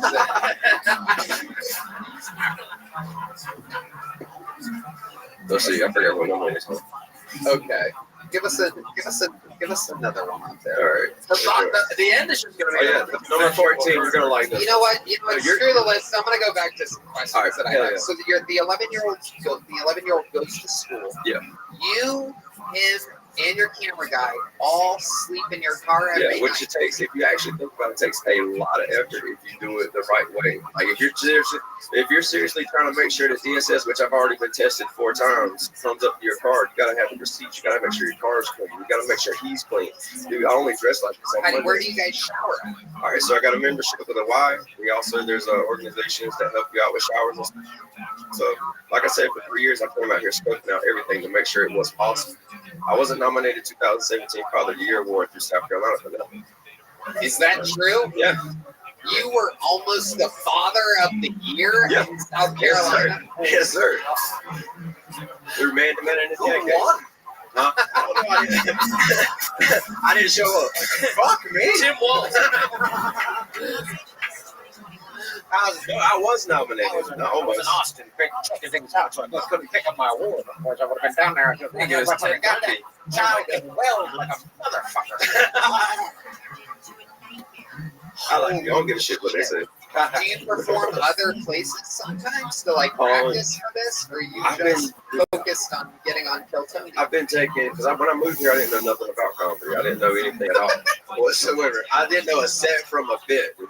Sure. Yeah, and so I basically told everybody, look, I'm going to use this as a platform, trying to figure out things I know and things I don't know to even try to ask about. And so that's all I've been doing is watching your show, taking notes, and figuring out, okay, how to make a joke, where should I go and learn shit, and shit like that. And that's how this started. Well, I mean, what can I say? Leslie, you are something else. Here's a book. What I'm going to do for you is I'm going to give you a big joke book, and for the 11-year-old, I'm going to give him a big joke book too. And I'm going to give you some Zippix nicotine toothpicks. I need those. And for your camera guy, a small joke book. That's for the camera guy. Yeah. But we got to keep it moving along. But that's for the whole household, the whole car hold. Can I ask one favor?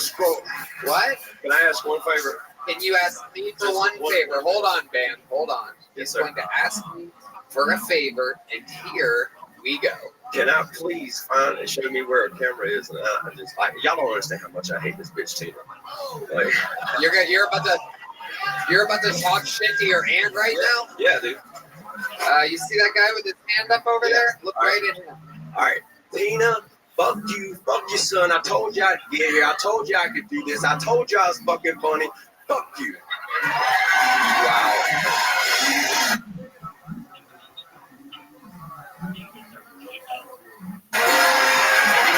Welcome to the first ever episode of Kill Tina.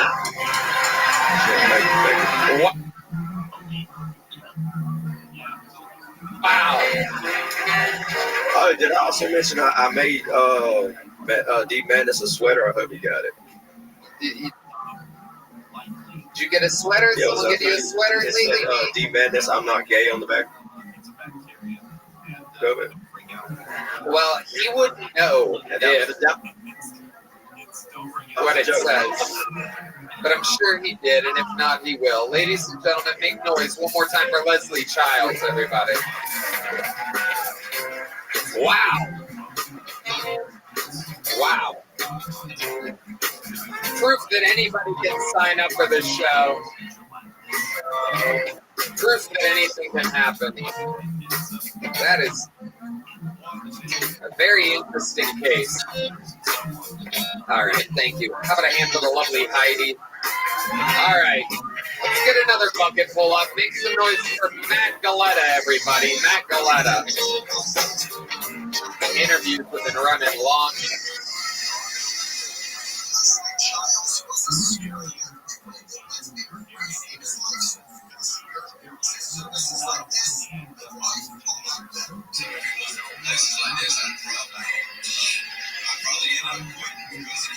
There's no resources out here for us to get things done in places like this where you have just dangerous for human health in water, but it may end up in the water distaste at some point. And the worst threat is that they have too much of it around living to stuff. If it's the iron, if it's sulfur-based stuff, nobody likes the taste of it. If it's iron-based bacteria, then it's like a little rust paste that just corrode pipes and can cause all sorts of plumbing problems down the road. So you do want to address it, you do want to clear it out, and there are specific devices and mechanisms for doing so. But to do that search online in your area for water treatment, and get an expert out there to test the water and then recommend a salt. Good news now is that it can be handled. You'll probably have to purchase a little extra equipment to just have it as a permanent part of your well water tank system in a show if that's what you're experiencing. But then, no worries. In the meantime, don't worry about it affecting you.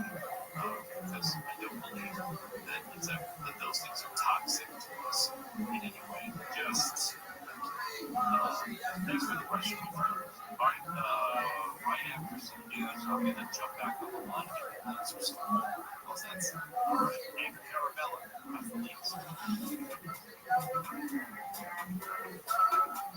Rick Caruso says his new nonprofit is dedicated to rebuilding LA after devastating wildfires. There's a lot of good people that are donating their time, and we're going to make this happen in spite of what it is that they are. And I wonder the same thing everybody keeps asking for the mom. And that's a fair question. And I love telling people the honest God truth because there's nothing fucking funny. See, when my son was 2 weeks old, my baby mama, the bitch took off with a midget. Come on, Legs. Let's roll, baby. I don't know what to say. The heart just wants what the heart wants. But you said you'd eat whale blubber. Well, she'll be eating trouble, all right, just as soon as I'm free with it.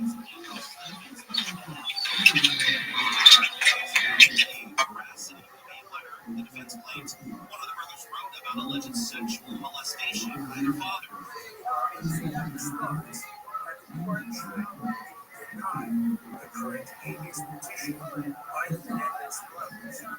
Love and Inez are serving life sentences without the possibility of parole for the murders of their parents in 1989. The man accused of killing United Healthcare CAO Brian Thompson on a sidewalk in New York is appearing in court. Luigi Mangione arrived with his hands and ankles shackled, wearing a bulletproof vest over his green sweater. Supporters outside the court yesterday also wore green. Mangione has received hundreds of thousands of dollars in donations to his defense. He has pleaded not guilty for the shooting in December. And Danny DeVito and Will Ferrell, as well as other high-profile names, have been slated to headline a celebrity hockey event tomorrow at Crypto.com Arena. That's to benefit fire relief efforts. The event, which is called LA Strong, is hosted by the Los Angeles Kings in partnership with the NHL. That should be an interesting one, having the Penguin and Elf out there on the ice. We can see that one. Right now, let's head to traffic. We're going to go to the 110. Looks like we have some issues there for Highland Park. That's the one that we're outside the 110 park. We got a great car crash. Looks like one car should go all the time. There are two lanes. This has a traffic stacked up all the way back to the 5. Speaking of the 5, right to the 5 northbound State Route 410 Highway. Well, there's still a big rig is still blocking the 2 right lanes there. Business owner, CEO, or responsible for marketing. Has a disaster impacted your job or business in California? The Employment Development Department, or EDD, is here to help. If you've lost your job or can't work because of a disaster, you may qualify for unemployment, disability, or paid family leave benefits. And if the president declares a disaster, disaster unemployment assistance could be available for workers and the self-employed who don't qualify for regular benefits. Visit edd.ca.gov for more information. EDD, supporting you when disaster strikes. It's time for TV Talk. On Tuesday the 25th, the Landmark Anthology documentary continues with a new installment as Eyes on the Prize 3 highlights those people and communities who continue to push for justice. The miniseries kicks off Tuesday at 9 Central on HBO. Wednesday night the 26th, the granddaddy of reality competitions, Survivor, launches its 48th cycle at 8, 7 Central on CBS. Saturday the 1st, the acclaimed documentary series continues with its latest entry, I Am Blueberry, at 8, 7 Central on the CW. Sunday the 2nd, it's the high point of the award season and film's biggest night of the year as Conan O'Brien hosts the annual Academy Awards. See the Oscars getting it out live starting at 7, 6 Central on ABC. I'm Mike Sullivan, and that's your TV tip-off on iHeartRadio. The films, the stars, the milestones, the awards. Here's a mix with the week in Hollywood history. February February 17th, 1936. Created by cartoonist Lee Falk, the world's first superhero, the Phantom makes his first appearance in newspaper comics. Billy Zane starred in a 1996 film adaptation of the long-running strip, which performed poorly at the box office. February 19th, 1916. Previously a regional show out of Pittsburgh, the iconic Mr. Rogers program makes its national debut, producing over 900 episodes in 2001. Its legacy lives on through DVD releases, streaming, and animated Tonight. Here's Matt Galetta, everybody. Yeah, it's nice to be in Texas where both abortion and jerking off's illegal. Yeah, man. Yeah, it's crazy to be here in Austin, Texas, man. Hey, you know what's really crazy is that when you go to Austin, Texas, porn is banned, right? Pornhub is illegal in Austin, Texas. I don't know if you guys know this. So I have to get ID and have my dick in my hand just to see pornography. I'm like Edward Snowden when I jerk off. I delete most of my internet history, all right? It's like Texas, Pornhub, I have my dick in my hand, and my ID. What was this? Like fucking on Epstein's Island? I got no idea. I got my dick in my hand. What are you, fucking? Am I a children's playpen? I got my dick in my hand. I got to show ID. What is this? P. Diddy's mansion before the cop trade? God, Texas. I'm not a criminal for jerking off. God damn. What the fuck? Matt Galetta. Whoa, our first boo of the night, Matt. What's going on, Matt? How are you, buddy? It's okay. Over here, Matt. Focus on me, Matt. Being mean to me. Oh my God. Fucking assholes. Over here, Matt. Don't rile them up, Matt. I'm trying to help you. Focus on me. How you doing? I'm doing great. Okay. How long have you been attempting stand-up comedy for? How long have you been a full-grown sea monkey? I have been a sea monkey for a while. And I haven't grown any taller. I've been doing comedy on and off for about 5 years. Really? Where have you been doing it on, and where have you been doing it off? There was a guy before you that has every mental illness in the world and a scroll, and he buried you with a shovel. He sleeps in a 3-bedroom car. You have no excuse right now. Okay. Wow, being almost father of the year. Did he come with the scroll of felonies when he came up here too? No, nothing you say is working, Matthew Bond. My goodness gracious, look at you. Well, it's great to be here, guys, bombing in front of you. Wow, okay. No, really, I'm happy to be here either way.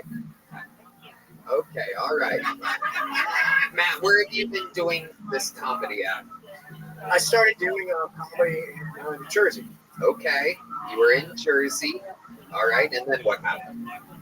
I basically been doing comedy since I was about 20 years old, and I was doing it. I live right near the Jersey Shore, so Rutgers has the Stress Factory in Branson. I was doing comedy there. Okay. And they like you. Okay. I guess. They do? No, they don't like me. No, they like me fine, man. I was just doing it. I always loved comedy. I wanted to do it. I actually had a month off of coming to do comedy, come here. And so, you know, I'm happy to just do it again for you guys. And even if I didn't do well, I fucking love it. Right, you love it, no matter what. No matter what. Okay, great. What do you do for work, Matt? I'm basically unemployed. How do you survive? I got hit by a Jewish person. Whoa, that is nothing. They're not good at driving. They hit me and then I got money. What do you mean you got hit? They hit me with the back. Yeah, with the car. You got rear-ended. I got rear-ended by a Jew. Is that why you're like a balding Hitler right now? Yeah. Side what? Height? Oh, whoa. Christ. I was just with my height. I'm the same height. Nice. Okay, don't feed into it, Tyler. Jesus, don't start speaking German to the Nazi. Yes. Wow. I'm just going bald. That's just a comb-over. It ain't no Nazi. Okay, all right. Rocking a comb-over.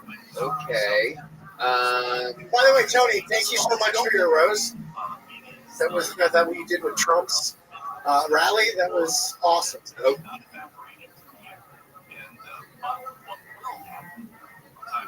Okay. Well, yeah, it's true. You guys don't like what he did? The Jews hate him. The Jews hate this guy. I really do. Matt. What's an interesting thing about your life? What's a redeeming quality about you? Everybody hates you right now. What's going to make everyone like you? Oh, Jesus. I got tap dance or sing a song like all these other fucking people. Jesus Christ. No, I honestly, one redeeming, well, I don't know if I have a redeeming quality, but I used to, I used to be a musician. I used to play music. What kind of music did you play? I played basic metal music. What did you do with the band? I played guitar and then I also do vocals. Okay. How about we play some metal music and we see your vocals? I can request a song. We can do what? You want me to do a song? Is that what we're doing right now, right? Not all of it. I mean, here's a little joke book. There he goes. Matt Galetta, ladies and gentlemen. There he goes. Thank you. Matt Galetta, everybody. There he goes. All right. You guys still having fun out there? Let's do one last bucket pull. I pulled. We haven't had a female up yet tonight, so I pulled until I got a woman. Here we go. Make some noise for a minute from Stacey Ross, everybody. Stacey Ross.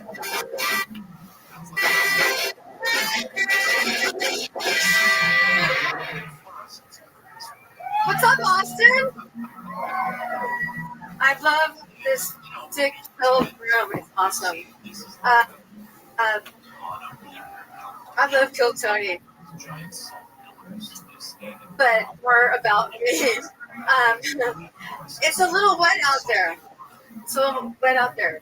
This is what we could do for fucking comedy. I love it. Any chuckle fuckers?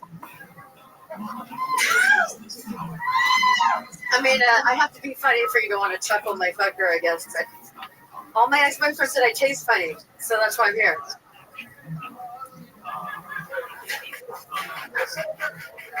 It's worth something, right? Are you guys really? Welcome. I understand I'm from LA. I want to say I'm not liberal, but look at me. Right? I mean, you knew what I was going to look like, right?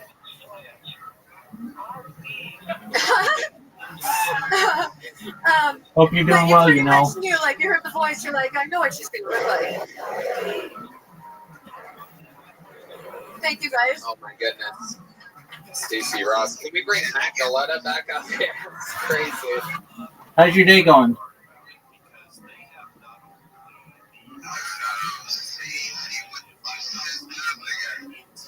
I said, how are you?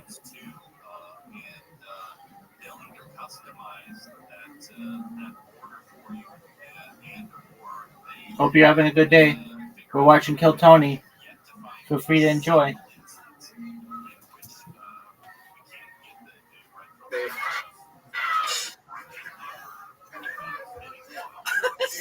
Stace. Oh my goodness. I'm still alive, I know. It's shocking.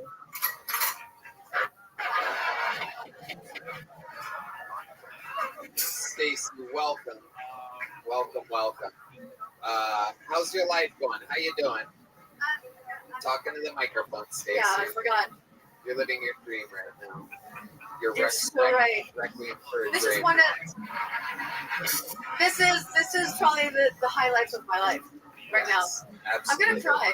Right, definitely. Ever since you left the band Motley Crue, this is the new highlight of your life. They didn't have room for you. Motley Crue. Listen, because I had to leave them. I had to leave the band. Never mind. Okie dokie. Oh my gosh. Did you say I left Motley Crue? Okay. All right. Wow. I'll fuck her.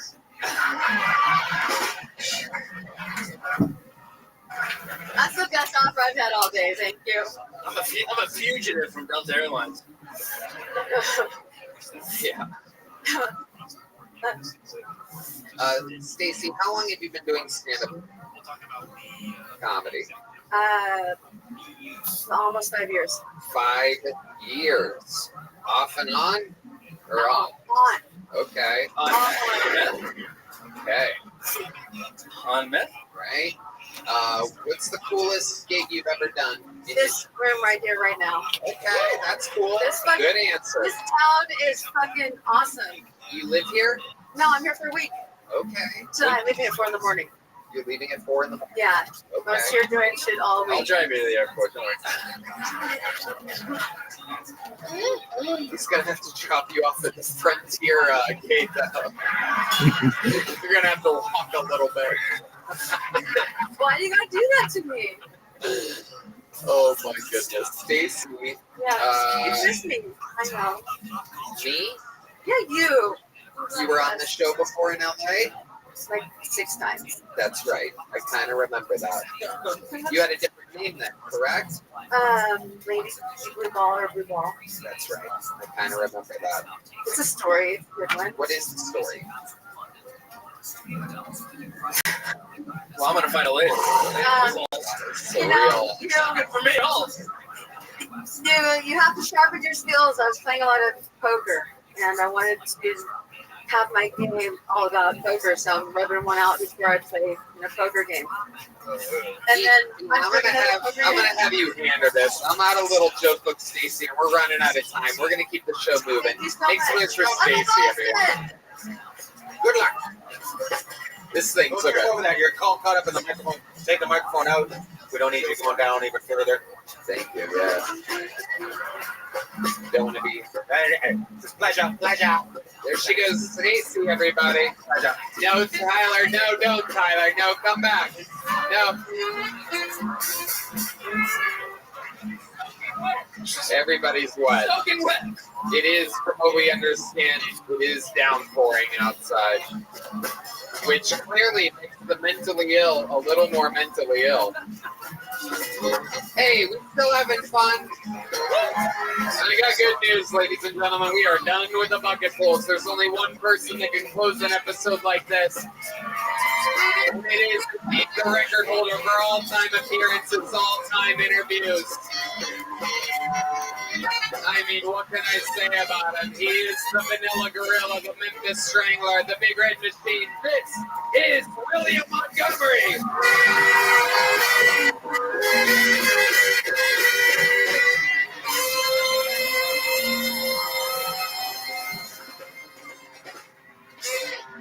That lady literally just touched my dick when she walked past me.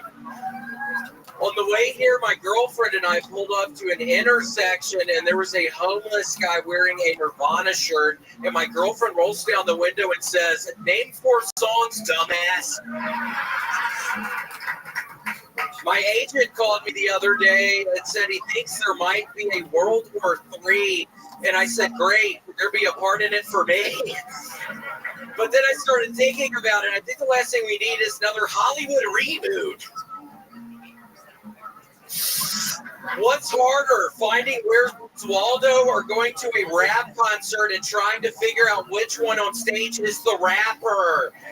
It's like they're all kind of wearing the same thing on stage, but they're not. Okay, that's my time. Fuck yeah, William. Lights out, Montgomery. Hell yes. Welcome, William. So nice to be here, Toby. I love it. God, my throat is really hurting right now. I'm a little worried. I don't know. Please, somebody needs to, maybe one of y'all knows, but I wonder, I've been drinking so much honey recently. I've been drinking so much throat coat tea with honey. I will drink a full bottle in 2 nights. I just wonder if you can have too much sugar in honey. Yes. Can you? Yes. What happens if you have too much honey? You know. Why don't you look it up? Look up maximum amount of honey. This is per night. You've had a sore throat for absolutely months now. It's horrible, Tony. I'm not even kidding. I think I've done something weird. And hold on, who is that guy?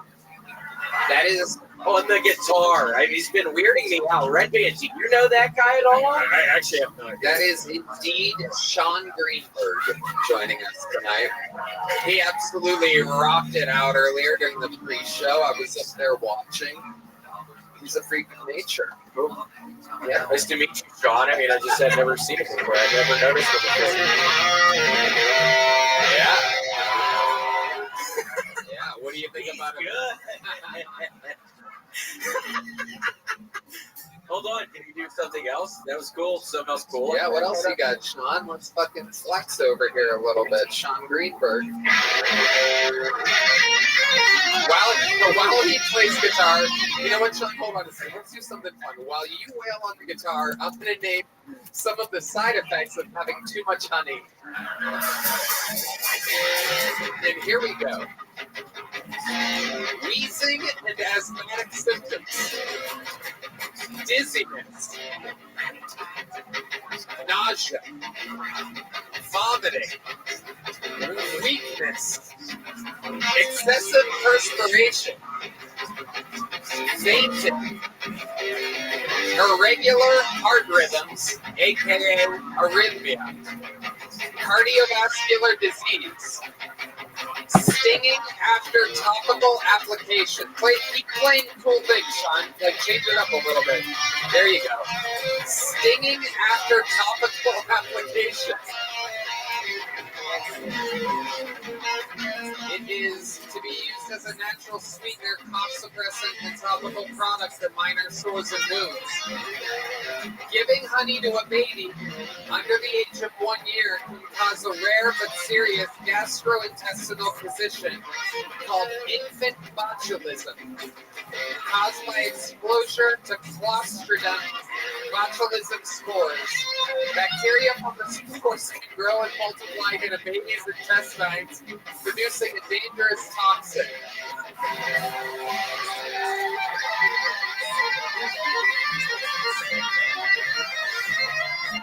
Kill two birds with one stone there. You got to hear Sean Greenberg and the side effects of having too much honey. After studying all of this, Sean, can you play behind your back? Because that all sounds. Can you really play behind your back? Can you play behind your back? No, he doesn't do that. He likes to keep it all in front of us. So, do you heard the side effects of having too much honey? Does any of that apply to you? Tony, you're gonna right now. Oh boy, you have. Guess what I've been doing? What have you been doing? Oh boy, you're gonna. Okay. Seriously, just do it. You're gonna hate to hear what I was about to tell you. Mm-hmm. I'm not kidding. There's a new Call of Duty, and it's a video game, and I have almost all of my submachine guns gold camouflage right now. It was a 2 XP weekend. I have been playing it so much, Tony. So I came up here a little. How does your throat hurt if you spend multiple days a week not working? So you basically, I've noticed you started taking Tuesday, Wednesdays, and Thursdays I have off. to, or I start feeling insane. Right. I start feeling crazy. I have to have some sort of downtime. Okay, cool. I start feeling nuts. Okay. Like really crazy. I started feeling really crazy recently. If I start feeling like I'm working a little too hard, I start feeling insane. You call what you do. Yeah, getting fucking that 6 submachine guns. I got gold camouflage. Yes, I was working. That literally was 24 hours. How long? I don't play games like that. How long does it take to beat a game like Call of Duty? Is there in it? You don't beat it. You just keep on playing. Yeah. Wow. But I've been doing that. I got to relax. I've been feeling great. I got to take a little break. I mean, you don't want to hear that. I got to take some sort of a little break just generally. I hear you. Sunday, Tuesday, Wednesday, and Thursday. And Sometimes Friday, Saturday. Do you think maybe you're doing too many cameos? Is that what might be driving you crazy? By the way, it would drive any of us crazy. What? We did as many cameos as you. Well, I mean, we're getting into the Christmas season. I mean, things are really ramping up, Tony. I mean, this is the most hectic time of the year for my ass. I mean, it's Thanksgiving. Fucking Thanksgiving. What else you got? I mean, it's a lot of. It's not really a lot of Thanksgiving. You get a lot of Kwanzaa requests? No, I've never. No. How about Hanukkah? I refuse them every now and again. No, there's just seriously every now and again. I'm like, hold on, this person's trying to trick me right now, and they've all happened to be for those ones. Okay. So other than Call of Duty, what else have you been doing, William? That's about it. We saw each other at the airport. I know, we saw each. Yeah. That was the day I got banned. Really? Yes, right after that was the flight that I tweeted the pin. So you got banned too? Huh? I got banned from Delta Airlines. So you saw him, yes, and then you got on your Delta flight. We saw each other about 50 times because we had to go through the TSA pre-check, so we had to make conversation. Imagine that. About 50 times we did. We did pretty well. I know. And then I got banned from Delta Airlines about 10 minutes later. So So what? We're just bringing it. But let me ask you this: when you got on that Delta flight, you saw the flight attendant walk by you, right? And did you take the picture? I fingered her first. Okay. No, I'm just kidding. No, I didn't. Absolutely the same thing as that. Yeah, I did do that. So the flight attendant This week, was it a woman? Who's to say? You get in trouble for even really vote. Make sure you vote. End the bullshit. So you took a picture. Was it like the first time you saw her? Were you like, oh fuck, like that, or you wait a second? I'm tired of treating adults like kids with Rambo bullshit. It's enough. Yeah. Yeah. Yeah. All right. Well, I was doing so good until now. No, it's good. It's great. I'm just curious. Yeah, I took a photo and I posted it. And I actually deleted the photo because her face was in it. And her daughter reached out and said, I agree with you. I hate the woke shit. And her friend reached out because I hate the fucking woke shit, but can you take it down because her face is in it? I took it down. It's still coming. Wow. Yeah. Wow. Impressive traction on Twitter. Yeah. Go ahead and retweet that. Kind of fish. It's right there. FISCH.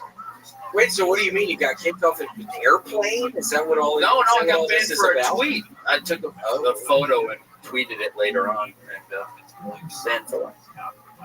Gotta be careful. Yeah. I know. That happens to me. William's very well behaved on airplanes. What's the craziest thing you've ever seen on an airplane, William? Do you have any? Honestly, Tony, there was a time it's been so scary recently because, yes, you're technically correct, Tony. On some days I'm not doing anything, but I generally sleep an hour to 3, so I have to nap or I'm not doing good. And it was so scary. I started on these early flights, and I started having these nightmares that I found myself in the actual airplane, and the airplane starts crashing. And Tony, there was one day where it was when I was opening up for your ass, and you were sitting in front of me, and it's like I wake up and I'm on the plane, and I see you looking out of the window, and the rain starts coming in because there's some issue with the plane. And sounds like a Delta flight. But that was a scary one, so now I can't go this. So all the yelling, it's like over. Your throat's always sore. Have you gone to a doctor for this? No. I don't have health insurance. What do you mean you don't have health insurance? I don't have health insurance. William, you're rich. 37. Why do you pretend like you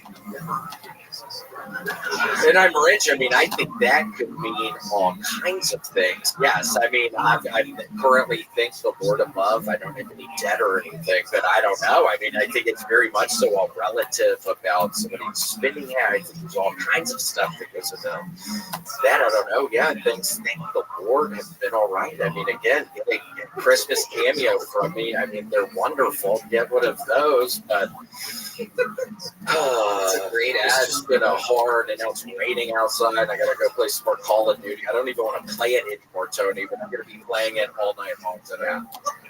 All night long tonight. And it's gonna be raining outside, and I roll up some little joints and sit by the television and start talking shit with some of the fucking little people on the fucking Wow. Well, William, what can I say? Is there anything that you're passionate about this week? Anything else other than Call of Duty? Getting my SMG gold. Camouflage! Whoa! Oh my goodness. Did that hurt when you just did that? Yes. Oh, okay. In that case, we'll put a ribbon on it. William Montgomery, ladies and gentlemen. Ian Bagg is on tour. Go to ianbagg.com with 2 G's. IANBAGG.com. Tyler Fisher's on tour. Ian, thank you so much. How about a hand for Ian Bagg? Thanks for having me. How about a hand for Tyler Fisher? FISCH.com for tour dates. He's on tour. The Giant from Ryan J. Ebelt is in. It's amazing. Let's see what Chris Rogers threw over there. What do we got? Oh, shit. Trump and Biden. Look out. Classic characters from the show. Thank you to Squarespace, Blue Chew, Prize Picks, Game Time, Talkspace, Zippix Toothpicks, and to you guys, the audience. Thank you guys so much. Red Band. Love you guys. We love you guys. Thank you so much. God bless America. Thank you. Good night, everybody.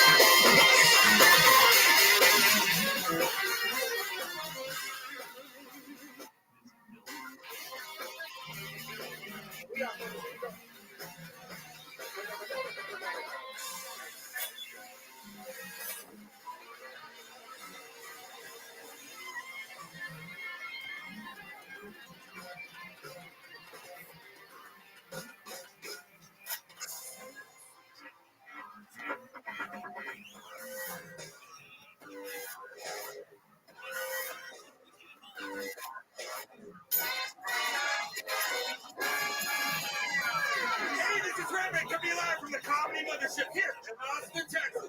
For a grand episode of Kill Tony, give it up for Tony Epstein!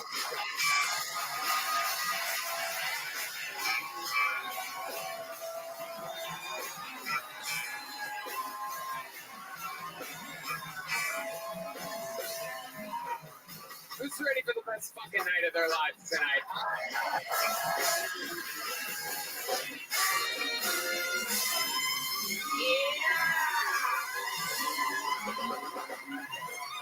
Yeah. Make some noise for Rhythmic, ladies and gentlemen. How about one more time for the best damn band in the land? Gridline Horns, Raul Vallejo, fucking Carlos Sosa, And Fernando Castillo on the horns tonight. Michael Gonzalez on the drums. Matt Mueling on the electric guitar. John Dees on the keys.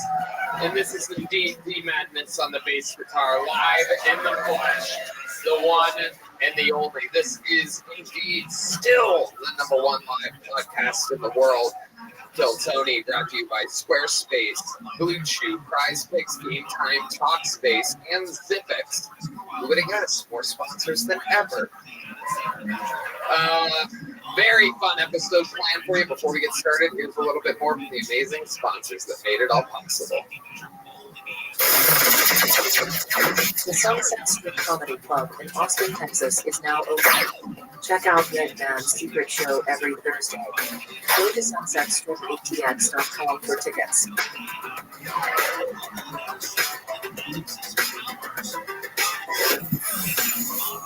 Hey y'all, this podcast is sponsored by Blue Chew. Now you're probably asking yourself, does Blue Chew work? And if you're asking that question, we want you to know that Blue Chew is putting their money where their mouth is by giving you a month free.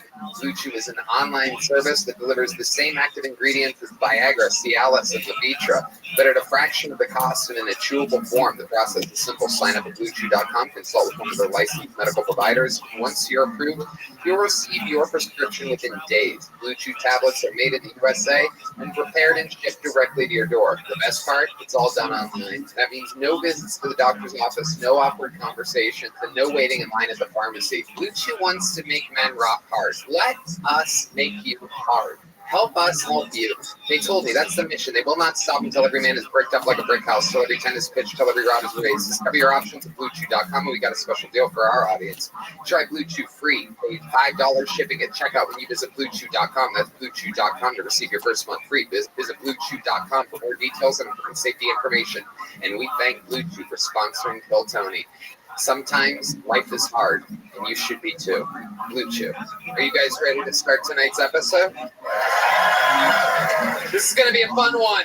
These are two guys that I've worked with for literally 17 goddamn years at the Comedy Store all around LA and all around the country. Make some noise for two of my favorite comedians, Rick Glassman and Jeff Dye. Yeah, baby. Rick Glassman. Jeff Dye. We're going to have some fun tonight. Very, very excited about this. The boys are back in town. Hello, welcome, good evening. Hi, Rick Glassman. A little. He's very silly, folks. Get ready for the silliness of Rick Glassman. He's a wild little boy, very goofy. Prepping for you. Yeah. Thanks. It really takes the air out of it when you say that. It's like my girlfriend's parents in high school. Like, you know, he's a nice guy. Put a hand for Jeff Dye, ladies and gentlemen. He's here.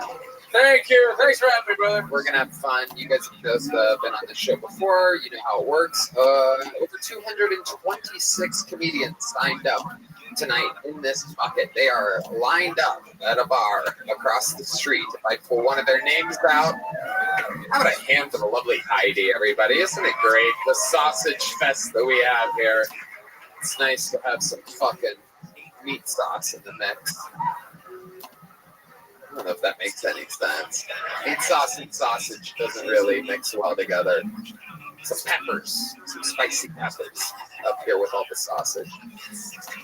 Anyway, I pulled their name out of the bucket. We wrangled in from across the street, and they get 60 seconds on this stage uninterrupted. You know their time is up when you hear the sound of a kitten. That means they have to wrap it up then, or else they bring out the angry West Hollywood Bear, which interrupts them, and the first name is pulled. I conduct an interview with them. We find out more about them, anything happen. Stars are going on the show. Giant embarrassments happen on the show. The whole thing's improvised. Are you guys ready to start tonight's fucking episode? Let's go! Well, let the fun begin, ladies and gentlemen. This has been a big, crazy week. There has been a lot that has happened. A presidential election. A lot of fun stuff happening. And there's a lot of talk about immigration and our borders and becoming a citizen here in the United States of America. But I can damn well guarantee that after this long week that we've had, that this first comedian doing a minute for you tonight will indeed become a citizen of the United States of America. Ladies and gentlemen, to start tonight's show, I present to you a brand new minute from the Estonian assassin. This is Ari Matti.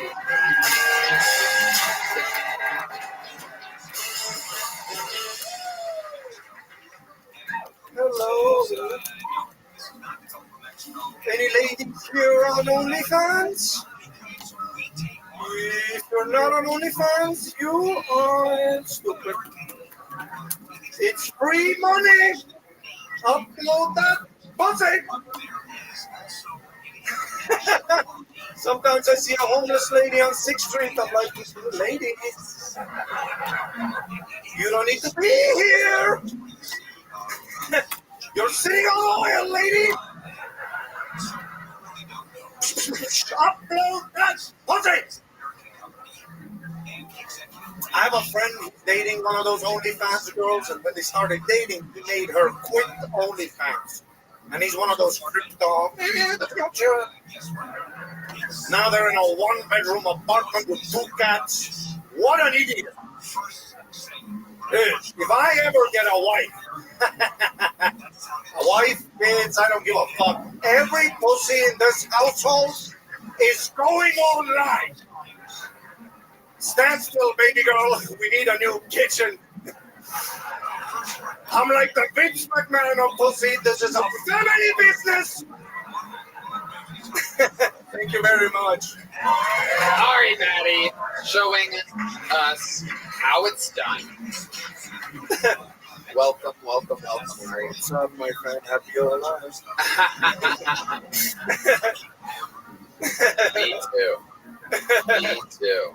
Fun week, huh? How's it affected you? How do you feel about it? Well, I'm a bit nervous about these immigration comments. Hey, Mr. Donald, I'm white. Please, mister, remember, I'm coming from the other side. You have a good face for immigration. It is true. Are you genuinely concerned, or do you feel good about things? Well, yeah, I mean, they're all saying get him out, and there's a new guy, and like. I mean, you're kind of like you didn't come across a border or anything, right? No, you flew in. Yeah. Passports were checked. Yeah. Well, when you hit that note, that's fun. Do you have any friends that are concerned? Are there a lot of Estonian? No, I'm the only one concerned. Okay, perfect. And keep the rest out. As soon as I get in here, close up the border, Donald. We're fucking full. Fuck off, we're full. Talked a lot about OnlyFans during your set. Do you subscribe to anybody's OnlyFans? I actually, I do. And, some pussy's so cheap, man. It's crazy. It's like $2.95 with the weekend special. You're like, what the fuck? At that point, as a lady, aren't you offended that your pussy's cheaper than a Snickers bar? And you can subscribe, jack off, cancel, free. You got beholden, bitch. OnlyFans is something because it makes you pay. You can't get what you want on free porn sites. Yeah, but there's that excitement.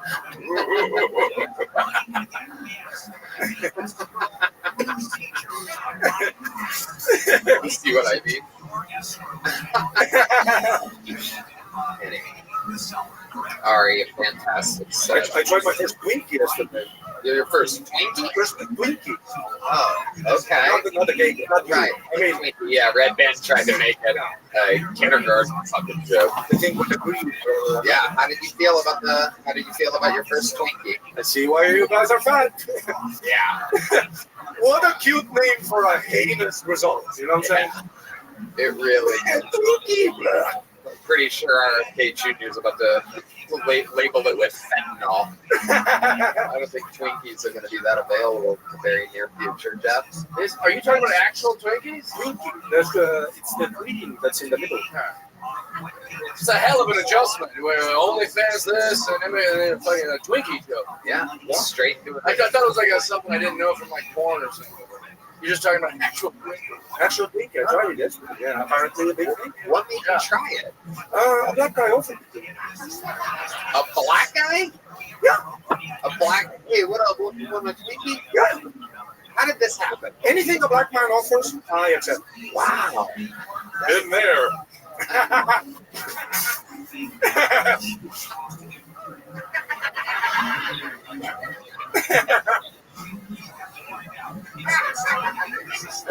I got 3 words for this room. That is,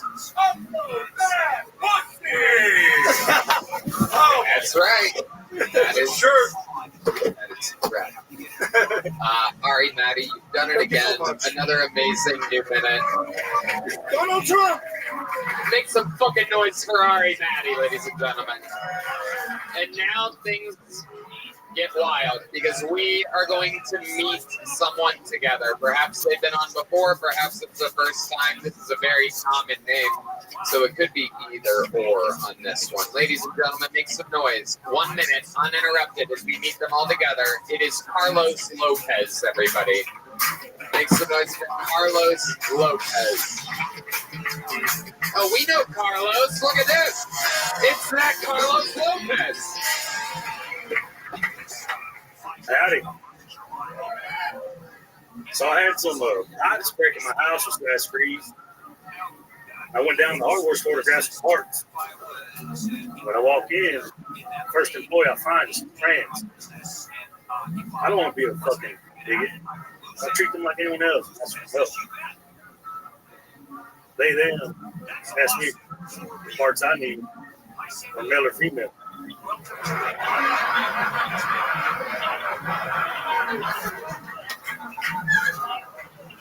Me being a smart ass, I'm like, well, what are the other options?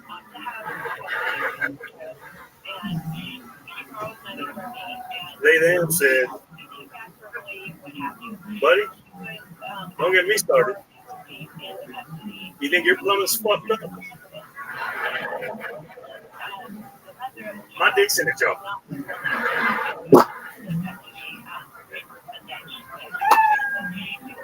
Thank you. Wow.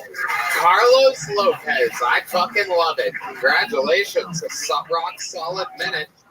What is this, your third time on the show? Yes, sir. Number 3. It's incredible. You just started a few months ago, right? Correct. Yes, sir. I hear it. Fantastic. You're goddamn right. I remember it well. You made me a belt buckle. I sure did. Hell yeah. I wore it on the Brady roast. That's awesome. I love to hear that. Fuck yeah. Good to see it, Carlos. It's a big ass, baller ass belt buckle. It's got my name on it. You look like fucking baller. It's fucking so cool. Carlos, how's life been treating you? Man, it's been a while learning comedy, learning to crawl before I could even walk. That's right. I know they don't recommend everybody come up here the first time, and I understand why now. Get off the shows and stuff. And so I've been trying to catch my space and figure it out. Yeah, fantastic. So you've been doing a lot of work, a lot of open mics. Yes, sir. Yes, sir. And you drive trucks for a living? I haul horses for a living, yes, sir. You haul horses for a living. Absolutely. Oh, yeah. Oh, yeah. I know one horse that's getting hauled out of DC in a couple months. Oh, shit. Anyway, how has this election affected you, Carlos Lopez? You seem like the kind of guy that fucking voted 4 times in different states. Our border is going to get a little bit safer. I'm from the border, so I'm happy about that. Oh, yeah, that's good for you, right? Oh, yeah. Even though your name's Carlos Lopez, you're excited about this.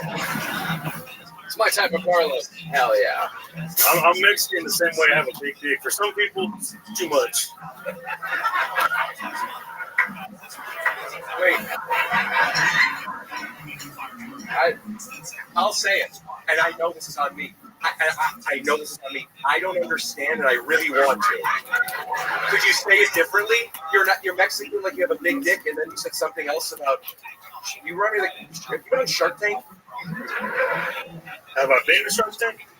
Have you guys seen the Shark Tank where the guy's like watering trees and they're like, why don't you charge $10? He's like, because we're talking about farmers, and they all start. Oh yeah, you got that kind of dick energy, dude. Yeah, or just energy. Yeah.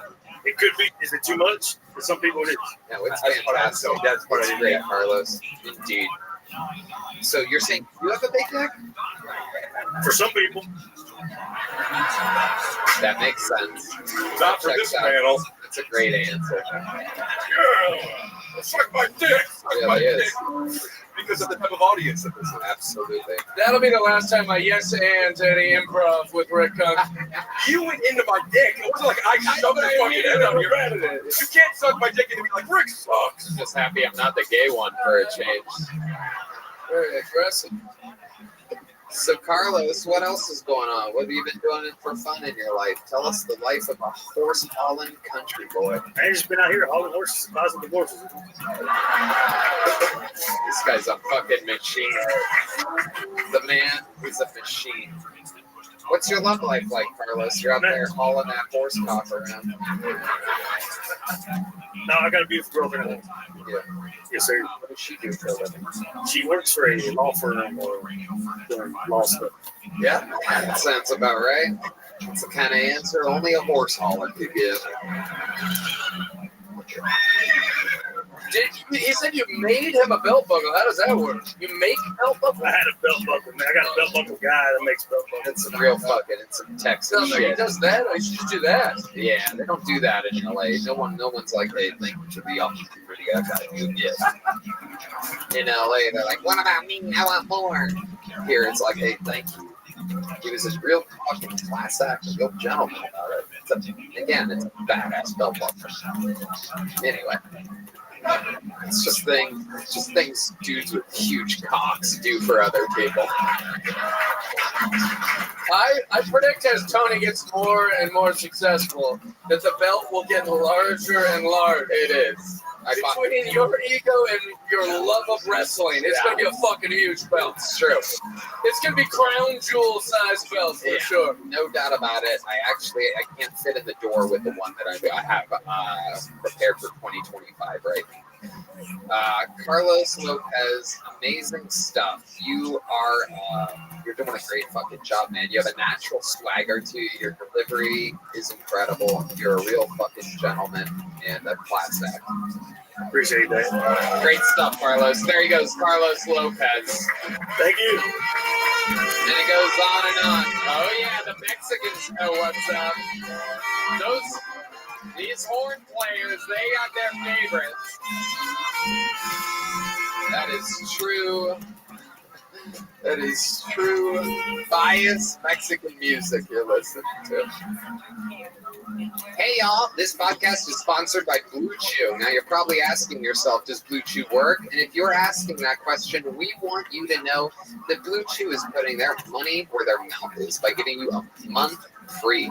Blue Chew is an online service that delivers the same active ingredient as Viagra, Cialis, and Levitra, but at a fraction of the cost and in a chewable form. The process is simple. Sign up at BlueChew.com, consult with one of their licensed medical providers, and once you're approved, you'll receive your prescription within days. Blue Chew tablets are made in the USA and prepared and shipped directly to your door. The best part, it's all done online. That means no visits to the doctor's office, no awkward conversations, and no waiting in line at the pharmacy. You can take them anytime, day or night. So you can plan ahead or be ready whenever an opportunity arises. Red band. Tony, I love Blue Chew. They're providing some really great ED treatment for men everywhere. If you don't get some, you'd be missing out on the best sex of your life. So why not try it? Ooh, yeah, wow. Blue Chew wants to make men rock hard. Let us make you hard. Help us help you. They told me that's the mission. They will not stop until every man is bricked up like a brick house, till every tent is pitched, till every rod is raised. Discover your options at BlueChew.com, and we got a special deal for our audience. Try Blue Chew free. Pay $5 shipping at checkout when you visit BlueChew.com. That's BlueChew.com to receive your first month free. Visit BlueChew.com for more details and important safety information. And we thank Blue Chew for sponsoring Bill Tony. Sometimes life is hard, and you should be too. Blue chip.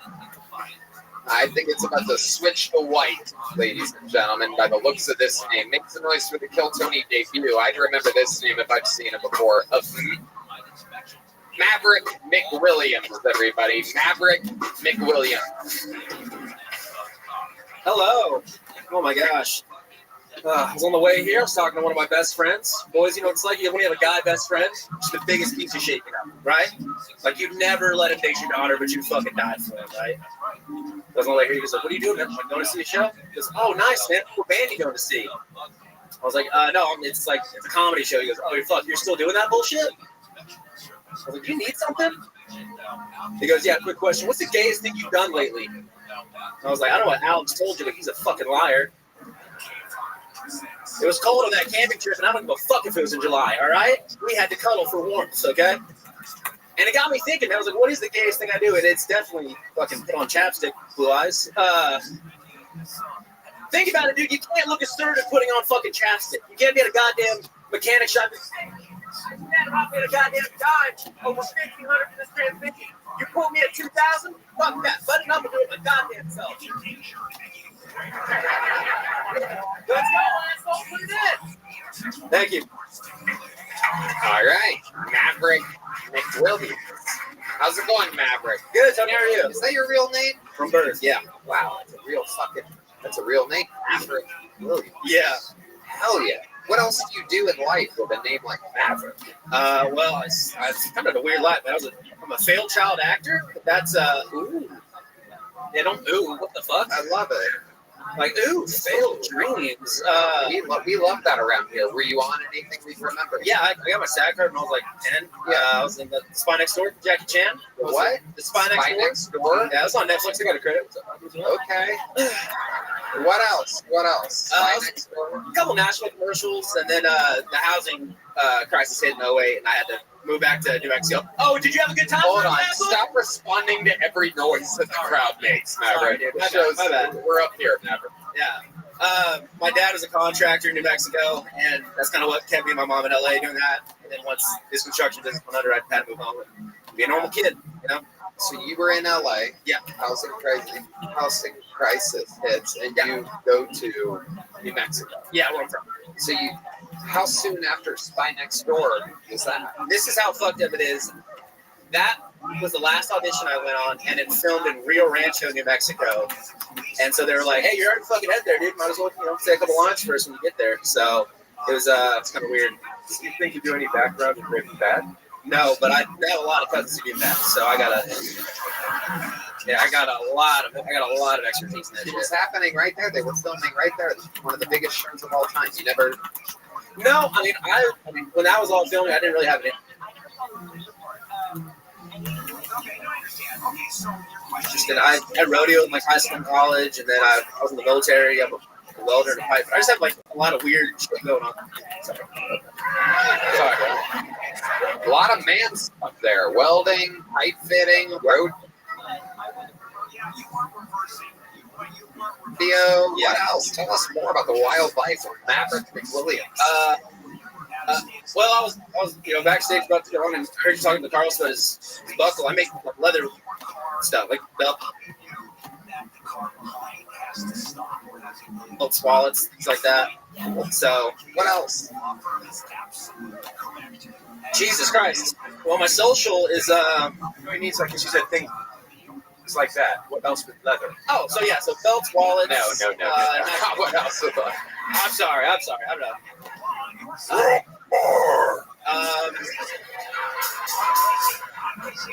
Not a surprise. I hunt. I just killed a 10-point the other day in Oklahoma. That was pretty cool. Yeah. Okay. So you're a real man. I just hate that 10-point, huh? You drive a truck, Maverick? Right now I do. It's a smaller truck. It's a Tacoma, but yeah. Okay. A Toyota. Well, I've always driven like full-size trucks, and then when I started doing more comedy, like on the road and stuff like that, I wanted something that had better gas mileage, so I can still kind of lift, Okay. So stop acting. Right. Yeah. Start acting like you can afford a better car and it'll come to you.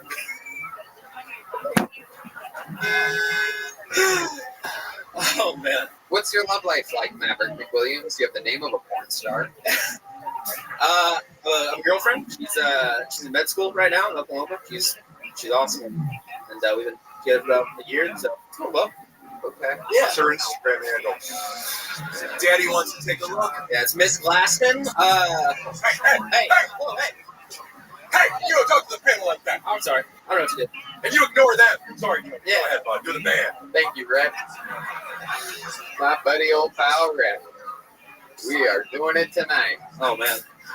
So, Maverick, tell us, what made you start stand-up? How long have you been doing it? I've been doing it 8 years. Wow. Yeah.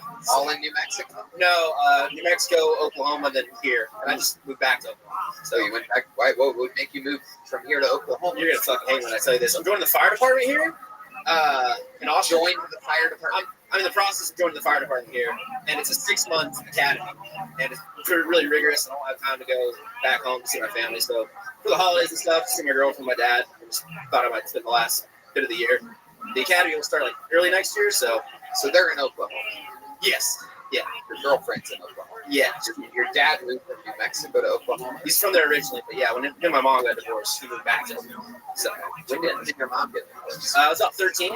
You were 13? Yes. And what made them get divorced? Did you ever figure it out? You know, I don't want to name drop here. So I was doing. Do it. I opened for Josh. We live in Oklahoma City. He asked me the same question, and I think, they just got very young. Got married out of college. They're just two different people, and so they never. No, I don't know nothing. How long have you been with this girlfriend of yours? About a year. Do you have any special moves in the bedroom, Maverick? Just try my fucking hardest. That's it. Yeah. What do you do? What's like when you say? Great answer, Maverick. The people love you. When you say you try your hardest, what exactly does that entail? You know, I'll take it from here. Okay. You know, only 86% of women can orgasm penetratively. Less than that. Come on. What are you talking about, buddy? No, it ain't. You know what? Go ahead.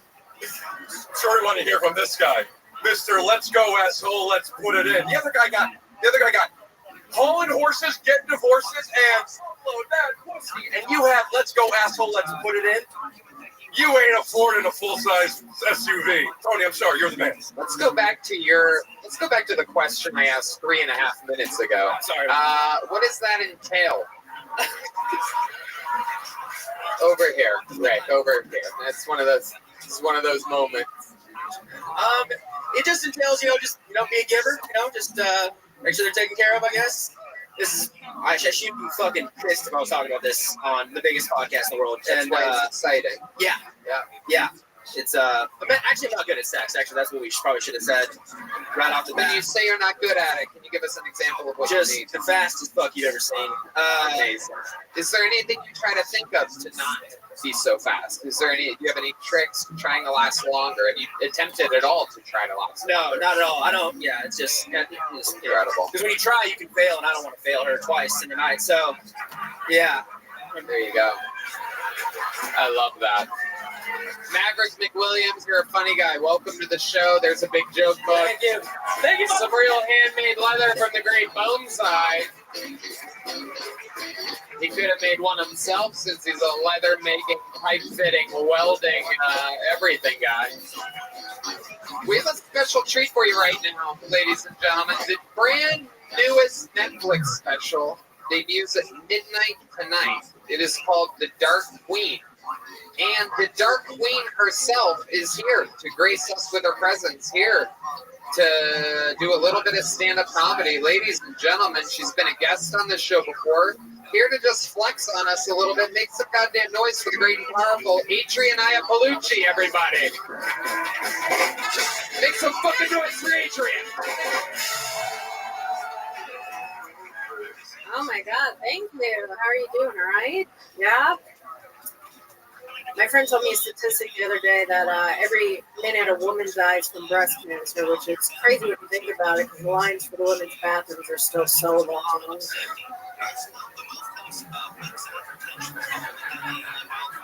Like, hurry up, survivors.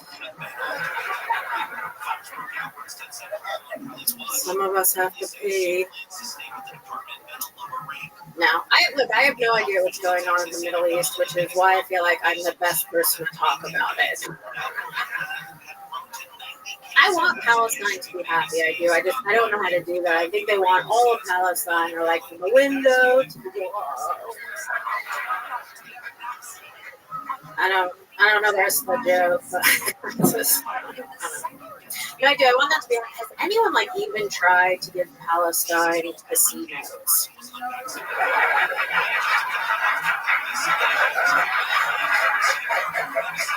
No, like look how well it worked for us.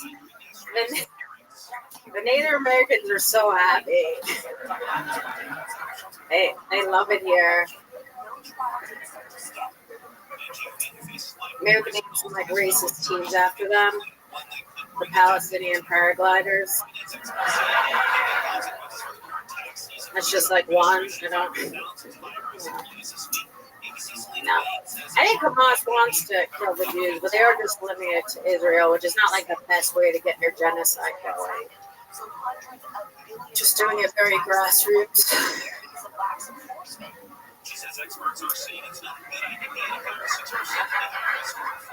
But if you think about it like that, it kind of just proves there's nothing to really do with the Jews at all. It's just that area of land. Whoever lives there, they'll never get along. You know, if Asian people live there, they'd also not like the Asian people. And I know that firsthand because I lived in the Bronx my whole life, and I hate Puerto Ricans. What I would like to propose is a little exchange program where we send the Puerto Ricans to Israel, and then we send the Jews to the Bronx, and you'll see how quickly the Palestinians beg for the Jews to come back.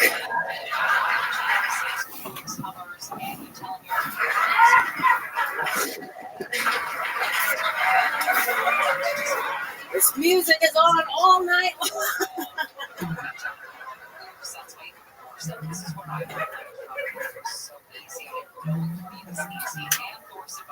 Obviously, that's a joke. I date almost exclusively Hispanic guys. Like, if you look through my dating history, it looks like I'm trying to start my own baseball league. All right, that's all I'm doing. Adrian Iapolucci, ladies and gentlemen, the newest special on Netflix, The Dark Queen. Adrian, thank you so much. We love you. Thank you guys for having me. Make some fucking noise for Adrian Iapolucci. Just people dropping in, fucking crushing.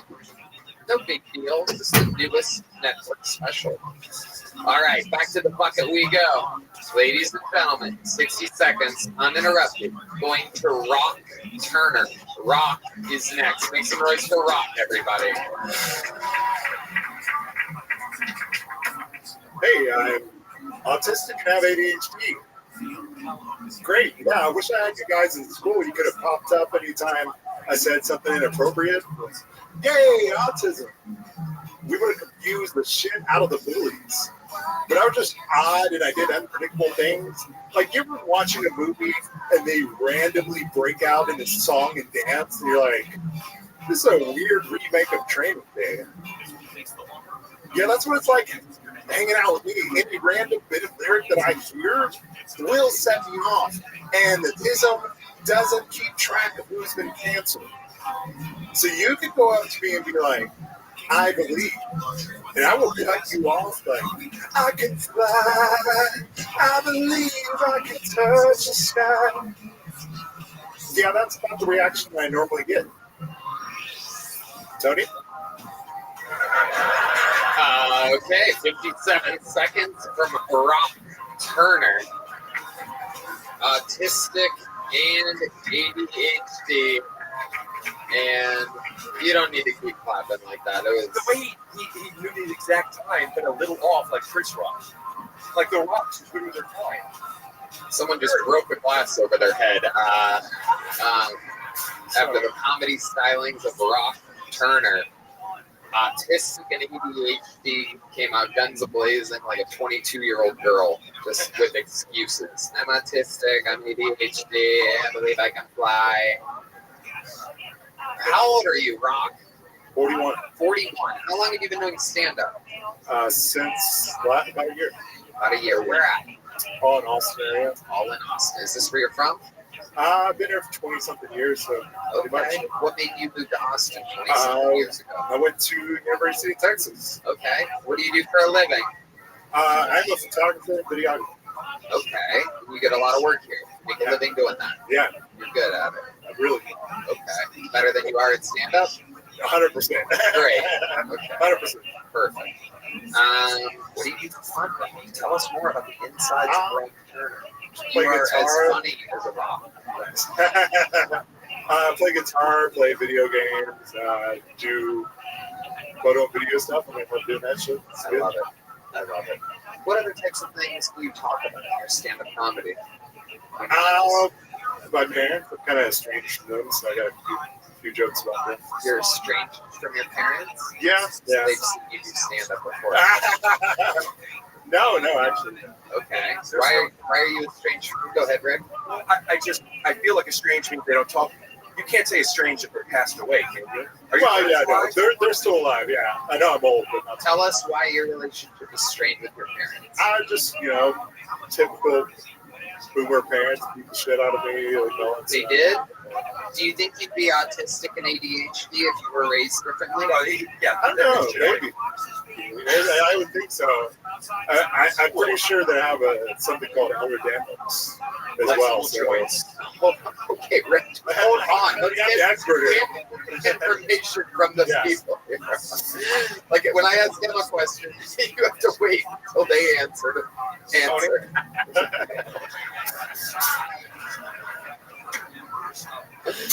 So what the fuck do you think you have? It's Ehlers-Danlos. It's like a connective tissue thing where you have. It really is. Oh my god! I thought Greg was scared. What are the odds of you being serious on that?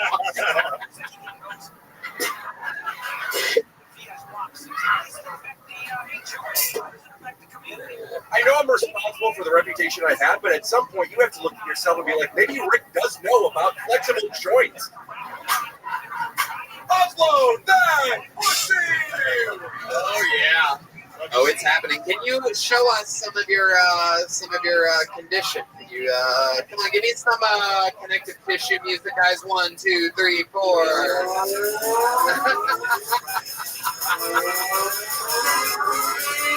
Whoa! Wow! Oh my goodness! You know what? If I was your parent, I would have beaten you too. Really push it to the limits. Yeah, that's true. That's what happens. Your parents bend your fingers back when you're a little kid. You end up with. I may not have anything wrong with me except for that. Then. What? It was just they beat me into flexibility. Maybe. Absolutely, that's what I was implying. What's your love life like, Rock? I've been married for all right. Red band. Almost a decade now. You've been married for a decade. Okay. And what does your wife do? She's a photographer too. Wow. You guys just go around capturing other people's private. Does anyone ever take pictures of you guys? Not really. Actually, well, that's a mistake. Right, there we go. It's about to change. No, it ain't, right? Oh, it's us? Fuck it. Touche. Yeah, touche.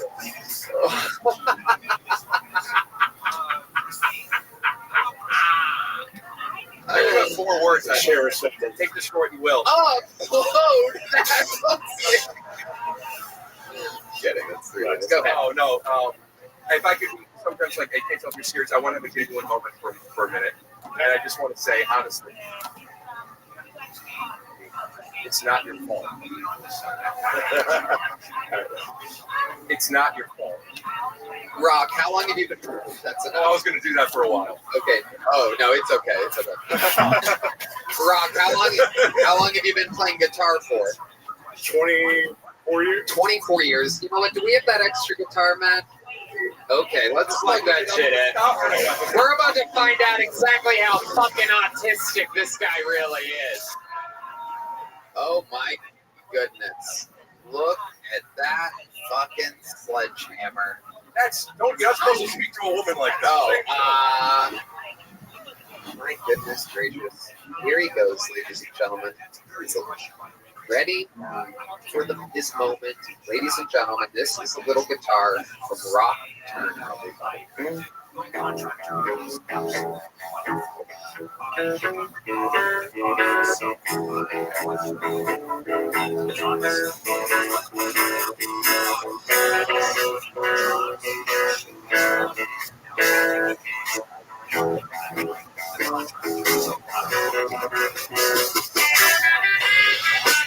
Hold on, band. No, don't save a band. All right, I'm gonna stop you there, Rob. Tony, I'm gonna only say this one. Dean Andis is roasting him, Rick. I have to jump in. He's got LSD laws. Have a flexible moral standard. Come on, man. 20-something years. Why don't we ask him to show him some of his videography while we're at it? Oh, my God, it hurts. Maybe it is your fault. No, you're the man. The videography is much more impressive, too. I'm sorry. What? The photography and videography is... Is it like Disney World, Disneyland? Like, are you in those Disney? Good question. Is it like Disney Railroad? Great question from Red Band. Is it like Disney Railroad? Disney Railroad? Never heard of it. Sorry. Amazing. Is it against the law to ask if he says what his thing is so I can look at his videos? Sure. I'll give video. What is B. Turner Photography and Films? BTURNER Photography and Films. And what is your rate? It depends what you're asking for. Hey, that's not the attitude I'm all right.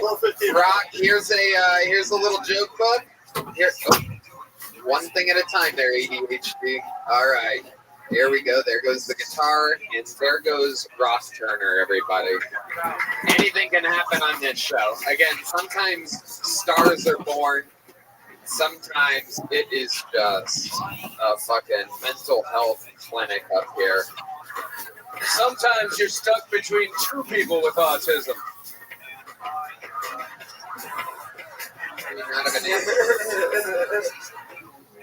Hi, y'all. This podcast is sponsored by Game Time. Folks, I love a live event. Comedy, music, sports, the theater. I love it all. And when I go to live events, I use the best ticketing site in the industry, Game Time. Game Time has a new feature called Game Time Picks that makes getting tickets for your favorite live events even easier. Game Time Picks filters out the fluff to show you only incredible deals on great seats, so you don't have to waste time searching through thousands of tickets for Red Band. Tony, I love Game Time. They make buying tickets so easy and affordable. I just found a super deal with Game Time Picks for Cream at the Moody Center. It's so easy to pick your seats, add them to your cart, check out. I personally love the seat views before you buy, plus the lowest price guaranteed. No doubt about it. With Game Time Picks, curation makes it easier to save more on sports, concerts, comedy, and theater. Plus, they're all-in pricing that shows the total up front with no surprise fees at checkout. Game Time also has the best ticket coverage. Your purchase is covered with the most flexible customer service policy in the ticketing industry. So take the guesswork out of buying concert tickets with Game Time. Download the Game Time app, create an account, and use code KILLTONY for $20 off your first purchase. Terms apply. Again, create an account and redeem code KILLTONY for $20 off. That's why. Download Game Time today. What time is it? Game Time. All right, it's time for one of the most amazing regulars in the entire show's history, ladies and gentlemen. This guy every single week writes and performs a brand new minute. Make some noise for one of the all-time greats. This is indeed the one and only, the great and powerful Cam Patterson, everybody.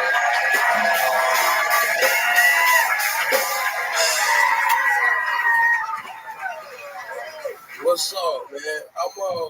I'm getting older and I realize stuff about myself. I realized recently that I'm toxic. I didn't realize that. Cause I got a new girlfriend and my ex called me out of nowhere. And she was like, I see that new girlfriend. And I just want you to know that if you marry that bitch, I'm coming to your wedding with a bomb strapped in my chest. And my dick got hard. I'm like, what did you say? I rubbed my nipple and she said, what? My homo, like, why would your dick get hard? That's crazy. I'm like, you don't understand. But my dad was at my wedding. My grandma gonna be there. You gonna kill all them for me? What you finna wear when you gonna blow my wedding? You gonna have a thong on when you blow my wedding up? Yeah, that's the whole joke. That's all of it. I'm not gonna stop now. I can tell you what I did this week. I went to Akron. That place is terrible. We don't need it. LeBron, the only thing we need out of Akron. I feel like this world is just LeBron's world. Y'all ever think about that? I'm glad I got out of that one. There you go. We made it. I had a hot 30 seconds. Patterson bringing up the fourth greatest basketball player of all time, LeBron James. I gotta tell you, yeah, no doubt about it. What do you do? Tony thinks 1, 2, and 3 is Trump.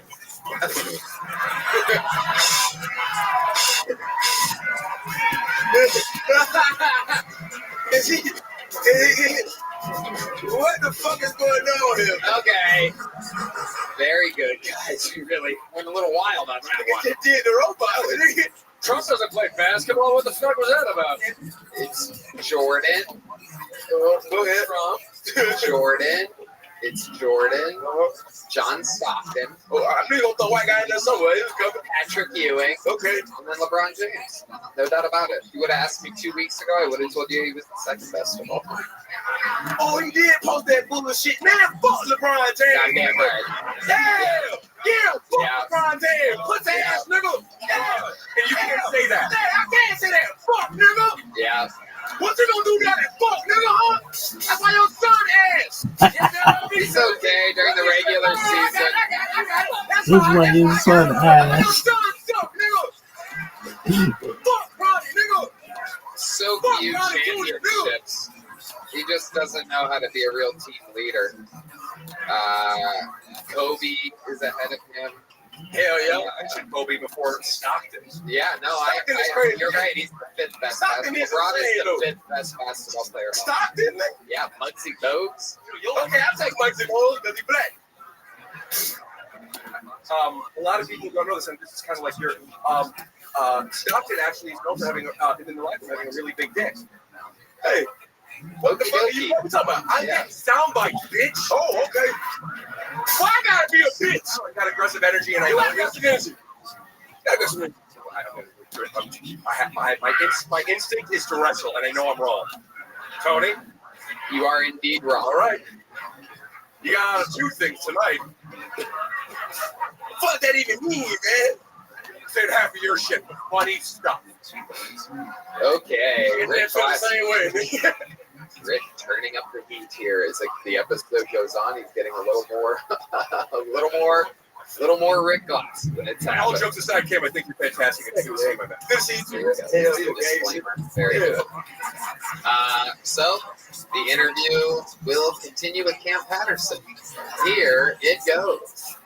Cam, how's this week been for you? It's been good, man. Tell us more about it. It was terrible. Yeah, it is. It was one of the worst Very things I've ever been small through in my city. life. It's Very horrible. small city. I'd imagine your agents and managers are trying to squeeze you for everything. Well, nah, take you everywhere. my homeboy, they asked me about it, and I was like, no at first. But my opener, my dog Jaro, he's from Akron. So I was like, why go out there? He get to go back home and shit. And he just had a traumatic experience, really. What happened? He got back home, his middle school was closed down, his elementary school was boarded up. His childhood home he grew up at burnt to the ground. Wow. We should have stayed the fuck out of Akron when I think about it. Yeah. Place is fucking horrible. One guy, I do this thing at the end of my show now. Why did do therapy with Cam? I'm a therapist. I don't even know that I'm a therapist. And so people just ask me questions and I give them solutions, right? And this one guy said, hey man, I live in Akron. What should I do? And I just said, kill yourself. Yeah.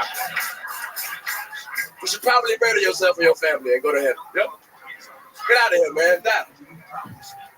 And I also been in your hometown, which it's not better, right? It's not much better. Northeast Ohio is It's the worst place on earth. Yeah, it's very rugged territory. Rick Glassman's from Cleveland. Boy, my arm's tired. Yeah, I hate Ohio. Akron, famously the home of Goodyear tires. Yeah. And LeBron James. Yeah. Yeah, fuck, nigga. Yeah. No, I'm saying, I love you. Love to see how much he got paid to make that endorsement. What? Anyway. Oh. Yeah, take paychecks. I'll beat Ronnie in one-on-one. Y'all don't feel what I'm saying? Fuck y'all too then. Yeah. What's it? That's true. That's another thing. His son sucks at basketball. He's the only guy that's been entitled to nepotism in the NBA. You follow basketball, correct? Yeah. You play basketball, am I correct? Played against LeBron. He's annoyingly good at basketball. Yeah. I don't like that I know Rick Glassman so well. And I was like, I'm gonna fucking dunk on Rick Glassman. And then I showed up and you were infinitely better than everyone that was playing. Wait. You played with me too before. Yeah, Who think we're very average, but I'm tall. He's very he beat You think he beat me? Yes, You're a piece of shit. I can hire you. Are you going There's no doubt. Oh shit! Yeah, there's What? no. Super good. I got 100. I got 2K on me right now. I'll take that bet. I just want to ask the audience one question. Do you notice how much he's trying to sell his skills? I'm just sitting here thinking to myself, buddy, I ain't playing league unless we got an indoor court, good air conditioning. You get me to shoot. Let me ask you guys something. I like to plug my video. I am phenomenal on YouTube. Okay, Rick. What if if you're in town tomorrow, right? No. You leave tonight? Actually, doesn't sound over. I thought you went tomorrow night. Okay. So what if I got you guys an indoor gym and we rolled the video right now of the game that you guys play tomorrow? And we can bet on it. No, Rick, you're saying no? Cam looks excited about this. Yeah. I'll put money on it. Let's do it. I'm probably not. Why do you want to do? You scared? You seem like you're scared, Rick. You seem like you're scared. Wait a minute. You seem like you're scared. I'm never scared. I'll tell you what.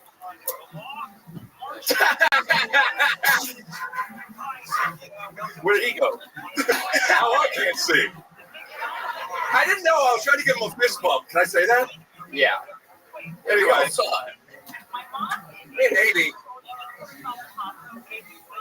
Maybe, yeah. Let me know what to do. Tomorrow, what's up? 1 p.m. tomorrow. I have a podcast at 1 p.m. It would have to be early, and I mean, how do we have to do it tomorrow? Why don't we do it before this comes out? Why don't you come to LA? No. No, you have to play here in Austin. Let's do it, man. It's indoors. Come on, Rick.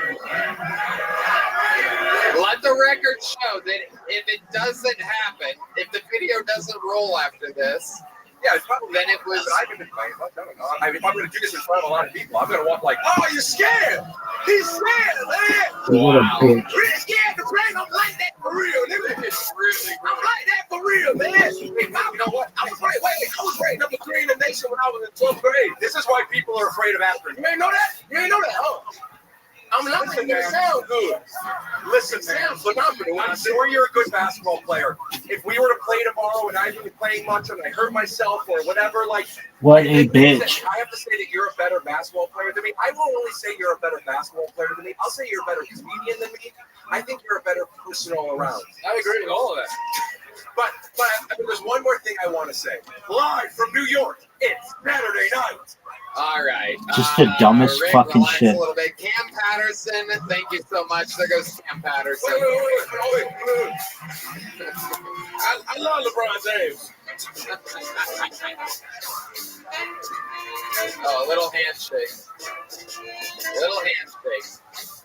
All right. What a wild episode. You guys having fun out there? All right, your next fucking pool goes by the name of Ben Kosheba. Ben.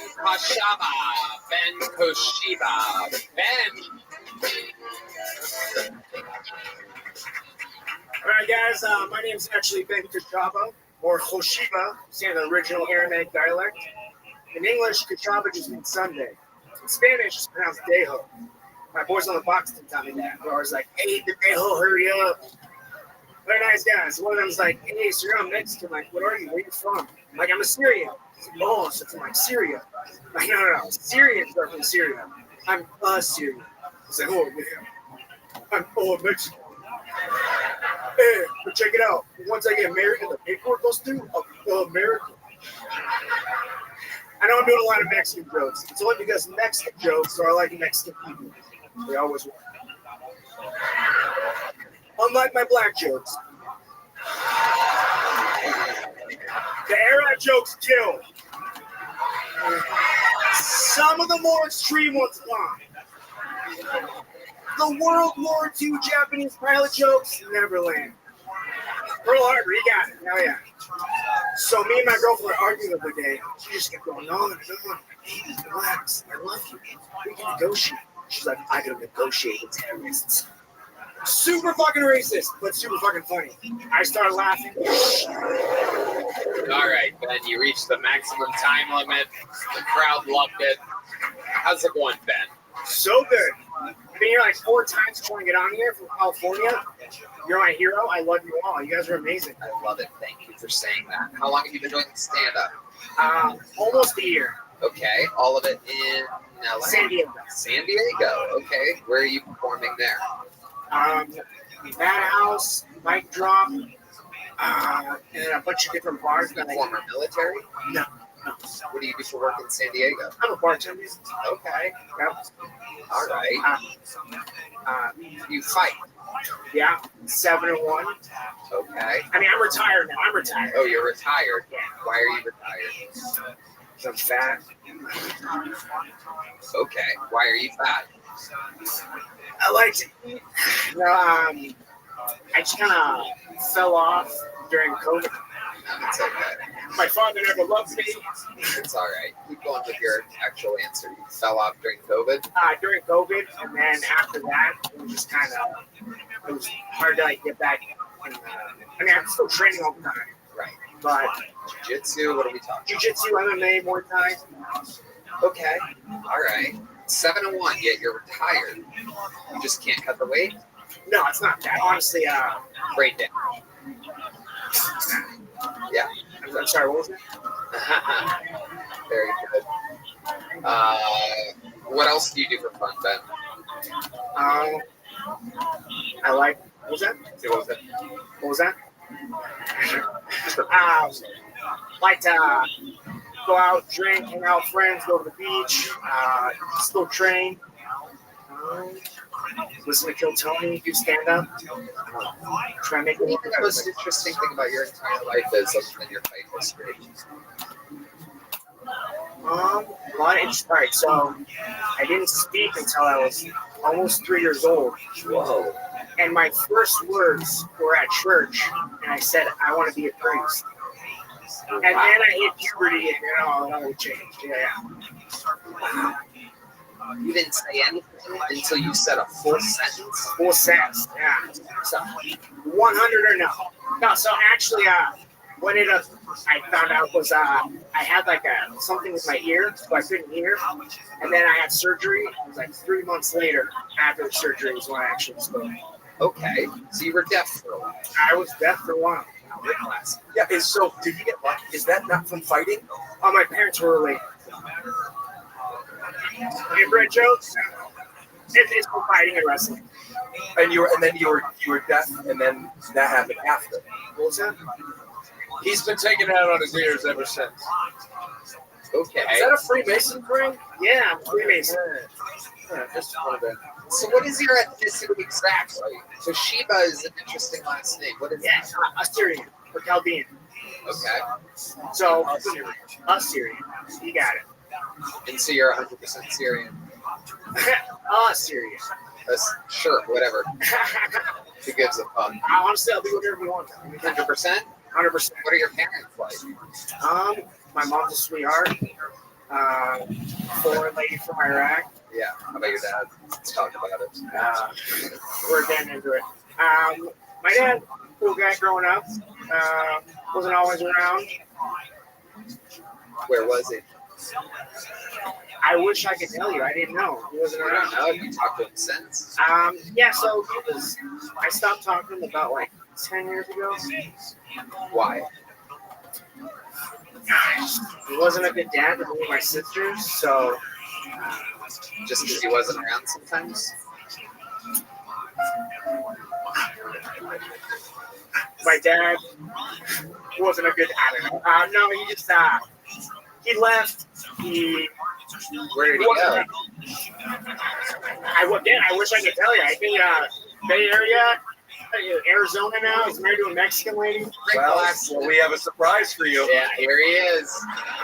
Ladies and gentlemen, it is Allah Akbar Kushiba, ladies and gentlemen. And here he arrives right now. Hold on. Here he comes. Wait, Rick's got to go grab him. And now here he is, ladies and gentlemen. Your father. Baba! A slightly hairier version of Rick Glassman. Would you like to say some words to your dear son, Mr. Kushiba? It's not your fault. It's not your fault.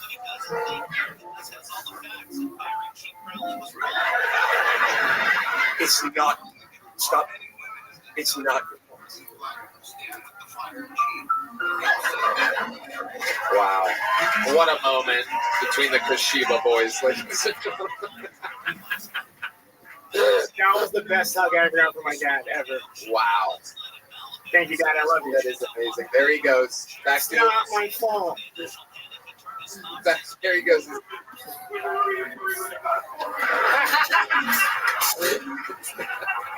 Wait, what did you say? He's yelling at women because he's good old serious. Oh, it's Rick Glassman, everybody. Look at that. What I missed? Somehow your mustache looks thicker. Added mustache. This is incredible. Wait, what do you got there? Okay.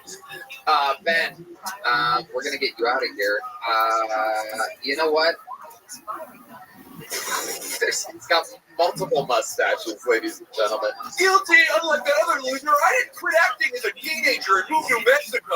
I'm a real actor with mustaches, you dork. Well, why don't you wrestle Cam Patterson and see who has a bigger dick? Fuck off, I'm not wasting my gosh darn time. The crowd loved your material. Welcome to the Kill Tony universe. Here's a big joke book. Ben Kushiba, ladies and gentlemen. On to the next one we go. We're flying through them tonight. We have another Lopez, ladies and gentlemen. Ben, get the fuck out of here. Go. All right, there you go. There goes Ben. Your next comedian out of the pocket goes by the name of Eric. Okay, there's the mic adjustment. Thank you. On to the next one we go. Your next bucket pool goes by the name of Eric Lopez, everybody. Eric, make some noise for Eric, everyone. All right, guys. So I ended up in Iraq in back 2009, fighting for the Taliban. Obviously, I didn't get 72 virgins. A photo leaked out of me eating some bacon. But I did the next best thing. I walked into a carpet shop. I told him, yo, you got a magic carpet? He's like, no, I like to pick the last one. But I got this fuck rug because I like you, my friend, $85. He's like, you know what? Think about it. You got a dinner today. You spent over $100. You still don't get laid. Fuck rug, guaranteed sex. I'm like, man, we got anything cheaper? Yes, most popular model, the goat fuck rug. $20. No goat can resist. And I was like, any goat? So needless to say, I fucked Tom Brady. Funny thing happened. Ref stepped in, threw a yellow flag, and that's what for the passer. I nutsacked on like 3 times. At the end of it, like, yeah, that's how my balls deflated. All right, guys, thank you. Okay, Eric Lopez. Welcome to the show, Eric. This is your first time here, correct? Actually, showed up to that old place that burned up, episode 3 in Austin. Okay, yeah. No, we remember that. That makes sense. That is the old place where we used to do the show. So you were on the show before? Yes, sir. Okay. How long have you been doing stand-up? Since that day, started things there. Well, it was like my 5th time being counted. Okay. Let's say around coming up 4 years. Yeah, no doubt. I've been in Austin about 4 years. That makes sense. That checks out. So what do you do for work, Eric Lopez? I'm a milk carrier. Really? Yeah. Okay. And you're a veteran? Definitely. Okay. Yeah. Not like these other guys that just look like they've been in the military. The guy that looks like he hasn't been in the military was actually in the military. This is incredible. What did you do there exactly? I was an avionics Marine. I worked on F-18s. Thank you. Amazing. Amazing. What did you do? You like fixed planes? Mechanic? They call me the lab rat. Pretty much the components that broke on the F-18. I guess I did technical or whatever. Fixed it. Shit. I troubleshoot. Yeah, that's what I meant. Okay. I love it. Did you kill anybody? No. But the F-18s did. Yeah, they fucked us some shit. Yeah. You're goddamn right. Was it a tough transition for you to come back to society? How long were you overseas for? I did just one tour of Iraq. Not that long. I did 6 tours of Australia. Just comedy tours. I think Red Band did a tour of Italy. Yeah, you did, you fat bastard. You fucking. Hell yeah. He had an Iraq of ribs.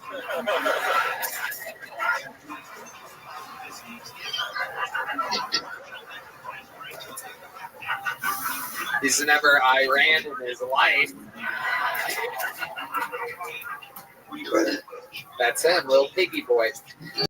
So Eric, now you're a mail carrier. What's it like out there being a mailman nowadays? You running away from dogs and whatnot? That's probably the scariest one with chihuahuas. They're about to get deported, so. All right. Yeah.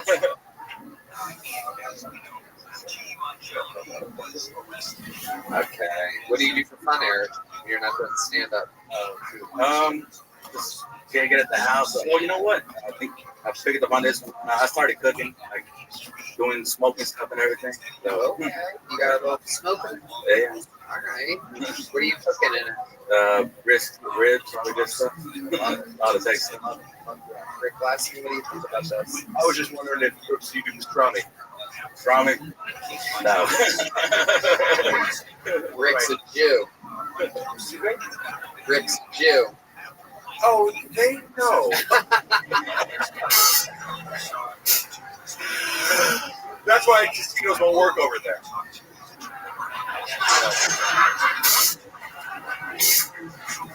Now, I have a question. Yes. When you were doing your thing, and it was great, but you were talking about fixing F-18s, and we had a guy named Maverick, and I'm just picturing like what that movie. And then it's like, what was your job position? You're like, they call me the Rat.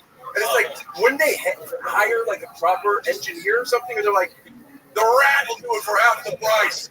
Let him fuck up these F-18s. What does that mean? And did you fix anything with tape? A lab rat. That was a lab rat. I was like an air conditioning unit. Everybody's out in the fucking flight line. Winter, yeah. And he's like Leonardo in Teenage Mutant Ninja Turtles 3. Okie dokie. Tony? So Eric, oh, you don't have to toss back to me. I just take it at that point. Eric, what scares you in life? What are you afraid of in this world? Immigration. Wow, really? The second Lopez to be anti-immigration on this show tonight. I'm not exactly sure what's happening, but I'm glad you motherfuckers voted. Anyway, so other than immigration, what scares you? Because you seem like, you're a war veteran. You've been around. You're a guy with a smoker. You're like a real man. What scares you? Is there something where you're like, no. Something they used to do where you're just like, oh shit, no, God, no. Oh, fuck that, man. Yeah, there's like the normal things, like if I see a rat going, I'd be like, that'll startle me. When you're wrong? Yeah. Oh my goodness. Rat, did you see a lot of rats? When I was in Iraq, I was in the business, I'd take a flashlight, be like, make sure no spiders, no rats coming around or anything. Yeah. Hell yeah. I'd like to just know what else you write about in your act. What else do you talk about? About being messy. You seem really likable. The guy, like, just listening to you seem like a very, you're talking about fucking Tom Brady. I'd like to hear more, but I just wanted to know. There is a 2.5 hour long roast of Tom Brady on Netflix. Yeah, I was in the unedited. Amazing. We were just talking about the home of Goodyear in He's wearing a Bad Day shirt. Did you notice that? Honest to goodness, I forgot I was here. Good year. Good year. Eric, we like your style here. You're giving a big joke book. There you go. Eric Lopez, ladies and gentlemen. Good morning. This next one is inside, ladies and gentlemen. I do believe it is one of the there's another Lopez song from the band. Ladies and gentlemen, I do believe she works here with the Skiltoni squad. Ladies and gentlemen, make some noise for Aya, everybody. Aya, I do believe it's one of our own. One of the many producers that helps get the whole damn thing together. She's probably taking up a headset. Make some noise for Aya, everybody. Oh my gosh, it's bright. A lot of light. Shout out Thomas Edison. He would have loved flashlights. No, it's cool. Not good with guys. But I don't know. Like a guy isn't gonna tell you, but I know I'm not good at hand jobs just because all my protein shakes are clumpy. And like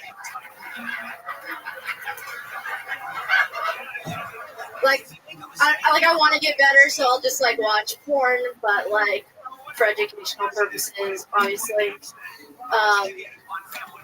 all I've learned is that I like incest porn, cause like at least you know they love each other, right? I don't know. I guess I'm just a romantic, and it sucks being a romantic, cause like I won't see red flags in guys. Like, I won't see a guy with dyslexia. I'll just see a guy who knows a little bit of German. Or, like, I won't see a guy with anger issues. I'll just see a guy who can protect me from drywall. It's not good at all. But, wow. That is what we love. A Star is Born, ladies and gentlemen. Aya. Amazing. Welcome. You work here on the Kilton production team. We've never really gotten a chance to talk. And so welcome. How long have you been with stand-up? like 2 years. And how old are you? I'm 22. Wow. 22 years old. That's how old I was when I started. How old were you when you started, Rick? 24. And how old were you when you started? I'm making the math part of this. How long ago was it? I'll do it. Okay. 2005 and I'm 41. 6 years. You were. You don't. It doesn't matter how old you are. If it's 2000, if it's 2005, it's been 19 years. It doesn't matter how old you are. You go backwards. Oh, 23. There you go. Today. I say. Oh, go ahead, 20.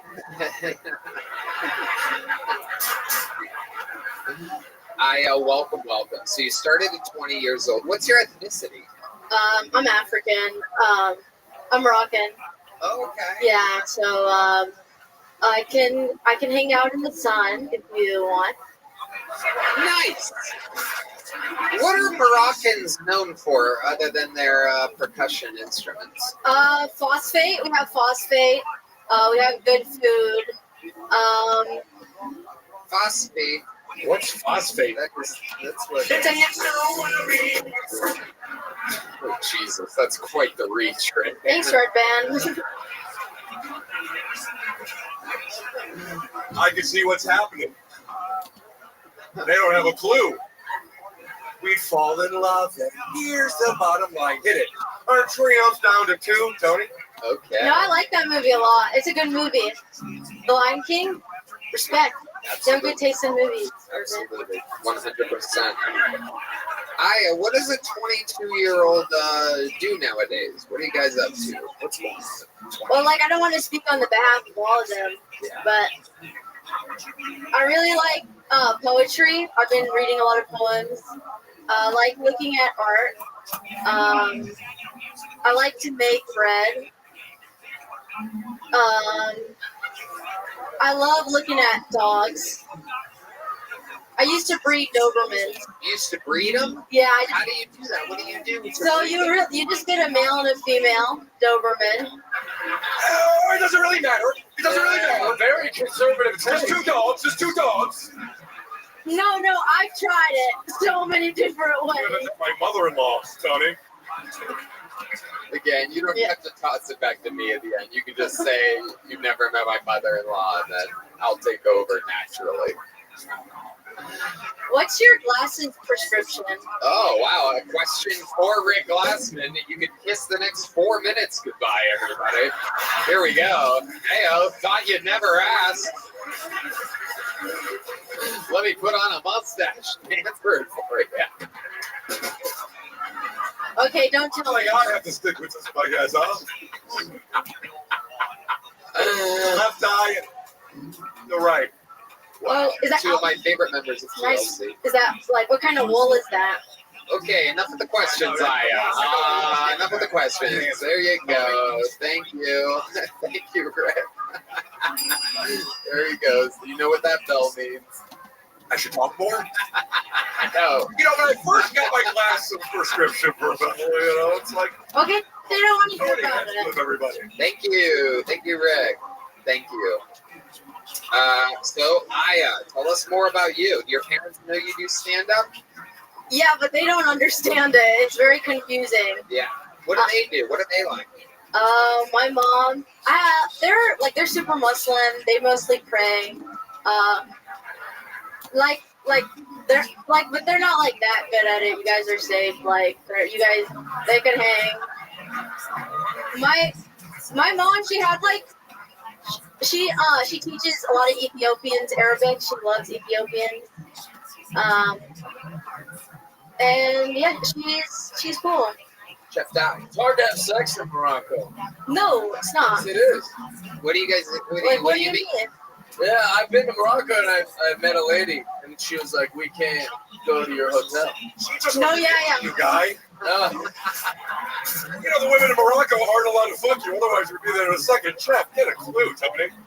No, sincerely, I met a chick. It's true. You have to bring it. We couldn't go to the hotel, and then she's like, "But I know a place," and then we drove crazy in separate automobiles to like miles and miles away, and then she got in this is a true story. I probably should share. And then she hit like a button in this weird place, and all the windows closed, like from the things. And then we were kind of locked. I had to go in separately, and we did the deed. How much did it cost you? Nothing. Nothing? Oh, it's free? Cool. Free, yeah. No, there's like sex trafficking there. Yeah. Well, what you're saying? It's a fair question. No, pay for sex. Don't get me wrong. No, yeah, it's cool. No, but you're right. You do need to bring a marriage certificate if you want to get a hotel with like someone of the opposite sex. Just go to my hotel. You guys should have just told them y'all were cousins or siblings. They would have let y'all I stay don't think together. about it. Really? Yeah. Half siblings, maybe? Well, you and I could be related. Why would they buy it? Because she didn't look like me. What? She had a mustache. Man. What does she look like, and what does that matter? Okay, all right. I was just saying it's hard to have sex in Morocco. That's all I wanted to check. Oh, I thought you meant like technically. No. It's very standard. No, yeah, it's pretty much. I have all the parts still. Yeah. Well, I regret sharing. What were you doing in Morocco in the first place? I had a travel TV thing on NBC. Oh. We went to Morocco. I was like, this is gonna rule. Do you go to Morocco a lot? Sometimes. Yeah, I was like there 2 years ago. Like last summer. Parents are at? No. Well, that's where sometimes they go there and they leave me for some time. But Who watches you? I'm.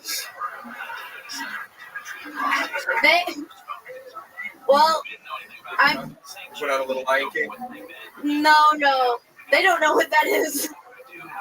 They're very serious people, it sounds like. Oh yeah, super serious. How long have you been working with the whole Kill Tony crew here? Like over a year now. And so, how does someone from parents that pray all the time? Yeah, like I didn't wear t-shirts until I was 19. Wow. Amazing. Just always naked? Yeah. Yeah. Topless. Amazing.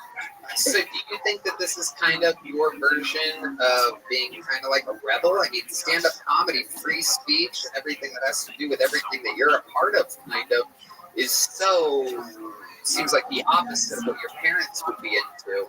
Did they ever... Well, I think I'm just being myself. Yeah. And you guys don't have to clap for that. But no, I don't think I'm really rebelling. I care about them and what they think about me. Yeah. And so I try to be a good kid. Yeah. How often do you perform stand-up comedy? You work hard at this. Yeah. I at least a few times a week. Yeah, really funny. Oh, thank you. Do you love it? You love it? Yeah, I love This is stand-up. what you want to do? Yeah. Amazing.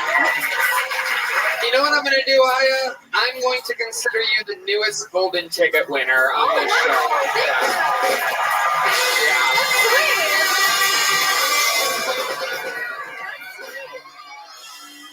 22 years old, you're here in the comedy capital, you're part of the Kill Tony unit. I just don't see how you're not going to end up being one of the biggest female stand-up comedians of all time.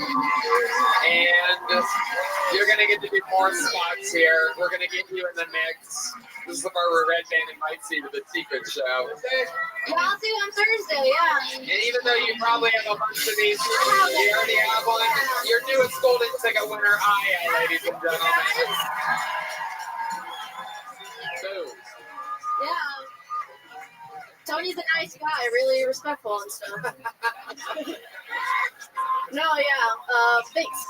There she goes, Aya, ladies and gentlemen. Wow, how cool. I just don't see how she can be stopped. She's already 2 years in. She's 22. She's got a whole fucking thing going on. Naturally funny. So, it has begun. Legends are born on this show, and it is time for the return of one of the biggest legends of all time in the history of the show. Ladies and gentlemen, it's been a while since we've seen this man. He is indeed a Kill Tony Hall of Famer. I've been very excited about the long-awaited return. One of the greatest roasters in the show's history. Ladies and gentlemen, it is indeed David Lucas.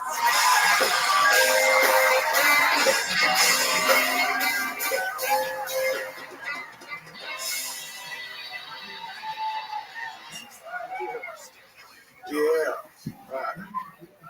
Hey, that data shit was crazy, man. That motherfucker was putting GHB in the baby oil. I'm like, that got to be the craziest way to get raped. You know what I'm saying? This bad motherfucker massage you into the rape and you wake up the next day. I hate I never was able to go to a Diddy party because I know them hors d'oeuvres were off the chain. You know what I'm saying? Like Diddy would have got me with the food. I would have been in that bitch eating exotic cheese. It's like, y'all said this was ostrich? I would have ate some of that food and been in his fucking closet with one of his robes on. Dancing. Like 1,000 bottles of baby oil is crazy to me, bro. It is. Like, Diddy had so much oil at his house that Biden ordered a drone strike. It's like I feel if you got 1,000 bottles of anything, you should go to prison, no questions asked. You know? And nigga, 1,000 bottles of black pepper, take your ass to prison. Tony was probably at the prison with bail money to get Diddy out.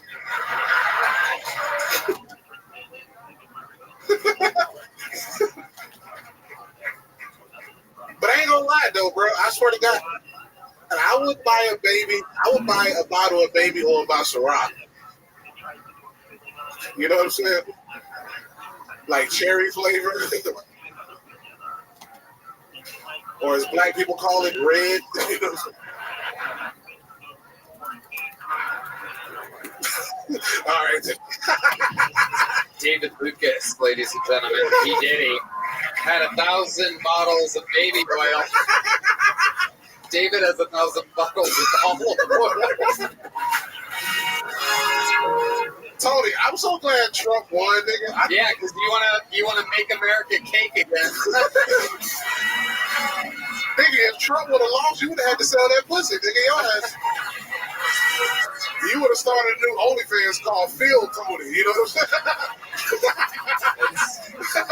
That's true. I actually bought the domain and everything. Hell yeah. What's up, Tony? Rick Glassman up in this bitch. Yeah. Young Howard Stern looking ass nigga. What the fuck? That's funny stuff. Tony doesn't have to sell that pussy anymore because he gets to.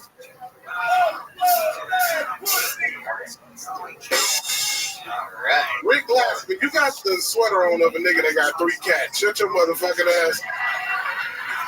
That motherfucker got 3 cats and a goddamn ball of yarn in his living room. Fuck you talking about with that dumbass sweater on, bitch. You look like one of them kids at the elementary school whose mom is a teacher. You know what I'm saying?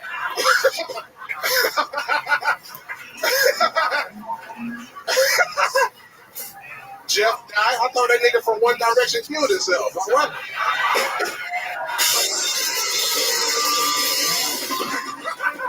Why the fuck are you here? What the fuck are you doing here, bitch? That guy was really hot there. Yeah. Say, but you hot. You like 1987 hot. You know what I'm saying? This nigga look like he just spent $100,000 on Seabiscuit. Your ass. Rich, hot? I don't get the jokes here. Well, when David Seabiscuit, he eat biscuit.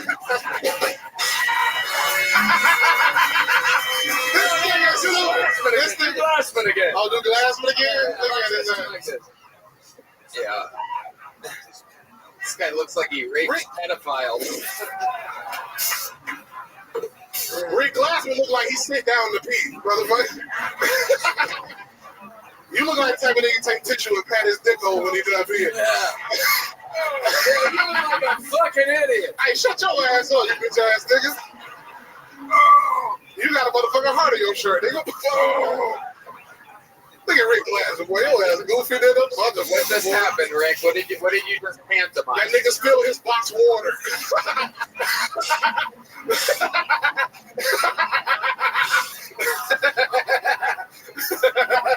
David, it's been forever. It's been forever, dog. I've been on the tour like a motherfucker. Got too many kids, nigga. I gotta go shoot. You do? You have another kid. You have a new kid. Hey, nigga, shut up, bro. You gonna fuck my pussy up, nigga. What you talking about? I don't even know what you talking about. It's been a long time since I've seen you. I guess it's an old kid now. I miss Tony, bro. I miss you like a motherfucker, bro. I'm glad to see you doing good. When I see you out there at that motherfucking Trump shit, I was happy than a motherfucker. Yeah. I'm like, I can't believe Trump let gays speak for him, right? Yeah, it's true. Doesn't feel good, does it, Tony? It is true. You've been at some rallies too. The hamburger joint.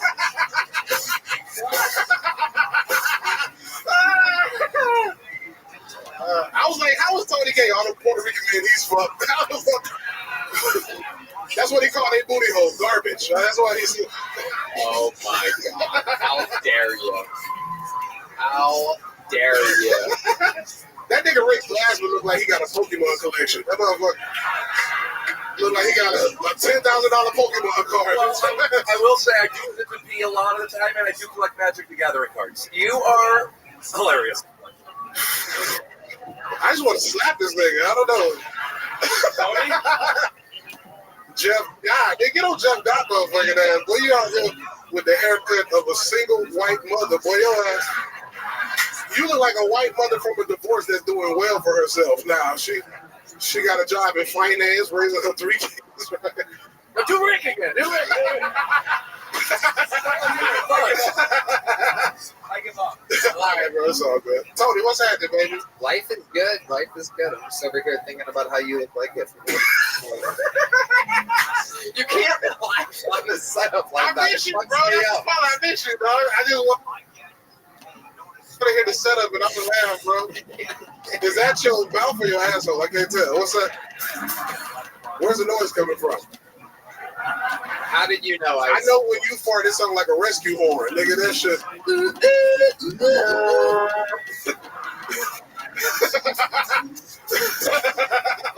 This is so great. This is like if Whoopi blocked the view.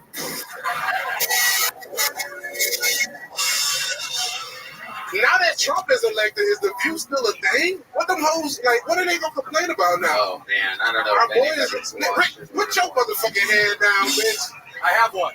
I know you probably got a podcast with a fucking tranny as the co-host. I don't even understand what a joke. Why would that? I don't understand the joke. I don't know. Gay eye for the straight guy? I don't fucking know. That one I get, and I love it. No, I got one. This isn't really my genre. I don't do this kind of stuff. But the Whoopi Goldberg thing, I was thinking I could call you, man, this black dude looks like Sister Mary Clarence Thompson. See what I'm saying? There you go. The You gotta roast. take that dumbass sweater off, nigga. The roast styling. You out here looking like you. Let's all talk at the same time. I got it. Did it not work because it wasn't funny, or did you guys? It wasn't good. Let me just ask my question, Clarence. You know the answer. Does everybody know Sister Mary Clarence? Rick Glassman. That's the problem. Okay, very Rick Glassman. You look like you got a peanut allergy, nigga. Your ass. He does. That motherfucker died from Chick-fil-A. He has the charisma of a man that definitely does his own taxes. Rick Glassman, nigga, I'm a force, bitch. That motherfucking LA shit, you know what I'm saying? No. Go ahead. No, you drink box It's like Sister Mary Clarence Thomas over here. Do niggas know who Clarence Thomas is? Sister Mary Clarence is Whoopi Goldberg and his sister, actually. But see, when you gotta explain a joke, it don't might be a redneck. It might be a fan. All right, you guys are. You ever like found interest in a man? I mean, I want to watch it. I want there to be penis in my porn, but I'm into the girls. This nigga's stupid. I don't know what the fuck is going on. Rick Glassman is a fucking dumbass, bro. Make some fucking noise for the legend David Lucas, ladies and gentlemen. We're having fun out here. Shit's real. One more time for David Lucas. All right, back to the bucket we go. You guys still having fun out there, huh? Another bucket full. Ladies and gentlemen, here we go. Your next comedian goes by the name of Neo Love, everybody. Neo Love.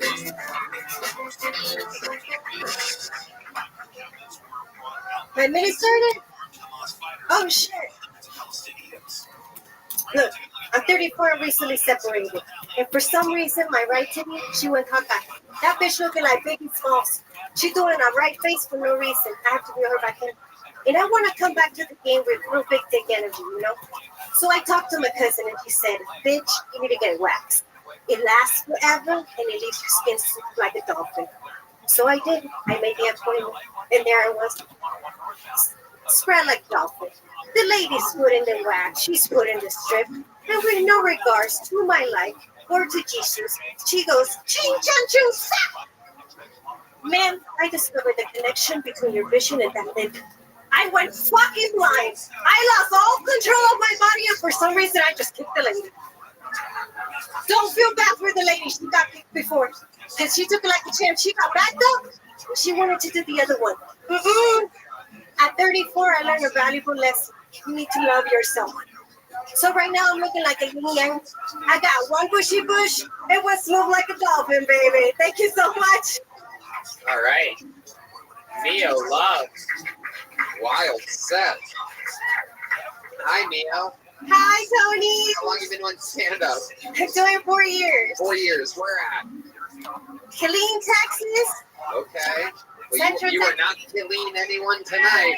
I'm from Garbage Island. You're from where? Garbage Island. Really? Puerto Rico. Yes, You're originally from Puerto Rico? And a veteran. Thank you to all my vets today. I love it. Thank you for your service. What did you do? I was in the Army for 6 years. Oh my God, that is amazing. What did you do in the Army? I was a 92 Alpha logistics specialist. So to all my logistics, thank you. Fuck yeah, look at that. Amazing. How long have you been in America? Well, the Army brought me here, so I've been here for 13 years in Texas. I love Texas. Yeah. Yes. Okay, you're saying all the right stuff, Neo Love. Amazing. What do you do for work now? Veteran retired. I'm a full-time mom. I have 2 daughters. And my oldest daughter is autistic. So I do full care for her. Okay, super autistic or like semi-autistic? She was nonverbal, and I will tell you a serious note. When she was diagnosed, they told me that it was nonverbal and she had like mental retardation. Marley talks. Marley talks. Red band. You hit the party horn for mental retardation? What kind of show is this? An awesome one. All right, so they told you that she was nonverbal autistic and mentally retarded, and then what? Thank you to all the people that do ABA therapy, to everybody that works for autism. Yeah. Autism Speaks, We my love daughter it. speaks. We love And she, next year, is to start regular school with the regular population, just with an A. She's nonverbal. Let me ask you this. Verbal. Tony, she's have you verbal tried now. taking her to She's church? Verbal. She's verbal now, yes. Is that what you were going to say? Okay. I was going to ask what were her first 6 words. I want you to become a priest. Okay. Well, that's amazing. What was her first word? First words were mama, of course. But after that, now it's like, I want cookies. That's all. Okay. So she's just like David Lucas. This is great. Amazing. Amazing. What do you do for fun, Mia Love? What do you do when you... I do comedy since I'm a full-time mom. Other than comedy, I use my babysitter time for comedy, so I do my Definitely shows. Puerto Rican. Yeah, okay. Still talking there after a blatant... Hell yeah, just talking whenever you want. What are you, Rick Glass woman? Okay.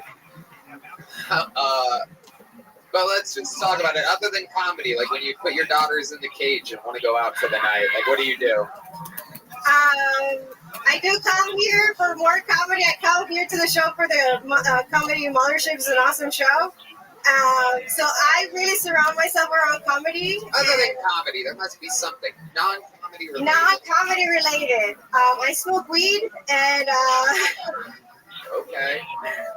And I swing in my hammock. Nice. Fuck yeah. Being a mom is awesome, isn't it? Yeah. Do you have a boyfriend?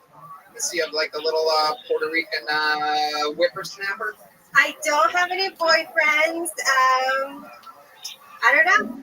Let's see. Okay. Don't look at me like that when you say it. You're gay, Tony, not you.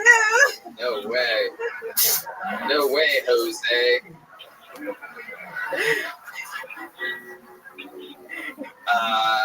So I love it. You swing in your hammock. You got 2 daughters.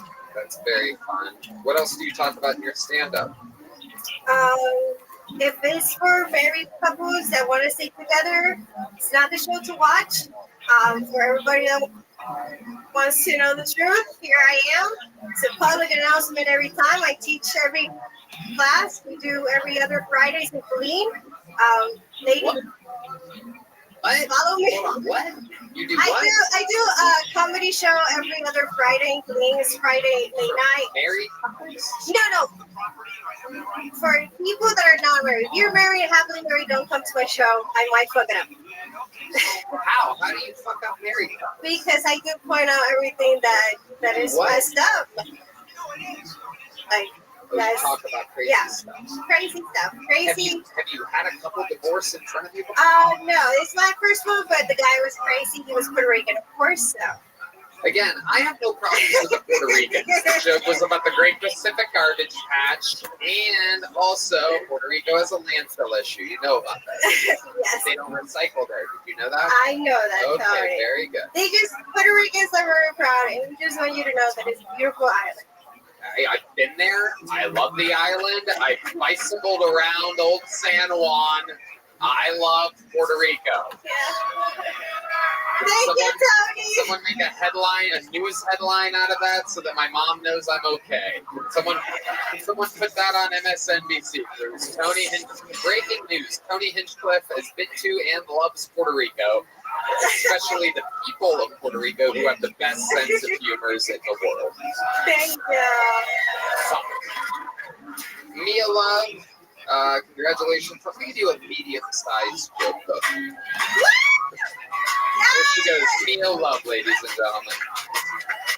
All right, one last fucking pull, and we're gonna put a ribbon on this fucking thing. There she goes. Neo love. We're gonna get one more comedian up here. Make some noise. 60 seconds uninterrupted. Lock the names here. David, Joseph, Peter, Sullivan, everybody. 4-name comedian. Oh my goodness. Make some noise one more time for the Kill Tony debut of David, Joseph, Peter, Sullivan. Yeah, I just moved to Austin. I was going to re-download the dating apps here. First thing that came up when I searched dating apps, Chispa, a dating app for Latinos. That shit's crazy.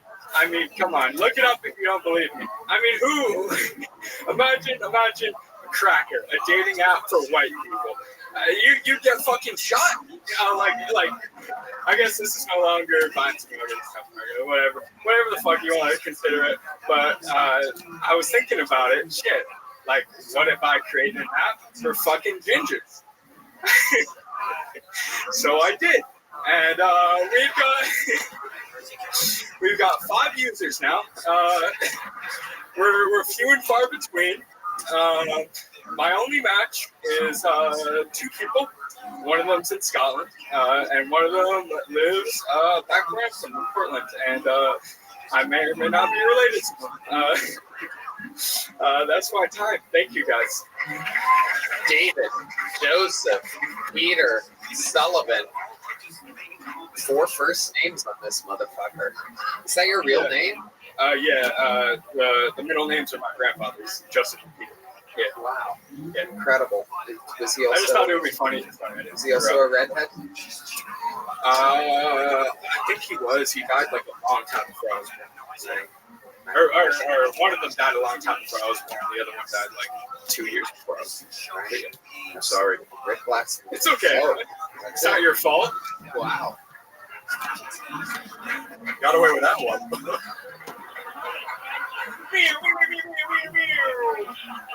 What is that? The soundboard? Okay. David, Joseph, Peter, Sullivan. What's it like looking like you? Explain to us what a normal day is like. First, you wake up, you immediately, you go over and I'd imagine you open your blind a little bit. You're just like, the sun, right? It's just like, just fucking creeps you the fuck out. I don't belong in Austin, Texas. Like, I belong on like a cold, dreary island. Yeah. In fucking northern Europe. Like, I don't belong here. Right. No, There's not a lot of us here. I'll tell you that one. How are you surviving? You carry an umbrella around with you. I've only been here. Come on, baby. Yeah. Okay, where'd you come from? Hi, come UT. I was born and raised in Portland. Yeah, right. Your account is locked. It's not that great. Dumpster fire. Yeah. Okay. So, what do you do for work? In Portland, I worked in like finance in a country club. And here I was a FedEx driver for 2.5 weeks. What happened? And then I quit because fuck that shit. Why? They're just fucking stuff.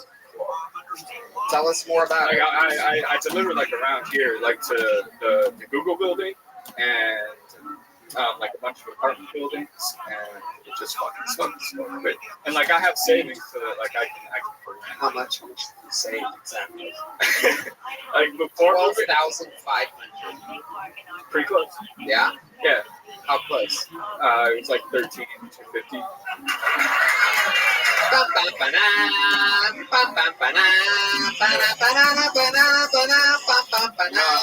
I'm not wealthy. Like that's not enough money to live on. No, it's okay. Yeah. Well, I mean, this time around, You're going to just fine. I'll try to get this out. Do you have any pets? I have a dog. Yeah, what kind of dog? He's a German Shepherd Border Collie. He's like 85 pounds. Do you like turtles? I'm neutral. I'm neutral on turtles. I don't know where that's coming from, but No shit. older, dude. Get it? No You shit. had a joke about a redheaded dating site, but have you ever been with another redheaded person? No, because I feel like if I would, it would remind me too much of my sister. So I have. Your sister is also a redhead. Yeah. Amazing.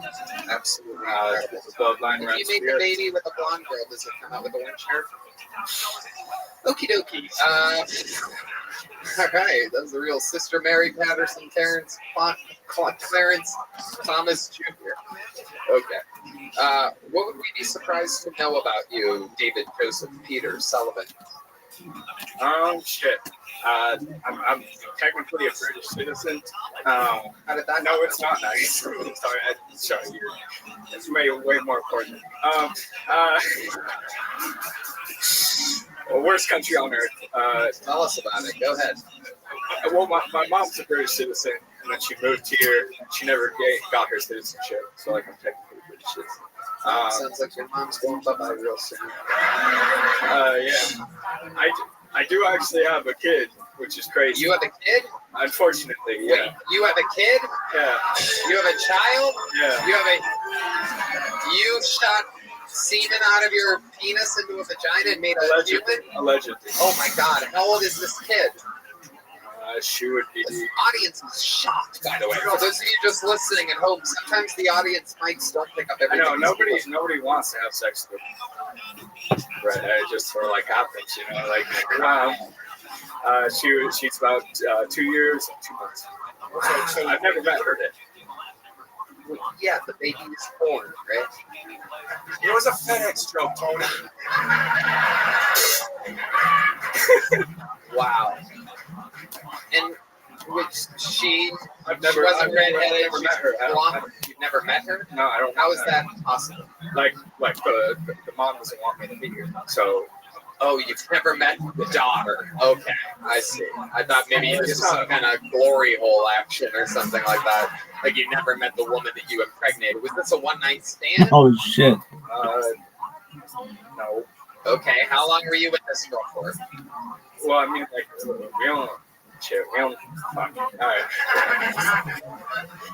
we only had sex like 4 or 5 times.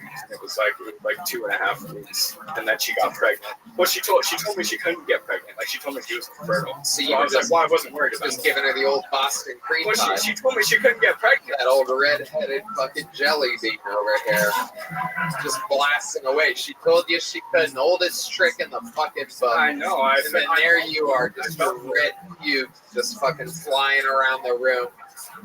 Just. I fell for it, yeah. Old fucking Red Nut Jenkins over here. Yeah. Oh my God, you fell for it. So did you blast inside of her all 5 times that you had sex with her? You may have gotten lucky. You could have had quintuplets. I think so. I don't know how it works. No, it's just the one. Just once. Oh. No, not quintuplets. It's just the one. Right, no, I'm saying you only came inside of her one time. I think it was every time. Every time. I was 21 years old. I'm fucking ginger. Like she told me she couldn't get pregnant, and I was like, fuck it, this is awesome. And then she got pregnant, and it's Oregon. Like the baby lives in Oregon, and like abortion's legal. So I was like, hey, you should get an abortion. She's like, no, I don't feel like it. Like, I don't feel like it. Pretty much, yeah. Oh, she tricked me. She did trick me. Yeah. How ugly is she? How ugly? I don't know. She's probably like an Oregon 6, but like an Austin, Texas 2. Wow. Oh my God. I cannot believe she will not introduce you to your own child. If she sees this, I'm going to kill Tony. I hope not. God, I hope not. Too. Well, she's probably. I seriously doubt she does. She's too busy raising a child. So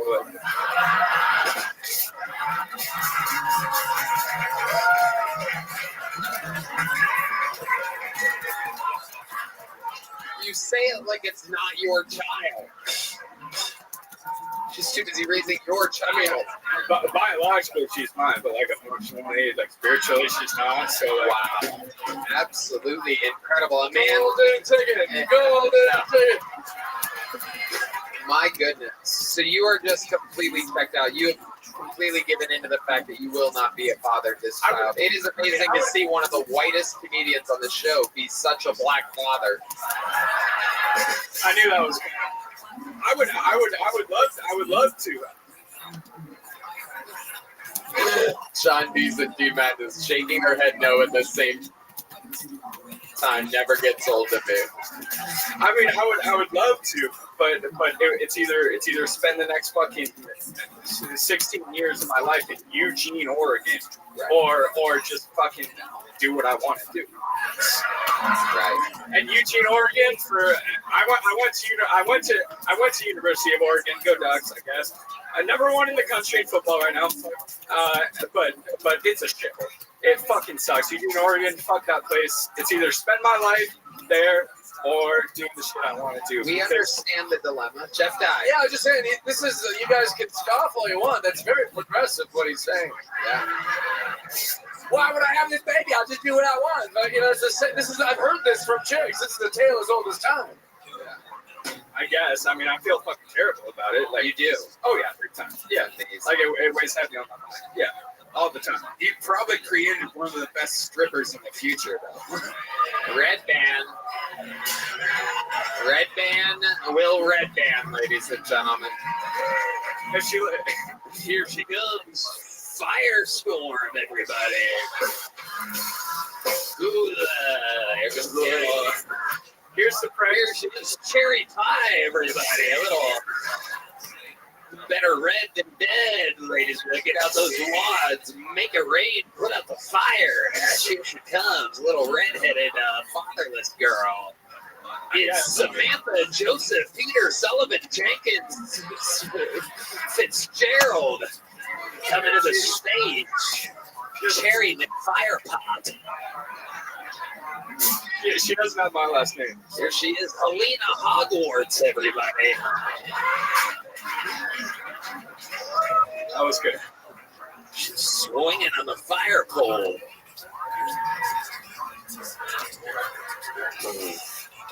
How old That was good. That was good. She doesn't have my last name though, so well, and thank God for that. I don't even know if she has red hair or not. Like, You don't know if she has red hair. You've never seen a picture.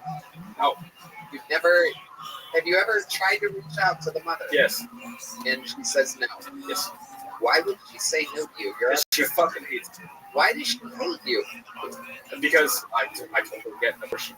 Because I told her, okay, I fucking hate you. Why would you lie to me? Why would you do this to me? And she's like, well, if you don't want to be a father, then just fuck off.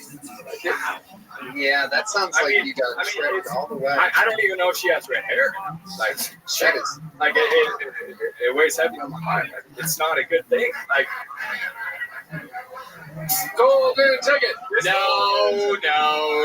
This is not the way that children are supposed to be born. Like I'll tell you what. This is why abortion. Since you're a sweet little cinnamon boy, I'm gonna send you off with some cinnamon Zippix nicotine toothpicks.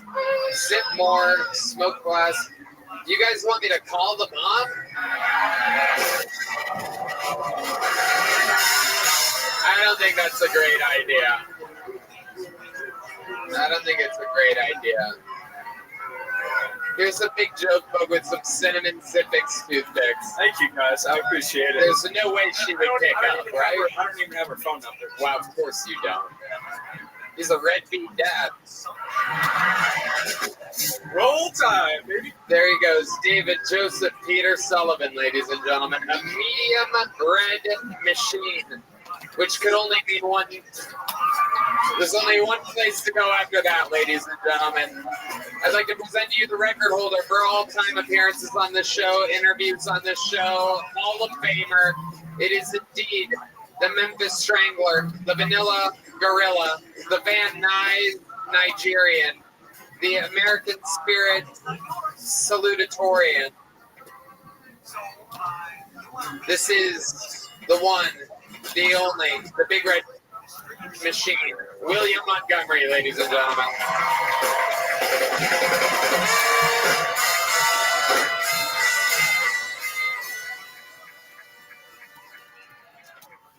It's kind of really weird because I matched with this fucking ass on a redheaded dating website, so I don't know what the fuck he's. Jimmy Kimmel cried on his show the day after the election, and I don't know if it was because of Trump's victory or the fact that he had 112 viewers. But seriously, it was kind of ironic when the tears made his blackface run. Okay, let's keep moving. So I'm actually working on a movie. It's basically the plot of Little Giants, but instead of Little League football, it's a man who competes in women's swimming. I mean, this is a true underdog story. Against all odds, he sets multiple world records. It's called Big Booty Bitches in Bikinis Volume 4. You know the worst is when you intend on handing out Halloween candy, but then you get so high you eat it all, and then you remember you inserted razor blades.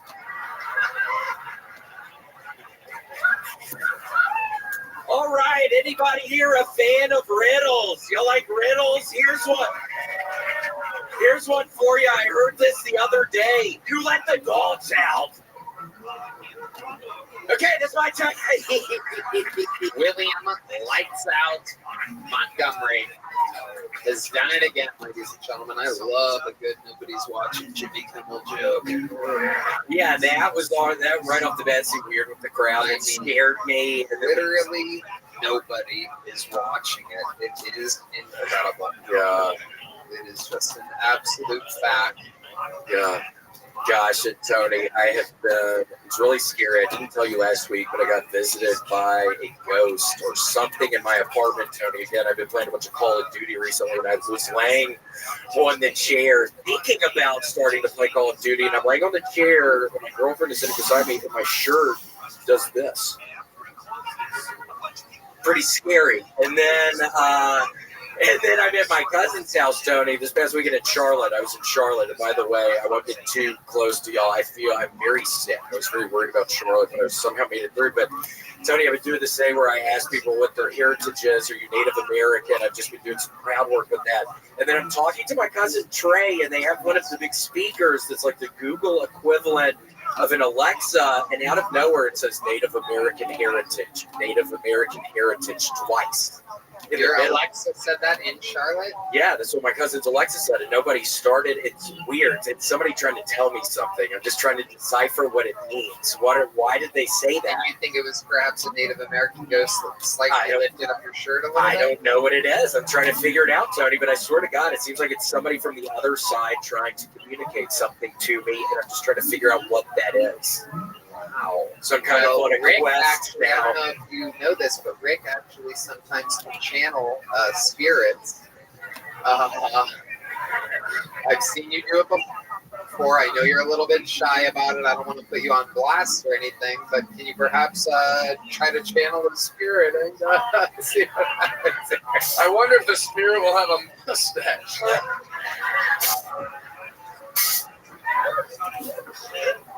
Come out and say hiya, hiya, hiya.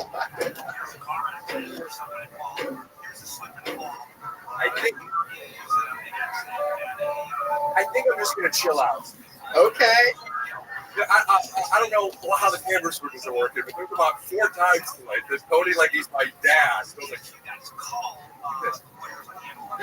And I'm like, and every time I'm like,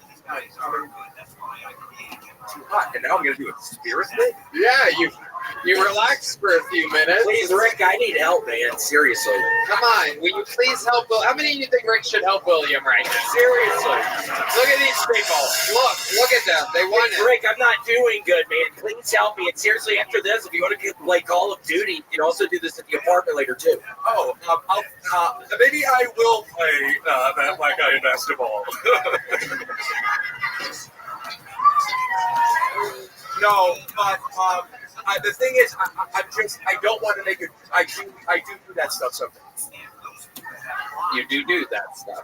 All right, Lucas, lay it out. We play some cherry pie again. It's okay. You don't actually have to play cherry pie. I don't want to make a joke out of talking to spirits because if I don't see anybody, then it's going to waste everybody's time. I have a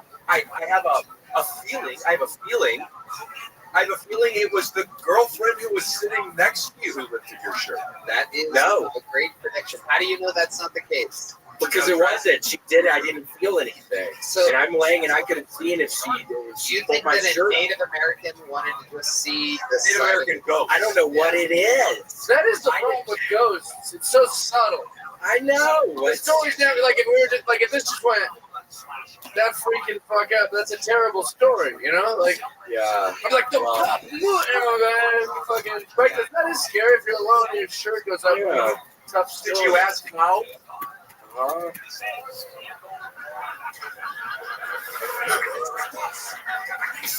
What's the matter? 2 pence?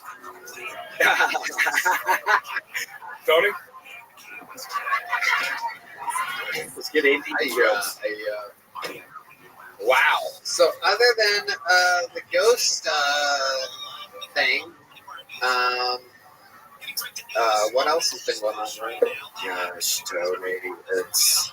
Wait, so you really think that's kind of boring, though, the story, or what were you saying? I think it's really very bothering me right now. Why is it bothering you? I don't know, because it is kind of scary, isn't Well, it? everything ghost is so boring. You know, you'd be like, you look the other day, it turned on the faucet. You're like, yeah, it's probably an old fucking ghost. Never seen water like that before, you know? Yeah, what would a Native American, what kind of beef would a Native American possibly have with someone that looks like a Confederate war general? I don't know. I'm trying to figure it out. I hate it, Tony. I hate it. I really do. For sure. Yeah, it's super scary. I'm dealing with all this shit. It's almost Thanksgiving, but I'll make it through. Luckily, I don't have to go anywhere this weekend, Tony. I'm exhausted. Other than Alexa and your shirt lifting up, is there been anything else? Did you feel somebody poke your hauntus or something like that? I wish, but no. Did your Lando Lakes melt quickly or something like that? No, it's just literally those 2 things. So we're going to just put it all together. Yes, Rick last. I don't know for sure, but you can ask. Maybe just go to tell you a joke and see if it's corny or not. Ah, well, that joke was amazing. You know what? I do see a ghost, and that's 100 years from now. Your ghost. It's going to be haunting this place with the quickest quips and the funniest one-liners I've ever seen. You want to get haunted by a Native American? Boring. You want to get dated by whatever, something. Hey, much like whatever the joke the guy said, I didn't land it, but we're here to pitch jokes sometimes. We don't always have to be on. Tony. William Montgomery, you did it again. Here's some cinnamon Zippix for you. Some nicotine toothpicks. Those are really good. You're going to love them. Some Zippix for you. Some Zippix for you. Nicotine toothpicks, I'm telling you, they're amazing. It's the future. Thank you to Squarespace, Blue Chew, Prize Picks, Game Time, Talkspace, and Zippix. The drawing from Range Eagle is in. How loud can this place get for the great Rick Glassman, ladies and gentlemen? Rick, promote some stuff. Give them your website or your podcast or whatever. My podcast?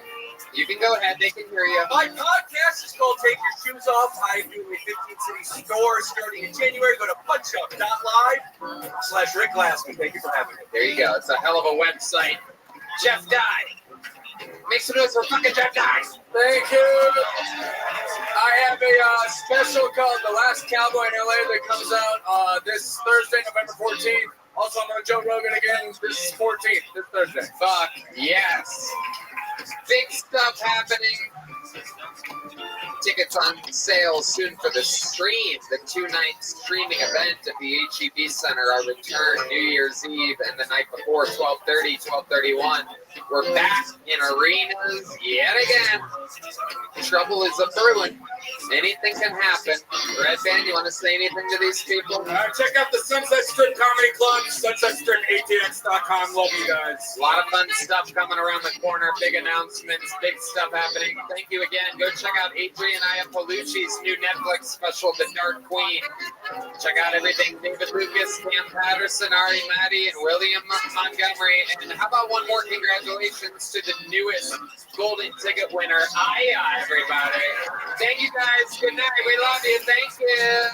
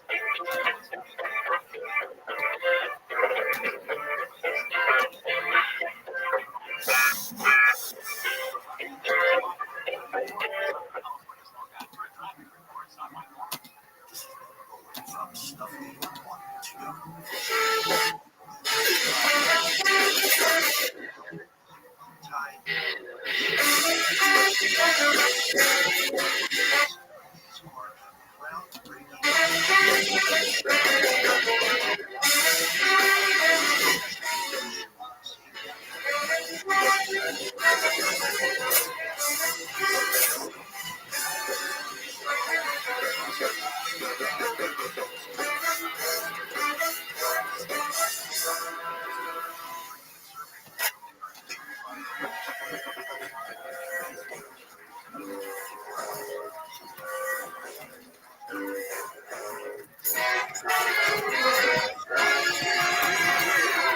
this is Rabbi coming live from the Comedy Mothership here in Austin, Texas, for a brand new episode of Kill Tony. Get over, Tony! Let's go!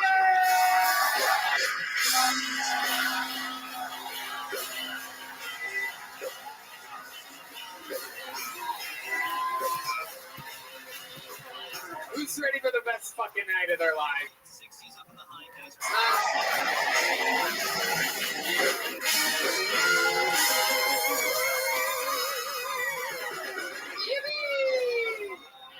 Thanks so much to Brian Redband, ladies and gentlemen. We've been doing this a long time. How about one more time for the best damn band in the land, huh?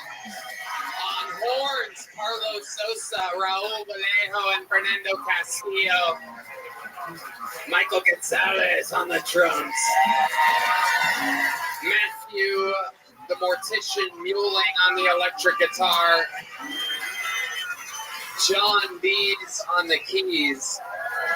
And this right here is the beautiful, bold D Madness live in the flesh on the bass guitar.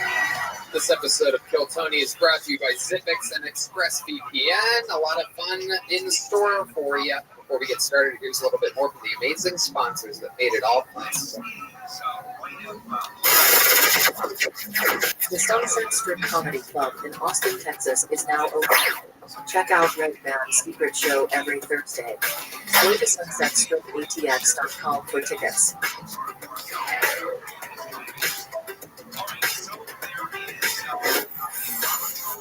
Hello there. You know, they say first impressions are important. What about lasting impressions? That's where Blue Chew comes in. Blue Chew helps give men longer lasting and stronger erections so you can perform at your very best. Blue Chew is an online service that delivers the same active ingredients as Viagra, Cialis, and Levitra, but at a fraction of the cost and in a chewable form. Blue Chew wants you to have confidence to perform at your best. So discover your options at BlueChew.com. And we've got a special deal for our listeners. Try Blue Chew free when you use our promo code Tony at checkout. Just pay $5 shipping. That's BlueChew.com, promo code Tony to receive your first month free. Visit BlueChew.com for more details and important safety information. And we want to thank Blue Chew for sponsoring the podcast. We want to make you hard. Blue Chew. Hello there. This podcast is sponsored by Prize Picks. Prize Picks is the best place to get real money sports action. Join over 10 million users and sign up today. Sign up today, get $50 instantly. If you play $5, you don't even need to win to receive the $50 bonus. It's guaranteed. Download the app today and use code Tony to get $50 instantly after you play your first $5 lineup. Again, download the app today and use code Tony to get $50 instantly after you play your first $5 lineup. Prize Picks, run your game. Are you guys ready to start tonight's episode? You guys can do better. Are you guys ready for a great fucking night or what?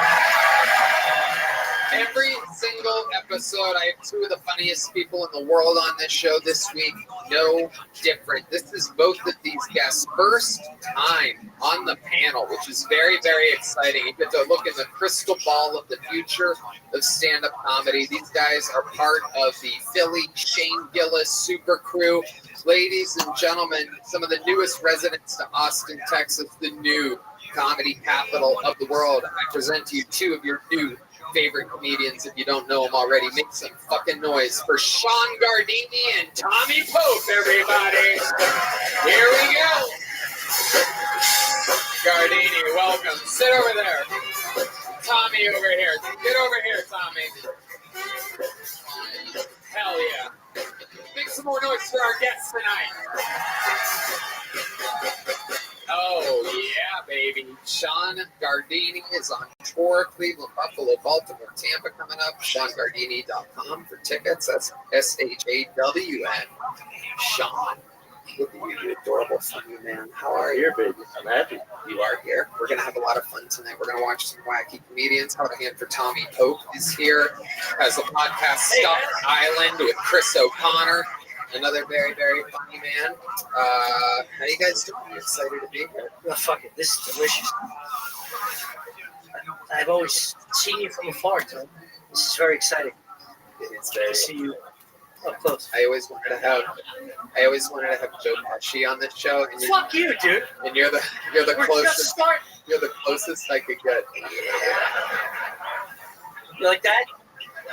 You guys like that? He asked me upstairs. There's 2 Italians in this whole fucking city. Being the lead singer of the fucking band. And we're fed up. He asked me right before the show, he goes, how many arrows is this? I go, what? He goes, how many arrows? I go, what? It's like, hours. I'm like, oh my God, you were trying to say hours? Arrows? How many arrows is it? 2 arrows? 2 arrows? We're all different. We're all fucking different. Sean Gardini, a soft-spoken assassin. Yeah, I'm more of a strong, silent type, but I'm very happy to be here. We're going to have fun tonight. 252 innocent souls signed up for tonight's show. They are stockpiled at a bar across the street. And if I pull their name out, one of our amazing producers goes and wrangles them from across the street. They come over and pace nervously right behind that curtain for a few minutes until it is their time to come up on stage. When it is their time, they get 60 seconds uninterrupted. You know their time is up when you hear the sound of a kitten. That means they have to wrap it up then, or else they bring out the angry West Hollywood bear, which interrupts them. And then I conduct an interview, and me and my esteemed panel find out more about them, make friends, make enemies. Anything can happen.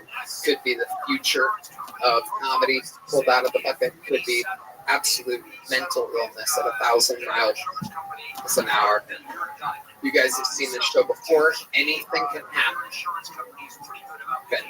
And now it begins. And we start tonight's show while we go wrangle that first comedian with one of the greatest golden ticket winners in the history of the show.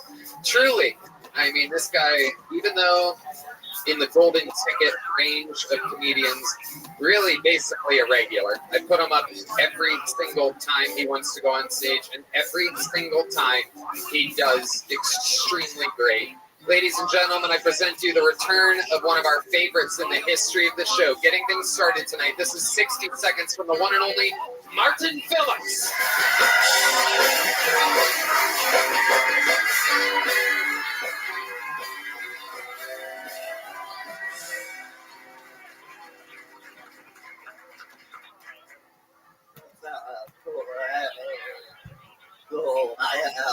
My first participation trophy was my birth certificate. Got way too much credit on that. Boys that can go to the bathroom together, that's normal. But when guys do it, it's like, oh, we're gonna do coke. Okay, it's never gonna spend time together. They borrowed my dollar, so I was a part of it. Anyway, any Nazis here? I'm never sure. After World War II, all the Nazis got charged with war crimes, and a lot of them killed themselves in jail. It's like, whoa, way to make yourself look guilty. What? Because, see, they got rid of all the good lawyers. Martin Phillips has done it again. Way to get things started. I was called a Nazi for 2 weeks. That's why I said the joke. This is for Tony. Yeah. I've never been called a Nazi before, and I wouldn't have guessed that my first times being called a Nazi were from every mainstream media outlet in the world, globally known as a Nazi. Wow. Me, with my super multicolored panel and absolute love for disabled people. You know us Nazis. We are wild. Nazis 2024, a whole different thing. We just hate ourselves. I love it. Martin, you did it again. You are so fucking funny. How's life been going? It's all right. It's cool. It's cool. So actually, being a Nazi because I like a little bit. Tell me about it. I want to know. Tell me how I fucked up your life. But before the election, I went on this coffee date. It was cool. It was fine. We were going to go on a second date after the election. She's like, I don't want anyone in my life associated with Jill Tony. So, yeah. Thanks a fucking lot, Tony. Thanks a fucking lot. Yeah, okay. Wow. Help me. No, I saved you, buddy. I saved you. You almost fell in love with a mentally ill girl there for a second. We're both disabled. Hell yeah. We both lean to the right, that's for sure. That's your favorite joke. You do it every time. Well, thanks a lot. Thanks for letting everyone know that I've done that joke before, Martin. That's always great for comedy. You piece of shit. Okay. It's so good. It's worth doing multiple times. You're Nazi. Whoa. Put those hands back in those fucking pockets.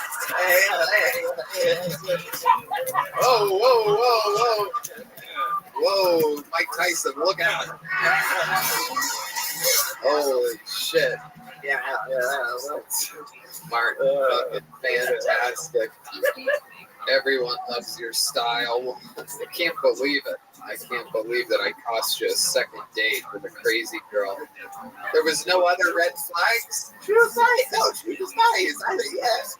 She was, I don't know. She was nice. Was she normal and able-bodied? Yeah. Or were you guys both up there just going fucking wobbling? You're like a normal person. Just fucking spilling coffee all over the fucking joint. I didn't even know. It was cold coffee. It was cold. Cold coffee? I'm guessing it was shaken. Good one. But it was cool out there. I didn't see any issues. Why were you out? But yeah, she was about me. She doesn't want to be associated with anything else with her now. And I was like, I wasn't fucking there. I wasn't fucking there. Yeah, I wasn't there. Like, I wasn't. Yeah, so I don't know. Oh, man.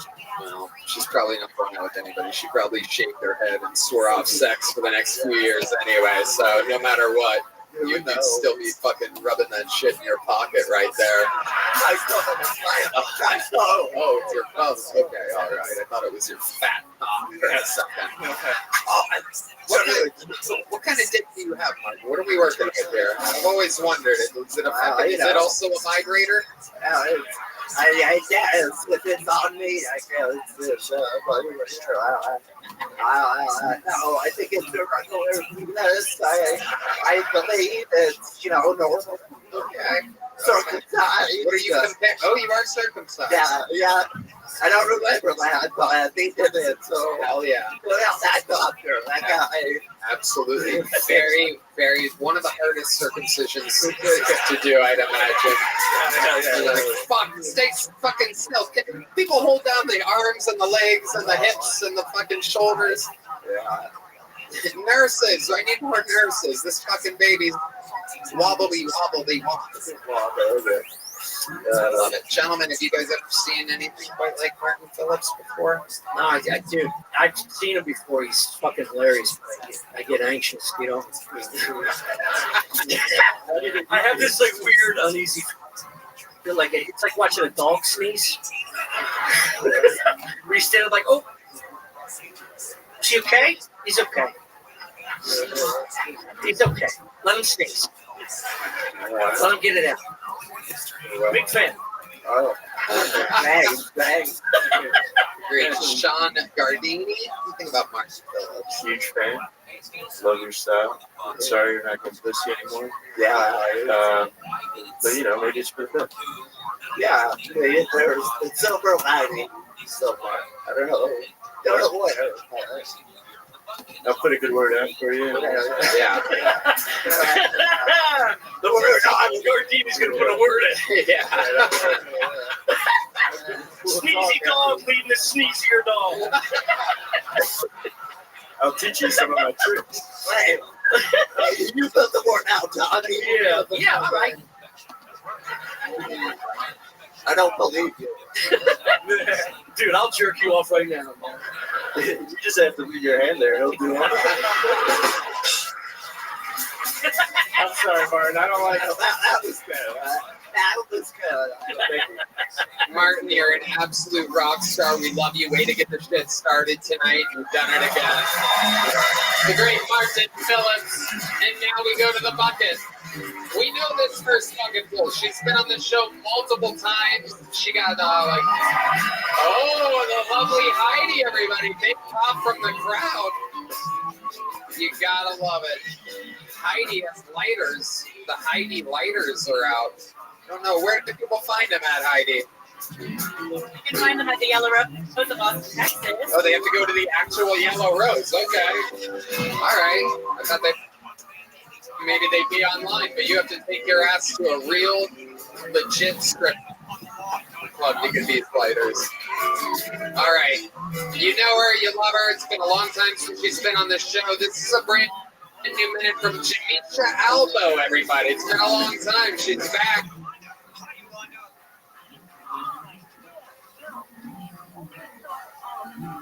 Jamisha Albo.